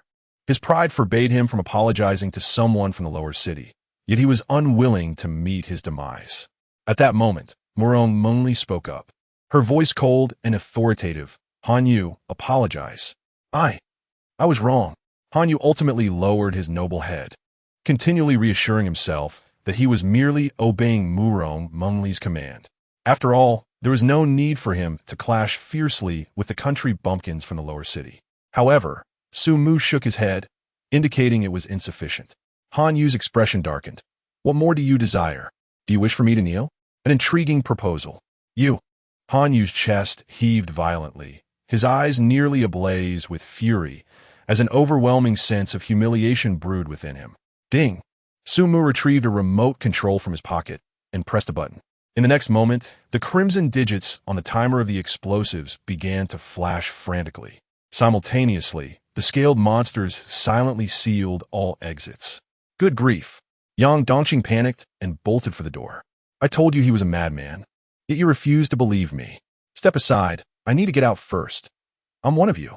The scaled monsters did not obstruct Yang Dongqing, allowing him a narrow passage to escape. Han Yu's heart raced. No, I cannot perish here. I have a splendid future ahead of me. I cannot afford to engage in a fierce struggle with these unsophisticated lower city dwellers. He continually reassured himself, unaware that the arrogance within him had long been shattered by the fear of death. Thud! He collapsed heavily to his knees. Mr. Su, I was wrong. Ding! Su Mu pressed the remote again, and the flashing of the explosives ceased. Subsequently, all hidden compartments in the hall closed, and the scaled monsters retreated like a receding tide. Su Mu returned to the sofa, resuming his tea with Mouron Mengli, as if nothing had transpired. Miss Mouron, do try this Anshan red tea. I hope it suits your palate. Mouron Mengli gently tucked a strand of hair behind her ear, elegantly lifted her teacup, and took a delicate sip, savoring it. Smooth and mellow, with a lingering sweetness. Excellent tea. Pausing for a moment, she added, I quite like it. Sumu smiled softly, understanding Mouron Mengli's unspoken words. Miss Mouron indeed possessed exquisite taste. It seemed that forging a partnership with her would be a fortunate endeavor. The two elegant individuals engaged in light-hearted conversation, completely ignoring Han Yu, who knelt on the ground like a lost dog. Han Yu clenched his fists tightly, his eyes marred with a web of blood vessels, yet he dared not rise. Sumu had not permitted him to stand. Faced with such a perpetually smiling adversary, he could not gamble. Should he stand, he might be targeted again, enduring further humiliation. The enigmatic doppelganger technique, the nightmare-like minions, and the bombs littering the hall, each element instilled in Han Yu an overwhelming trepidation. Mr. Su, I must commend your methods. I find it difficult to refuse your proposal for investment. Mouron Mengli smiled, her demeanor less formal, resembling that of friends. To a fruitful collaboration, Su Mu said, his eyes sparkling with mirth as he extended his hand. To a fruitful collaboration, Mouron Mengli replied with a charming smile, reciprocating the gesture. Those hands resembled exquisite works of art, elongated and delicate, each finger as straight and even as a verdant shoot. The joints of the fingers were petite and intricate, and the skin as pure and fine as sheep's fat white jade. The two hands exchanged a courteous handshake, brief yet meaningful. Subsequently, Murong Mengli left her address and a pass for the upper city before departing with Hanyu. Sumu sat alone on the sofa, savoring his tea, his fingers delicately pinching the business card, bronze coffin. Intriguing. With his discerning eye, it was not difficult to perceive that Hanyu and Murong Mengli were completely at odds, with Hanyu seemingly intent on opposing her, unwilling to see the bronze coffin flourish. However, due to the fear of their noble status, he refrained from overt displays. It appears that the imperial aristocracy is not as exalted as one might imagine. Chapter 63. The Upper City in the Crimson Flame Empire. The privileges of the nobility seem to transcend the law, to the extent that the casual execution of a few commoners by the aristocrats could be deemed inconsequential. Yet, Han Yu's repeated disregard for Murong Mengli's commands adds an intriguing layer to the narrative. Just as Sumu was lost in thought, the sound of hurried footsteps echoed. Yang Dongqing was returning. Why didn't tea explode? He queried as he approached the sofa, lifting his teacup and draining it in one gulp. I always believed that with your level of madness, an explosion was inevitable. Ah, Dongqing, your misunderstanding of me runs deep. I have always advocated for the resolution of conflicts through peaceful means. Enough. I have no misconceptions about you, young Dongqing retorted, rolling his eyes. What kind of peace-loving individual surrounds themselves with explosives in their own home? By the way, why did the members of the Viper Gang suddenly transform into monsters? Just how many abilities do you possess? Sumu merely smiled in silence, offering no explanation. The true reason remained a secret known only to him. In reality, there were no monsters, no machine guns, and no explosives. Everything was an illusion crafted by the concept of all phenomena. The term all phenomena signifies a multitude of things, encompassing the diverse occurrences and forms within the universe. It embodies the essence of inclusivity and omnipresence. Thus, the power of all phenomena translates to the manipulation of visual illusions. All phenomena, the ability to control perception, expending mental energy to conjure all conceivable sights of the world. Hence, the transformation of the Viper Gang's subordinates into monsters, as well as the explosives, were mere fabrications, illusions. As for how he discerned that Murong Mengli possessed a defensive artifact, it was quite simple. His earlier attempt at hypnosis had been thwarted by an invisible barrier. The following night, in the upper city, Sumu and Yang Dongqing finally reached the outskirts of the upper city, having traversed a considerable distance from District 13. They stood beneath the imposing city walls, gazing at the throngs of people flowing through the city gates. The towering walls resembled a slumbering dragon, coiling around the city's periphery, clearly delineating the boundary between the upper and lower districts, isolating them from one another. At the grand gates, a contingent of armed soldiers was meticulously inspecting the pedestrians. Here, individuals from the lower city could not enter without a permit. Sumu and Yang Dongqing followed the crowd forward, and as they approached the soldiers, he calmly produced the pass left by Murong Mengli. Upon seeing the noble seal on the permit, the soldier immediately stiffened and saluted with respect. With a smile and a nod, Sumu acknowledged him before stepping into the upper city. The moment he entered, it felt as though he had crossed into another realm. Before him stood towering skyscrapers that soared into the clouds, resembling a steel jungle. The glass facades reflected a kaleidoscope of colors, cold yet vibrant, while countless neon signs flickered chaotically, slicing the dark night sky into countless fragmented hues. On a colossal display screen, extravagant advertisements rolled by while pedestrians, adorned in resplendent attire, strolled with fashionable flair. The neon streetlights on either side of the road cast a luminous glow reminiscent of an ocean, submerging every street in a tapestry of interwoven red, blue, and purple hues, creating a dreamlike vortex of colors, opulence, and ostentation. This was Sumu's initial impression of the upper district. However, such scenes were not unfamiliar to him. He had conjured wonders far beyond the upper district in his dreams.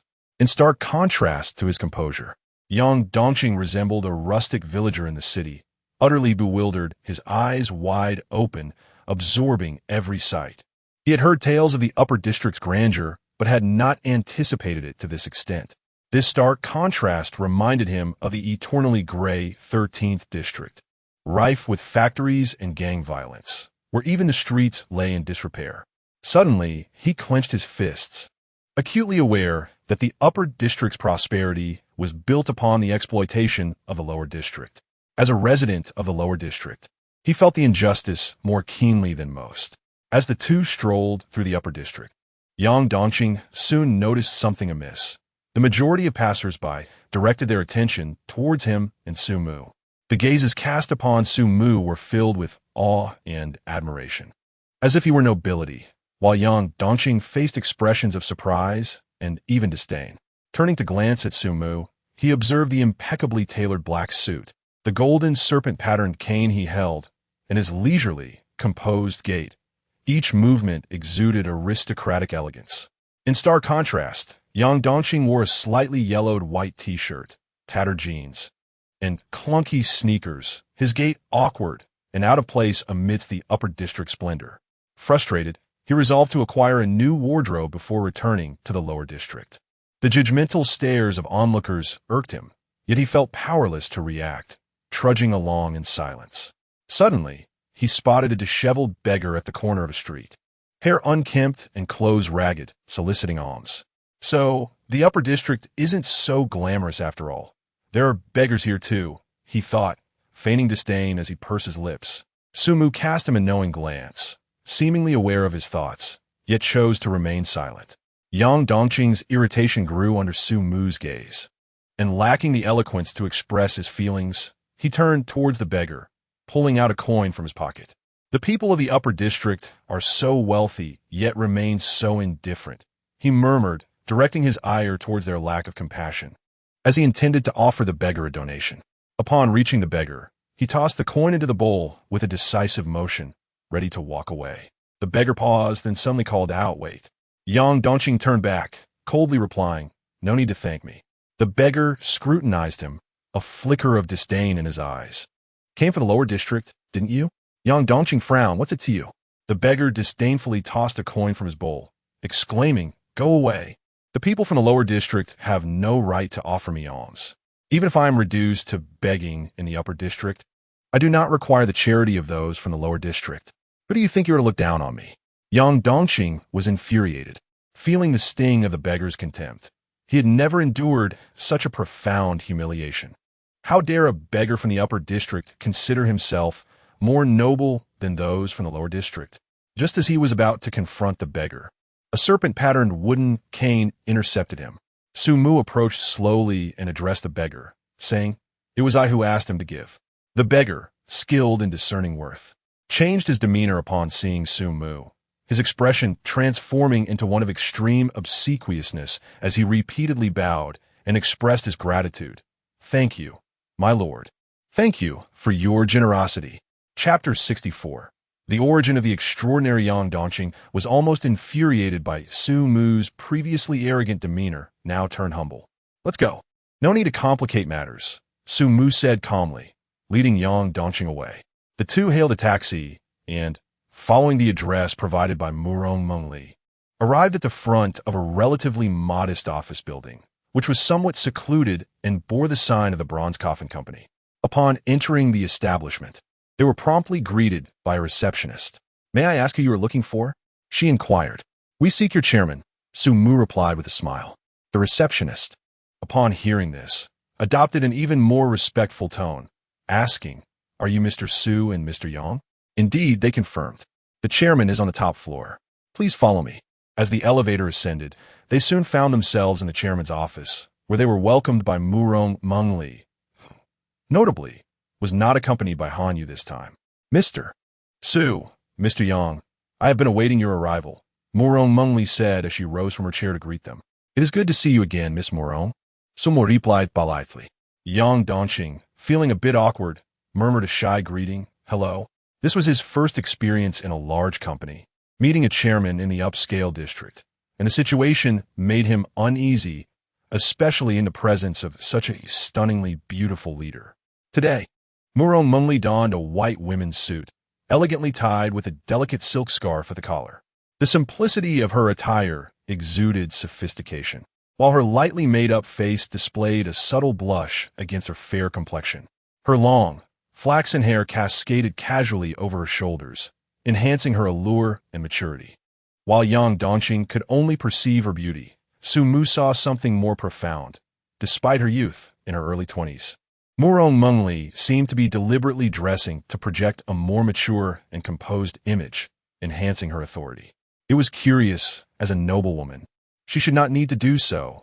The status of her lineage would typically suffice. Coupled with Han Yu's earlier demeanor, Sumu speculated that Murong Mengli might not hold a high position within her family. After some pleasantries, Murong Mengli transitioned to the main topic, producing a document and handing it to Sumu. "Mr. Su, this is the investment agreement. Please take a look." Sumu perused the document. Having self-studied imperial law in his dreams, he found no need for a lawyer to interpret the contract. After confirming its integrity, he signed it with ease. "You are a perceptive man, Mr. Su," Murong Mengli stated calmly. "I assume you inferred from Han Yu's attitude yesterday that my standing within the family is not particularly high." She did not attempt to leverage her noble status for personal gain in front of her partner, but chose to be forthright. Sumu nodded, expressing admiration for her candor. "I believe that sincerity is the foundation of collaboration." Murong Mengli's gaze was resolute and confident. "Moreover, I do not believe that success must solely rely on one's family." Indeed, he concurred. Sumu had to concede that the woman was astute. The situation involving Han Yu had already unveiled her precarious status. Yet this woman chose not to disguise it. Instead, she candidly acknowledged it. While this might diminish her noble authority, it at least conveyed a sense of sincerity. "Thank you for your understanding. Allow me to briefly outline the primary objective of the Bronze Coffin Company, the pursuit of the Golden Eye." The term golden eye was somewhat unfamiliar to Yang Dongqing. The golden eye is the principal material for crafting extraordinary potions of golden grade. To be frank, the inception of the bronze coffin was fundamentally to seek the golden eye. This is not a secret within the extraordinary circles of Star City. Perhaps the two of you from the lower districts are less acquainted with it. My father, the head of the Murong family, has been in search of the golden eye for many years. He has not only issued bounties, but also encouraged his children to establish companies and recruit nightmare apostles for the quest. Yang Dongqing was taken aback. "Does the golden eye only exist within the nightmare realm?" Murong Mengli nodded. "Indeed, not only the golden eye, but many extraordinary materials are found in the nightmare world. This is the very reason for the establishment of extraordinary companies, to collect these materials through the nightmare apostles." "What is the purpose of collecting extraordinary materials?" he inquired. "To create extraordinary potions," Murong Mengli replied softly. "Mr. Yang, do you know how those extraordinary beings, who are not nightmare apostles, come into existence?" Yang Dongqing, not lacking in perception, immediately grasped the implication. "Is it through the use of extraordinary potions?" "Precisely. Initially, there were no extraordinary beings in the real world, only nightmare apostles. Among these apostles, those endowed with extraordinary talent could connect with the bronze laws and awaken their extraordinary powers. Such individuals are referred to as the Chosen Ones." Yang Dongqing raised his eyebrows slightly. Perhaps the term Chosen Ones resonated with him. Subsequently, the Chosen Ones continuously explored the nightmare world and discovered extraordinary materials. These materials, when specially refined, could yield extraordinary potions. When ordinary individuals in the real world consumed these potions, they could transform into extraordinary beings. This is how extraordinary beings came to be in reality. So, it was the nightmare apostles who gave rise to the extraordinary beings of the real world. Yang Dongqing realized with clarity. "Indeed," Murong Mengli affirmed, "in the real world, one cannot autonomously connect with the bronze laws. According to some high-level extraordinary beings, there seems to be a barrier in the real world that obstructs humanity. To connect with it, one must rely on extraordinary potions as external forces to break through this barrier. The materials needed to obtain these potions can only be sourced for the nightmare apostles. Occasionally, Nightmare monsters may invade the real world, providing an opportunity to collect extraordinary materials from them. But this method is certainly less efficient than relying on nightmare apostles. To put it bluntly, in the eyes of the nobility, nightmare apostles are invaluable resources that assist them in acquiring extraordinary materials. Yang Dongqing's expression darkened. No wonder that nightmare apostle from the upper district had made such remarks. Individuals of that nature are indeed susceptible to peril in any realm. He could almost envision that some unscrupulous nobles, driven by self-interest, might resort to kidnapping the families of the nightmarish apostles, subsequently coercing these apostles into procuring extraordinary materials for them, until they ultimately perished within the realm of nightmares. Although the original extraordinary beings were the nightmarish apostles, their unique nature rendered longevity a formidable challenge. As far as I know, not a single nightmarish apostle has managed to extricate themselves from the nightmare world entirely.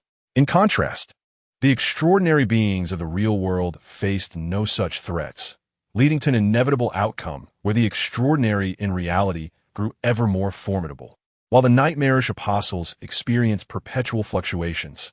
Chapter 65. Classification of ranks. Murong Mengli paused briefly before continuing. I can understand your concerns as nightmares apostles. However, rest assured that the issues you fear will not transpire within the confines of the bronze coffin. In truth, the collaboration between extraordinary beings in the real world and the nightmares apostles has evolved over many years into a stable model. Initially, it was indeed quite chaotic, with frequent instances of extraordinary beings in the real world threatening the nightmares apostles. Yet, people have misjudged the peril posed by the nightmares apostles. A being who may perish at any moment in the nightmare realm can unleash a ferocity in the face of threats that is unparalleled. There have even been instances where nightmares apostles executed suicide attacks, resulting in the deaths of noblemen from the empire. Gradually, this led to a transformation into a cooperative relationship, culminating in the emergence of extraordinary enterprises. Sumu smiled non-committally, well aware of human nature. In the eyes of the nobility, nightmares apostles are seen as expendable yet highly valuable employees. Perhaps today they receive their wages, only for them to perish in the nightmare realm the very next day. This inevitably leads the nobility to ponder. If I merely make verbal promises and wait for the nightmares apostles to die, wouldn't that save a considerable sum of money? The more unscrupulous among the nobility might even use the families of the nightmares apostles as leverage, incurring no expense at all. After all, in this world, power is the ultimate currency. Take someone like Han Yu. Would he truly fear the threats posed by Yang Dongqing? Miss Murong, I have recently become an extraordinary being, and I wish to ascertain my standing among others of my kind, or rather, the classification of ranks among extraordinary beings.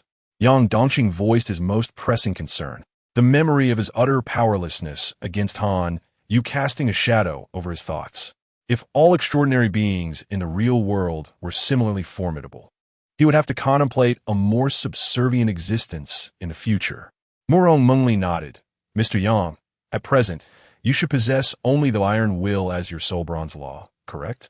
Yang Dongqing was taken aback. Indeed, I possess only the iron will. Miss Murong, does your implication suggest that one may possess multiple bronze laws? Indeed, the powers held by extraordinary beings are not singular. Have you not pondered why the bronze laws are referred to as such? Yang Dongqing seemed to grasp something, his eyes widening involuntarily. Could it be that there are silver laws above them? Golden laws. Murong Mengli tucked a few stray strands of hair behind her ear. Smiling softly, Mr. Yang, you truly grasp the essence with but a hint. There are 3 types of laws in this world: bronze, silver, and gold. Possessing a single bronze law marks your official entry into the ranks of extraordinary beings, categorizing you as a bronze tier 1. Possessing 2 bronze laws elevates you to bronze tier 2. Yang Dongqing could not help but gasp. Then, if one were to possess 10 bronze laws, would that not be bronze tier 10? A soft giggle escaped Murong Mengli's lips, reminiscent of flowers blooming in spring, vibrant and enchanting. In such moments, she seemed to shed some of the fade of a strong woman, revealing a touch of youthful exuberance. There is not much to speak of, The highest rank is merely bronze tier 3. Beyond this tier lies silver, and upon reaching silver tier 3, one naturally ascends to the realm of golden masters. My father is a silver tier 3 extraordinary being, having remained at this level for quite some time, amassing a considerable collection of extraordinary materials, now only lacking the golden eye to advance to gold. Yang Dongqing exhaled a sigh of relief. He had almost believed that there was a vast chasm separating him from the extraordinary beings of the real world. It turns out that each level consists of merely 3 tiers. As for Hanyu, he is Tier 2. Yang Dongqing's expression shifted. Silver? Murong Mengli shook her head. Bronze Tier 2. What? Yang Dongqing's countenance changed drastically. He had not anticipated that Hanyu was only 1 tier above himself. When they first met, Hanyu had effortlessly subdued him with a single hand. Hanyu possessed 2 abilities, Mighty Fist and Unceasing Recovery. The former granted him unimaginable strength, while the latter endowed him with a recovery capability far exceeding that of ordinary individuals, making it exceedingly difficult for him to be killed unless completely obliterated. A wave of frustration surged within Yang Dongqing as he realized that Hanyu's abilities were not inferior to his own iron will, and in certain aspects, they even surpassed it. Prior to becoming extraordinary, he had always been self-deprecating and reclusive. However, the extraordinary power had bestowed upon him unparalleled confidence. Yet now, as he ventured into the extraordinary world, he suddenly found himself at the very bottom, leading to a significant blow to his self-esteem. Murong Mengli seemed to sense Yang Dongqing's dejection and comforted him. Mr. Yang, do not lose heart. You are the chosen one, possessing a unique talent that ordinary extraordinary beings cannot compare with. What advantage? Yang Dongqing's expression brightened with anticipation. The talent of the chosen one is unparalleled. Under normal circumstances, an ordinary person who consumes an extraordinary potion to become a bronze tier 1 extraordinary being can, through relentless training and combat over the course of about a year, reach the pinnacle of their abilities. At this point, they may consume a second extraordinary potion to advance to bronze tier 2. However, the chosen one does not require the consumption of extraordinary potions, and the transition from bronze tier 1 to bronze tier 2 takes only 3 months. Some exceptionally gifted chosen ones even achieve this in a shorter time. But this is not the greatest advantage of the chosen ones. Their most significant advantage lies in the fact that all advancements do not depend on extraordinary potions. They can ascend by independently connecting to the bronze laws in the nightmare world, though consuming extraordinary potions would undoubtedly save time. Yang Dongqing raised an eyebrow, regaining some of his confidence. Is there a manifestation of reaching the pinnacle of one's abilities? This is something that only extraordinary beings can truly experience. It is akin to breaking through a certain boundary, suddenly finding themselves much more adept at utilizing their powers, resulting in a dramatic increase in strength. Upon hearing this, Yang Dongqing could barely contain a smile, now utterly convinced that he was a rare genius. For in the previous nightmare world, his iron will had indeed been enhanced, evidently reaching its peak, and he was on the verge of advancing to bronze tier 2. Sumu observed all of Yang Dongqing's psychological shifts and couldn't help but shake his head slightly. He was still too young, with everything written on his face.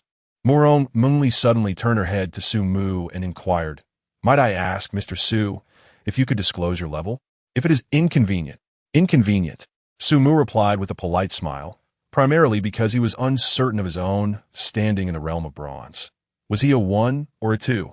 The abilities of Immaculate Heart and Universal Existence appeared to suggest he should be at the 2nd level. However, he had not fully developed either of these skills, which entirely contradicted the progression logic. Murong Mengli paused for a moment, seemingly taken aback, before regaining her composure. "Mr. Su, you are indeed forthright. I apologize for my abruptness. I'm unaware of how much you comprehend about the extraordinary, yet I feel compelled to offer a piece of advice." Chapter 66. The most powerful sequence for seeing the future. With rapt attention, Murong Mengli stated solemnly, "One must possess 3 distinct bronze laws to advance to silver. Yet if these 3 bronze laws lack cohesion or even conflict with one another, one shall never attain the silver level. Take Mr. Yang as an example. Iron will is a relatively common bronze law, and the subsequent path to advancement is already well defined, which involves titanic fist, endless regeneration. There is no specific order to these. As long as they're gathered, one has the opportunity to ascend to the silver law, acolyte of strength. However, should Mr. Yang inadvertently consume another extraordinary potion midway, such as five-finger flame, it would result in an irrevocable failure to advance to silver, for the path would be erroneous. Yang Dongqing's expression suddenly became peculiar. Being young and impetuous, his thoughts easily wandered in that direction. Iron will, titanic fist, endless regeneration, acolyte of strength. Isn't this the quintessential trifecta of manhood? Strong, immense, enduring. But how does one progress to goal thereafter? Yang Dongqing eagerly inquired. To his surprise, Murong Mengli shook her head. Every extraordinary path is shrouded in secrecy, and the laws of gold are the most concealed of all. Although I am of noble birth, I remain an ordinary person. Thus, I am not privy to the methods of subsequent advancement. The majority of extraordinary paths are held in the hands of the elite nobility. The only publicly known path is the silver law, acolyte of strength, as the nobility deems this path the most commonplace, needing a few extraordinary individuals among ordinary people to manage the incessant incursions of nightmares. Yang Dongqing's fleeting confidence wilted once more. What does most commonplace imply? To speak bluntly, does it not equate to the weakest? Damn! At that moment, Murong Mengli stood and retrieved 2 paper documents from the safe, handing them to Sumu and Yang Dongqing. There is an abundance of intelligence regarding extraordinary individuals, and I shall not elaborate on each. Most of the information is contained herein. You may peruse at your leisure, and should any questions arise, feel free to ask me. As it is getting late, I have arranged accommodations for you at the company. Shortly, a staff member will escort you there. In the guest room of the Bronze Coffin Company, Sumu sat alone on the edge of the bed, perusing the extraordinary material. It contained information on the origins of extraordinary beings, the genesis of the nightmare world, classifications of extraordinary levels, introductions to extraordinary potions, as well as rankings of bronze and silver laws. He had already gleaned the origins and classifications of extraordinary beings from Murong Mengli's words, so he merely skimmed through a few pages before moving on. His true focus lay on the origins of the nightmare world. How could he not be intrigued by a perilous and exhilarating amusement park? However, upon opening it, he discovered only a single page filled with numerous timelines, chronicling historical events, along with various speculations regarding the origins of the nightmare world, completely inconclusive with no definitive explanation. The only certainty is that the realm of nightmares has existed since ancient times, its precise origins shrouded in obscurity. It once posed a significant threat to the safety of humanity until the emergence of the Golden Strong, who altered the course of fate. The descendants of these Golden Strong are referred to as nobles. Are the nobles of the contemporary empire indeed the progeny of the Golden Strong? Sumu murmured so himself, finding no surprise in this revelation. The Golden Strong, who stand at the pinnacle of the extraordinary, are still human, having saved the world and wielding immense power. They would naturally favor their descendants, leading to the rise of the nobility. As Sumu continued to peruse the pages, his gaze ultimately settled on the ranking of laws. The records detailed the known laws of humanity, which currently included only the bronze and silver laws. The golden laws, conspicuously absent, appeared to be deliberately concealed. He surmised that these rankings were likely incomplete. The nobles were reluctant to disclose even a single pathway to the extraordinary, indicating the stringent secrecy surrounding such knowledge. Should the complete rankings of laws be revealed, it would be inevitable for astute individuals to deduce pathways to the extraordinary, thereby undermining the nobility's dominion. Indeed, as he had anticipated, the documentation revealed numerous gaps in the rankings. He conducted a thorough review, but did not uncover all-encompassing nature, nor even pure heart. Instead, he noted Yang Dongqing's Iron Will, ranked 9th, Endless Restoration at 8th, and Titanic Fist at 10th. While these ranks may appear impressive, they were in fact the lowest. As the rankings were arranged in reverse order, the higher the numerical sequence, the lower the actual standing. This arrangement is reasonable, for humanity discovers laws gradually. If a powerful law were to be ranked first, its position would be quickly usurped by an even stronger law the following day, leading to constant fluctuations in rankings. Therefore, the rankings were inverted. The documentation specified that the order of rankings was determined not solely by strength, but also by rarity, value of ability, and scope of influence. Among other factors, Sumu's gaze descended, focusing directly on the known strongest bronze sequence. The bronze law sequence 241, foreseeing the future, enables a certain degree of foresight regarding events closely related to oneself. Theoretically, it possesses the capacity to eliminate a golden strong. Upon reading the note in parentheses, Sumu smiled faintly, as he understood its implications. While the ability to foresee the future might seem devoid of combat capability, in skilled hands, it could yield effects surpassing any bronze law. For instance, a prophet possessing, foreseeing the future, could predict their demise at the hands of a golden strong a decade hence, knowing that this golden strong was merely an ordinary person at present. Thus, by eliminating this ordinary individual, they could avert their impending doom, effectively preventing the rise of a golden strong. Continuing to scrutinize the text, he discovered only blank spaces until he reached sequence 233. The bronze law sequence 233, absolute death and rebirth, allows for reversal of time within one's own vicinity, enabling a return to the moment preceding one's death. The gaze of Sumu flickered momentarily. As it pertained to the realm of time, although it still lacked any tangible combat prowess, its rarity and value undoubtedly surpassed that of ordinary fighting capabilities. One could only wonder whether it could be activated consecutively. If so, it would indeed signify a true form of immortality. The bronze law sequence 211, infinite flicker, allows for continuous spatial displacement. He meticulously perused the rankings, discovering that those at the forefront were predominantly abilities associated with time and space, undeniably formidable. Subsequently, he turned his attention to the Silver Law rankings. Chapter 67, The Shadow Unveiled Silver Law Sequence 121, Blooming Moment. At the cost of one's lifespan, alter one's timeline, placing oneself in a state of accelerated time. Is this yet another manipulation of time? However, unlike previous instances, this possesses a distinctly terrifying combat prowess. While the introduction is succinct, a moment's contemplation reveals the true horror of blooming moment. If one accelerates their time 100-fold, does it not equate to a 100-fold increase in speed? This transcends mere swiftness. Every action becomes expedited. For instance, tasks such as eating, drinking, using the restroom, and bathing, which typically require an hour, might be completed in just a second when time is accelerated. If the user already possesses considerable speed, they would indeed become invincible, achieving an effect akin to time standing still.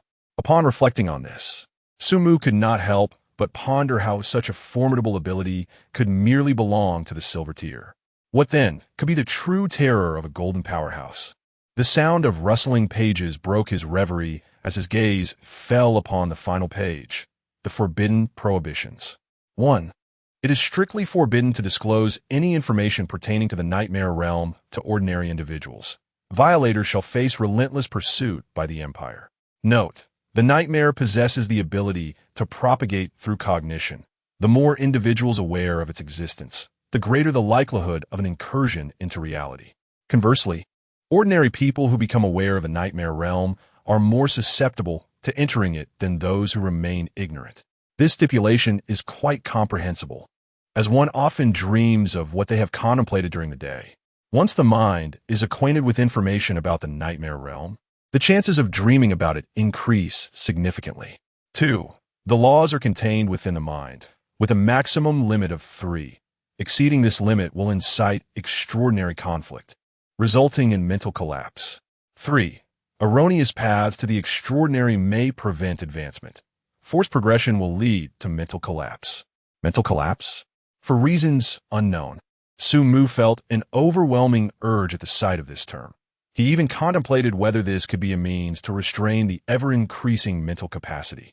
This world is becoming increasingly intriguing. He closed the document, a profound smile concealed behind his tinted glasses. My efforts to survive have not been in vain. Subsequently, he removed his tinted glasses, placing them on the bedside table, and shed his outer garments in preparation for slumber. A soft sound of a door creaking open resonated from the adjacent room.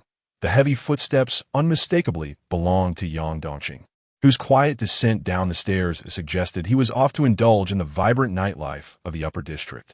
Sumu paid him no mind, instead drifting peacefully into sleep. Tick, tick, tick. Time slipped away, the only sound in the room being the rhythmic movement of the clock's hands upon the wall. Moonlight filtered through the curtains, casting a hazy sheen upon Sumu as he lay in bed, his shadow starkly reflected upon the cold floor. Suddenly, his shadow stirred. The shadow's arm extended slowly, elongating into two large hands resembling withered branches. Gradually, the shadow writhed and ultimately rose from the ground, transforming into a towering humanoid silhouette, its head nearly brushing against the ceiling. In the position of the shadow's head, a pair of crimson eyes opened, their icy gaze fixated intently on the slumbering Sumu. The scene was utterly chilling. It was difficult for anyone to accept that, upon falling asleep, a shadow could suddenly rise, transforming into a towering monstrosity at the bedside. "Good friend, we meet again." Sumu, unaware of when he had opened his eyes, looked upon the shadow with a smile, his profound gaze emanating a cerulean light, as if the very essence of the sky were reflected within, appearing resplendent under the moonlight. He greeted the shadow in a familiar manner, yet the shadow remained impassive, unwavering in its stare. Earlier, Sumu had pondered question. The shadow was evidently not the monster from Ting Ting's nightmares, merely a parasite inhabiting her. However, when the nightmare was vanquished, the shadow did not act as the villagers had, refraining from intervening and allowing the nightmare to shatter. This was inconsistent with the shadow's behavioral pattern, and now the mystery was finally unraveled. The shadow had long been concealed within his own shadow, following him into the realm of reality. This was quite reasonable. After all, he was one of the only two individuals to survive the shadow's grasp. And with Ting Ting's disappearance, it naturally chose him. "Are you hungry?" Sumu inquired suddenly, having sensed a mental wave emanating from the shadow, akin to a pet beseeching its master for sustenance. He smiled slightly. "No wonder you couldn't resist emerging. It turns out you're famished. But I'm curious. What do you consume? Humans?" The shadow responded with another mental wave, and Sumu realized, "You feed on human spirits? Ha ha. Well, you have certainly chosen wisely by following me." The shadow had ensnared all the villagers of Zhao family village, transforming them into mere husks, clearly feeding not on flesh, but on spirit, and coincidentally, Sumu possessed an abundance of spirit. Subsequently, an extraordinarily pure stream of spiritual energy surged into the shadow, which began to silently savor it. As he felt his energy depleting, Sumu's gaze grew increasingly luminous. Since becoming an extraordinary being, he had been troubled by how to dissipate his overflowing spiritual energy, and here, after a brief respite, a solution had presented itself. Hypnotizing ordinary individuals like Zhao Chaoyao had ceased to draw significant energy. However, the shadow, as a nightmarish entity capable of devouring an entire village, was undoubtedly of a formidable nature. Sumu continuously infused the shadow with spiritual energy, eager to discover its limits. But just halfway through, the shadow ceased its consumption. "Is that enough? My friend, your appetite seems rather lacking," he sighed, shaking his head in disappointment. In retrospect, it seemed the shadow had not consumed the spirits of the hundreds in Zhao family village all at once, but rather had nibbled at them gradually. "Well, better than nothing," he conceded. "At least it surpasses the energy expended on hypnotizing the serpent." After satisfying its hunger, the shadow melted away like water, vanishing once more into the realm of shadows, everything feeling as if it were but an illusion. Nevertheless, Sumu sensed a tighter bond forming between himself and the shadow, perhaps due to the consumption of his spiritual energy. Furthermore, he had an inkling that the shadow seemed to have grown slightly taller. "Since you have chosen to accompany me, let me bestow upon you a name," he mused, stroking his chin as he carefully contemplated the shadow's characteristics. The most prominent characteristic is black.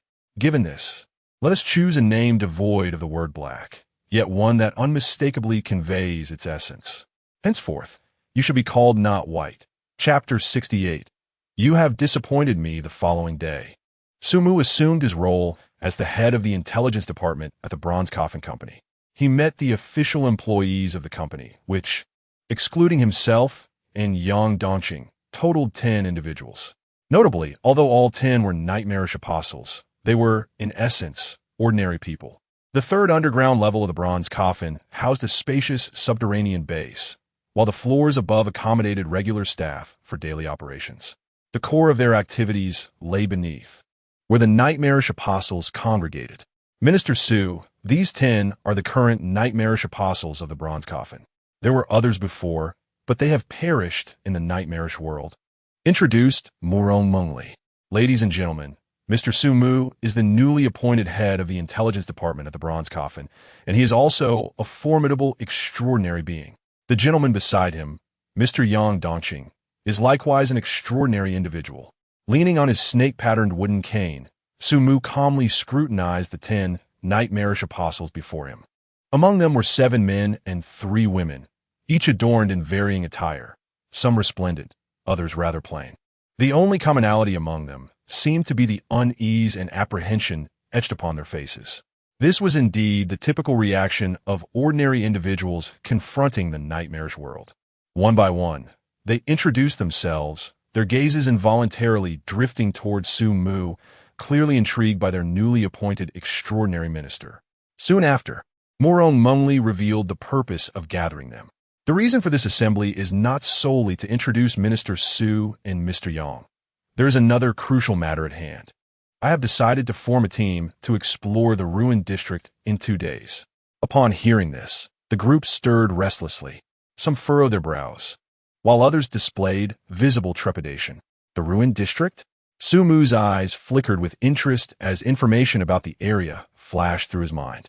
Being the head of the Viper Gang, his network of information surpassed that of the average person, including details about the ruined district. Star City was divided into 20 districts, with the first 10 representing the upper districts and the latter 10 the lower. However, many years ago, Star City was not merely divided into 20 districts, but 21.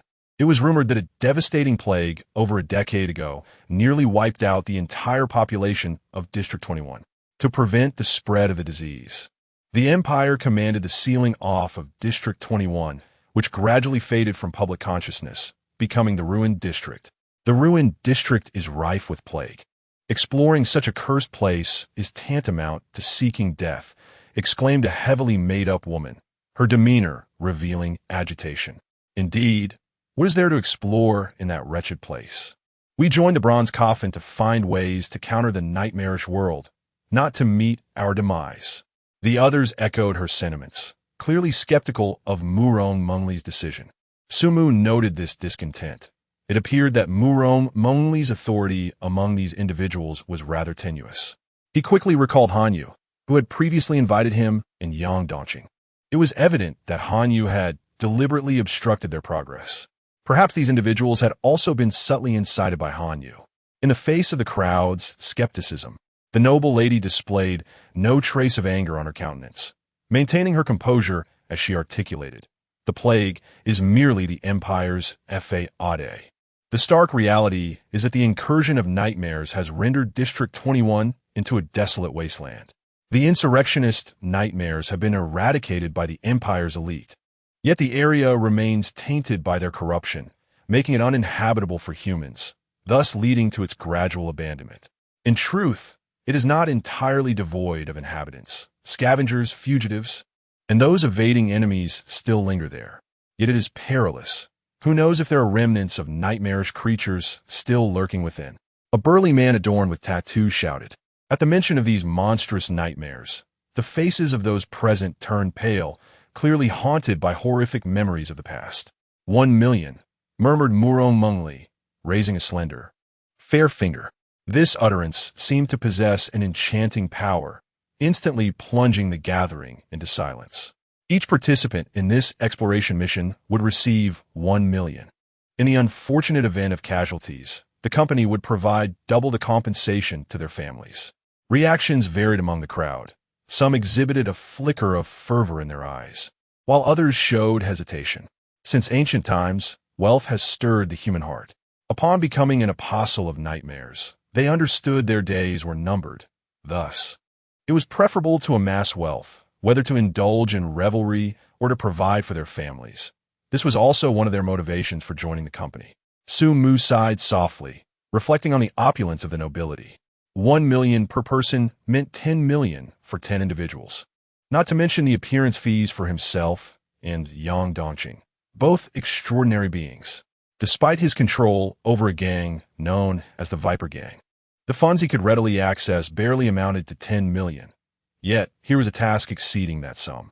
Even Yang Dongqing, dressed in a fashionable ensemble, a loose graffiti-printed t-shirt paired with a black leather jacket and distressed white skinny jeans that revealed his knees, completed with strikingly bright green high-top sneakers, felt tempted by the figure. He had spent a tenth of his savings on this attire the previous night and had used the remaining 9/10 to purchase a backless bodycon dress for Jasmine. Now, with his pockets feeling light, the mention of 1 million made his heart race uncontrollably. How many outfits could that buy for Jasmine? However, hailing from the lower city, he had evidently underestimated the depths of human greed. The tattooed man suddenly interjected, "I am familiar with that wasteland. Its inhabitants are ruthless killers, and there are still numerous residual nightmares lurking within. The danger there is no less than that of the nightmare realm. Asking us to explore is tantamount to signing our own death warrants." Morong Mungli frowned slightly. "I am not coercing anyone. Participation in this task is entirely voluntary. If you do not wish to go, you need not." The tattooed man shook his head. "It's not that I refuse to go. Rather, I mean, we need more money. Yes, more money. I can already sense the impending call of the nightmare realm. I could be summoned at any moment. I require sufficient funds to acquire powerful artifacts. The compensation must be increased." The speaker is a middle-aged man clad in a white shirt, adorned with golden-rimmed glasses, exhibiting a receding hairline.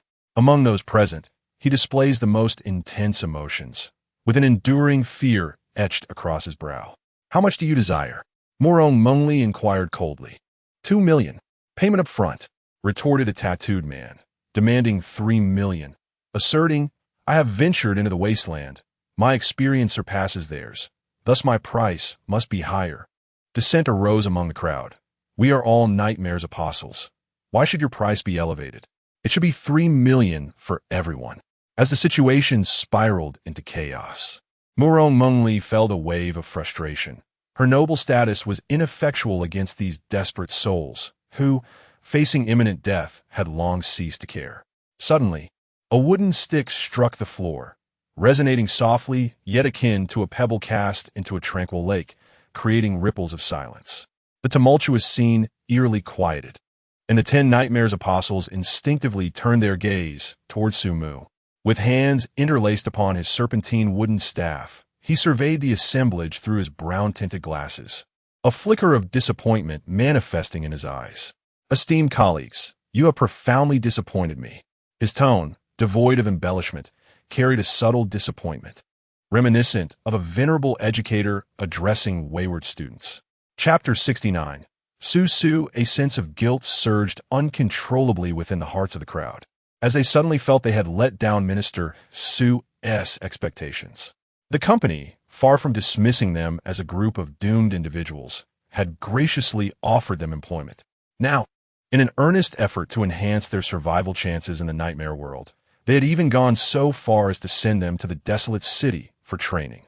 Such a remarkable opportunity was one that others could not acquire, even with monetary means. Yet what did they do? Instead of cherishing this chance, they audaciously demanded riches. Do they truly believe this is just? Upon hearing these words, Morong Mungli's beautiful eyes widened in disbelief.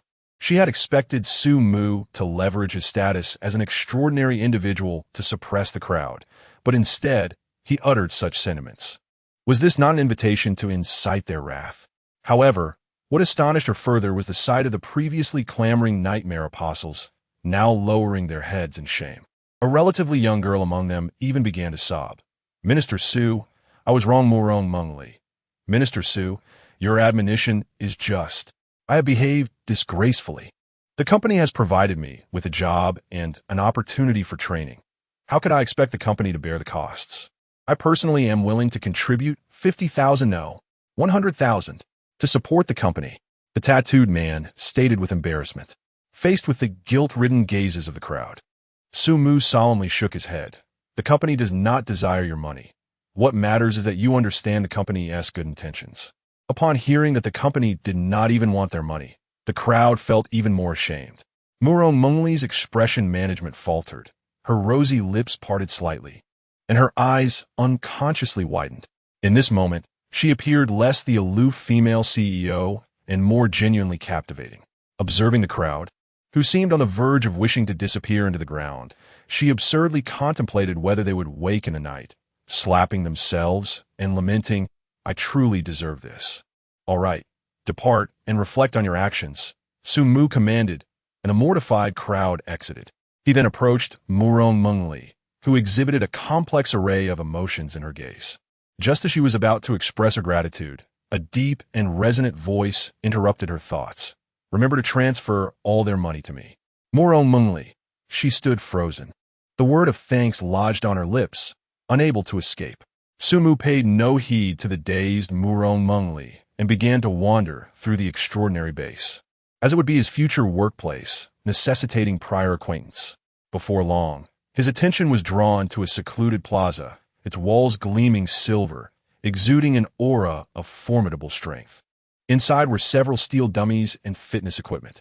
The walls and dummies bore numerous marks, including fist imprints and sword cuts. This is the training room, designated for extraordinary individuals. Murong Mengli's voice resonated from behind Sumu. He turned to face her, observing that the noble lady had regained her previous composure and steadiness. He pointed at the marks on the dummies. Who left these traces? Hanyu occasionally comes here to train. Sumu raised an eyebrow. Hanyu with sword? Murong Mengli glanced at the sword marks on the dummy, a flicker of confusion crossing her eyes, perhaps. Sumu nodded thoughtfully, refraining from further inquiries. By the way, Minister Su, might you have time for a meal at noon? And Mr. Yang, since you both are new to the upper city, I feel obliged to extend my hospitality. Murong Mengli politely invited. Yang Dongxing appeared hesitant. He was thinking of Jasmine. The young couple was in the throes of romance. And in 2 days they would depart for the wasteland, having to part from Jasmine. Most importantly, he wished to see Jasmine don that alluring backless dress. If Mr. Yang has pressing matters, you may attend to them first. There will be plenty of opportunities in the future. Murong Mengli discerned Yang Dongxing's reluctance. Yang Dongxing nodded. I indeed have a significant matter to attend to. You both enjoy your meal. Ultimately, only Sumu and Murong Mengli went to dine in a private room of a high-end restaurant. Murong Miss seems to have something to convey. Sumu elegantly sliced his exquisite M9 steak, inquiring, What are Mr. Su's usual preferences? Murong Mengli smiled, though this time her smile bore a hint less of aloofness. Smoking and drinking. Murong Mengli paused slightly, then replied with a smile. I presumed a gentleman like Mr. Su might have somewhat unique interests. Sumu smiled faintly, pushing the sliced steak toward Murong Mengli, then retrieving her untouched steak. Allow me to rephrase. I relished the clouds within a cigarette box and the sea within a wine glass. While savoring her steak, Murong Mengli could not help but smile. Yet she remained polite, finishing her meal before gently wiping her lips with a napkin. Mr. Su is indeed exceptional. She raised her wine glass in a toast. However, that's not what I was asking. Clink. The two lightly tapped their glasses and drained the ruby-red liquid. What I inquire is whether Mr. Su prefers wealth or artifacts. What does Miss Murong mean? Sumos gaujeshieted, sadly sensing her intentions. Mr. Su, we are already partners. Calling me Miss Murong feels overly formal, and in certain contexts, this surname may directly reveal my noble status. You may simply call me Mengli. Murong Mengli's red lips curled slightly, exuding an allure that, devoid of overt seduction, was sufficient to quicken any man's heartbeat. Very well, Miss Mengli. You may also call me by my name. Murong Mengli pressed her lips together, the wine she had consumed continuing to work its magic, lending a rosy hue to her fair, enchanting face as she cast a peculiar glance at Sumu. Very well, Su. Su. Su. Sumu raised an eyebrow, disliking women lacking boundaries. Yet, Murong Mengli seemed oblivious. Su, you still haven't answered my question. Do you prefer wealth or artifacts? Neither. Then what does Su prefer? Murong Mengli clinked her glass again. The two individuals drained their cups in one swift motion. Sumu slightly furrowed his brow as he scrutinized the woman before him, whose complexion was flushed with a rosy hue. He discerned a veil of mist enveloping her eyes, imbuing them with a sense of haziness. The thick, almost stringy gaze evoked a phrase in his mind. Innate, a constitution he had encountered in a heightened form within his dreams. Chapter 70. Your seduction is rather clumsy. Is your tolerance for alcohol truly so weak? Otherwise, why would a typically dignified and composed noble lady refer to herself as Su? As Murong Mengli noticed Sumu's unwavering gaze upon her, she felt an inexplicable heat rising to her cheeks. You wouldn't happen to have feelings for me, would you? Indeed, I have a fondness for extraordinary potions, particularly those like hearts of iron that enhance physical abilities. Murong Mengli responded. Extraordinary potions are quite sought after and difficult to procure. I had initially intended to compensate for this venture with a treasure, but if you insist, I can send someone to inquire about extraordinary potions. I appreciate your efforts. While Sumu held a certain interest in treasures, he was acutely aware that extraordinary potions were most suitable for him. With merely a month to live, acquiring a potion that could augment his physical capabilities, thus granting him powers akin to Yang Donqing, was essential for prolonging his life. Su, I observe that your bronze law seems to pertain to the mental realm. Physical enhancement potions may not be appropriate for you. She tilted her head slightly, her delicate fingers brushing away a few stray locks of hair, tucking them behind her ear, her lips curving into a subtle smile, a simple gesture imbued with endless charm. Pardon my frankness, Miss Mengli, but your seduction appears rather clumsy. Murong Mengli's hand froze mid-motion, caught in a moment of indecision, neither letting go nor continuing. Behind her tinted glasses, her eyes seemed to possess a penetrating insight, observing the stiffened Mengli and stating softly, "It seems the predicament you face is more formidable than I had imagined, for I cannot find a plausible explanation for your conduct." At this moment, Murong Mengli withdrew her hand, her smile gradually fading. Perhaps a blend of reluctance and defiance, she asked, "Am I truly lacking in femininity?" "No, Miss Mengli. You are the most beautiful woman I have encountered in reality. Am I not your preferred type? I am drawn to women who embody a youthful allure, whether they are mature or youthful. You happen to fall into the latter category. Then you. However, in comparison to women, I have a greater affinity for extraordinary potions," Sumu stated candidly. Murong Mengli was taken aback for a moment, gazing at the earnest Sumu before bursting into a gentle laugh, her demeanor shedding all defenses, revealing a youthful exuberance. Su, you are truly delightful. Thank you for the compliment." Murong Mengli composed herself, her tone turning serious. "You are an intelligent individual. I cannot control someone like you, yet I genuinely require an ally of your caliber. What I can offer you at this moment is sincerity and commitment. Should you wish to continue listening, I am all ears," Sumu replied with a faint smile. "I believe you have discerned that. Aside from my noble title and a modicum of wealth, I possess nothing else. Even the bronze coffin is in its infancy, and my employees, incited by Han Yu, show little respect towards me as a noble." Sumu nodded in acknowledgement, refraining from interjecting. "I am an illegitimate daughter." The expression on Murong Mengli's face diminished, as if she were an outsider narrating her tale. "My mother was once a slave, purchased by my father, and thus I came into existence. I was not meant to be born, for my lineage would bring shame to the entire Murong family. However, by a twist of fate, the day I was born coincided with my father's birthday, and with my mother's desperate pleas, I was brought into this world. Upon reaching adulthood, I did not receive the familial support afforded to my siblings.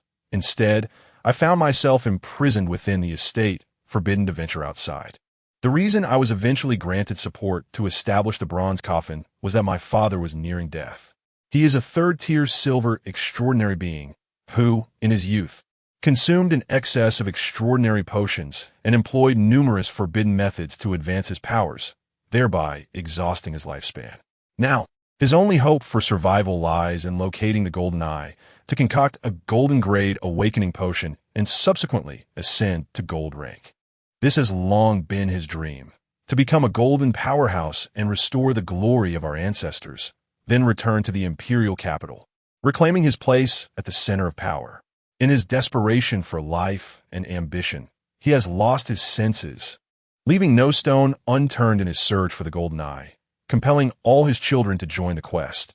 And it was during this time that I seized my opportunity. Sumu furrowed his brow, not out of sympathy for the tragic tale, but rather sensing something amiss. Well, Hanyu, he was sent by your father to assist you, yet he seems to be working against you. This appears contrary to your father's intentions. Hanyu? A chill crept into Murong Mungli's smile. Though he's affiliated with the Murong family, he has long been bribed by my fiancé. Fiancé? Indeed. You may have heard of him, Qianziheo, the richest man in Star City, a wealthy rotund man. Though affluent, he is not of noble birth and has always yearned for noble status, often mingling with the aristocracy in hopes of marrying a noble lady. Yet, the aristocrats disdain such nouveau riche, and no noble would wed him, save for me. A glimmer of extreme disdain flickered in Murong Mungli's eyes, revealing her aversion to Qianziheo. Having faced numerous rejections, Qianziheo came to understand his position, recognizing that he was merely synonymous with foolishness and wealth in the eyes of the nobility. Thus he sought a compromise, approaching my father and offering a substantial sum to secure his approval for the marriage. Sumu nodded in comprehension. A disregarded, illegitimate daughter could still fetch a high price.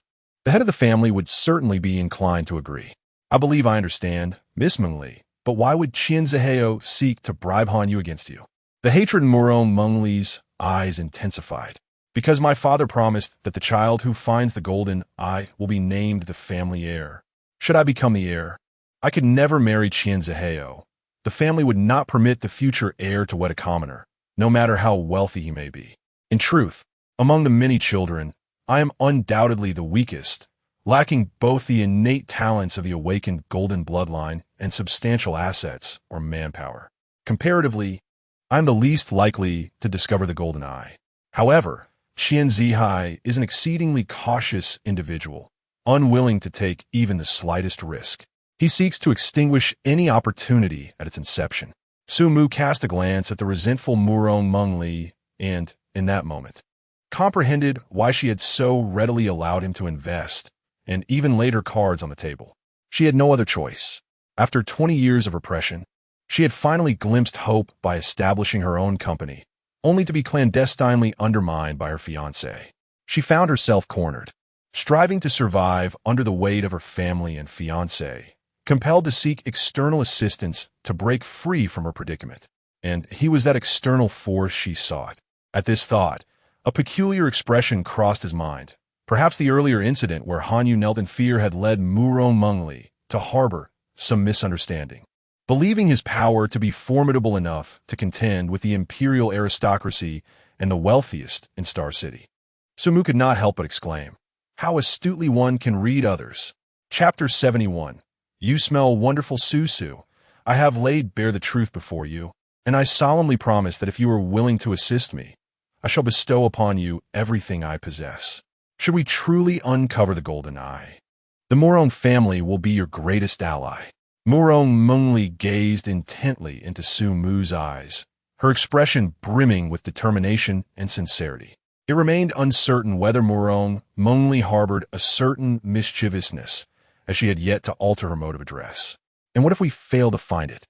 A smile graced Murong Mungli's lips, yet it bore a hint of coldness.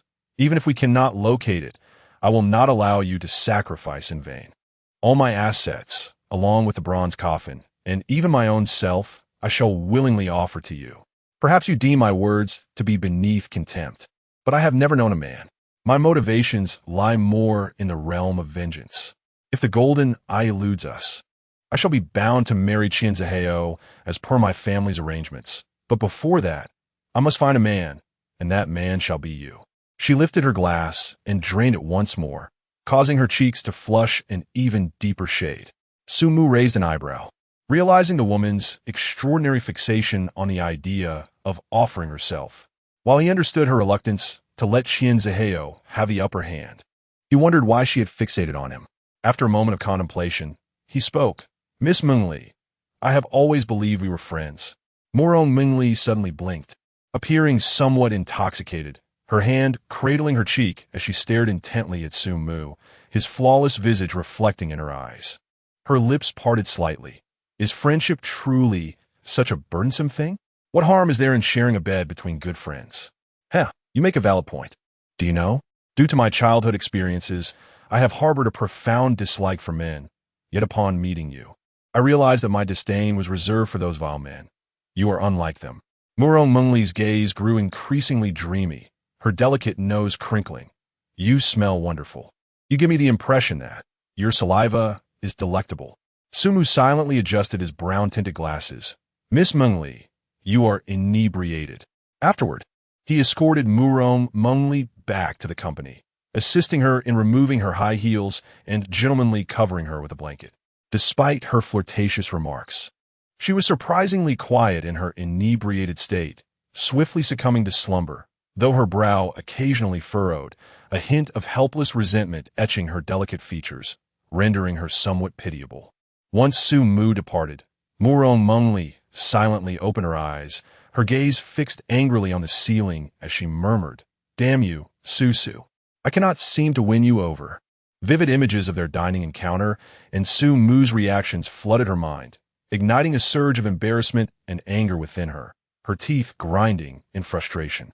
Ultimately, she bit down on the blanket, tossing her head like a petulant puppy in a fit of vexation. Her life experiences had rendered it difficult for her to trust others. Although Su Mu had promised to assist her, an instinctual urge compelled her to forge an even stronger bond between them. How else could a woman secure a man? Yet, it was painfully evident that she had failed. Sumu departed, returning to District 13. In truth, he was well aware that Mu Rongmeng Li was feigning sleep. Yet he chose not to expose her charade and even acquiesce to her request. He had his own schemes. Previously, he believed he could utilize his hypnotic abilities to forge a passage in the upper city, thereby seeking out extraordinary potions. However, he had since altered his perspective. If even a noble's illegitimate daughter, like Mu Rongmeng Li, possessed defensive artifacts capable of resisting hypnosis, it stood to reason that other nobles would be even more formidable. This indicated that he would be incapable of manipulating a noble in the immediate future, and, unfortunately, extraordinary potions and artifacts were predominantly held by the aristocracy. Thus, collaboration became the most prudent option. A noble lacking considerable influence would be comparatively easier to manage. 3 days later, at the appointed time, Su Mu summoned Yang Dongqing, and they set off together, this time without the assistance of the Serpent Gang's lackeys. Having ascended to the status of an extraordinary being, he found the aid of ordinary individuals increasingly negligible, and this exploration of the derelict city was rife with nightmares apostles, ensuring that manpower was not an issue. Upon encountering Yang Dongqing once more, Su Mu noted that the impassioned youth hung his head low, his face etched with despondency, his eyes reflecting a profound sense of disillusionment. Akin to one who had been cast aside, had he experienced a breakup? Yang Dongqing remained silent, his expression vacant. Without uttering another word, Su Mu led Yang Dongqing toward the upper city. The silence lingered for an extended period before Yang Dongqing finally broke it, murmuring, "Does love truly exist in this world?" Su Mu furrowed his brow slightly. He had little interest in serving as an emotional mediator. Instead, he contemplated the fickleness of love, how mere days of companionship could lead to separation for couples who had once seemed so desperate for one another.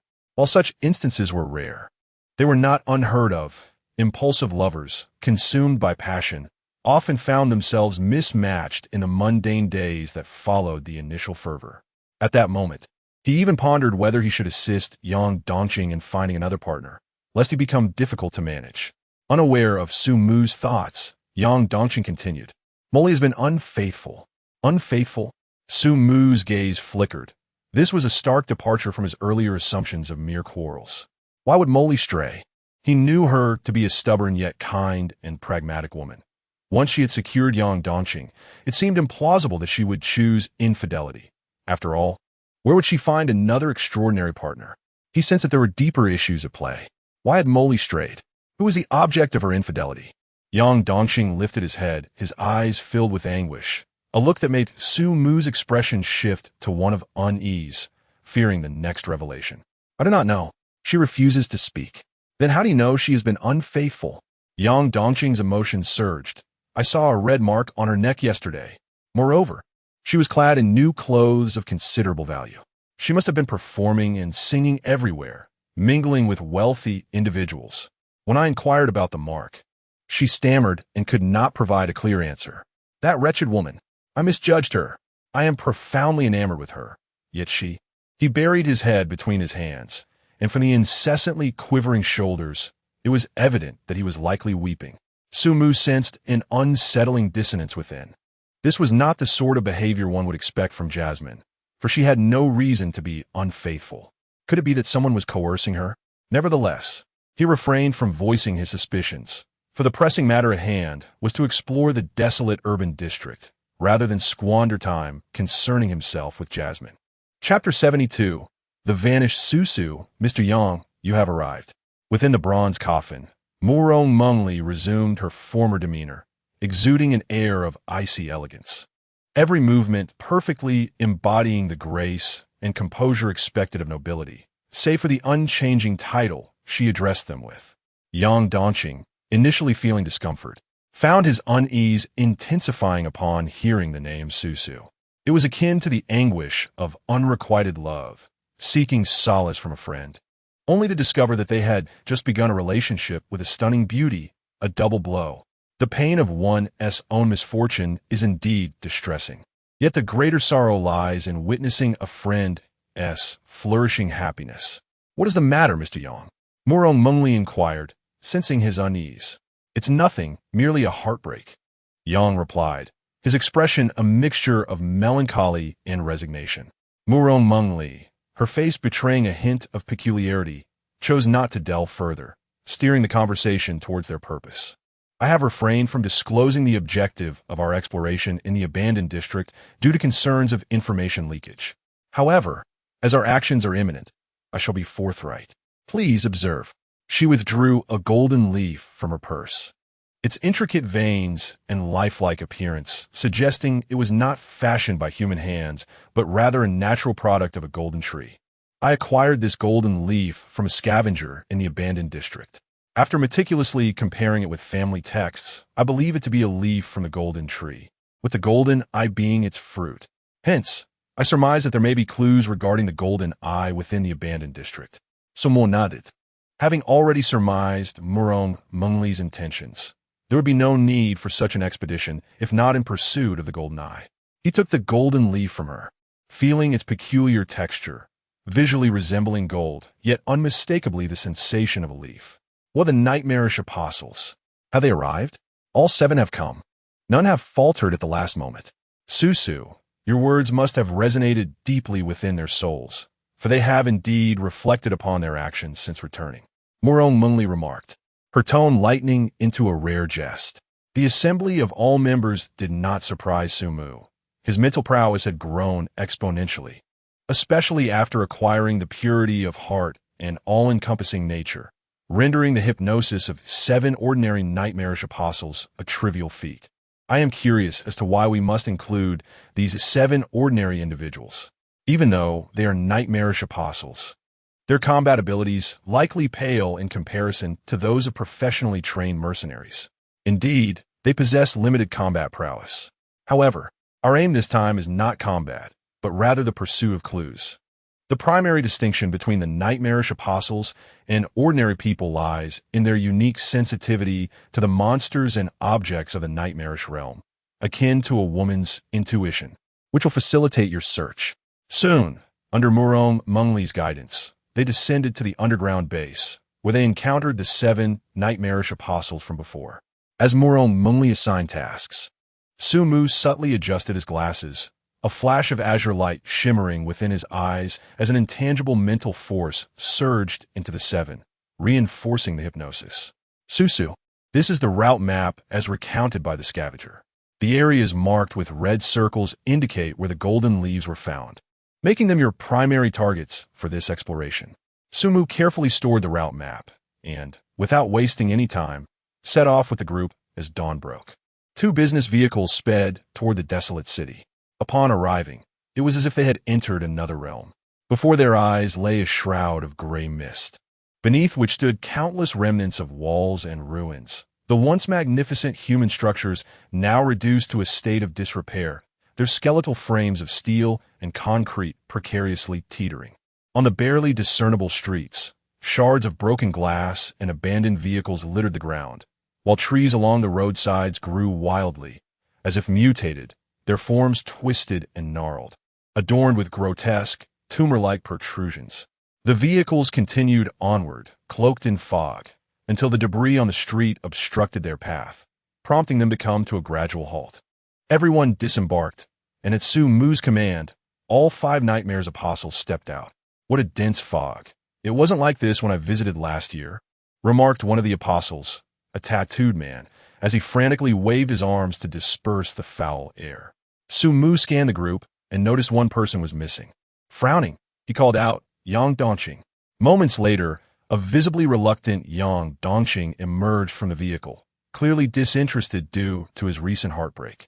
Let us go, Yang Dongqing. Lead the way, Sumu instructed, pulling out a pristine handkerchief to cover his mouth and nose. Although the acrid fog posed no threat to his unblemished physique, the odor was indeed unpleasant. The group ventured forth into the haze, their apprehension of the desolate city palpable, with the 5 apostles gripping their firearms tightly. Sumu, possessing extraordinary perception as a transcendent being, observed his surroundings with keen interest. Even in the fog, his visibility surpassed that of ordinary individuals. He noted the faded signs of roadside shops, their inscriptions barely legible. The doors bore marks of forced entry, and the windows were encrusted with layers of dust and cobwebs. Some abandoned factories were overtaken by moss and vines. This was a forsaken district, eerily quiet, almost lifeless. There is something here. Yang Dongqing, leading the way, suddenly halted. The others followed his gaze and were struck by the sight of a lifeless infant's body lying not far ahead. The infant was plump and seemingly adorable, yet atop its tiny head was a gaping bullet wound. A female nightmare apostle's face turned ashen. Such barbarity! Why would anyone shoot an infant? That is not an infant. Sumu adjusted his tinted glasses and moved closer to the body, prompting the others to understand his cryptic statement. The cherubic form was shockingly complemented by 8 pitch black, furry spider legs protruding from its lower half. Sumu dabbed at the wound with his handkerchief, which instantly absorbed a yellow-green stain. Assessing the blood's dryness, he concluded, the creature likely died recently, within the last day or 2. It's possible someone arrived here before us.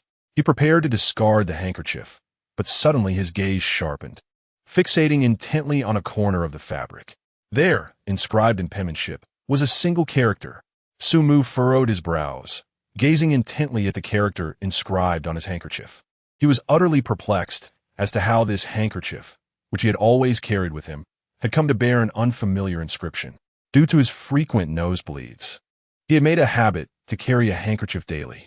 Yet, the fact that someone had managed to write on it without eliciting any awareness from his formidable mental prowess left him pondering the extraordinary capabilities of the individual responsible. Chapter 73. The Written Words of One's Own Weight. Something is amiss.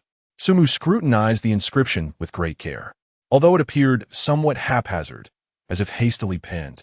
Why did the handwriting bear such an uncanny resemblance to his own? It was indeed written with a fountain pen. He rummaged through his pocket and soon retrieved a fountain pen, a specially crafted instrument he always carried with him, its tip sharp and durable, akin to a lethal weapon. He inscribed the same characters onto a handkerchief and, upon careful comparison, was astounded to discover that the previous inscription had indeed been written with this very pen. Was this truly my own handwriting? Or had someone taken my pen and imitated my style? If the latter were true, what could their intentions be? Sumu fell into deep contemplation. There were still many corpses of strange infants scattered about. Ahead, Yang Dongqing called out. Sumu snapped back to reality, his fair and handsome visage breaking into an intrigued smile. How fascinating. Regardless of the author of the inscription, he felt a thrill of excitement. It seemed this expedition into the derelict city would prove far from dull.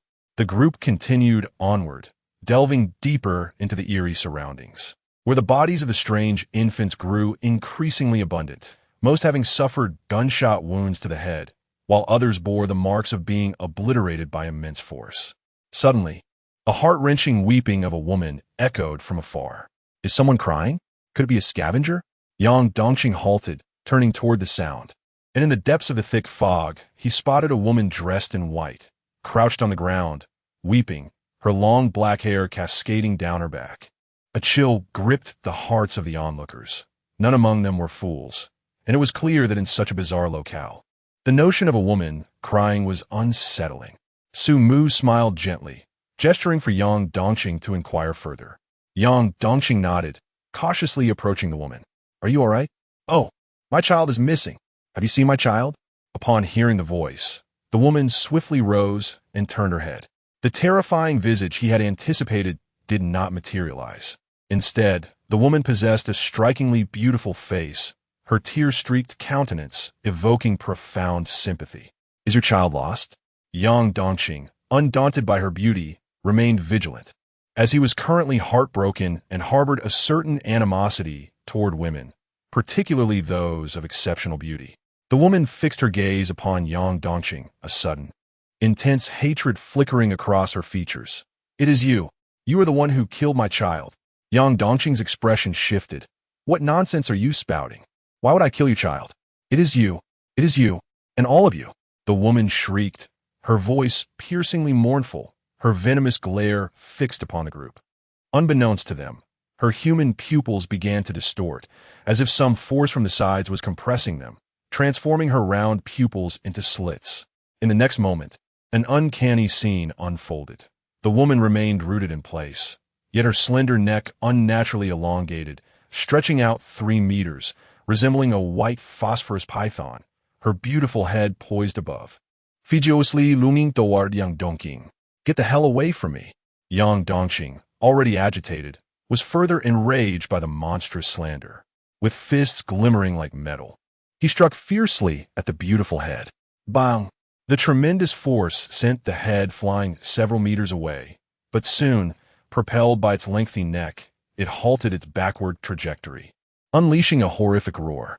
The sound of metal clattering against the ground echoed as a multitude of grotesque infants emerged from the dense fog. Their cherubic faces twisted into grotesque expressions. With 8 legs propelling them forward, they charged towards the group with alarming speed. Yang Dongqing's complexion paled in shock. He had not anticipated such a multitude of creatures. While his ironclad physique could allow him to escape, the fate of Sumu and the others behind him seemed dire. All things in the universe. Unbeknownst to him, Sumu had removed his brown-tinted glasses, revealing eyes of a deep azure, reminiscent of the sky. Suddenly, thick fog enveloped them, and in the next moment, several illusory figures sprang forth from a mist, racing away at astonishing speed.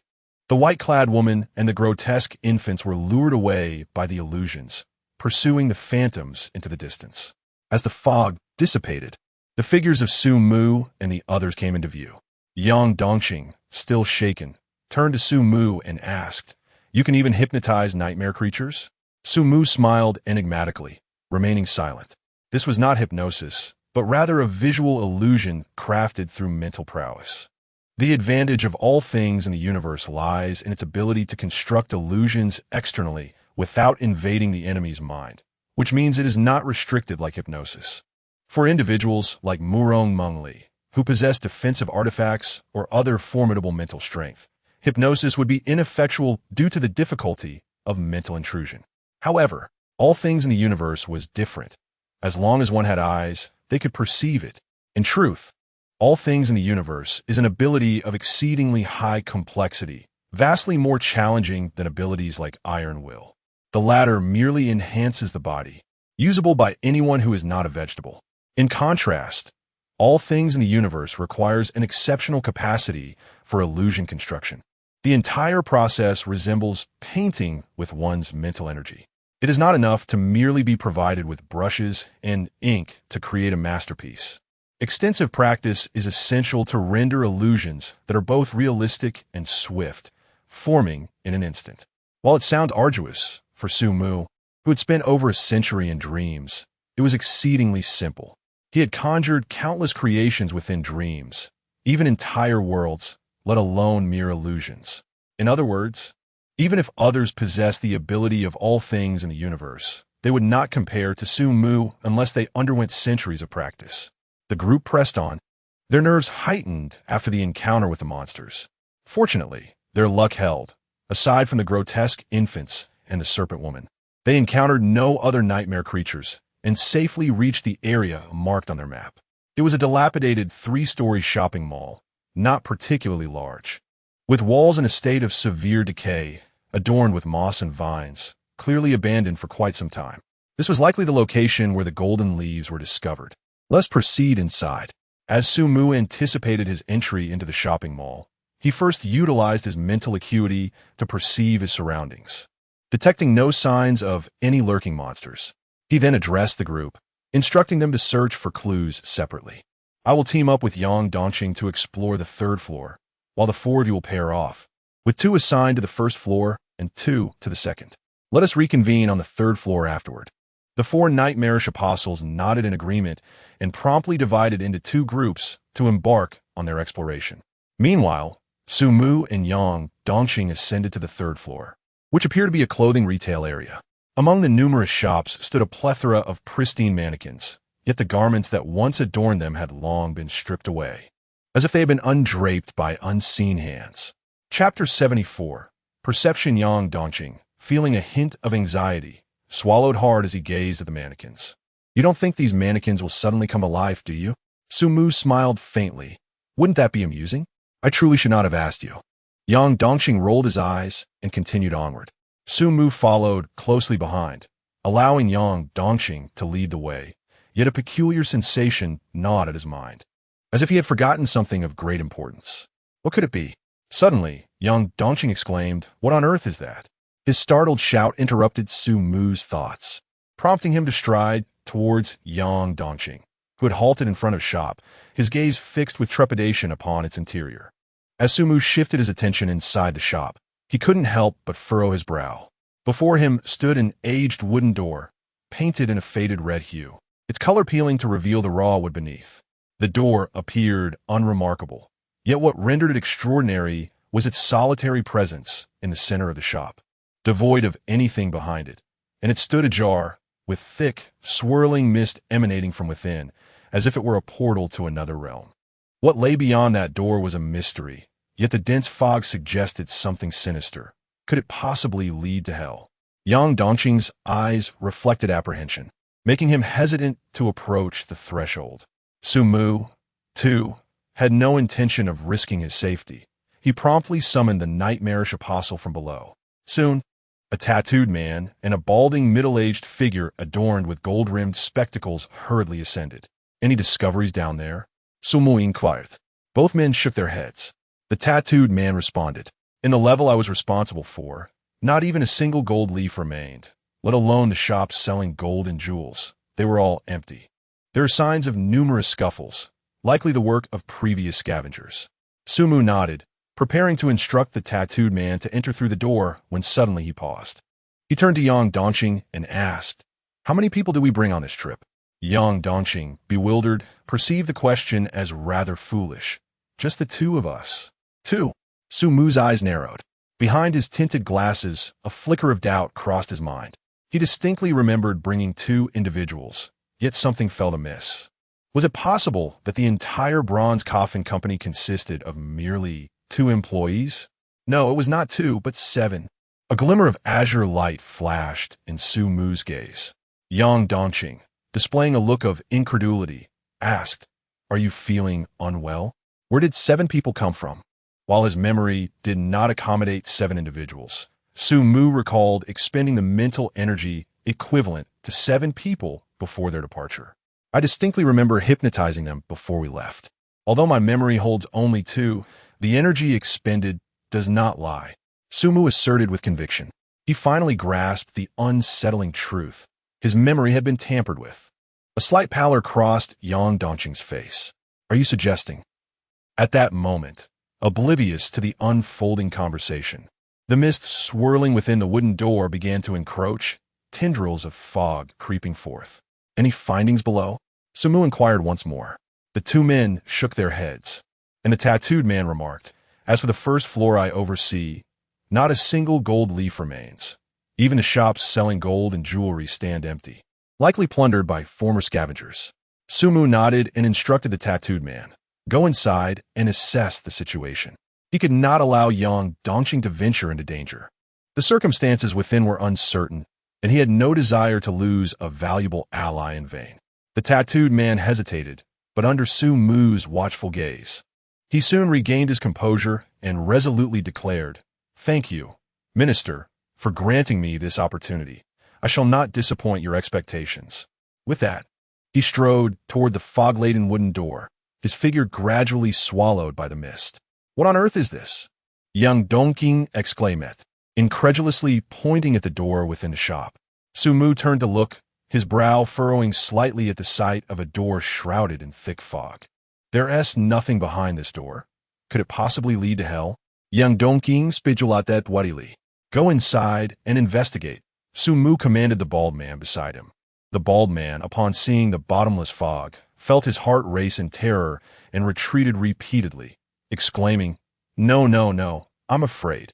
In an instant, Sumu's eyes gleamed, and the bald man transformed, expressing gratitude for the opportunity bestowed by the minister, declaring, all for the minister.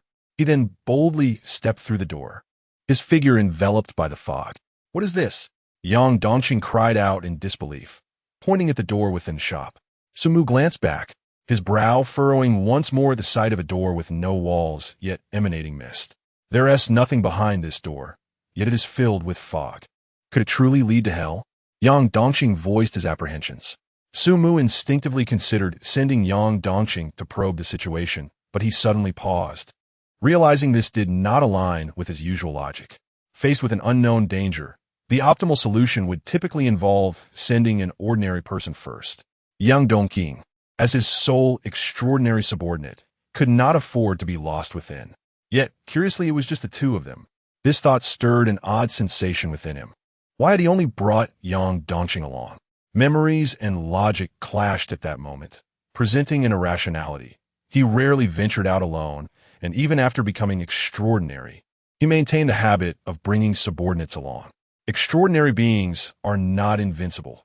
Greater numbers ultimately provide greater strength.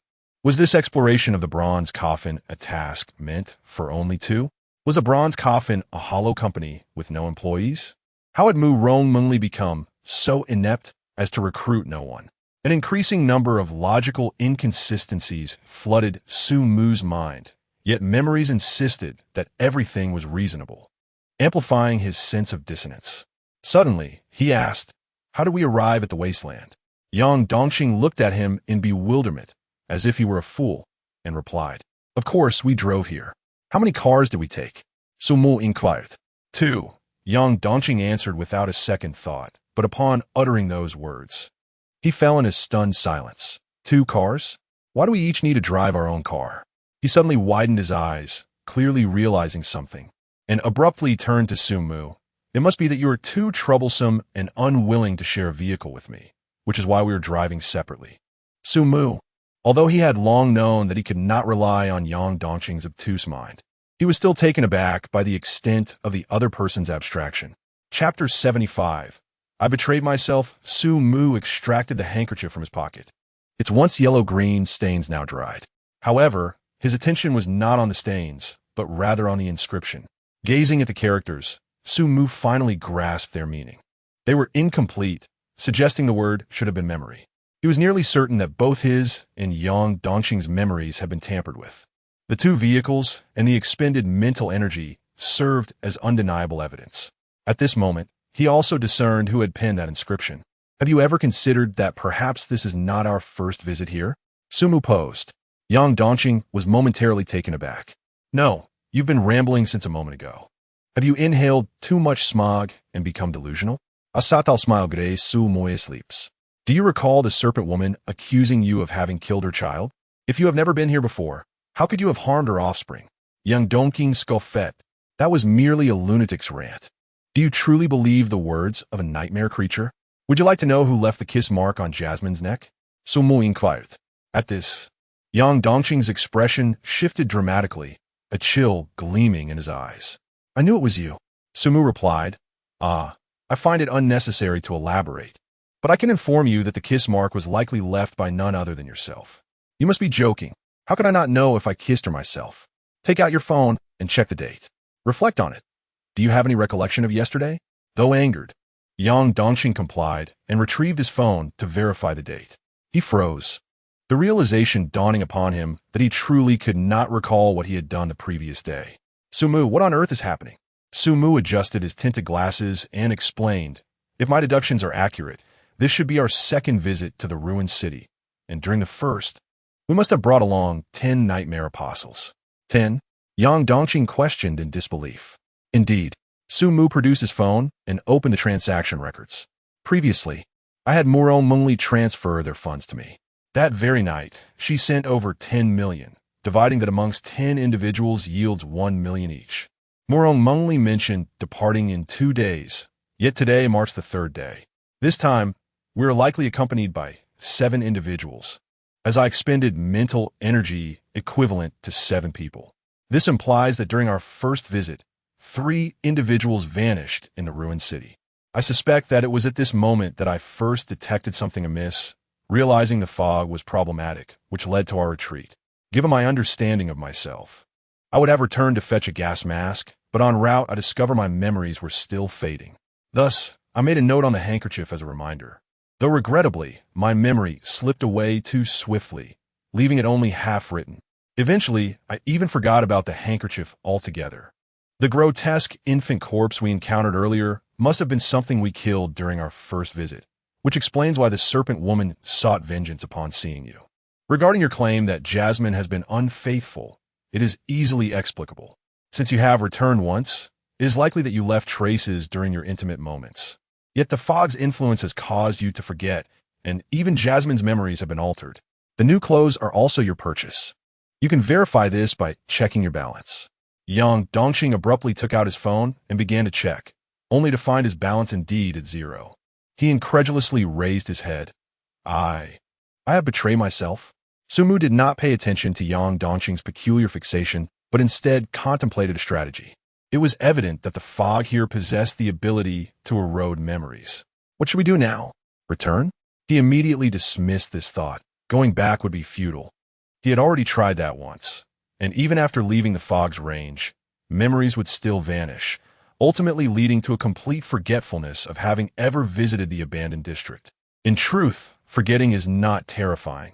What is truly frightening is the loss of the very act of forgetting. This is unlike amnesia, for an amnesiac is aware of their condition, distinctly sensing a vast emptiness in their mind. However, after inhaling the fog, one forgets that they have forgotten, unable to perceive any abnormalities. If it were not for the serious logical flaws present, Sumu would have found it difficult to realize that he had forgotten. What on earth is this? Yang Dongqing exclaimed, incredulously pointing at the door within the shop. Sumu glanced at him, clearly aware that Yang Dongqing had once again lost his recent memory, as though seeing the door for the very first time. Simultaneously, he felt his own memories beginning to blur again, though this time the obscuration was slow, as he was using his mental strength to resist the erosion. Mental strength does have some efficacy against such memory erosion, provided one recognizes the anomaly and actively employs their mental fortitude to combat it. Let us go inside and take a look. Ultimately, Sumu decided to enter through the door. It would be a pity not to explore such an intriguing place. What the? Quiet, lead the way, Sumu admonished, tapping Yang Dongqing on the head with his serpentine wooden staff, urging him into the doorway. Soon, both were engulfed by the fog. Just as they entered, the decrepit wooden door slammed shut with a resounding bang. In a luxurious manner within the upper city, a hefty man, weighing over 300 pounds and clad in an oversized white suit with a red tie, inquired, "Have the two newly recruited, extraordinary individuals already ventured into the abandoned district?" This man was seated upon an expansive, genuine leather chair, appearing almost as if he were a mass of flesh embedded within it. Before him stood Hanyu, bowing respectfully. "Rest assured, President Qian, everything has been arranged." To this day, Murong Mengli still believes that the golden leaves came from the abandoned district's golden trees, unaware that the leaves are indeed real, but were purchased at a high price from the imperial capital. Up to now, she has sent several groups into the abandoned district, and each time that group perishes within, her memories are altered, causing her to forget that she has ever sent anyone there. The cycle of events continued, and inevitably, her bronze coffin company would face ruin. Hanyu chuckled with arrogance. Suddenly, a hefty hand adorned with a silver ring struck his face with tremendous force, sending Hanyu flying. How audacious! Meng Li, the fiancée of the president, is not someone you can mock. A glimmer of coldness emerged in Qian Ziheo's small, beady eyes, squeezed by layers of flesh. Hanyu, who had fallen to the ground, scrambled to his feet and knelt in trepidation, beads of cold sweat trickling down his brow. "I was wrong, President. My words were thoughtless. I beg for your punishment." It was hard to tell if it was an illusion, but Qian Ziheo seemed to have lost a bit of weight after striking Hanyu. Observing the fearful Hanyu, Qian Ziheo's expression slightly softened. "Previously, you mentioned that a certain Sumu, the pretty boy, possessed considerable strength?" Chapter 76. The Unrememberable Indeed. Sumu's methods are undeniably peculiar. However, rest assured, President Qian, no matter how formidable he may be, he cannot surpass the unrememberable that you have procured at great expense. As far as I know, this marks his second venture into the ruined district. To ensure absolute certainty, I have taken the memory-altering potion and infiltrated the ruined district ahead of time, casting numerous scavengers into the dense fog. Now, the prowess of the unrememberable has significantly increased. This time, he shall surely not emerge alive. Excellent. Qian Ziheo nodded in satisfaction. The unrememberable is indeed quite unique. This president has enlisted a silver-tier powerhouse capable of restraining it, below the silver rank. Unless one possesses the extraordinary ability of foresight, any who enter shall meet their demise. With that, he seized a delicate pastry nearby and savored it hungrily. The day of the marriage announcement by the head of the Murong family draws ever closer. Once this batch of extraordinary beings is dealt with, it is certain that Mengli will be unable to summon anyone in the short term, let alone locate the golden eye. In the end, she'll have no choice but to marry me, haha. A lascivious grin spread across Qian Ziheo's face as he envisioned himself pinning that exquisite form beneath him. Initially, he had merely sought to marry a noble woman to elevate his own status, but unexpectedly, the illegitimate daughter Murong Mengli turned out to be rather appealing, thus creating a win-win situation. President Qian, I have heard that the second young master and the fourth young lady of the Murong family seem to have also ventured into the ruined district. Qian Ziheo scoffed derisively. This president has spent a fortune to procure one unrememberable. Naturally, I must ensure that someone else bears the costs. Han Yu's expression suddenly tightened. Do you mean that the eldest young master is also involved? Not entirely foolish. This president has cultivated a good relationship with the eldest young master of the Murong family, and I shall undoubtedly assist him in becoming the heir to the family. Since I can deceive Mengli with the golden leaf, I can also convey messages to her other siblings. These individuals, in their pursuit of clues regarding the golden eye, will undoubtedly dispatch extraordinary beings into the ruined district like moths to a flame. Meanwhile, the eldest young master, who is truly in the know, will remain comfortably in the fishing seat, watching them deplete their own strength. In the end, even if the eldest young master fails to locate the golden eye, what does it matter? How can the others, weakened, compete with him? Han Yu felt increasingly astonished, harboring deep admiration for the corpulent figure before him. It was no wonder that he could ascend to the pinnacle of wealth in Star City as an ordinary person. His tactics were indeed masterful, manipulating a multitude of nobles without spending a dime, and the sole unrememberable he acquired would be reimbursed by the eldest young master. He might even profit further. President, your acumen is admirable. I am in awe, yet we have persistently failed to locate the golden eye, or the head of the Murong family. Oomph. That old man should have perished long ago. I paid a hefty sum for his daughter, yet he audaciously demands half of the mining rights to the secret silver mine. Does he truly believe that his progeny genuinely wish to find the golden eye to prolong his life? It is all mere pretense. As long as he lives, what does it matter if an heir is established? The Murong family still operates under his dominion. Han Yu felt a chill run down his spine. The darkness among the nobility was enough to startle even an extraordinary being like him. The mist has dissipated? Yang Dongqing stood there somewhat dazed, gazing at the barren land around him, devoid of any trace of fog. Logically, entering through a door shrouded in mist should lead to a hazy world beyond. Yet the outcome was starkly contrary. The door has vanished. The point of entry for the two had long since lost its threshold, leaving only the emptiness of air. Sumu meticulously surveyed the desolate expanse, the ground stripped bare, revealing only red earth, with not a single plant in sight. The terrain was uneven, with some areas rising like sand dunes, while others sank into the depths. Suddenly, his gaze sharpened, locking onto a half-meter deep depression, where a body lay motionless. Yang Dongqing stepped closer to investigata. Faced with this peculiar situation, Sumu entrusted Yang Dongqing to take the lead. With a dissatisfied pout, Yang Dongqing complied, and this time, without the interference of mist, their memories remained untainted. He first nudged the figure with his foot, and upon receiving no response, carefully checked for breath. This man was deceased. Sumu approached, leaning on his serpentine-patterned cane. The deceased was male, with a countenance that was unfamiliar yet bore a serene expression, as if he had passed suddenly and without awareness, his body free from any wounds. He must be a nightmare apostle of the bronze coffin, Sumu concluded with certainty. Yang Dongqing blinked in confusion. What nonsense are you talking about? ISNT the bronze coffin, just the two of us? Sumu refrained from further explanation. His conviction stemmed from the residual psychic waves he sensed emanating from the corpse, confirming that he had indeed hypnotized the individual at some point. As they pressed onward, the pair uncovered an increasing number of bodies, over 30 in total, all possessing tranquil features, devoid of any injuries. From the lingering psychic signatures, Sumu deduced that 8 of the deceased belonged to the bronze coffin, while the origins of the others remained a mystery. It appeared we are not the first to arrive here. Others had come before us, Sumu pondered, adjusting his glasses. This desolate, forsaken area was unlikely to attract visitors, and judging by the deceased's attire, several hailed from the upper district. Why would individuals from the upper district venture here? Could it be in pursuit of the Eye of Gold?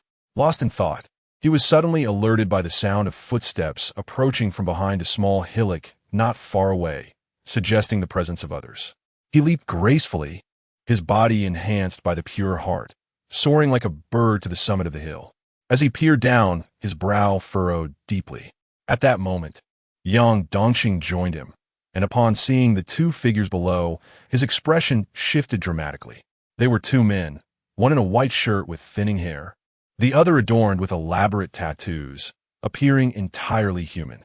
Yet what truly unsettled Yang Dongqing was the sight of a small creature perched on the tattooed man's shoulder, its body entirely white, with a pair of fleshy wings sprouting from its back. The little monster bore no face, save for a gaping maw adorning its head. Its hairless arms reached into the skull of the tattooed man, incessantly probing, before extracting a mass of filamentous substance resembling cotton candy and stuffing it into its mouth. Strangely, there was not a single wound upon the tattooed man's cranium. Moreover, both he and the bald man remained oblivious, as if the little monster were invisible, continuing their strides undeterred. "Beware of the creature," Yang Dongqing shouted fervently. Startled, the tattooed man and the bald man turned to face Sumu and his companion, surprise flickering in their eyes. "Are you also trapped here? We are searching for a way to escape this dreadful place." Yang Dongqing felt a surge of urgency. He could not comprehend why the two men failed to see the little monster. He waved his arms frantically, exclaiming, "The tattooed one! It's on your shoulder. There's a monster on your shoulder." Chapter 77. I must have my reasons. The tattooed man momentarily froze, instinctively glancing at his shoulder, his expression transforming into one of sheer terror. Just as he was about to scream, a look of bewilderment crossed his face, and he turned to Yang Dongqing, asking, "Where's the monster? Are you blind? It's right on your shoulder." Impatient, Yang Dongqing charged forward, while Sumu refrained from intervening, choosing instead to observe.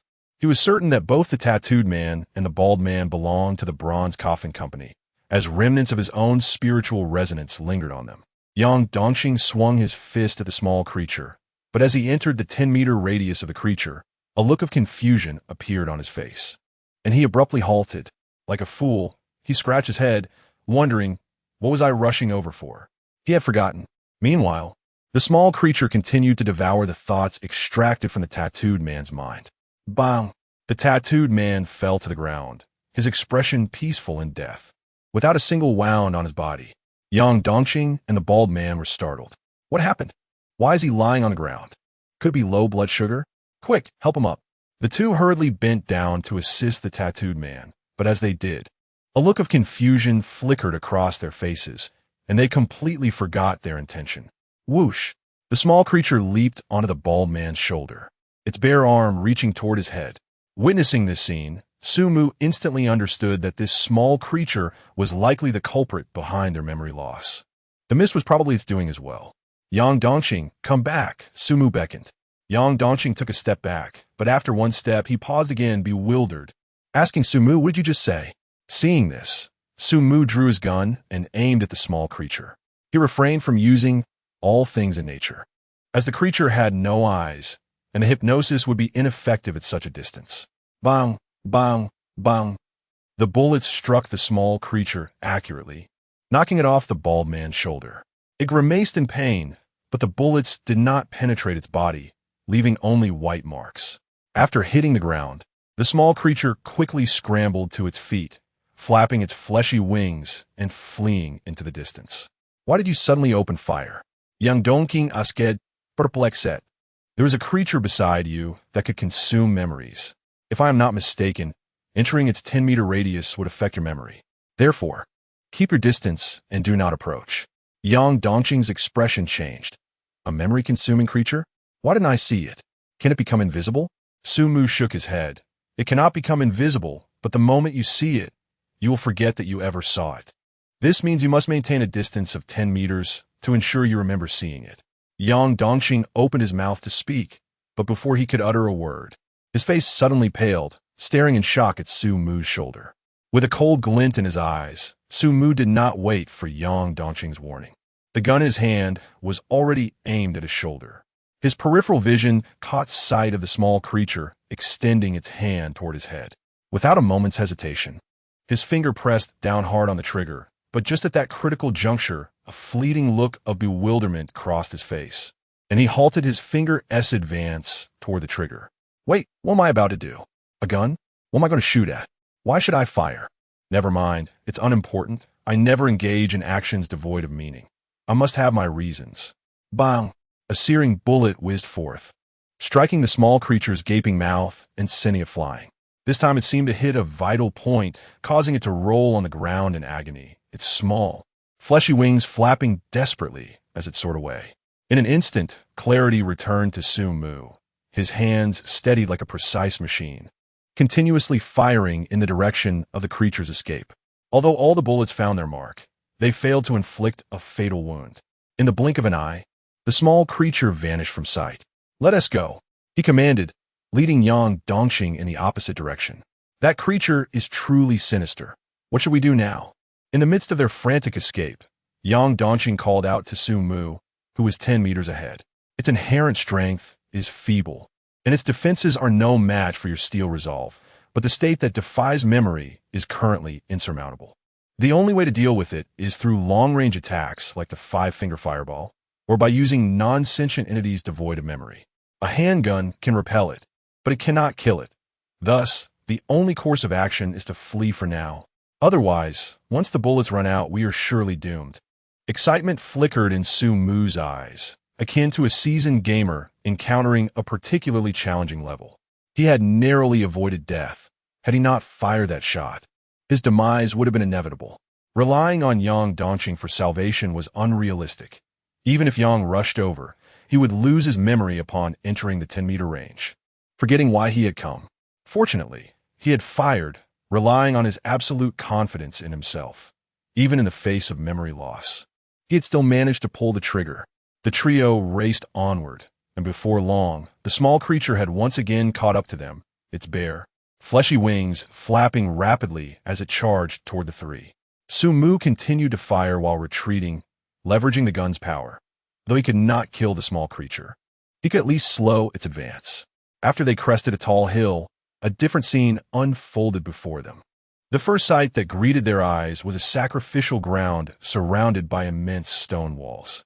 Semicircular stone walls were arranged in a mysterious pattern, constructed from massive, rough-hewn stones, their surfaces marred and covered with moss. Viewed from the hilltop, it appeared like a colossal eye formed of stone walls, with a central clearing resembling a human pupil. "Let's take a look," Sumu ordered. This time, without waiting for his instruction, Yang Dongqing instinctively stepped forward to clear the path. The balding man trailed closely behind Sumu, his expression rife with terror, beads of cold sweat dotting his forehead. He had completely forgotten about Sumu and his companion, even the reason for his presence in this place. All that occupied his mind was the monstrous threat lurking behind him, urging him to flee with great urgency. Strangely, upon their entry into this land, the small creatures halted their advance, as if deterred by some unseen force, unwilling to approach. Sumu squinted his eyes, sensing that this location likely harbored additional dangers. Yet, regardless of what perils lay concealed, he felt compelled to investigate, for with his current resources, should he exhaust his ammunition, he would undoubtedly meet his demise at the hands of the small monsters. Sumu. Bronze level 3. The three individuals navigated through the vast crevice left in the stone wall, making their way toward the very center of the area. Along their path, they encountered numerous ancient bronze ceremonial vessels, carelessly strewn across the ground. These bronze artifacts were considerably dilapidated, marred by rust. Nevertheless, Sumu did not overlook them, meticulously examining each piece.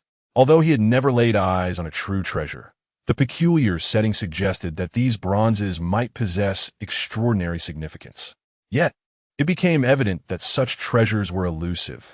These artifacts were merely antiques, devoid of any lawful power, and crumbled at the slightest touch. "There's a body." Yang Dongqing abruptly halted, fixating intently on a dark, human-shaped object in the corner of the wall.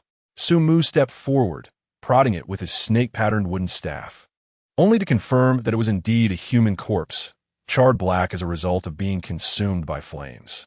As they advanced, the number of corpses increased as they drew nearer to the central area. Strangely, the causes of death appear to fall into two distinct categories. Some had been reduced to charred remains, while others were devoid of flesh, leaving only bleached bones, which exhibited signs of decay. This can't possibly be a place of sacrifice, can it? Yang Dongqing's expression grew grave and apprehensive. The sight of such contrasting fate for the corpses instilled a sense of foreboding within him. "I've heard that those who worship malevolent deities often resort to self-immolation to demonstrate their piety. Could those white bones be the remnants of individuals who offered their flesh and blood to an evil god?" stammered the bald man. "Stop. There are people in the center of the square."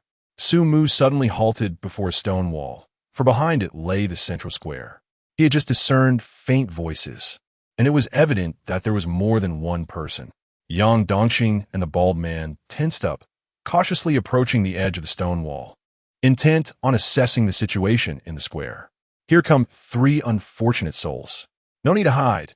You 3 step out." Several voices echoed from behind the stone wall. Realizing they had been discovered, Sumu decided against further concealment and confidently emerged from behind the wall with his companions. Before them lay an expansive square, encircled by a ring of enormous stone pillars, their surfaces weathered, yet faint traces of intricate carvings were still discernible. At the center, surrounded by the stone pillars, stood an altar of pure white, resembling jade, upon which rested a statue nearly the height of a man. The voices they had heard belonged to 8 individuals leaning against the pillars, 7 men and 1 woman, each bearing a hint of lethal intent upon their faces, and equipped with formidable armaments, some wielding cold weapons while others brandished firearms. What was most striking, however, was that all 8 bore injuries. 3 exhibited extensive burns, while the remaining 5 displayed grotesque decay in their limbs, with the most severely afflicted revealing stark white bones. "Which company do you 3 belong to?" A burly man clad in a tight black tank top and camouflage pants inquired, his gaze fixed intently on Sumu and his companions. The man's left hand was largely decayed, with bones starkly visible beneath the rotting flesh. "Bronze coffin," Sumu replied matter-of-factly. The muscular man furrowed his brow slightly. "Another bronze coffin? It is quite astonishing that a newly established company could attract so many extraordinary individuals." Yang Dongqing was taken aback. "Have you encountered other extraordinary beings from the bronze coffin?" Before the formidable man could respond, a trembling young Taoist in the corner eagerly raised his hand. Me. I am also from the bronze coffin." Yang Dongqing turned to the Taoist, realizing he did not recognize him at all.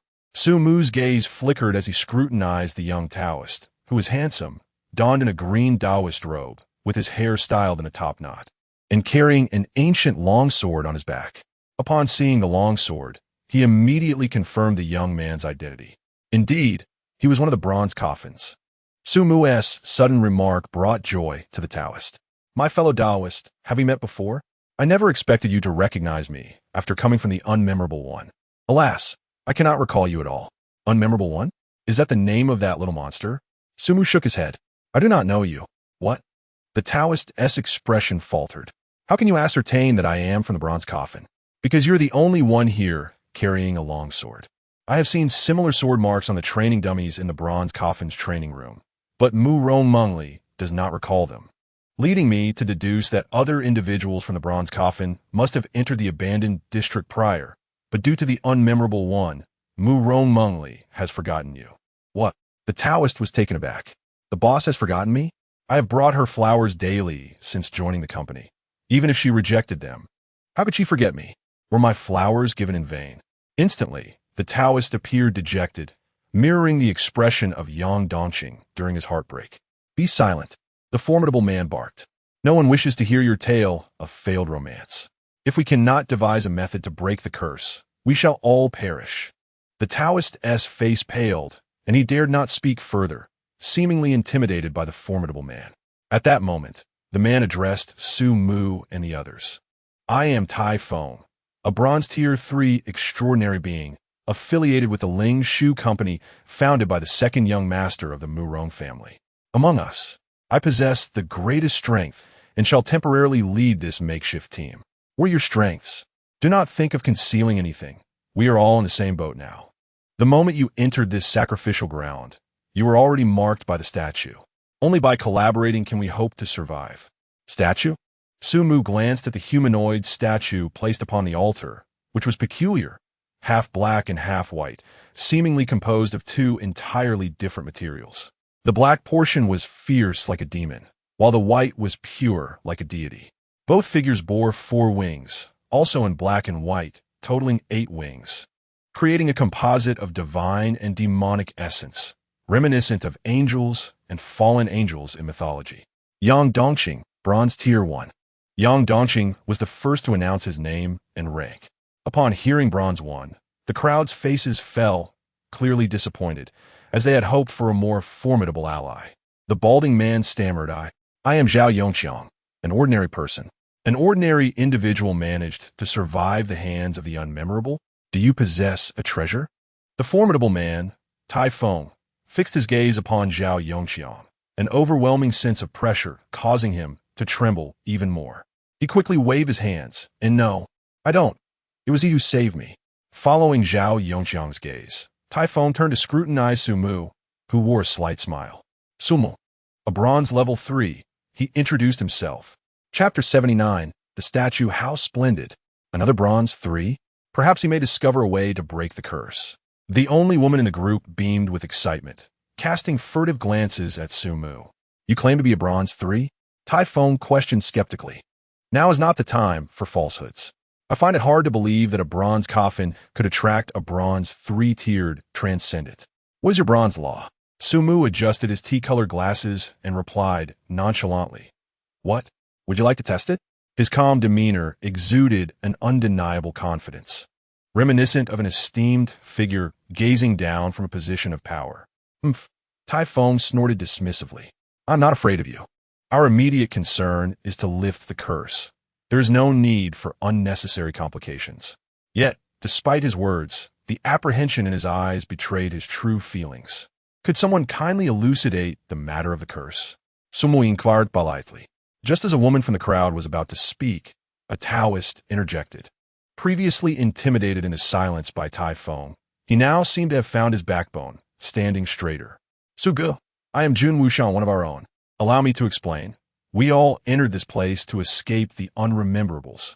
Everyone who steps into the sacrificial grounds becomes the target of this statue. No one can leave. This angelic demon statue bestows curses based on one's morality. The virtuous will witness the statue transform into an angel, only to be consumed by flames, while the wicked will see it morph into a demon, leading to their bodies decaying. Others have attempted to attack the statue, but it was futile. Even Mr. Typhone, a Bronze 3, could leave no mark upon it. We can only watch helplessly as we are slowly burned to death or rot away. As Jun Wushan spoke, he lifted his Taoist robe, revealing a body mostly consumed by decay.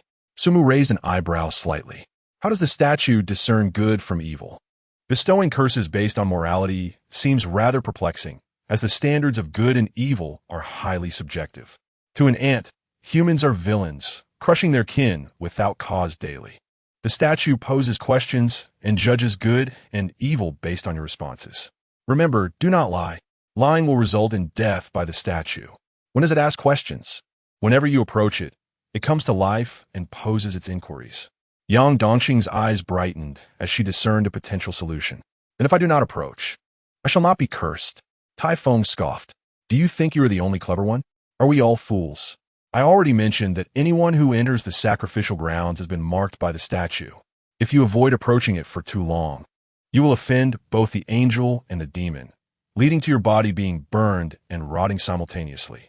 Yang Dongqing's face stiffened, feeling a surge of anger. Yet she could neither overpower nor outwit him. Rather than approaching the statue directly, Sumu posed a question. Are you all affiliated with the companies established by the Morong family? Typhone gestured towards the two individuals beside him. We are representatives of Ling Shu Company, while those over there belong to Ling Yao Company, founded by the fourth young lady of the Morong family.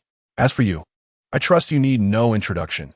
Qing Tongguan, the nominal third young lady of the Morong family. He refrained from uttering the term illegitimate daughter, clearly harboring some trepidation regarding Su Mu's third-tier bronze strength. Thus, you are all here in search of the Golden Eye? The group nodded in varying degrees of acknowledgement. Who would venture into a forsaken place like this if not in pursuit of the Golden Eye? Typhone scoffed. Suddenly, Sumo chuckled. It appears there is no Golden Eye here. The crowd was momentarily taken aback, with Typhone exclaiming in haste, What do you mean by that? How do you know there isn't one? Where did you obtain your information regarding the Golden Eye? Why would I disclose that to you? Typhone replied warily. Sumu offered a slight smile. Let me take a guess. Your company must have acquired the golden leaves from scavengers, correct? Upon hearing this, the members of Ling Shu and Ling Yao companies turned pale simultaneously, exchanging glances that betrayed their dawning realization of the situation's gravity. Typhone persisted defiantly. So what? The golden tree must have shed more than one leaf. It's entirely normal for scavengers to have collected them. This only further indicates the presence of the Golden Eye. Sumu sighed, his gaze behind the tinted glasses resembling that of a bemused scholar observing a fool. As you suggested, there should be numerous companies aware of the Golden Eye's existence, not merely the Morong family. Have you not pondered why it is exclusively the companies of the Morong family that are present here? Moreover, all companies are accounted for, save for the one belonging to the eldest son of the Morong family. This revelation prompted a shared glance among them, each recognizing the stirrings of realization on the other's faces. They were not fools, merely cursed and unable to think clearly, their minds clouded by thoughts of the curse. But with Sumu's insight, they suddenly recognized the incongruity.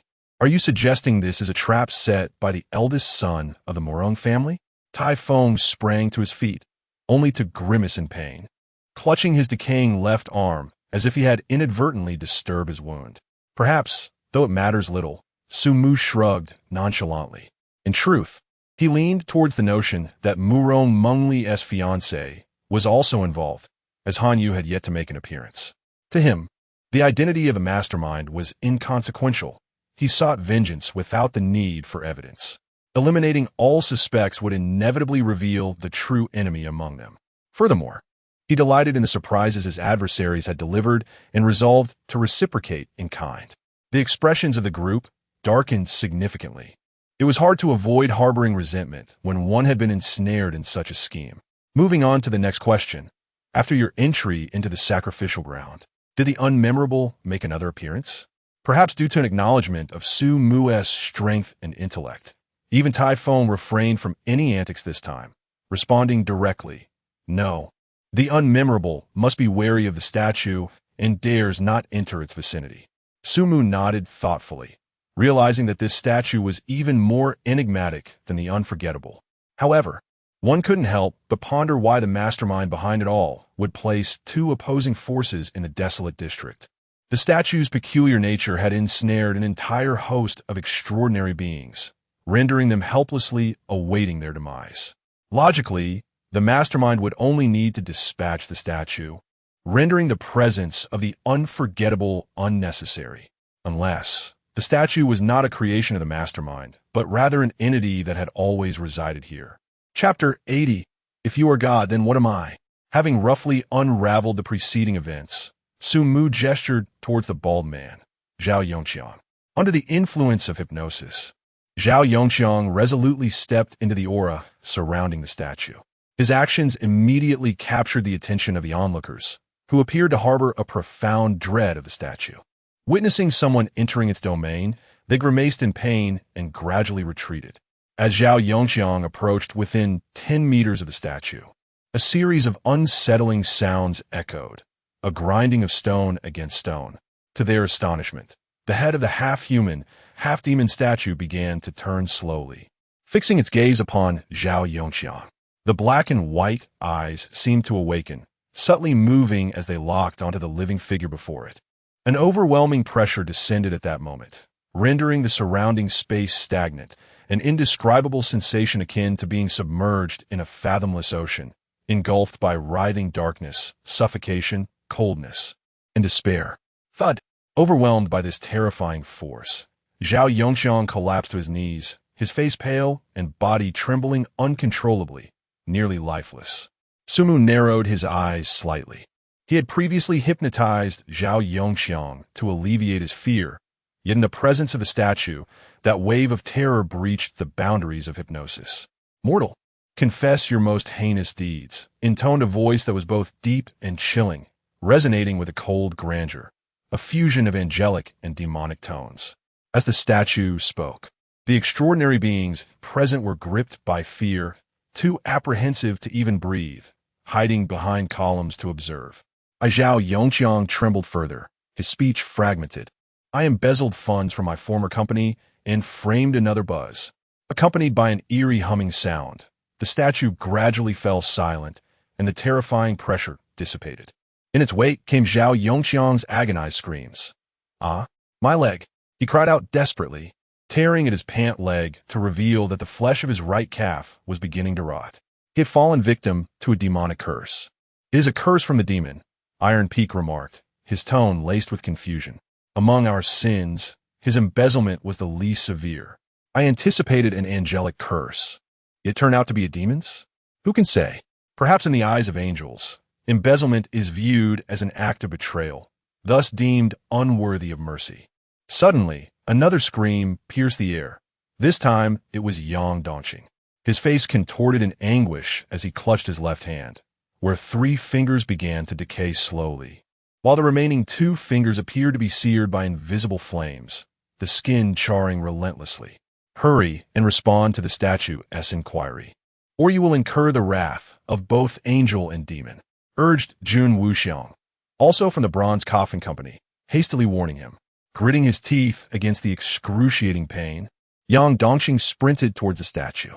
Subsequently, the statue awakened once more, turning its attention to Yang Dongqing.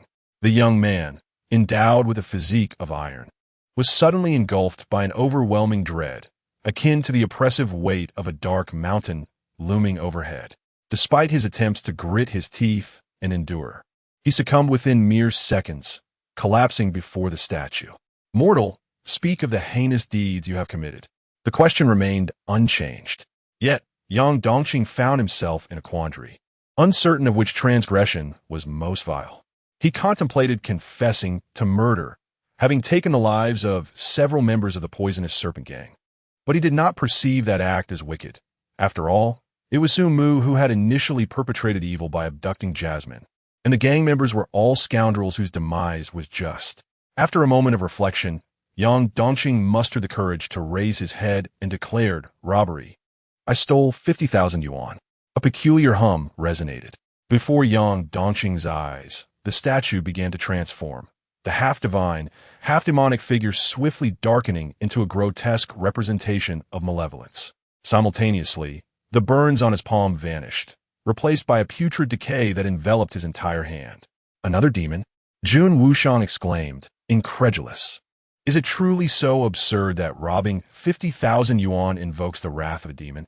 This woman has annihilated her enemies' entire households, sparing not even the children. Yet she suffers an angelic curse." The woman, upon being mentioned, turned cold, retorting with disdain, "It is only just that a murderer pays with their life. Well, my vengeance. Look at yourself. The most heinous act you've committed is failing to pay for a foot massage, yet you too are deemed a demon. And you dare to cast stones?" Jun Wuxiang's face flushed crimson, clearly caught off guard by her revelation. "I merely forgot to bring money." Iron Peak's gaze drifted among the group, his voice low and contemplative. "There is indeed something amiss. Is the criterion for judgment truly a matter of good and evil? Could it be that robbery is deemed a greater sin than murder? Perhaps, due to Jun Wuxiang's status as a Taoist, his actions are perceived as a betrayal of his own beliefs, thus compounding his culpability? A diminutive, frail man pondered aloud. "It is possible," Iron Peak conceded, unable to grasp the rationale, but reluctantly accepting this explanation. At that moment, the collective attention shifted to the final individual, Sumu. Some voiced their suspicions. Why has he not yet faced the curse, despite his prolonged silence? Others noted the anomaly. Sumu and Yang Dongqing had arrived simultaneously, and logically, both should have encountered the dual curses, yet only Yang Dongqing appeared affected, while Sumu seemed unscathed. He must have been cursed. Perhaps his wounds are concealed by his garments, and he possesses a high threshold for pain, thus not revealing any signs of affliction. Upon hearing their speculations, Sumu smiled faintly, choosing not to clarify. In truth, he had not been cursed. He had felt two strange forces attempting to invade his body, yet they had been repelled by the heart of purity. This passive ability conferred a robust resistance against a myriad of impurities and negative influences. Nevertheless, he resolved to approach the statue, for he sensed that with the passage of time, those two mysterious forces grew increasingly potent, threatening to breach the limits of what heart of purity could withstand.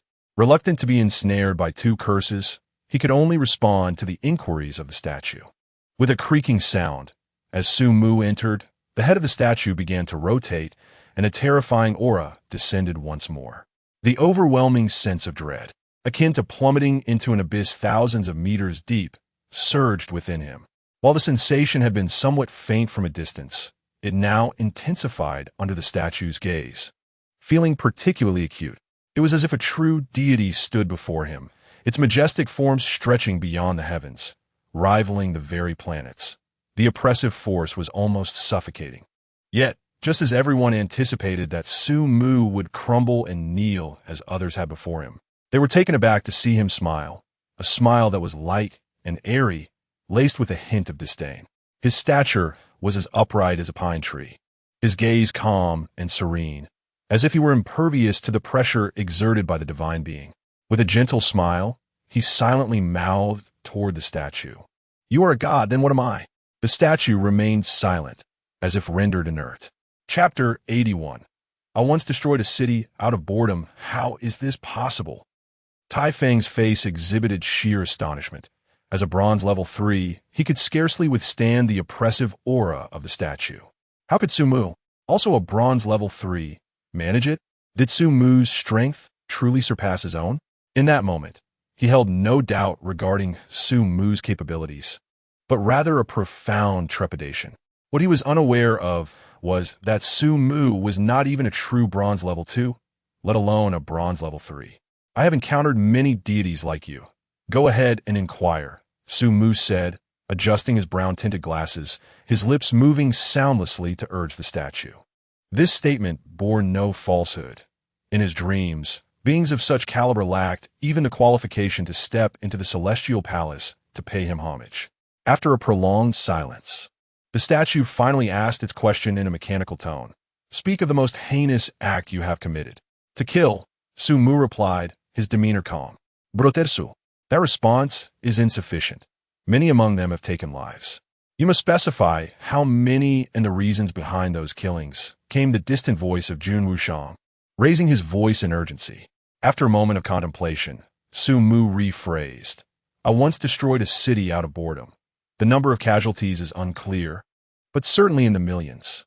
As he casually uttered this revelation, an eerie silence enveloped the entire sacrificial site. In the distance, Tai Feng and the others gazed at him, mouths agape, their expressions filled with disbelief, questioning their own hearing. To destroy a city out of boredom? "Million? We have never slain so many in a game." "Brother Su, do not speak falsehoods. The statue will slay those who lie." Jun Wushang cried out in alarm, fearing that the next moment the statue would awaken and annihilate Sumu. Yet, the calamity he dreaded did not transpire. A peculiar humming resonated, and the statue returned to silence. The statue, this. Jun Wushang was rendered speechless, his body trembling slightly. "Wait a moment. Let me gather my thoughts. One cannot lie before the statue, lest they be killed. Brother Su claimed to have destroyed a city, and he. At this point, Jun Wushang could no longer articulate his thoughts. He glanced at Sumu, who stood in the center, smiling, impeccably dressed, as though he were an elegant nobleman. For some inexplicable reason, he felt an overwhelming sense of dread wash over him, sending shivers down his spine. Suddenly, Sumu frowned slightly, feeling a burning pain emanating from his concealed left arm. Simultaneously, the statue before him transformed in his vision. No longer a duality of divine and demonic, but instead becoming as pure as jade, resembling a sacred angelic statue. He beheld the angel in its entirety. 8 wings adorned its back, and it possessed 3 eyes, with a silver vertical pupil on its forehead. An angel? As anticipated, he had come to grasp the principle behind the curse cast by the divine and demonic statue. It was not a matter of good versus evil. He took measured steps out of the statue's range and approached the crowd. Yet, as he drew near, everyone instinctively recoiled, their expressions tense as if facing an imminent threat. Resembling a populace confronted by a world-destroying demon, Tai Feng was on edge, utterly convinced that Sumu was lying. He was merely a bronze tier 3, wasn't he? This was surely a silver tier 3. To annihilate an entire city? Tai Feng had previously believed that his own heinous acts, having killed over 100 people while serving the nobility, were unforgivable. Yet, in comparison to Sumu, he felt deserving of an angel's curse rather than that of a demon. "Sumu, did you truly destroy a city?" Yang Dongqing inquired, his expression a mixture of complexity and disbelief. Sumu smiled faintly. "Of course it's a fabrication. Do you have any idea how troublesome it is to obliterate a city? For a city of medium size, one would need at least 879, 35 tons of explosives, assuming there are no military structures like air raid shelters. Otherwise, even more would be required." Yang Dongqing exhaled deeply. "I thought it was impossible." Tai Feng and the others were left speechless, even contemplating giving Yang Dongqing a slap to jolt him back to reality. Hadn't they just heard Sumu specify the amount of explosives down to the decimal? Moreover, one could not lie before the statue. At that moment, Yang Dongqing seemed to recall something. Wait a minute. Isn't it said that one cannot lie in front of the statue? Sumu shrugged. Who knows? Perhaps it's malfunctioning. After all, lie detectors can fail, let alone a pile of stones. True. Yang Dongqing nodded in realization. What are you nodding for? Do you actually believe such nonsense? Dai Feng glutted at Yang Dongqing, finally understanding why he could trail behind this murderous fiend. He was a fool and therefore unafraid. In truth, Sumu was not lying. In his dreams, he often found himself blowing up entire cities out of sheer boredom. Soon, a heavy silence fell over the group, the atmosphere turning palpably tense. Everyone instinctively distanced themselves from Sumu, as if evading a terrifying monster, except for the oblivious Yang Dongqing. What do we do now? Are we all cursed?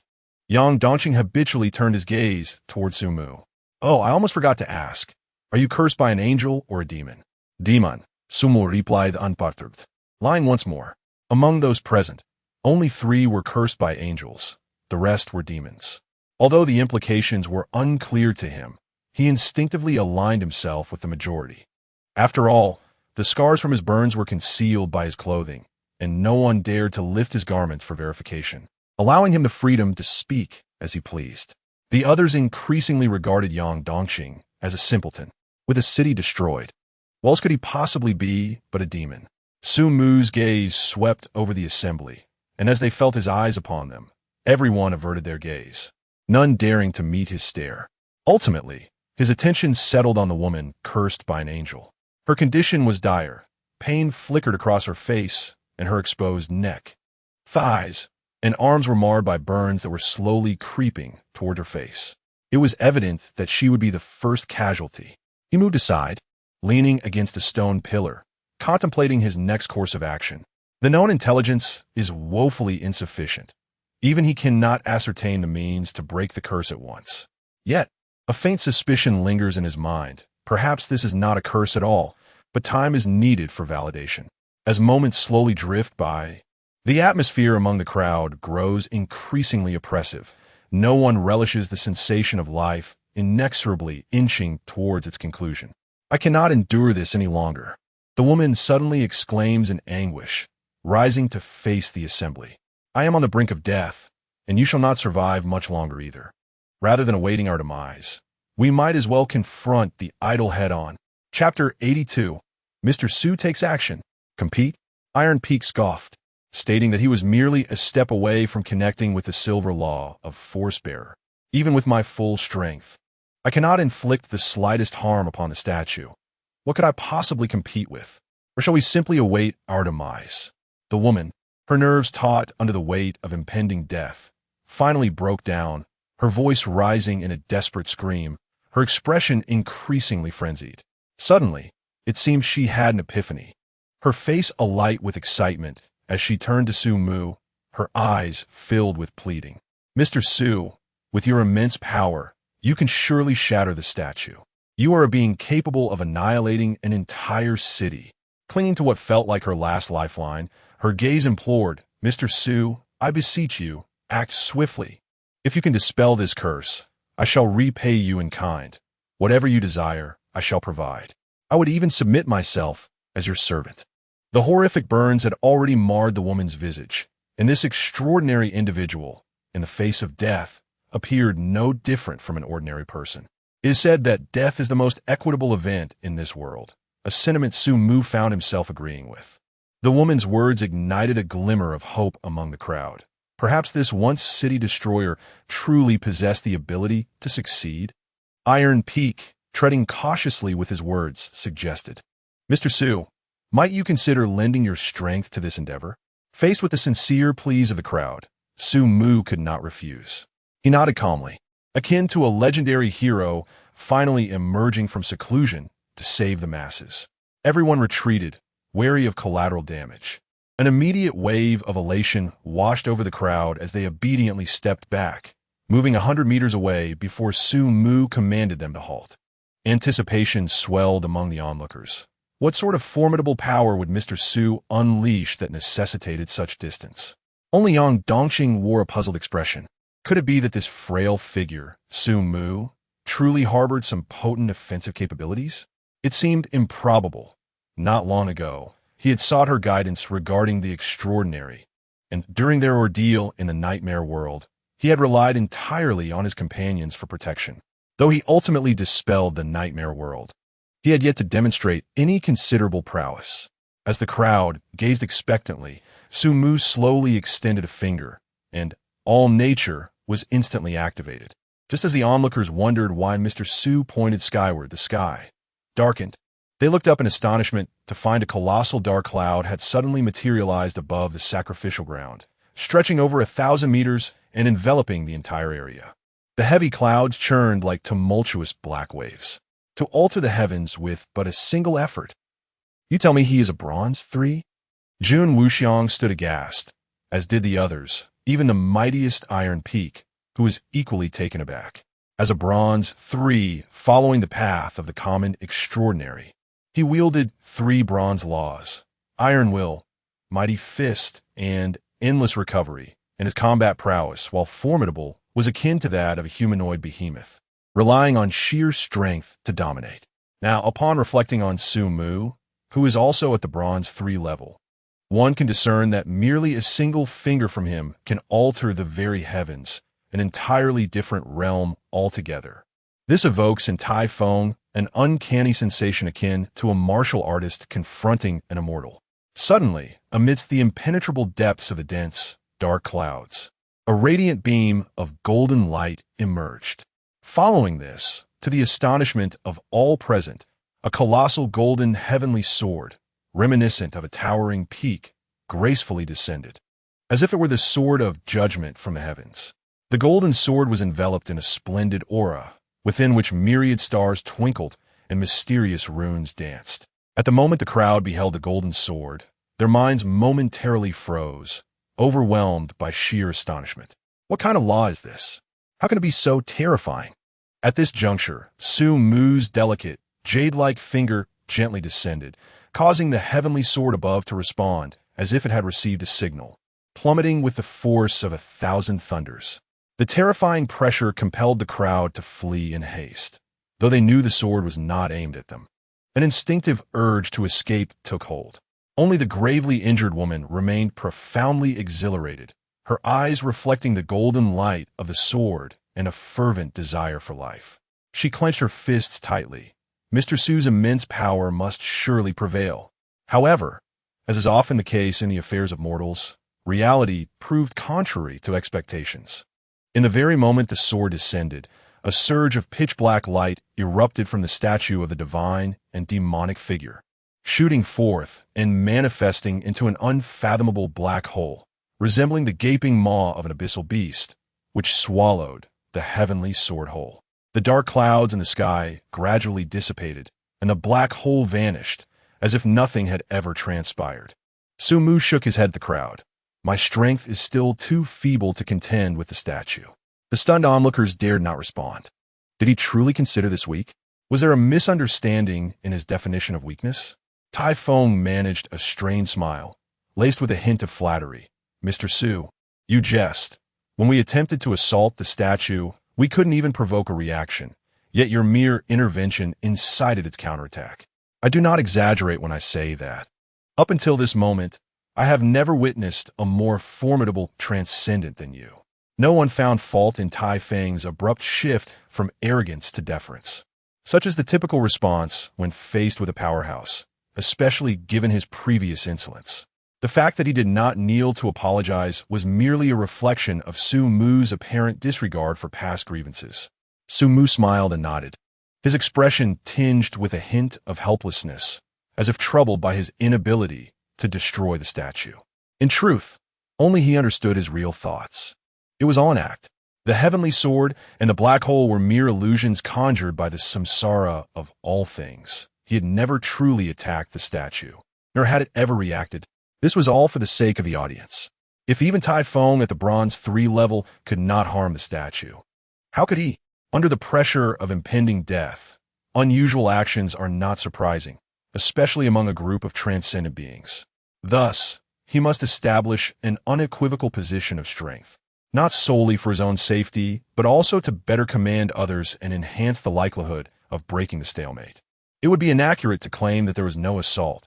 Indeed, he had just attempted to manipulate the statue using his mental prowess, only to fail. As though the statue were merely an ordinary rock. Among the crowd, a diminutive man with dark skin displayed a flicker of confusion in his eyes, intently observing Sumu, as if sensing something amiss. Suddenly, a piercing scream shattered the atmosphere, drawing everyone's attention. The woman, who bore the most severe injuries, had collapsed to the ground, writhing in agony as her horrific burns spread across her entire body. Strangely, no one could perceive the flames engulfing her. Moments later, the scream faded away, and the woman transformed into a charred corpse. Chapter 83. Methods to break the curse. The death of the woman cast a pall over the hearts of the onlookers. The sight of Sumu, an exceptionally formidable figure, failing to shatter the statue, intensified their gloom. Besides the deceased woman and Sumu, two others present bore the angel's curse, their skin marred by burn-like scars. As they beheld the woman's tragic demise, their faces grew increasingly grim, as if they could foresee their own fates not far off. It seems my decay has improved, exclaimed Yun Vuxiang, suddenly lifting his robe to reveal a once rotting abdomen, which appeared to have significantly healed, the decayed areas noticeably reduced. The crowd hastily examined their own bodies. Mine too. The rotting has diminished. Indeed, mine has improved as well. Just moments ago my entire leg was decayed, but now my thigh is healed, leaving only my calf affected. What on earth is happening? Jun Wuxiang inquired, his voice laced with excitement. Could it be that Mr. Su's earlier attack has taken effect? That cannot be. My burns have not lessened, nor have mine. In fact, they seem worse. Sumu narrowed his eyes, observing the transformations among the crowd, already grasping the curse's underlying principle.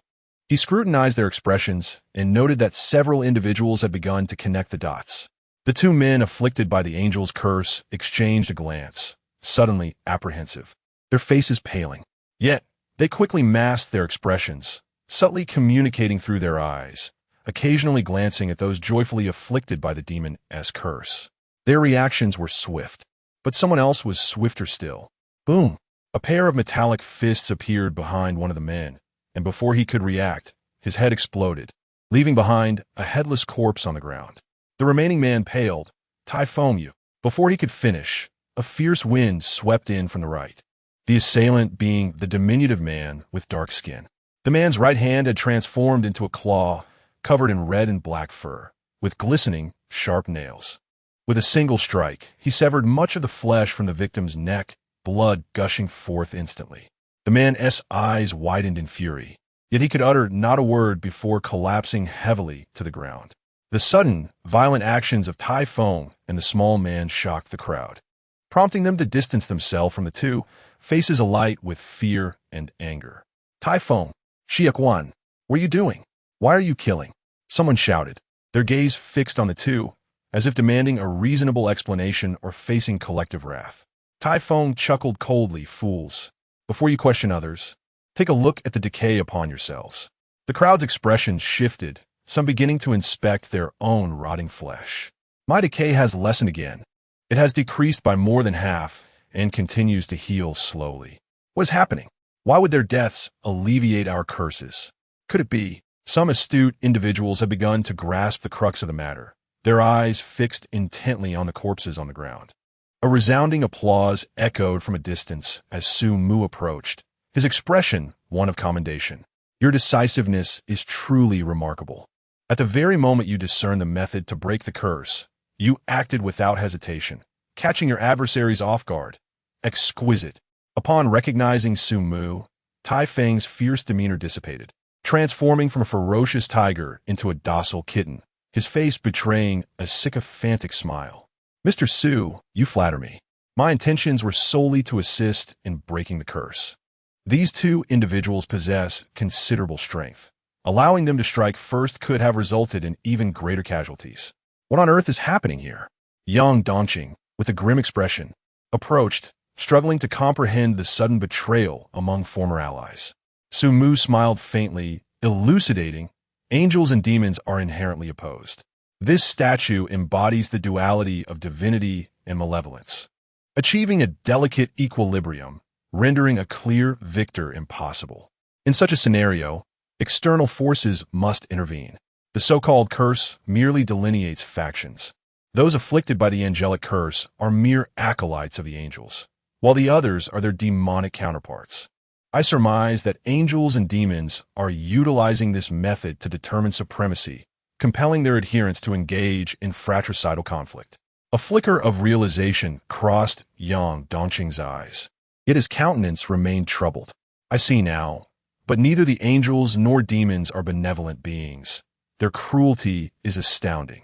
Suddenly, the diminutive man named Xie Quan gasped, lifting his shirt to reveal a patch of decay still present on his chest. Why has the rot not completely vanished? We have executed all the angelic acolytes. Tai Feng, too, was taken aback, discovering a similar remnant of decay on himself. One last vestige that refused to disappear. This is impossible. Isn't this supposed to be the method to break the curse? The expressions of the previously elated crowd darkened once more. Sumu furrowed his brow and stepped before the group. The method to dispel the curse should be valid. Since the curse has not entirely dissipated, there can only be one possibility. What possibility? Someone inquired eagerly. There remains an angelic acolyte among us. Sumu's gaze swept over the crowd like a lightning bolt, as if searching for the last angelic adherent. At this revelation, gasps of shock erupted. Suspicion filled the air as everyone scrutinized one another. Some cautious individuals even discreetly retreated, distancing themselves from the others. How can this be? Mr. Su, everyone present should be demonic acolytes, Tai Feng exclaimed, disbelief etched across his features. Sumu's expression grew increasingly grave. Perhaps one among us has lied, masquerading as a demonic acolyte while concealing their true identity as an angelic follower. Die Feng is deman or shifted. His gaze, now filled with murderous intent, fixated on everyone except Sumu. Who has lied? Step forward, and I shall grant you a swift end. Everyone, reveal your wounds. Tai Feng, you will conduct the examination, Sumu commanded with an air of undeniable authority. Under the oppressive aura of the formidable, the crowd hesitantly unveiled their garments, revealing the last remnants of decay upon their bodies. Tai Feng, with the keen gaze of a hawk, scrutinized each individual and discerned that all bore signs of rot, unequivocally branding them as devotees of the demonic. No, Mr. Su, they're all demons. Tai Feng's words faltered abruptly, his pupils dilating in disbelief as he cast a shocked glance toward Sumu, instinctively retreating. It was not only he who became aware. Even the others recognized the truth, staring in horror at Sumu, their forms continuously receding. Sumu had suggested they be examined, yet throughout the entire ordeal, no one had ever scrutinized him. Chapter 84, Iron Peak. Would you still deny being a follower of the angels, Mr. Su? Iron Peak's expression shifted dramatically, as he hesitated to voice his thoughts. If Sumu were indeed an angelic follower, what fate awaited the rest of them, the demonic adherents? In the face of the crowd's fearful and skeptical gazes, Sumu offered a faint smile. If I were an angelic follower, would I advocate for inspections among you? Moreover, would I suggest the possibility of other angelic followers still existing? As he spoke, he gently rolled up the sleeve of his left arm, revealing a patch of decayed flesh on his forearm. Upon witnessing this, the crowd collectively exhaled in relief. If Sumu were one of the angelic followers, they doubted their ability to defeat him. Yet, if he was not, then who could possibly be the angelic follower? Iron Peak, you have inspected everyone. Now, let us see your wounds, Sumu suddenly interjected. Iron Peak nodded, responding respectfully, of course, Mr. Su. Though he acquiesced verbally, internally he scoffed at Sumu's unnecessary gesture. Among them, he was the only one wearing such revealing attire, a form-fitting black tank top that left his arms and chest largely exposed. Previously, when his injuries were festering, his clothing had offered no concealment, and all had borne witness to it. Nevertheless, with Sumu's command, he dared not disobey. He then confidently lifted his black tank top and turned around, exposing the wound on his back. You see, Like all of you, I'm a follower of the demons. Iron Peak casually let his tank top fall back into place and continued. It seems that to break the curse, there must be other hidden conditions besides eliminating the angelic followers. What is with those expressions? Upon turning back around, Iron Peak was taken aback. Everyone was staring intently at him, their expressions a mix of shock, anger, and suspicion. A sense of foreboding crept into his heart. Wait, Flame Chain! A middle-aged man in a leather jacket shouted. Suddenly, a chain forged from molten lava materialized in his hand, swiftly ensnaring Iron Peak. What do you intend to do? I'm a follower of the demons. One of you.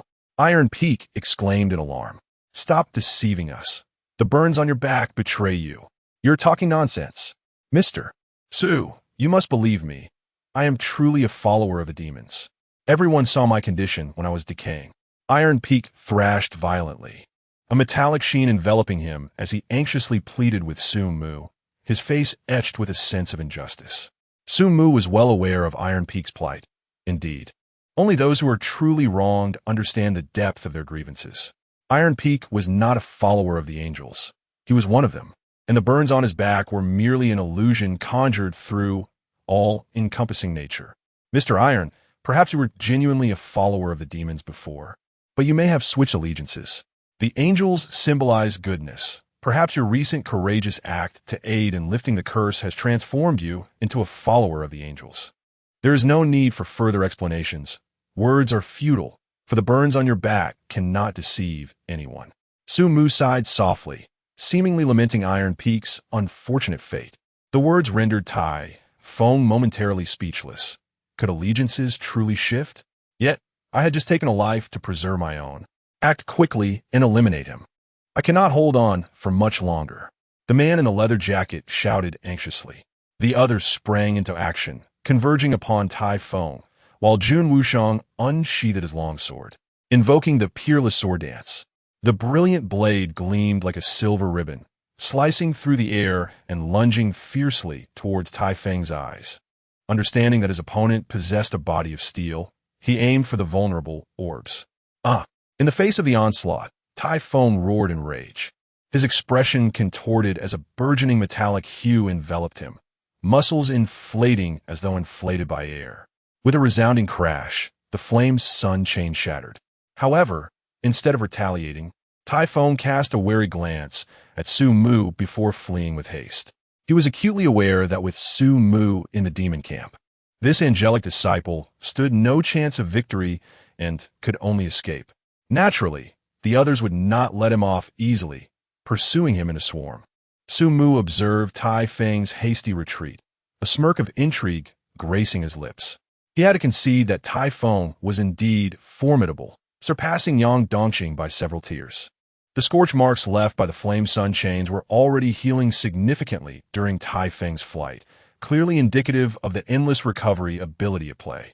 Nevertheless, no amount of strength could alter the fact that true combat was not solely reliant on brute force.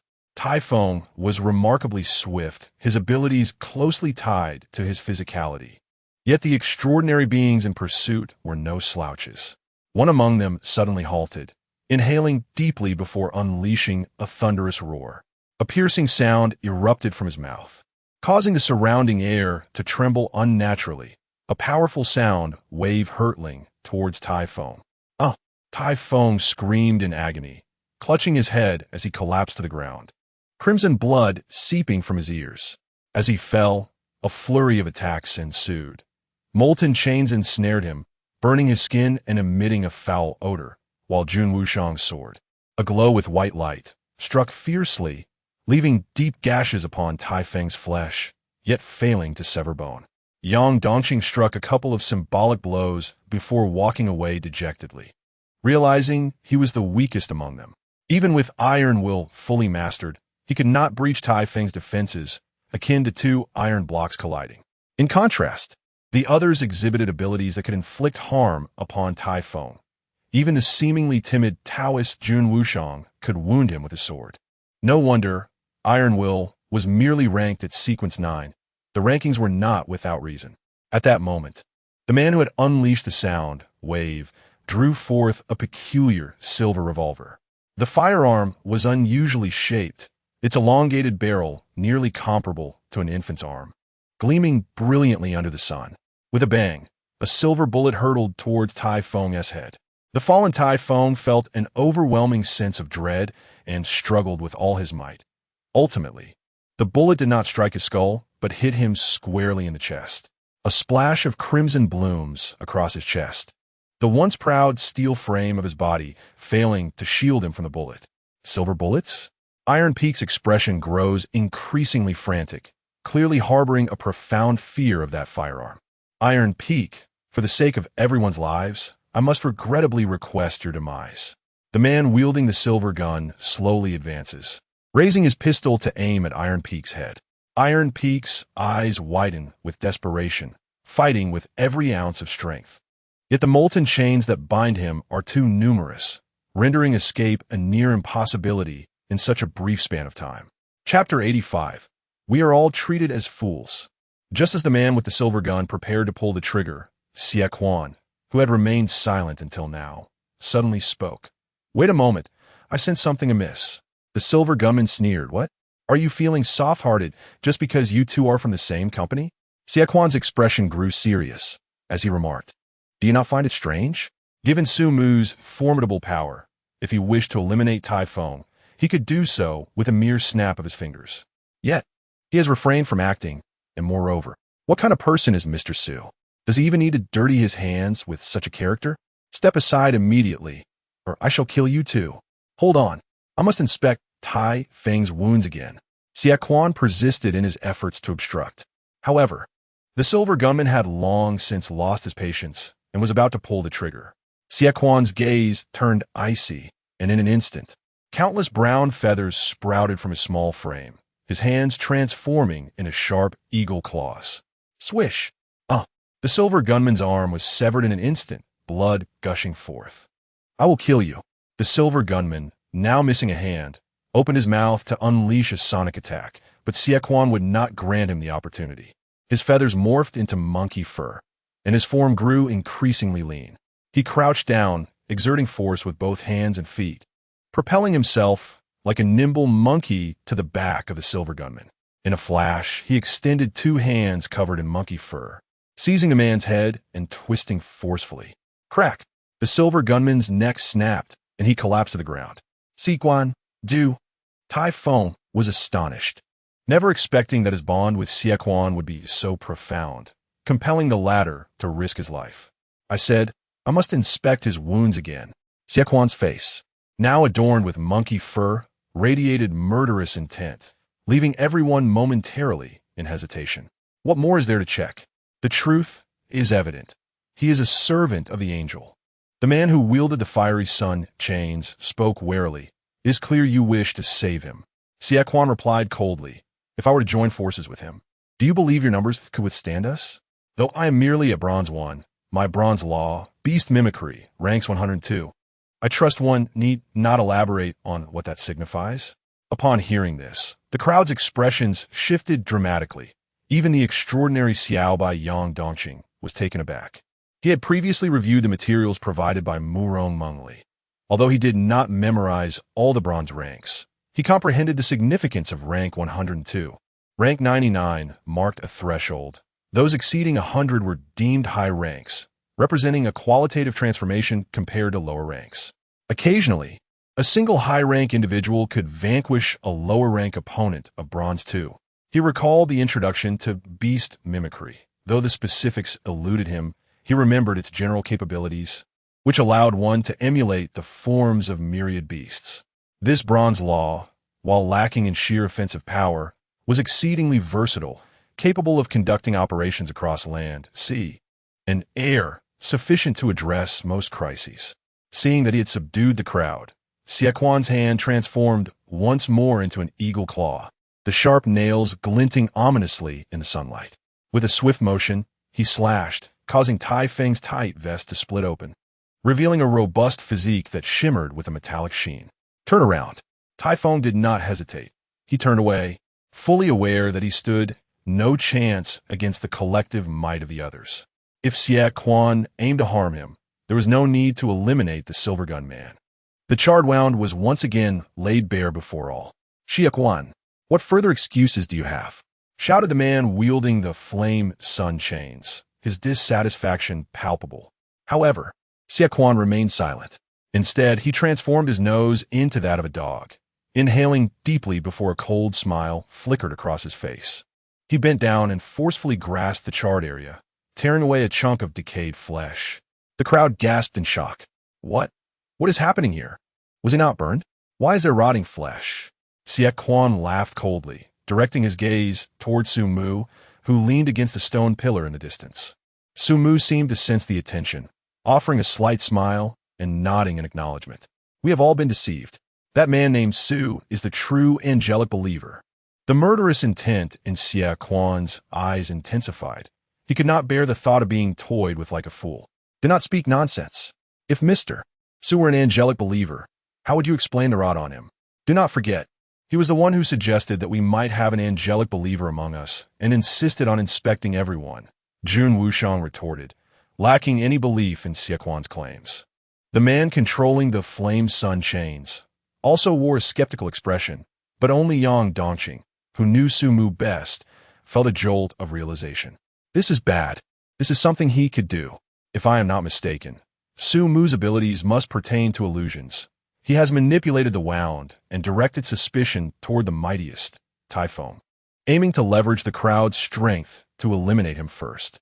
Believe me, once Typhoon is dead, there will undoubtedly be another angelic believer among us who has switched sides. Alas, he has underestimated my sense of smell. Although the appearance of the wound has changed, the sense of burning and decay are entirely distinct. Xie Quan explained coldly. Jun Wushang remained unconvinced. What nonsense are you spouting? With Su Ji's prowess, would he resort to such petty tricks? If he were an angelic believer, we would have all perished by now. What is the point of this charade? At that moment, Typhoon also regained his composure, his expression growing increasingly grim. Perhaps he does not possess such formidable strength. The previous attack may have been an illusion. Indeed, Xie Quan replied with a chilling smile. I had my suspicions earlier. How could an attack capable of altering the heavens be silent? Due to beast mimicry, my senses exceed those of ordinary individuals, allowing me to possess the keen eyesight of an eagle, the acute smell of a dog, and the sharp hearing of a cat. Thus, even from a distance, I could still perceive the anomalies. When the dark clouds appeared, the air's humidity did not change, and the airflow that should have accompanied the descent of that massive sword was absent. In truth, aside from what could be seen with the naked eye, everything else that should have been present was conspicuously lacking, defying all logic. This can only indicate one thing. Sumu possesses a power to manipulate perception through illusion. We have all been made fools. The chains forged from molten lava shattered with a resounding crack. Iron Peak, struggling with his injured form, laboriously rose from the ground, his eyes ablaze with unimaginable fury. The sensation of being deceived was far more excruciating than death itself, particularly when he recalled his previous obsequious demeanor. The thought ignited a rage within him that felt as if his heart might burst. I should have anticipated this. If his power were truly so formidable, why was he, like us, compelled to the sacrificial grounds by the unrememberable? Chapter 86. If you see through my illusion, I must confess I possess some knowledge of martial arts. The sound of steel grinding and scraping incessantly emanated from Tai Feng's mouth as he nearly ground his teeth to dust. At this moment, the situation underwent a complete reversal, with the focus turning sharply towards Sumu. Yang Dongqing sensed the gravity of the situation, although he naturally stood by Sumu's side. Both were now forcibly categorized as angel and demon, adversaries locked in a life-and-death struggle, which instigated a sense of hesitation within him. Kill him, Typhoon roared, his face ashen, before charging like a humanoid tank towards the center of the sacrificial ground. Xie Quan transformed into a werewolf, moving on all fours, closely following behind, as did the man with chains, their faces all ablaze with murderous intent. Only Yang Dongqing and Jun Wushang displayed uncertainty. Brother Yang, what should we do? Sugu is, after all, from our company. Yang Dongqing suddenly bellowed, Sumu, run. He then rushed to block the advancing figures. Jun Wushang was taken aback. Never expecting Yang Dongqing to side with Sumu, knowing full well that only one of the angel or demon could survive. You dare betray us? Tai Feng's murderous intent surged as he faced the charging Yang Dongqing without the slightest mercy. His right arm swelled with muscle, inflating like a balloon, becoming thicker than the thigh of an adult male. The pronounced lines of his bulging muscles contained terrifying power. With a fierce glint in his eyes, he swung his right fist, cleaving through the air with a sharp, explosive sound. "Do not kill him," Xie Quan suddenly interjected. Trusting Xie Quan, Tai Feng's fist altered its trajectory mid-air, aiming for Yang Dongqing's chest instead of his head. Yang Dongqing's arms gleamed with a metallic light, attempting to block the impending blow. However, the disparity between Bronze 1 and Bronze 3 was insurmountable. His once proud iron body was akin to paper before this punch. Crack! His defensive arms were shattered in an instant, the tremendous force driving into his chest, causing his form to fly backward uncontrollably, blood erupting from his mouth. That single punch left him grievously injured. Why can't we kill him? Tai Feng seethed, still furious. Slaying a demon follower would benefit the angels. Sumu's strength is unknown. We cannot allow his burns to heal. Xie Quan's expression was icy. First, we must eliminate Sumu. Do not complicate matters. The two exchanged glances before charging toward Sumu. Soon, the three arrived at the center of the sacrificial ground, forming a triangle that ensnared Sumu completely. "Su, you have deceived us terribly." Tai Feng, covered in wounds, glared at Sumu, while the bald man lurking in the corner was ignored. Surrounded by three extraordinary beings, Sumu exhibited no signs of panic. Instead, he smiled faintly. How can the affairs of the extraordinary be called deception? It is merely your own foolishness. Do not blame others. The three were instantly filled with rage, taken aback by Sumu's audacity even after being exposed. Yet precisely because of this, they hesitated, uncertain of Sumu's true strength. If what he previously claimed about the Bronze 3 is indeed the truth, it indicates that he possesses two additional abilities beyond visual illusions. "Sumu, there is no need for you to put on a fade. If we do not kill you, we are undoubtedly doomed. So your attempts to intimidate us are futile." Xie Quan's small eyes glimmered ominously, and his hands had transformed into a pair of tiger claws unbeknownst to him. In the face of such a threat, Sumu's smile only widened. "Now, this is interesting. I was genuinely concerned that you all might be imbeciles, killing each other without realizing it until the very end. To my surprise, we have lost one already. Come on, let's have at it." The group exchanged glances. Despite their trepidation, when faced with death, none adhered to the chivalry of combat and charged forward together. "Attack!" Tai Feng took the lead, his legs suddenly propelling him forward, cracking the ground beneath him as he soared into the air like a cannonball aimed at Sumu. Simultaneously, a molten lava chain shot towards him. Confronted by the two-pronged assault, Sumu made no immediate move. However, as their attacks approached in succession, his figure began to dissipate like a fleeting dream. "An illusion," Tai Feng exclaimed in alarm, realizing the peculiarity of Sumu's technique. At that moment, Xie Quan, who had yet to strike, let out a cold laugh as his tiger claws tore through the air toward the stone pillar behind. A shadowy figure clad in black nimbly leaped, evading the claws. "Sumu, while your illusions may deceive them, they cannot fool me." Xie Quan's eyes sparkled with triumph. "The sound of your footsteps when you moved has betrayed your position. You too, follow my commands and do not trust your eyes. I shall reveal his location to you." Despite finding himself once again surrounded, Sumu remained unfazed. He adjusted his tinted glasses and remarked nonchalantly, "Surely, you do not believe that I am solely proficient in illusions?"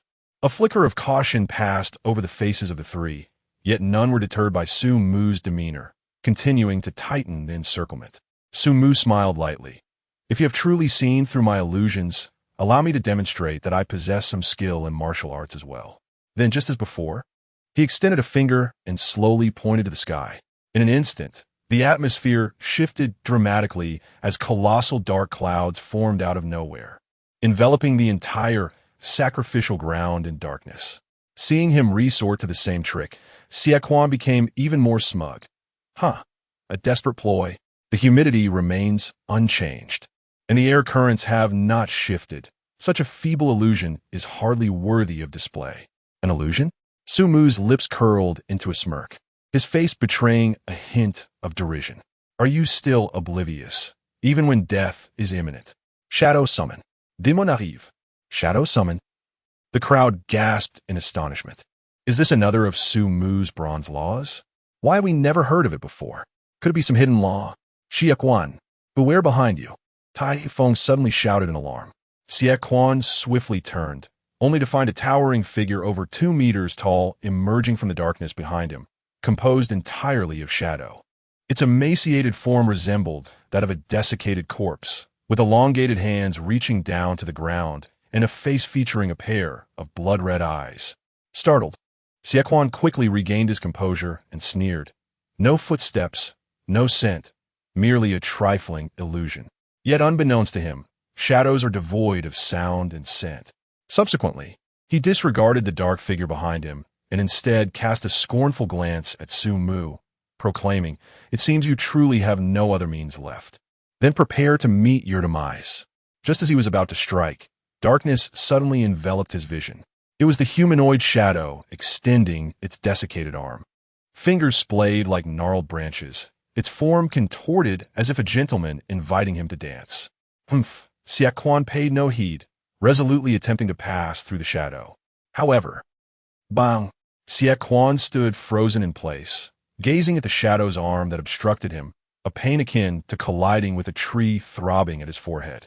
Instantly, his expression shifted drastically, an overwhelming fear coursing through him. This is not an illusion. Chapter 87.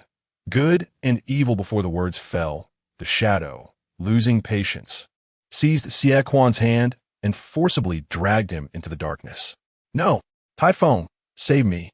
Xie Quan's piercing scream echoed, instilling dread in Tai Feng and his companion. In the next moment, the sound abruptly ceased, the shadow vanished, and so did Xie Quan, as if everything had been a mere illusion. A soft chuckle shattered the silence that enveloped the scene. Tai Feng and his companion stared in terror at Sumu, whose face wore a smile reminiscent of a demon. Sumu elegantly adjusted his tinted glasses, stating, "Let me make it clear in advance, I do not accept surrender." Shadow summon. With a resounding thud, the opulent serpent-patterned wooden staff tapped the ground, and darkness surged forth like a tidal wave from the tip of the staff, swiftly spreading and transforming into countless intricate and mysterious runes. These runes unfurled across the earth, centered around Sumu, forming an eerie and enigmatic magic circle. What followed was a scene that filled Tai Feng and his companion with sheer terror. Within the vast magic circle, towering humanoid shadows began to emerge. 1, 2, 10. 100. A full 100 shadowy creatures stepped forth from the circle, encircling Sumu like stars around the moon. In that moment, Sumu resembled an emperor of shadows, lightly waving his hand, prompting the shadowy monsters to surge forth in unison. "Run!" Tai Feng's eyes widened in horror, turning to flee. He never imagined that Sumu harbored such capabilities. This time, he no longer believed it to be an illusion, for Xie Quan's cries still echoed in his mind. Sumu paid no heed to the fleeing duo, instead letting out a soft laugh. It seems I inadvertently lied again today. If this becomes a habit, what shall I do?" The shadowy army was indeed an illusion. Only the shadow that had slain Xie Quan was real, a dear friend he had brought forth from the nightmare world. Bu Bai. Bu Bai's use came with 2 restrictions. First, it had to be dark, and second, it could only kill 1 person at a time. Thus, when Sumu had pointed toward the heavens to summon clouds to obscure the sky, his intention was to prepare for Bu Bai's appearance. Now, all he needed to do was wait for Bu Bai to finish with Xie Quan before sequentially eliminating Tai Feng and his companion. Sophisticated illusions, much like intricate lies, must blend truth and falsehood seamlessly. At that moment, Yang Dongqing and Jun Wushang rushed over, their expressions complex as they regarded Sumu, hesitating to speak. "Sumu, are you truly a follower of angels?" Yang Dongqing, unable to contain himself, finally voiced the question that lingered in his heart. Sumu nodded. "Of course. I have always emphasized that I am a good person." Now, with the statue as testimony, no one can tarnish my name. At a time like this, you still have the energy for jokes? Yang Dongqing exclaimed, urgency etched across his face. You are an angel. We are demons. Only one of us can survive. Sumu gently patted Yang Dongqing's shoulder. Rest assured, I will take good care of Mo Li. You can leave in peace. You bastard. Yang Dongqing's frustration boiled over. Had his arms not been broken, he would have struck Sumu. Ha ha ha, merely jesting. In truth, I have long possessed a method to break the curse. Suhe, do you truly have a way? Jun Wushang's face was alight with astonishment. He truly did not wish to survive by resorting to the murder of his colleagues. There were indeed solutions, but they required cooperation from both of you. Ah, I almost forgot there is one more person. As he spoke, Sumu pulled forth the shivering nightmare apostle, Zhao Yongqiang, who had been cowering in the corner. In truth, the divisions between factions were not determined by notions of good and evil. What then? Jun Wushang inquired hastily, while Yang Dongqing, though still irate, had perked up his ears. Sumu did not keep them in suspense and elucidated. It is determined by one's inner guilt, or rather, by the clarity of one's thoughts. As long as you perceive your actions as justified, you belong to the angelic faction. For instance, Yang Dongqing here has taken many lives. Yet he believes his gravest sin was stealing 50,000. This indicates that, in his mind, those he killed were deserving of such fate, while theft was beyond reproach. Take that woman from before. She exterminated her enemies without a second thought. Her tone revealed that she believed in the principle of an eye for an eye. Thus, she felt no remorse and was aligned with the angelic faction. Jun Wushang suddenly understood. I see. Even if I commit wrongs, as long as I do not perceive them as such, I am in the angelic camp. Indeed, who can truly distinguish right from wrong? From the perspective of an ant, all of humanity appears malevolent, while from the divine viewpoint, even the most atrocious actions of mankind are merely seen as a squabble among ants. Therefore, the divine does not concern itself with human morality. The only judgment that matters is your own. So, Sugo, how shall we break the curse? Naturally, we must eliminate those of the opposing faction. Jun Wushang's expression shifted uneasily. Sugo, please do not jest. Sumu shook his head. I'm not jesting. There is but one method to lift the curse, for it is a rule set by the divine and demonic. Unless one possesses the strength to defeat them, we must abide by their established game. Fear not. Since it is a game, there will be loopholes. We need not turn against one another. We merely need to shift our allegiance to the same side. How do we achieve this shift? Yun Wushang appeared troubled. To be honest, I felt no guilt for not paying during my last foot massage. After earning money, I already repaid number 8. My true remorse lies in having disappointed my master's teachings. He advised me to shun worldly desires and wholeheartedly pursue the path, yet I have strayed from it. This is simple. Open your mind and accept my hypnosis. Sumu stated calmly. Jun Wushang's expression changed dramatically. Hypnosis? You are not going to do anything strange to me, are you? Sumu replied. I suspect you have strayed from your master's teachings more than once, haven't you? You rarely read the scriptures, yet indulge in other distractions, I presume? At this, Jun Wushang's ears flushed crimson, and his gaze flickered. I merely glance occasionally. Enough. If you trust me, then open your mind and resist nothing. If not, you may join Typhon and the others. The choice is yours. Jun Wushang's expression fluctuated before he finally nodded with great difficulty. We are all people of the bronze coffin. I trust that Miss Moron would not admit ill-intentioned individuals into the company. I believe in you. Sumu furrowed his brow slightly, perplexed by the fact that his colleagues seemed to be consumed by romantic thoughts. No, to be precise, Yang Dongqing could indeed be categorized as love-struck, while Jun Wushang could merely be regarded as a sycophant. Chapter 88. I have enlightened. The path of the feet is also a path. Gazing upon the pocket watch, adorned with a dark golden Ouroboros pattern, it captured Jun Wushang's attention. Moments later, his eyes sparkled with excitement as he turned to Sumu. Brother Su, I have comprehended. The path of the feet is indeed a path. The Tao is omnipresent. It permeates the vast heavens and the fertile earth, as well as the delicate petals of a flower or the sturdy wood of a tree. Each contains the essence of the Tao. It can manifest as the first ray of sunlight at dawn or the bowl of clear broth that is brought to my lips on the sixth day. Yang Dongqing stood astounded. So you have found two? Jun Wushang grew increasingly animated, as if he had finally touched upon the truth he had long sought. Brother Yang, you are being short-sighted. The number does not matter. The crux lies in transcending the mundane. How can one speak of enlightenment without experiencing the tribulations of the mortal world? Stripped of our flesh, we are merely 206 bones. Clothed, we manifest in myriad forms. To behold beauty as mere bones renders me desireless, while to see bones as beauty instills me with courage. With neither desire nor fear, the great Tao awaits. Observing Yun Wushang is lofty discourse. Yang Dongqing struggled to contain himself and finally uttered a single word. Damn, is this your justification for not paying for the foot massage? Enough, Jun Wushang. Return to the statue and answer the question again. Sumu urged, not wishing to listen to their banter any longer. Olait, brotersu.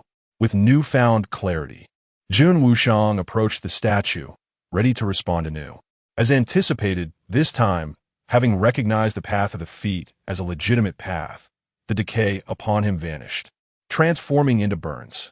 Yang Dongqing, it is your turn, Sumu remarked, glancing at him. Yang Dongqing inhaled deeply, skepticism evident in his eyes. You better not try to instill any strange notions in me. Sumu could not be bothered with him. This stubborn youth was one who could be easily managed without hypnosis. Unless absolutely necessary, he preferred not to expend mental energy on Yang Dongqing, deeming it more worthwhile to focus on others. A moment later, clarity returned to Yang Dongqing's gaze.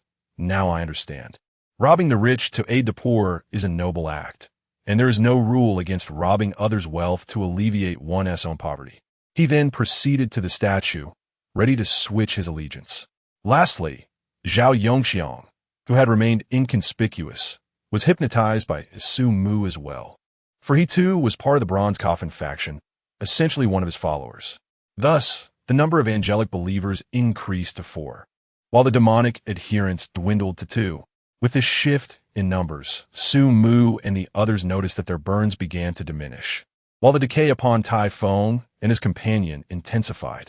Brother Su, since we can change allegiances this way, why should we engage in a bloody conflict with Tai Feng and the others? We could simply hypnotize them as well, suggested Jun Wushang. Yet, Sumu shook his head.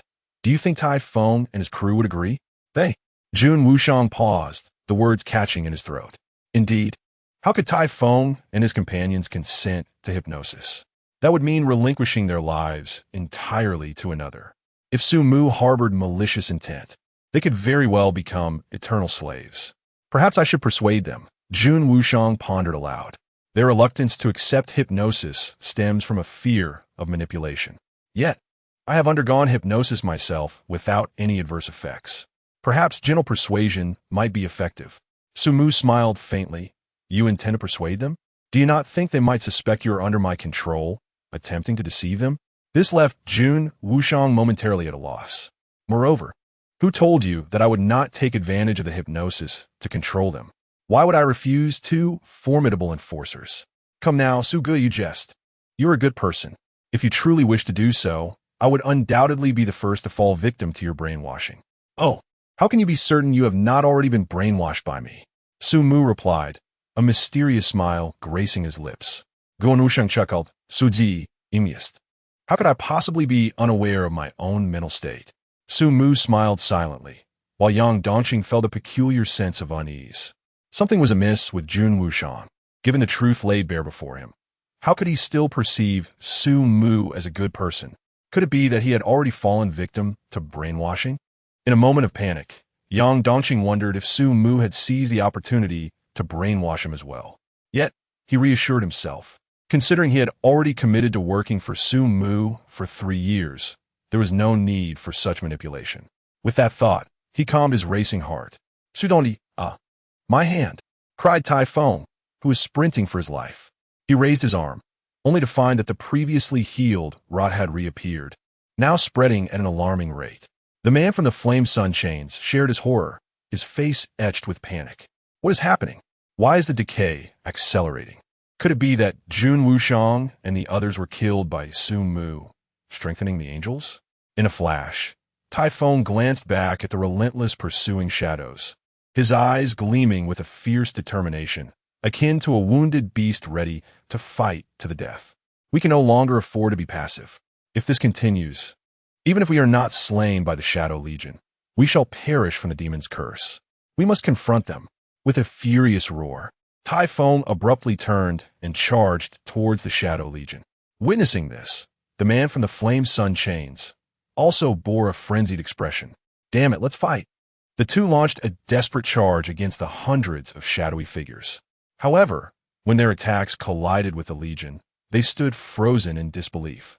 Their strikes passed through the shadows as if they were mere air. They exchanged incredulous glances, each reflecting the astonishment and anger in the other's eyes. Damn, this is an illusion. We fell for it. Typhon raged, feeling as if Sumu had ground his intellect into the dirt. Being deceived was not terrifying, but being tricked in the same manner twice was. Wait, if this is an illusion, how did Xie die? The murderous glint in Tai Feng's eyes intensified. You ask me, but who should I inquire? I care not for the manner of Xie demise. I am acutely aware that if we do not eliminate Sumu, both you and I shall meet our own end. Come, let's return and exact our vengeance. Before long, Typhon and his companion ventured back, and upon locating Sumu, they were met with the harrowing sight of him amidst a heap of corpses, his alabaster hands stained with blood, and at his feet lay the pitifully slain Jun Wuxiang, Yang Dongqing, and others. Tai Feng's pupils constricted, as he had surmised. Sumu had indeed slaughtered Jun Wuxiang and the rest, which explained the intensifying curse that plagued them both. Chapter 89, The All-Encompassing. Black Vision. Sumu, you truly possess a heart of stone. I never anticipated that you alone would turn the tide against us, the demon faction, leading us to such a dire fate. Iron Peak, with half of his face grotesquely disfigured, gazed at Sumu, whose hands were stained with blood and a smile gracing his lips, feeling a chilling dread rise within him. This was undoubtedly the most perilous opponent he had encountered in his lifetime. The danger did not stem from the opponent's strength, but rather from their cunning and insidious tactics. With sheer determination, he had nearly eradicated the demon followers who had held the upper hand. Enough with the idle chatter. Let's take action. A chain of molten lava, crimson as blood, surged towards Sumu. In the next instant, Sumu's figure shattered like foam. Damn it, another illusion. Without Xie, it will be exceedingly difficult for us to unravel his tricks. Do not panic. Although our hearing may not match Xie, it surpasses that of ordinary people. Focus and listen closely. We must be able to detect his footsteps. Iron Peak urged anxiously. Thus they both held their breath, straining their ears in an attempt to catch any subtle sounds. To their astonishment, they indeed heard something. Breathing. There were breaths all around them. Wait, something is amiss.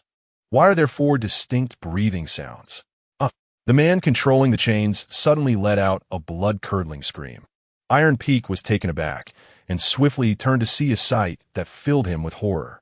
A gleaming sword blade protruded from the man's chest. Behind him stood none other than the long-deceased Jun Wuxiang. Not only Jun Wuxiang, but even Yang Dongqing and that ordinary person had risen from the dead. You all. Iron Peak was filled with shock and rage. At that moment, he could discern that these individuals had been feigning death, all in a bid to cooperate with Sumu. However, he could not fathom why these individuals, being part of the demon faction, would choose such a path to self-destruction. Unbeknownst to them, the immaculate Sumu emerged slowly from behind a stone wall, his serpentine wooden staff gently tapping the ground as he walked with a graceful and measured gait. Iron Peak, I can offer you a chance to save your life. Submit or perish. Sumu spoke calmly, adding, you need not worry about the curse, should you choose to submit. I will assist you in transitioning to the angelic faction. Upon finishing, he exchanged glances with Yang Dongqing and the others, who revealed their burn wounds. He had no intention of fully subjugating the two. Humans, by nature, do not yield easily unless cornered, harboring myriad thoughts. Compared to the Flame Sun chains, Iron Peak, possessing the value of a bronze 3, was evidently more worthy of submission. Iron Peak's expression darkened, his eyes flickering with uncertainty. What is the method of transitioning factions? Hypnosis. Once you accept my hypnosis, I can aid you in shifting factions. Hypnosis? The moment Iron Peak heard this term, his heart plummeted. You have forced me into this predicament. And now you expect me to submit? Sumu shrugged nonchalantly. After all, you're already accustomed to being a dog for the nobles. It hardly matters for whom you serve. I will kill you. Iron Peak completely lost control, charging at Sumu like a human tank. Each step leaving spiderweb-like fissures in the ground. TSK, TSK. With a resigned shake of his head, Sumu pondered, why must a living person seek their own demise? In the next moment, he removed his tinted glasses, and his profound gaze suddenly erupted in a brilliant azure light, transforming his entire eye into a crystalline blue. The all-encompassing nature, black vision. Suddenly, a veil of darkness enveloped Tai Feng's sight, rendering him as blind as a bat. This was one of the applications of the all-encompassing nature. Being a manipulation of vision, it could just as easily strip away sight. I want you dead. Tai Feng, unable to see, resembled a frenzied beast, wildly flailing his fists. Wherever he struck, walls and stone pillars shattered to dust. Yet he could not touch Sumu, whose true form had already retreated far away, observing Tai Feng's madness. He refrained from employing the technique of Black Shadow White, as it had yet to fully digest Xie. This was likely the first time consuming a transcendent being, and thus the process of digestion was exceptionally sluggish. Of course, he was not concerned that Xie would emerge alive, for the abilities of Bai were peculiar, unless one had prior knowledge of how to break the dark illusion. Who among ordinary folks would keep their eyes closed while being led by Bai? What shall we do next, Sumu? Yang Dongqing asked, his gaze fixed on the rampaging Tai Feng, tinged with concern. He was aware of Sumu's true capabilities, merely a frail being relying solely on hypnosis and illusions. Although Tai Feng was rendered blind, killing the opponent with nothing but non-aggressive illusions was utterly futile. Yang wished to assist, yet with his hands broken by Tai Feng, he had lost nearly all fighting capacity. Rushing him would be akin to delivering one's self as a meal. Jun Wushang gripped his long sword tightly, seemingly ready to advance. But Sumu stopped him. Watch closely, he said with a faint smile, then drew a silver-white revolver from his waist, its barrel thick and long, resembling an infant's arm. Yang Dongqing was taken aback. Isn't that the gun used by the Sonic Boy? Tai Feng even mentioned something about secret silver bullets. Where did you acquire it? Sumu offered no reply. Instead, he pulled out a white handkerchief and meticulously wiped the silver revolver, for he despised using items previously wielded by others, and thus needed to cleanse it of sweat and fingerprints. Soon, having finished the meticulous task, he gently raised the silver revolver, taking aim at the frenzied Tai Feng. Bang! A resounding gunshot echoed, and a burst of crimson erupted from Tai Feng's heart as he fell heavily to the ground. Blinded, he let out a wretched scream, the instinct to survive compelling him to clutch his head and protect his vital areas as he struggled to rise. Bang! Another shot struck his right chest, akin to severing his spine, causing him to collapse once again, his hands falling limply to his sides. Bang! The final bullet found its mark in his skull, instantly creating a gaping wound from which silence ensued. Tai Feng had perished. Thus, the demonic faction was entirely obliterated. Observing the lifeless Tai Feng, Jun Wushang displayed a look of pity, shaking his head repeatedly. 2 bullets to the body, 1 to the head. Even the gods would lament. The battle was astonishingly simple. Sumu expended merely a trifling amount of mental energy, coupled with 3 bullets, to directly or indirectly slay several transcendent beings, one of whom was even a bronze tier 3. With the demise of Tai Feng, the burns upon them vanished entirely. Sumu exhaled gently onto the still smoldering muzzle of his firearm, a satisfied smile gracing his lips, though not a legendary artifact. It possessed a power comparable to one. Such is the nature of the mithril bullet.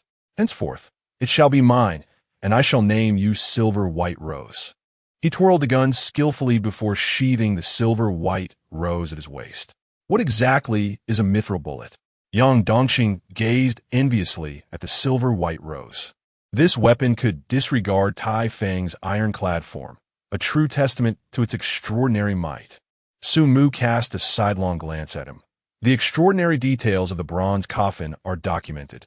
Return and peruse them at your leisure. Chapter 90. The primordial angel, a mediocre student remains a mediocre student. Even a few extra words can test his patience. You, Yang Dongqing exclaimed in anger, fully aware that he had once again incurred Su Mu's disdain, yet his rage was futile. Taoist, what exactly is a mithril bullet? He inquired softly of Jun Wushang. Jun Wushang patiently elucidated. Mithril is the hardest metal in existence and possesses a certain restraining effect on the extraordinary. Ordinary bullets cannot penetrate steel hard, but mithril bullets can. I have heard that some powerful extraordinary beings forge weapons from mithril. Yang Dongqing's heart ignited with fervor at the thought of such wondrous items in the world. Had he possessed a mithril blade today, would he have suffered the breaking of his arms at the hands of Tai Feng? However, Jun Wushang's next words poured cold water over his enthusiasm. Oh, how I long to possess a mithril longsword. Alas, it is prohibitively expensive, at least 10,000 per gram.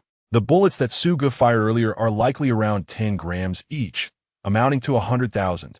100,000 for a single shot. 3 shots would total 300,000.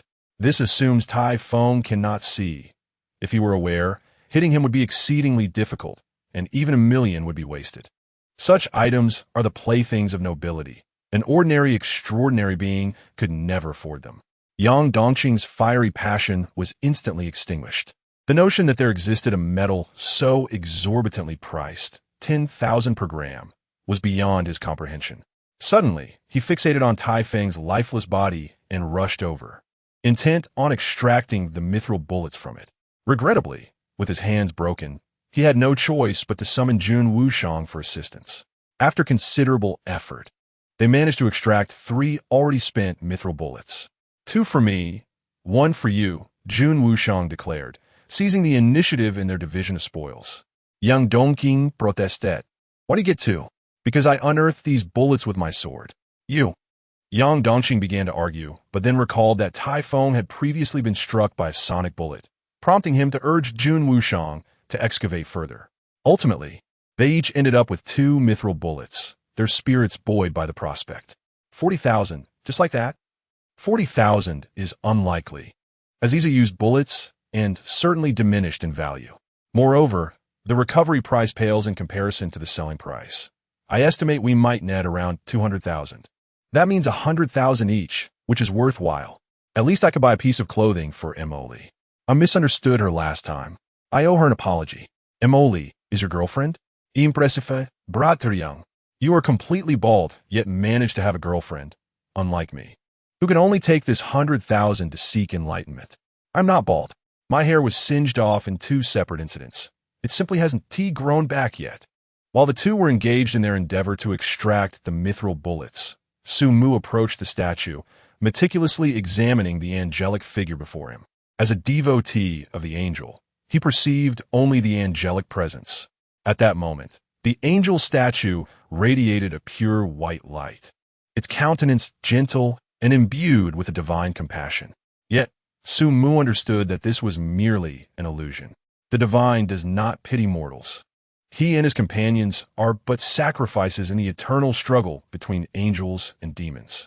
Now that the demonic faction has perished entirely, the angel within the statue ought to be able to subdue the demons, and he speculated that new developments would soon unfold. As he anticipated, the divine light emanating from the angel statue grew ever more gentle and radiant, and it appeared as though the statue had come to life, its godly eyes fixed intently upon Sumu. In the next moment, the angel truly awakened. The statue unfurled its limbs, and its holy 8 wings fluttered as it descended directly from the altar. Sumu narrowed his eyes. He was uncertain of the angel's intentions. Out of caution, he conjured an illusionary doppelganger while stealthily retreating behind it. However, the previously invincible, all-encompassing phenomena seemed to falter at this moment, for the angel completely disregarded the doppelganger, advancing directly towards his true self, arms outstretched as if to embrace him. Crack! The silver rose bullet was chambered, aimed at the angel's head.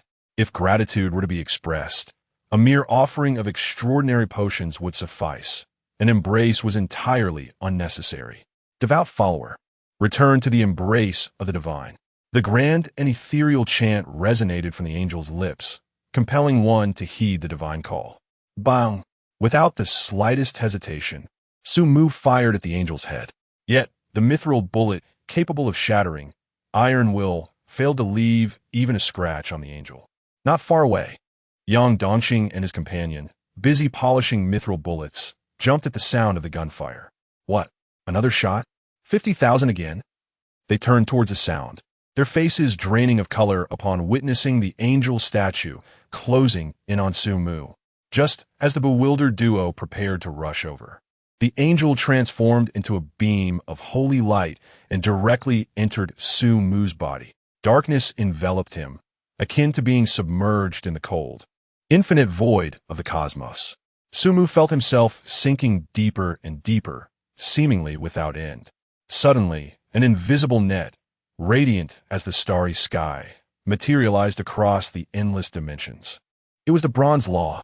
Each node of the Bronze Law was adorned with a resplendent star, emanating twinkling starlight. Abruptly, the law began to rotate, and a star akin to the sun appeared in Sumu's vision. This star was distinctly different from the others, its size many times greater and radiating sacred light. The warm, holy light dispelled the surrounding darkness, allowing Sumu to perceive his surroundings clearly.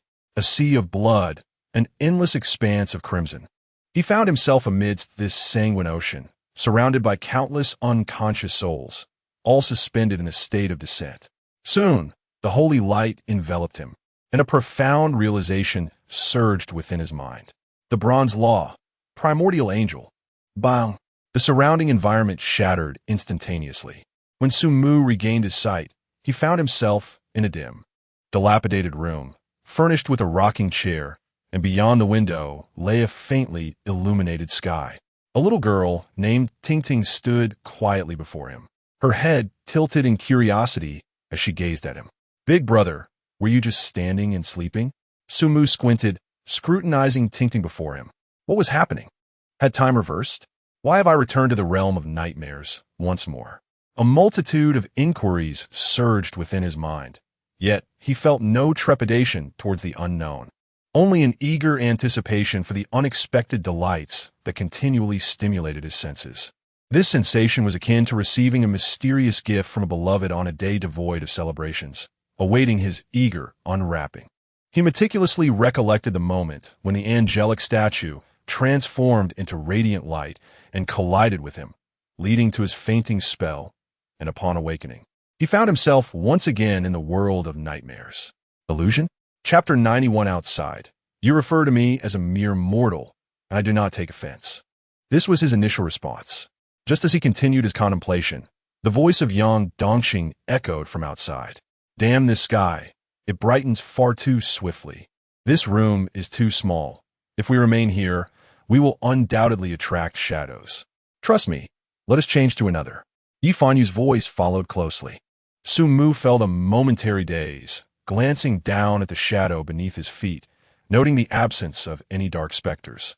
He then attempted to sense the immaculate heart and all things in nature, but to no avail. The only force residing within him was the primordial angel, which had just dispelled the darkness. A memory surfaced from the depths of his mind. It was the recollection of his previous entry into the shadowy illusion. He recalled everything. There was no immaculate heart, nor all things in nature. All was an illusion. He had been ensnared within the shadowy realm, deluded into believing he had triumphed upon feeling the shadow's grip vanish. Consequently, he opened his eyes, thus breaching the rules and plummeting into an endless sea of blood, ensnared within a false illusion. Every event that he remembered after exiting the shadowy realm was fabricated. He had never truly escaped the shadowy illusion.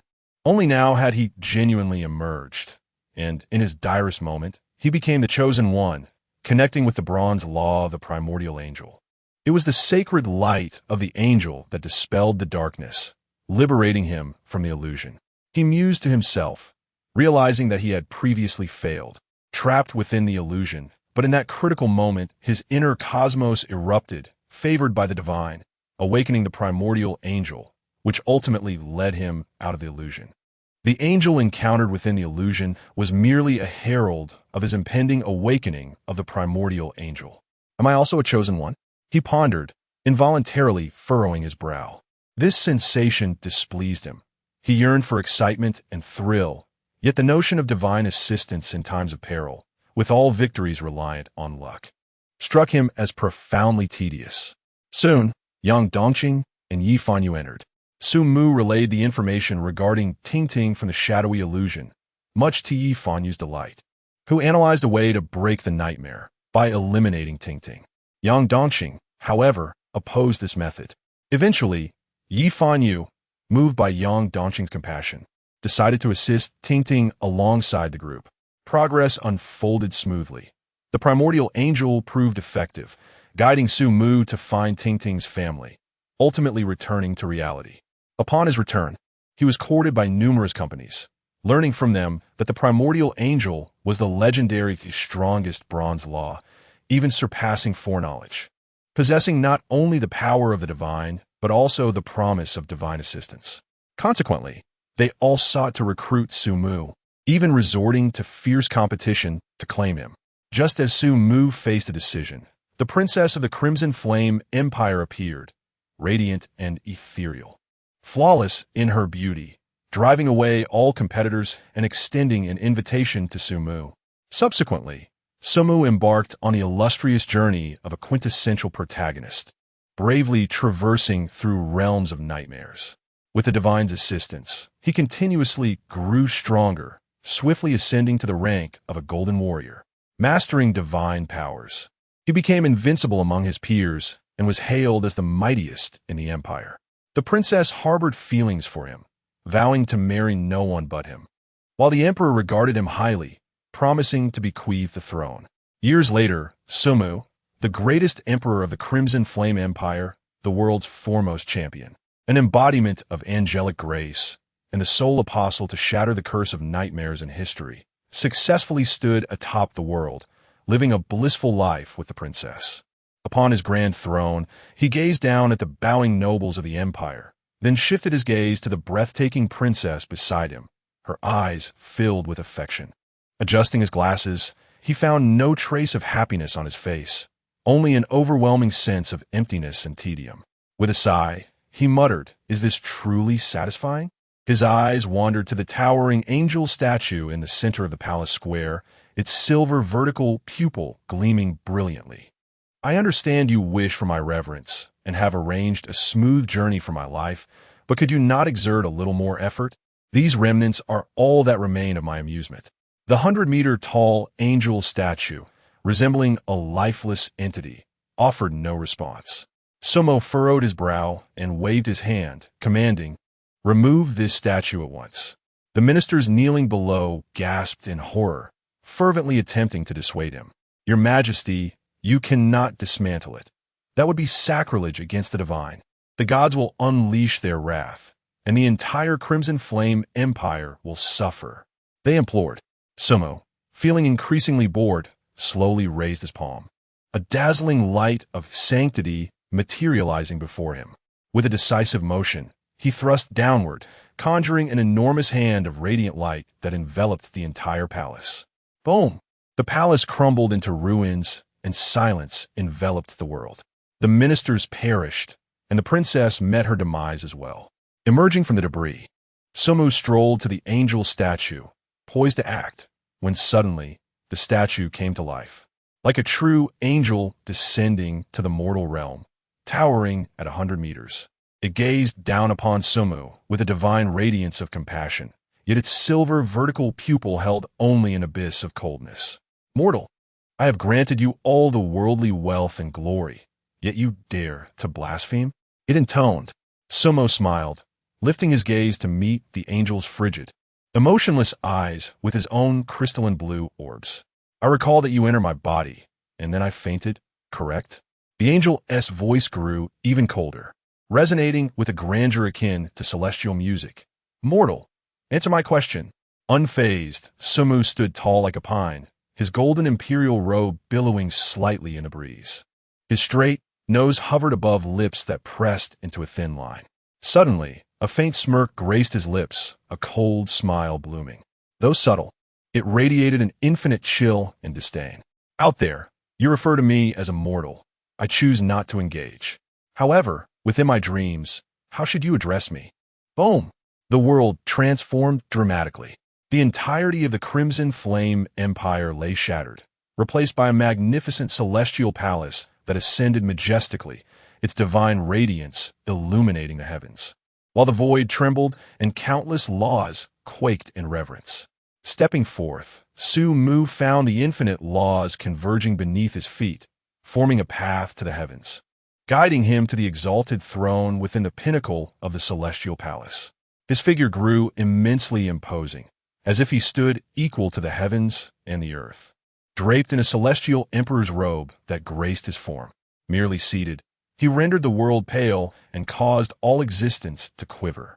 An aura of brilliance, akin to the sun, emanated from him as he wielded the wheel of life and death with a mere flick of his hand, commanding the fate of time and space with a simple gesture, as if he were the very center of the universe, the ultimate convergence of myriad paths. In contrast, the once godlike angels appeared as insignificant insects beneath his radiance. Chapter 92. Devouring Divinity, the Angel's Countenance.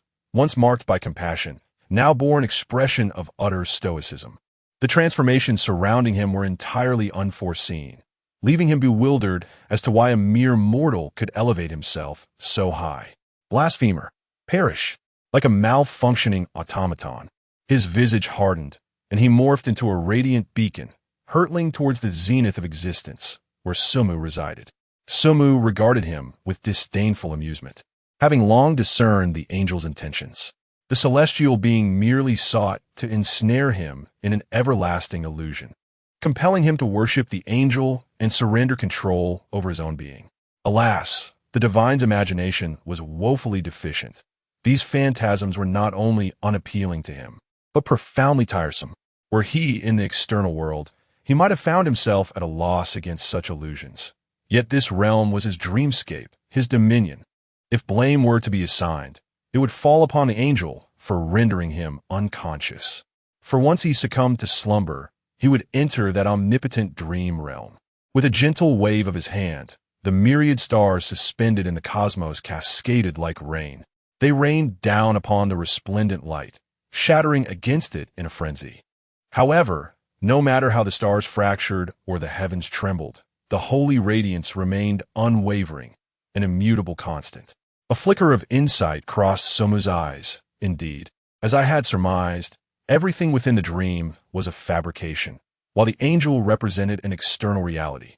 The ephemeral could not disrupt the tangible. He had foreseen this scenario, paralleling his previous encounter with the blood-soaked nightmare realm.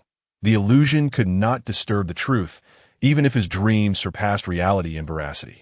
With a resounding crash, the holy light struck his towering form, akin to a relentless parasite, surging over him with fervor. In that moment, Sumu's crystalline azure gaze was tinged with a layer of divine luminosity, his demeanor infused with a hint of reverence, as an impulse to extol the angel arose within him. He recognized this as the angel's forceful attempt to alter his thoughts, striving to reduce him to a mere acolyte of the divine. Yet Sumu remained unperturbed, silently chuckling to himself. In my dreamscape, though I cannot alter the encroaching reality, I can certainly transform myself. No sooner had he uttered these thoughts than his magnificent form disintegrated inch by inch, vanishing into the ether, while the holy light flailed about aimlessly, like a headless fly. Beyond the infinite dimensions, Sumu observed the divine radiance with keen interest, contemplating a deity? Merely this. While he could not obliterate the holy light, it would not succeed in locating him within the dream. With a mere thought, he could fragment the dream into endless dimensions, allowing him to conceal himself at well beyond their confines. What should be done next? He pondered, stroking his chin, when suddenly, a spark of inspiration ignited in his eyes. While illusions may not affect the real, Their greatest utility had always been deception. Why not attempt to dupe a god? In an instant, a perfect replica of Sumu materialized before the holy light, a doppelganger of impeccable likeness. The angel, predictably, fell for the ruse, lacking substantial intellect, and dove straight into the duplicate. The doppelganger was swiftly engulfed by the divine luminescence. Sumu sensed the angel merging with his clone. Was this not a path to self-destruction? Sumu murmured to himself, unable to grasp the external reality. Yet, if one insisted on merging with it, he could only acquiesce with a smile. He did not allow his doppelganger to resist, permitting the angel to fuse with it, and moments later, the two became utterly one. A silver vertical pupil sprouted upon the doppelganger's forehead, while a pair of angelic, resplendent wings emerged from its back. With a snap of his fingers, Sumu caused the doppelganger to vanish inch by inch, returning to the void, along with the angel, both melding into this realm of dreams. Just as he believed he had resolved the matter, the entire dreamscape underwent a sudden transformation. Everything that had previously materialized shattered with a resounding crash, dissolving into nothingness. In this void, only Sumu stood alone, his brow furrowed slightly as he surveyed the surrounding emptiness, an intangible sense whispering to him that the dream had transformed somehow. Yet, he could not articulate precisely how it had changed. He attempted once more to conjure the celestial palace above, and the dream swiftly morphed according to his will. The palace soon materialized, everything appearing as it had before, yet the inexplicable sensation grew ever stronger. Suddenly, a flicker of enlightenment crossed his eyes. As he grasped the nature of this feeling, reality, after integrating the angel, the dream had acquired a hint of authenticity. This wondrous sensation defied description. Yet Sumu felt it palpably, the dream converging closer to reality. Concurrently, a sharp pain pierced his forehead, akin to being seared by fire. With a whoosh, a massive full-length mirror appeared before him, reflecting a tall and stately figure. Sumu gazed into the mirror, astonished to discover a silver vertical pupil had also emerged on his forehead, his gaze cold and indifferent, resembling a deity surveying mortal existence. With the appearance of the vertical pupil, memories not belonging to him flooded into his mind. In a daze, he beheld two towering deities locked in combat, one a demon with black wings, the other an angel with white wings and a silver eye upon its brow. As they fought, their blood fell upon a jet-black stone, staining it until it became the dual statue of god and demon. Eventually, the ground beneath them fractured, and the statue plunged into the abyss, vanishing from sight. The second vision revealed a group of black-robed and white-robed figures kneeling before the statue on the altar, only to turn upon one another in a bloody conflict, staining the sacrificial ground crimson. The third and final image depicted a small, hairless creature with wings, devoid of eyes or a nose, incessantly releasing a thick mist, seemingly disrupting some balance. An old wooden door appeared within the fog, which the creature discovered and opened.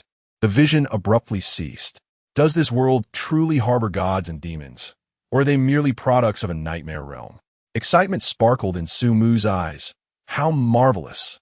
The more perilous and enigmatic the world became, the more exhilarated he felt, akin to a skilled gamer untroubled by challenging gameplay, fearing only the monotony of an unengaging game.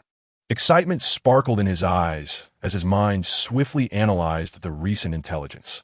The blood of gods and demons endowed the statue with divinity, which was later discovered by some nefarious cult that deliberately constructed a site of worship.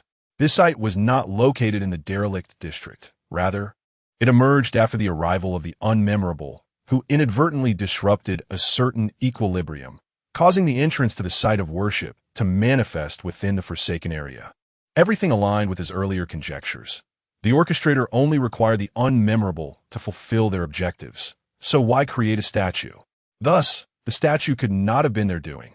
Indeed, it appeared that the statue had been unleashed by the unmemorable, only to find itself ensnared within the site of worship.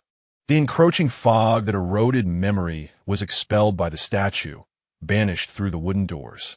His own dream was exceptionally peculiar, possessing the ability to devour the statue's divinity, thereby imbuing a semblance of reality.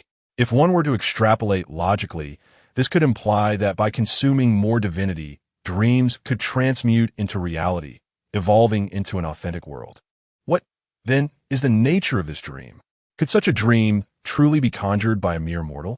An ever-growing multitude of enigmas enveloped Sumu, incessantly stimulating his exhilarated nerves. He reveled in the unknown and delighted in surprises.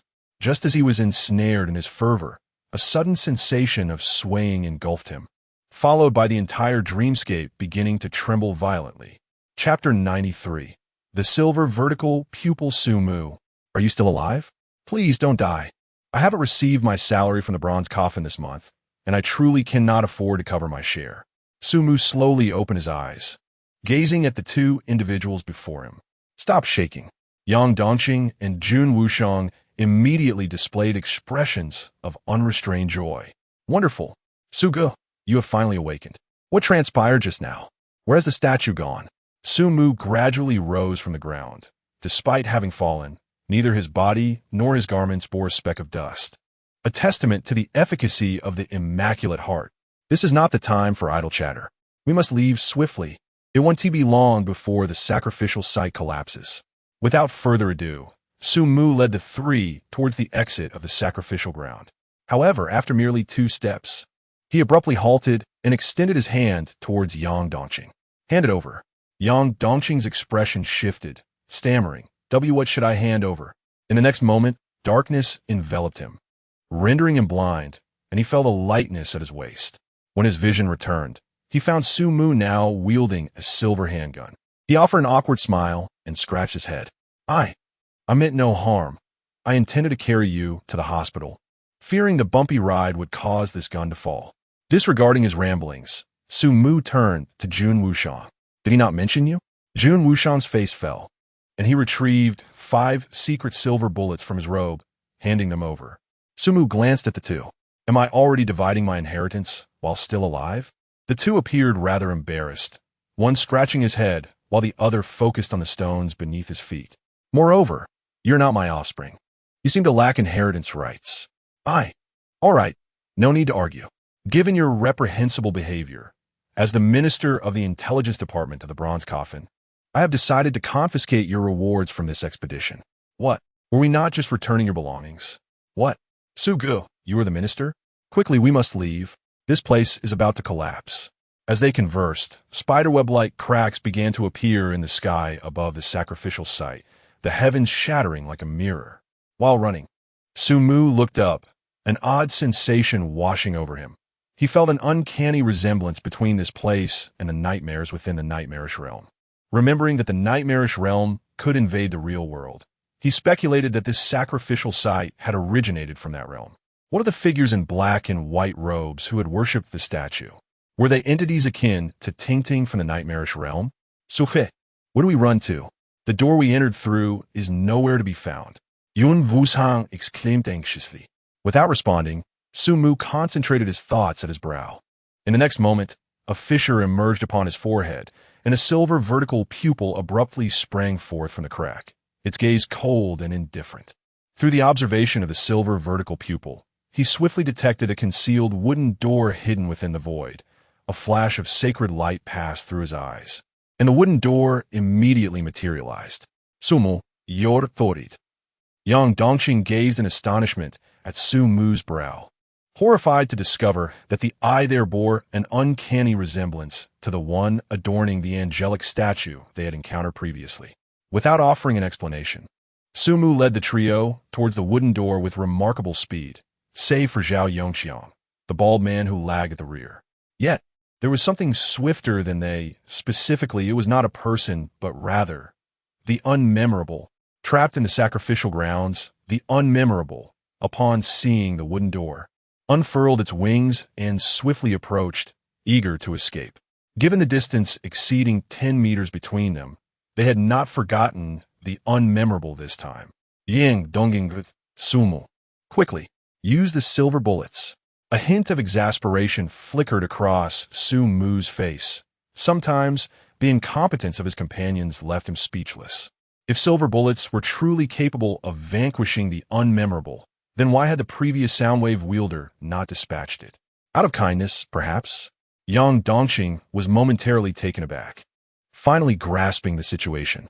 At that moment, the unmemorable had already pushed the door ajar, its foot barely crossing the threshold when, suddenly, a radiant holy light erupted from Sumu's third eye. In an instant, the unmemorable was struck by this divine illumination, its form disintegrating into nothingness.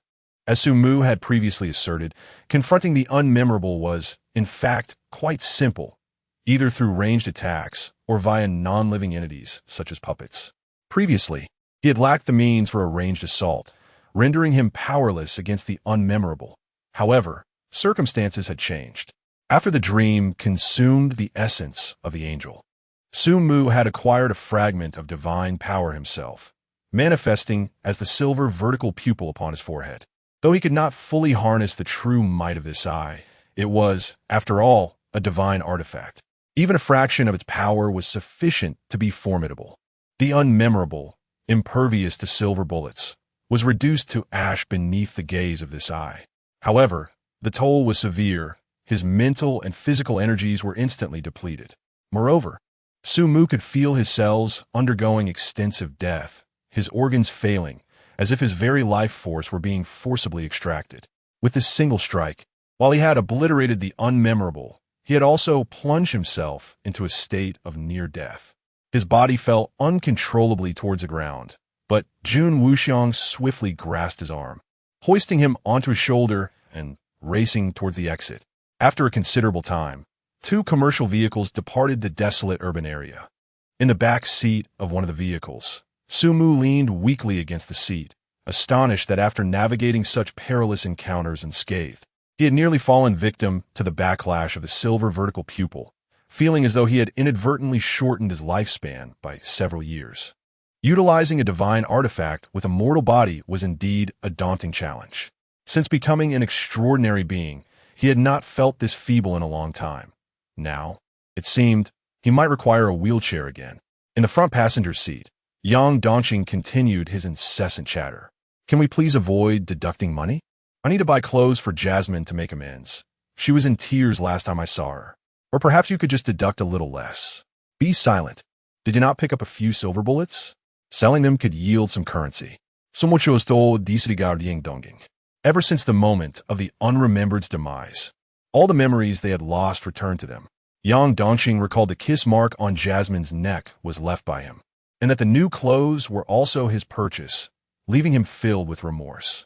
Sumu's memories naturally returned as well, yet the significance of their restoration was trivial, for even before their return, he had deduced the content of the forgotten memories through reasoning. Chapter 94. Memory Restoration at the Bronze Coffin Company while diligently processing documents. Murong Mengli suddenly paused her pen, a fleeting look of confusion flickering in her eyes, soon followed by a torrent of fragmented memories. In the next moment, her expression shifted dramatically as she sprang to her feet and rushed out the door. She remembered everything. The Bronze Coffin Company once boasted over 20 employees, among whom was an extraordinary individual named Jun Wuxiang, affiliated with the Changsheng Dao Pavilion, not a nightmare apostle. His bronze law was the 98th ranked, peerless sword dance. Jun Wuxiang was an ardent admirer. Recruiting him had been effortless, even with Han Yu's interference failing to deter him.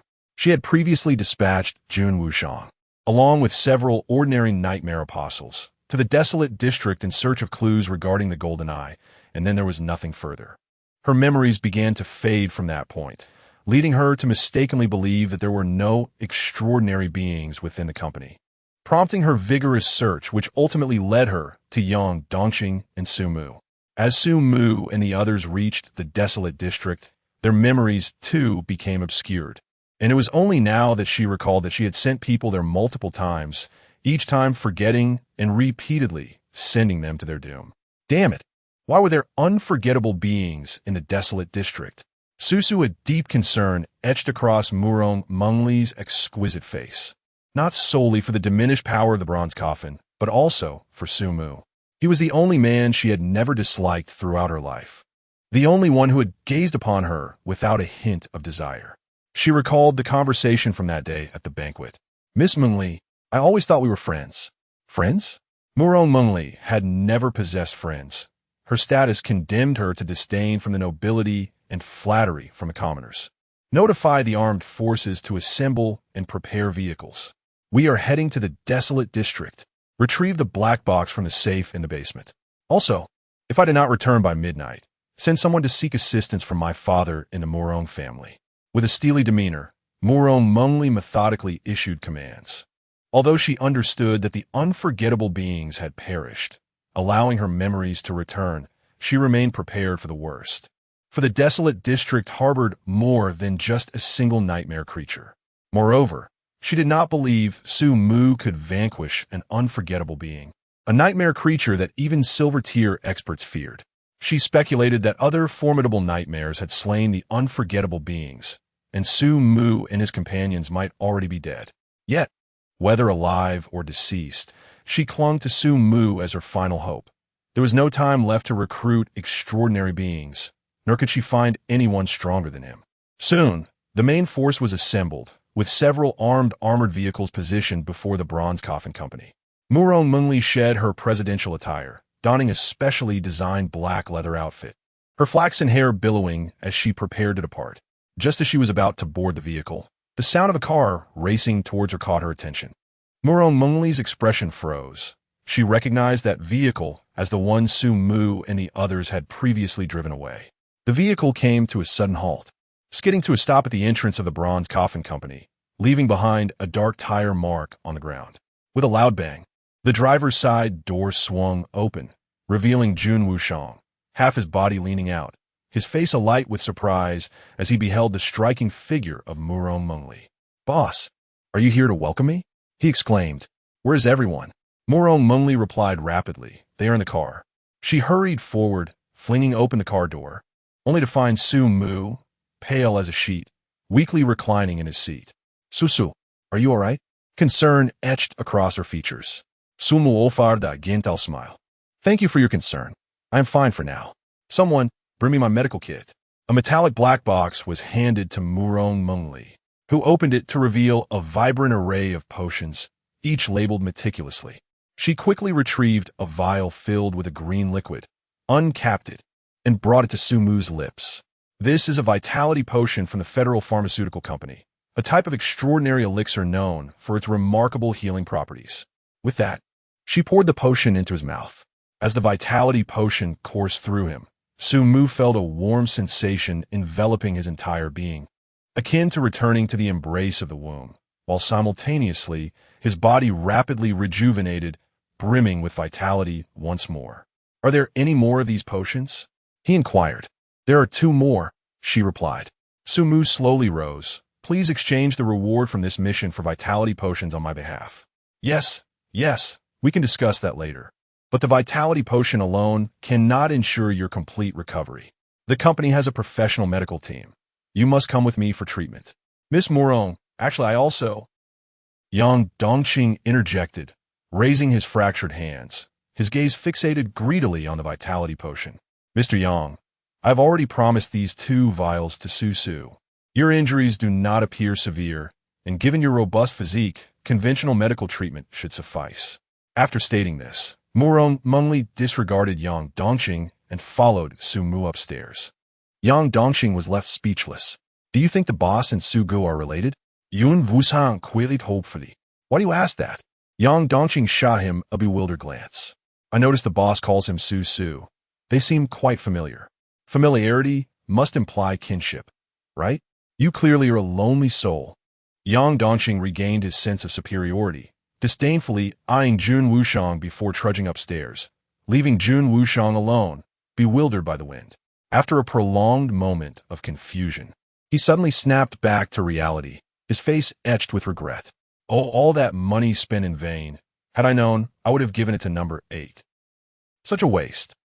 Inside the medical room, Murong Mengli's delicate face was etched with frost, her fair hands tightly clenched. "Susu, your suspicions are the merit. This matter is undoubtedly linked to the young master of the Murong family, and it is possible that Qian Ziho is involved as well. This is clearly a trap. Previously, I had repeatedly invited Han Yu to accompany me to the abandoned district, yet he consistently evaded the proposition, citing his father's command to protect me and similar excuses. In hindsight, he might have been privy to the underlying truths all along. Murong-yun and Qianzaheo, her delicately elongated nails, pressed too forcefully, pierced into her pale palm. Sumu observed the visage of Murong Mengli, etched with animosity. He was acutely aware of her thoughts. After all, it was a rare opportunity to establish a company.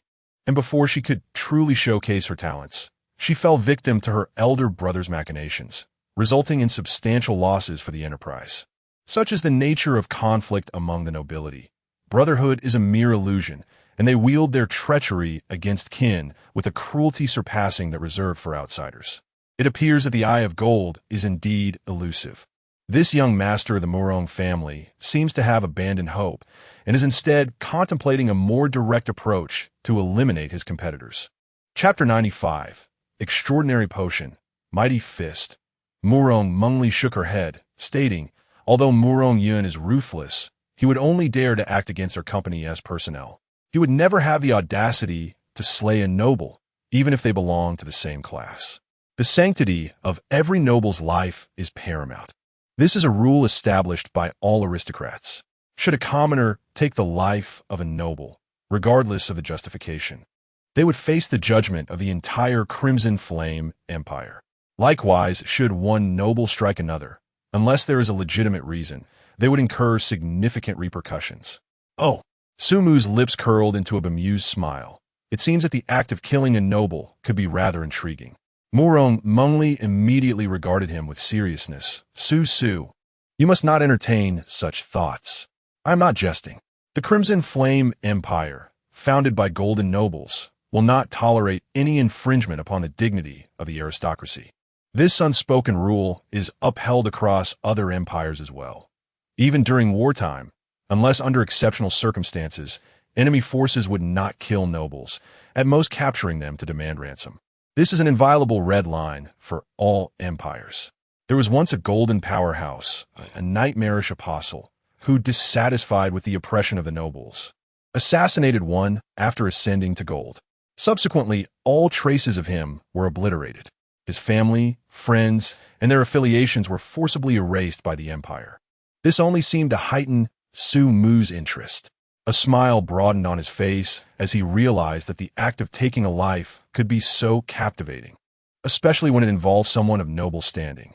Murong Mengli's gaze flickered, as if she wished to say more, but she suddenly sensed a peculiar and dangerous charm emanating from this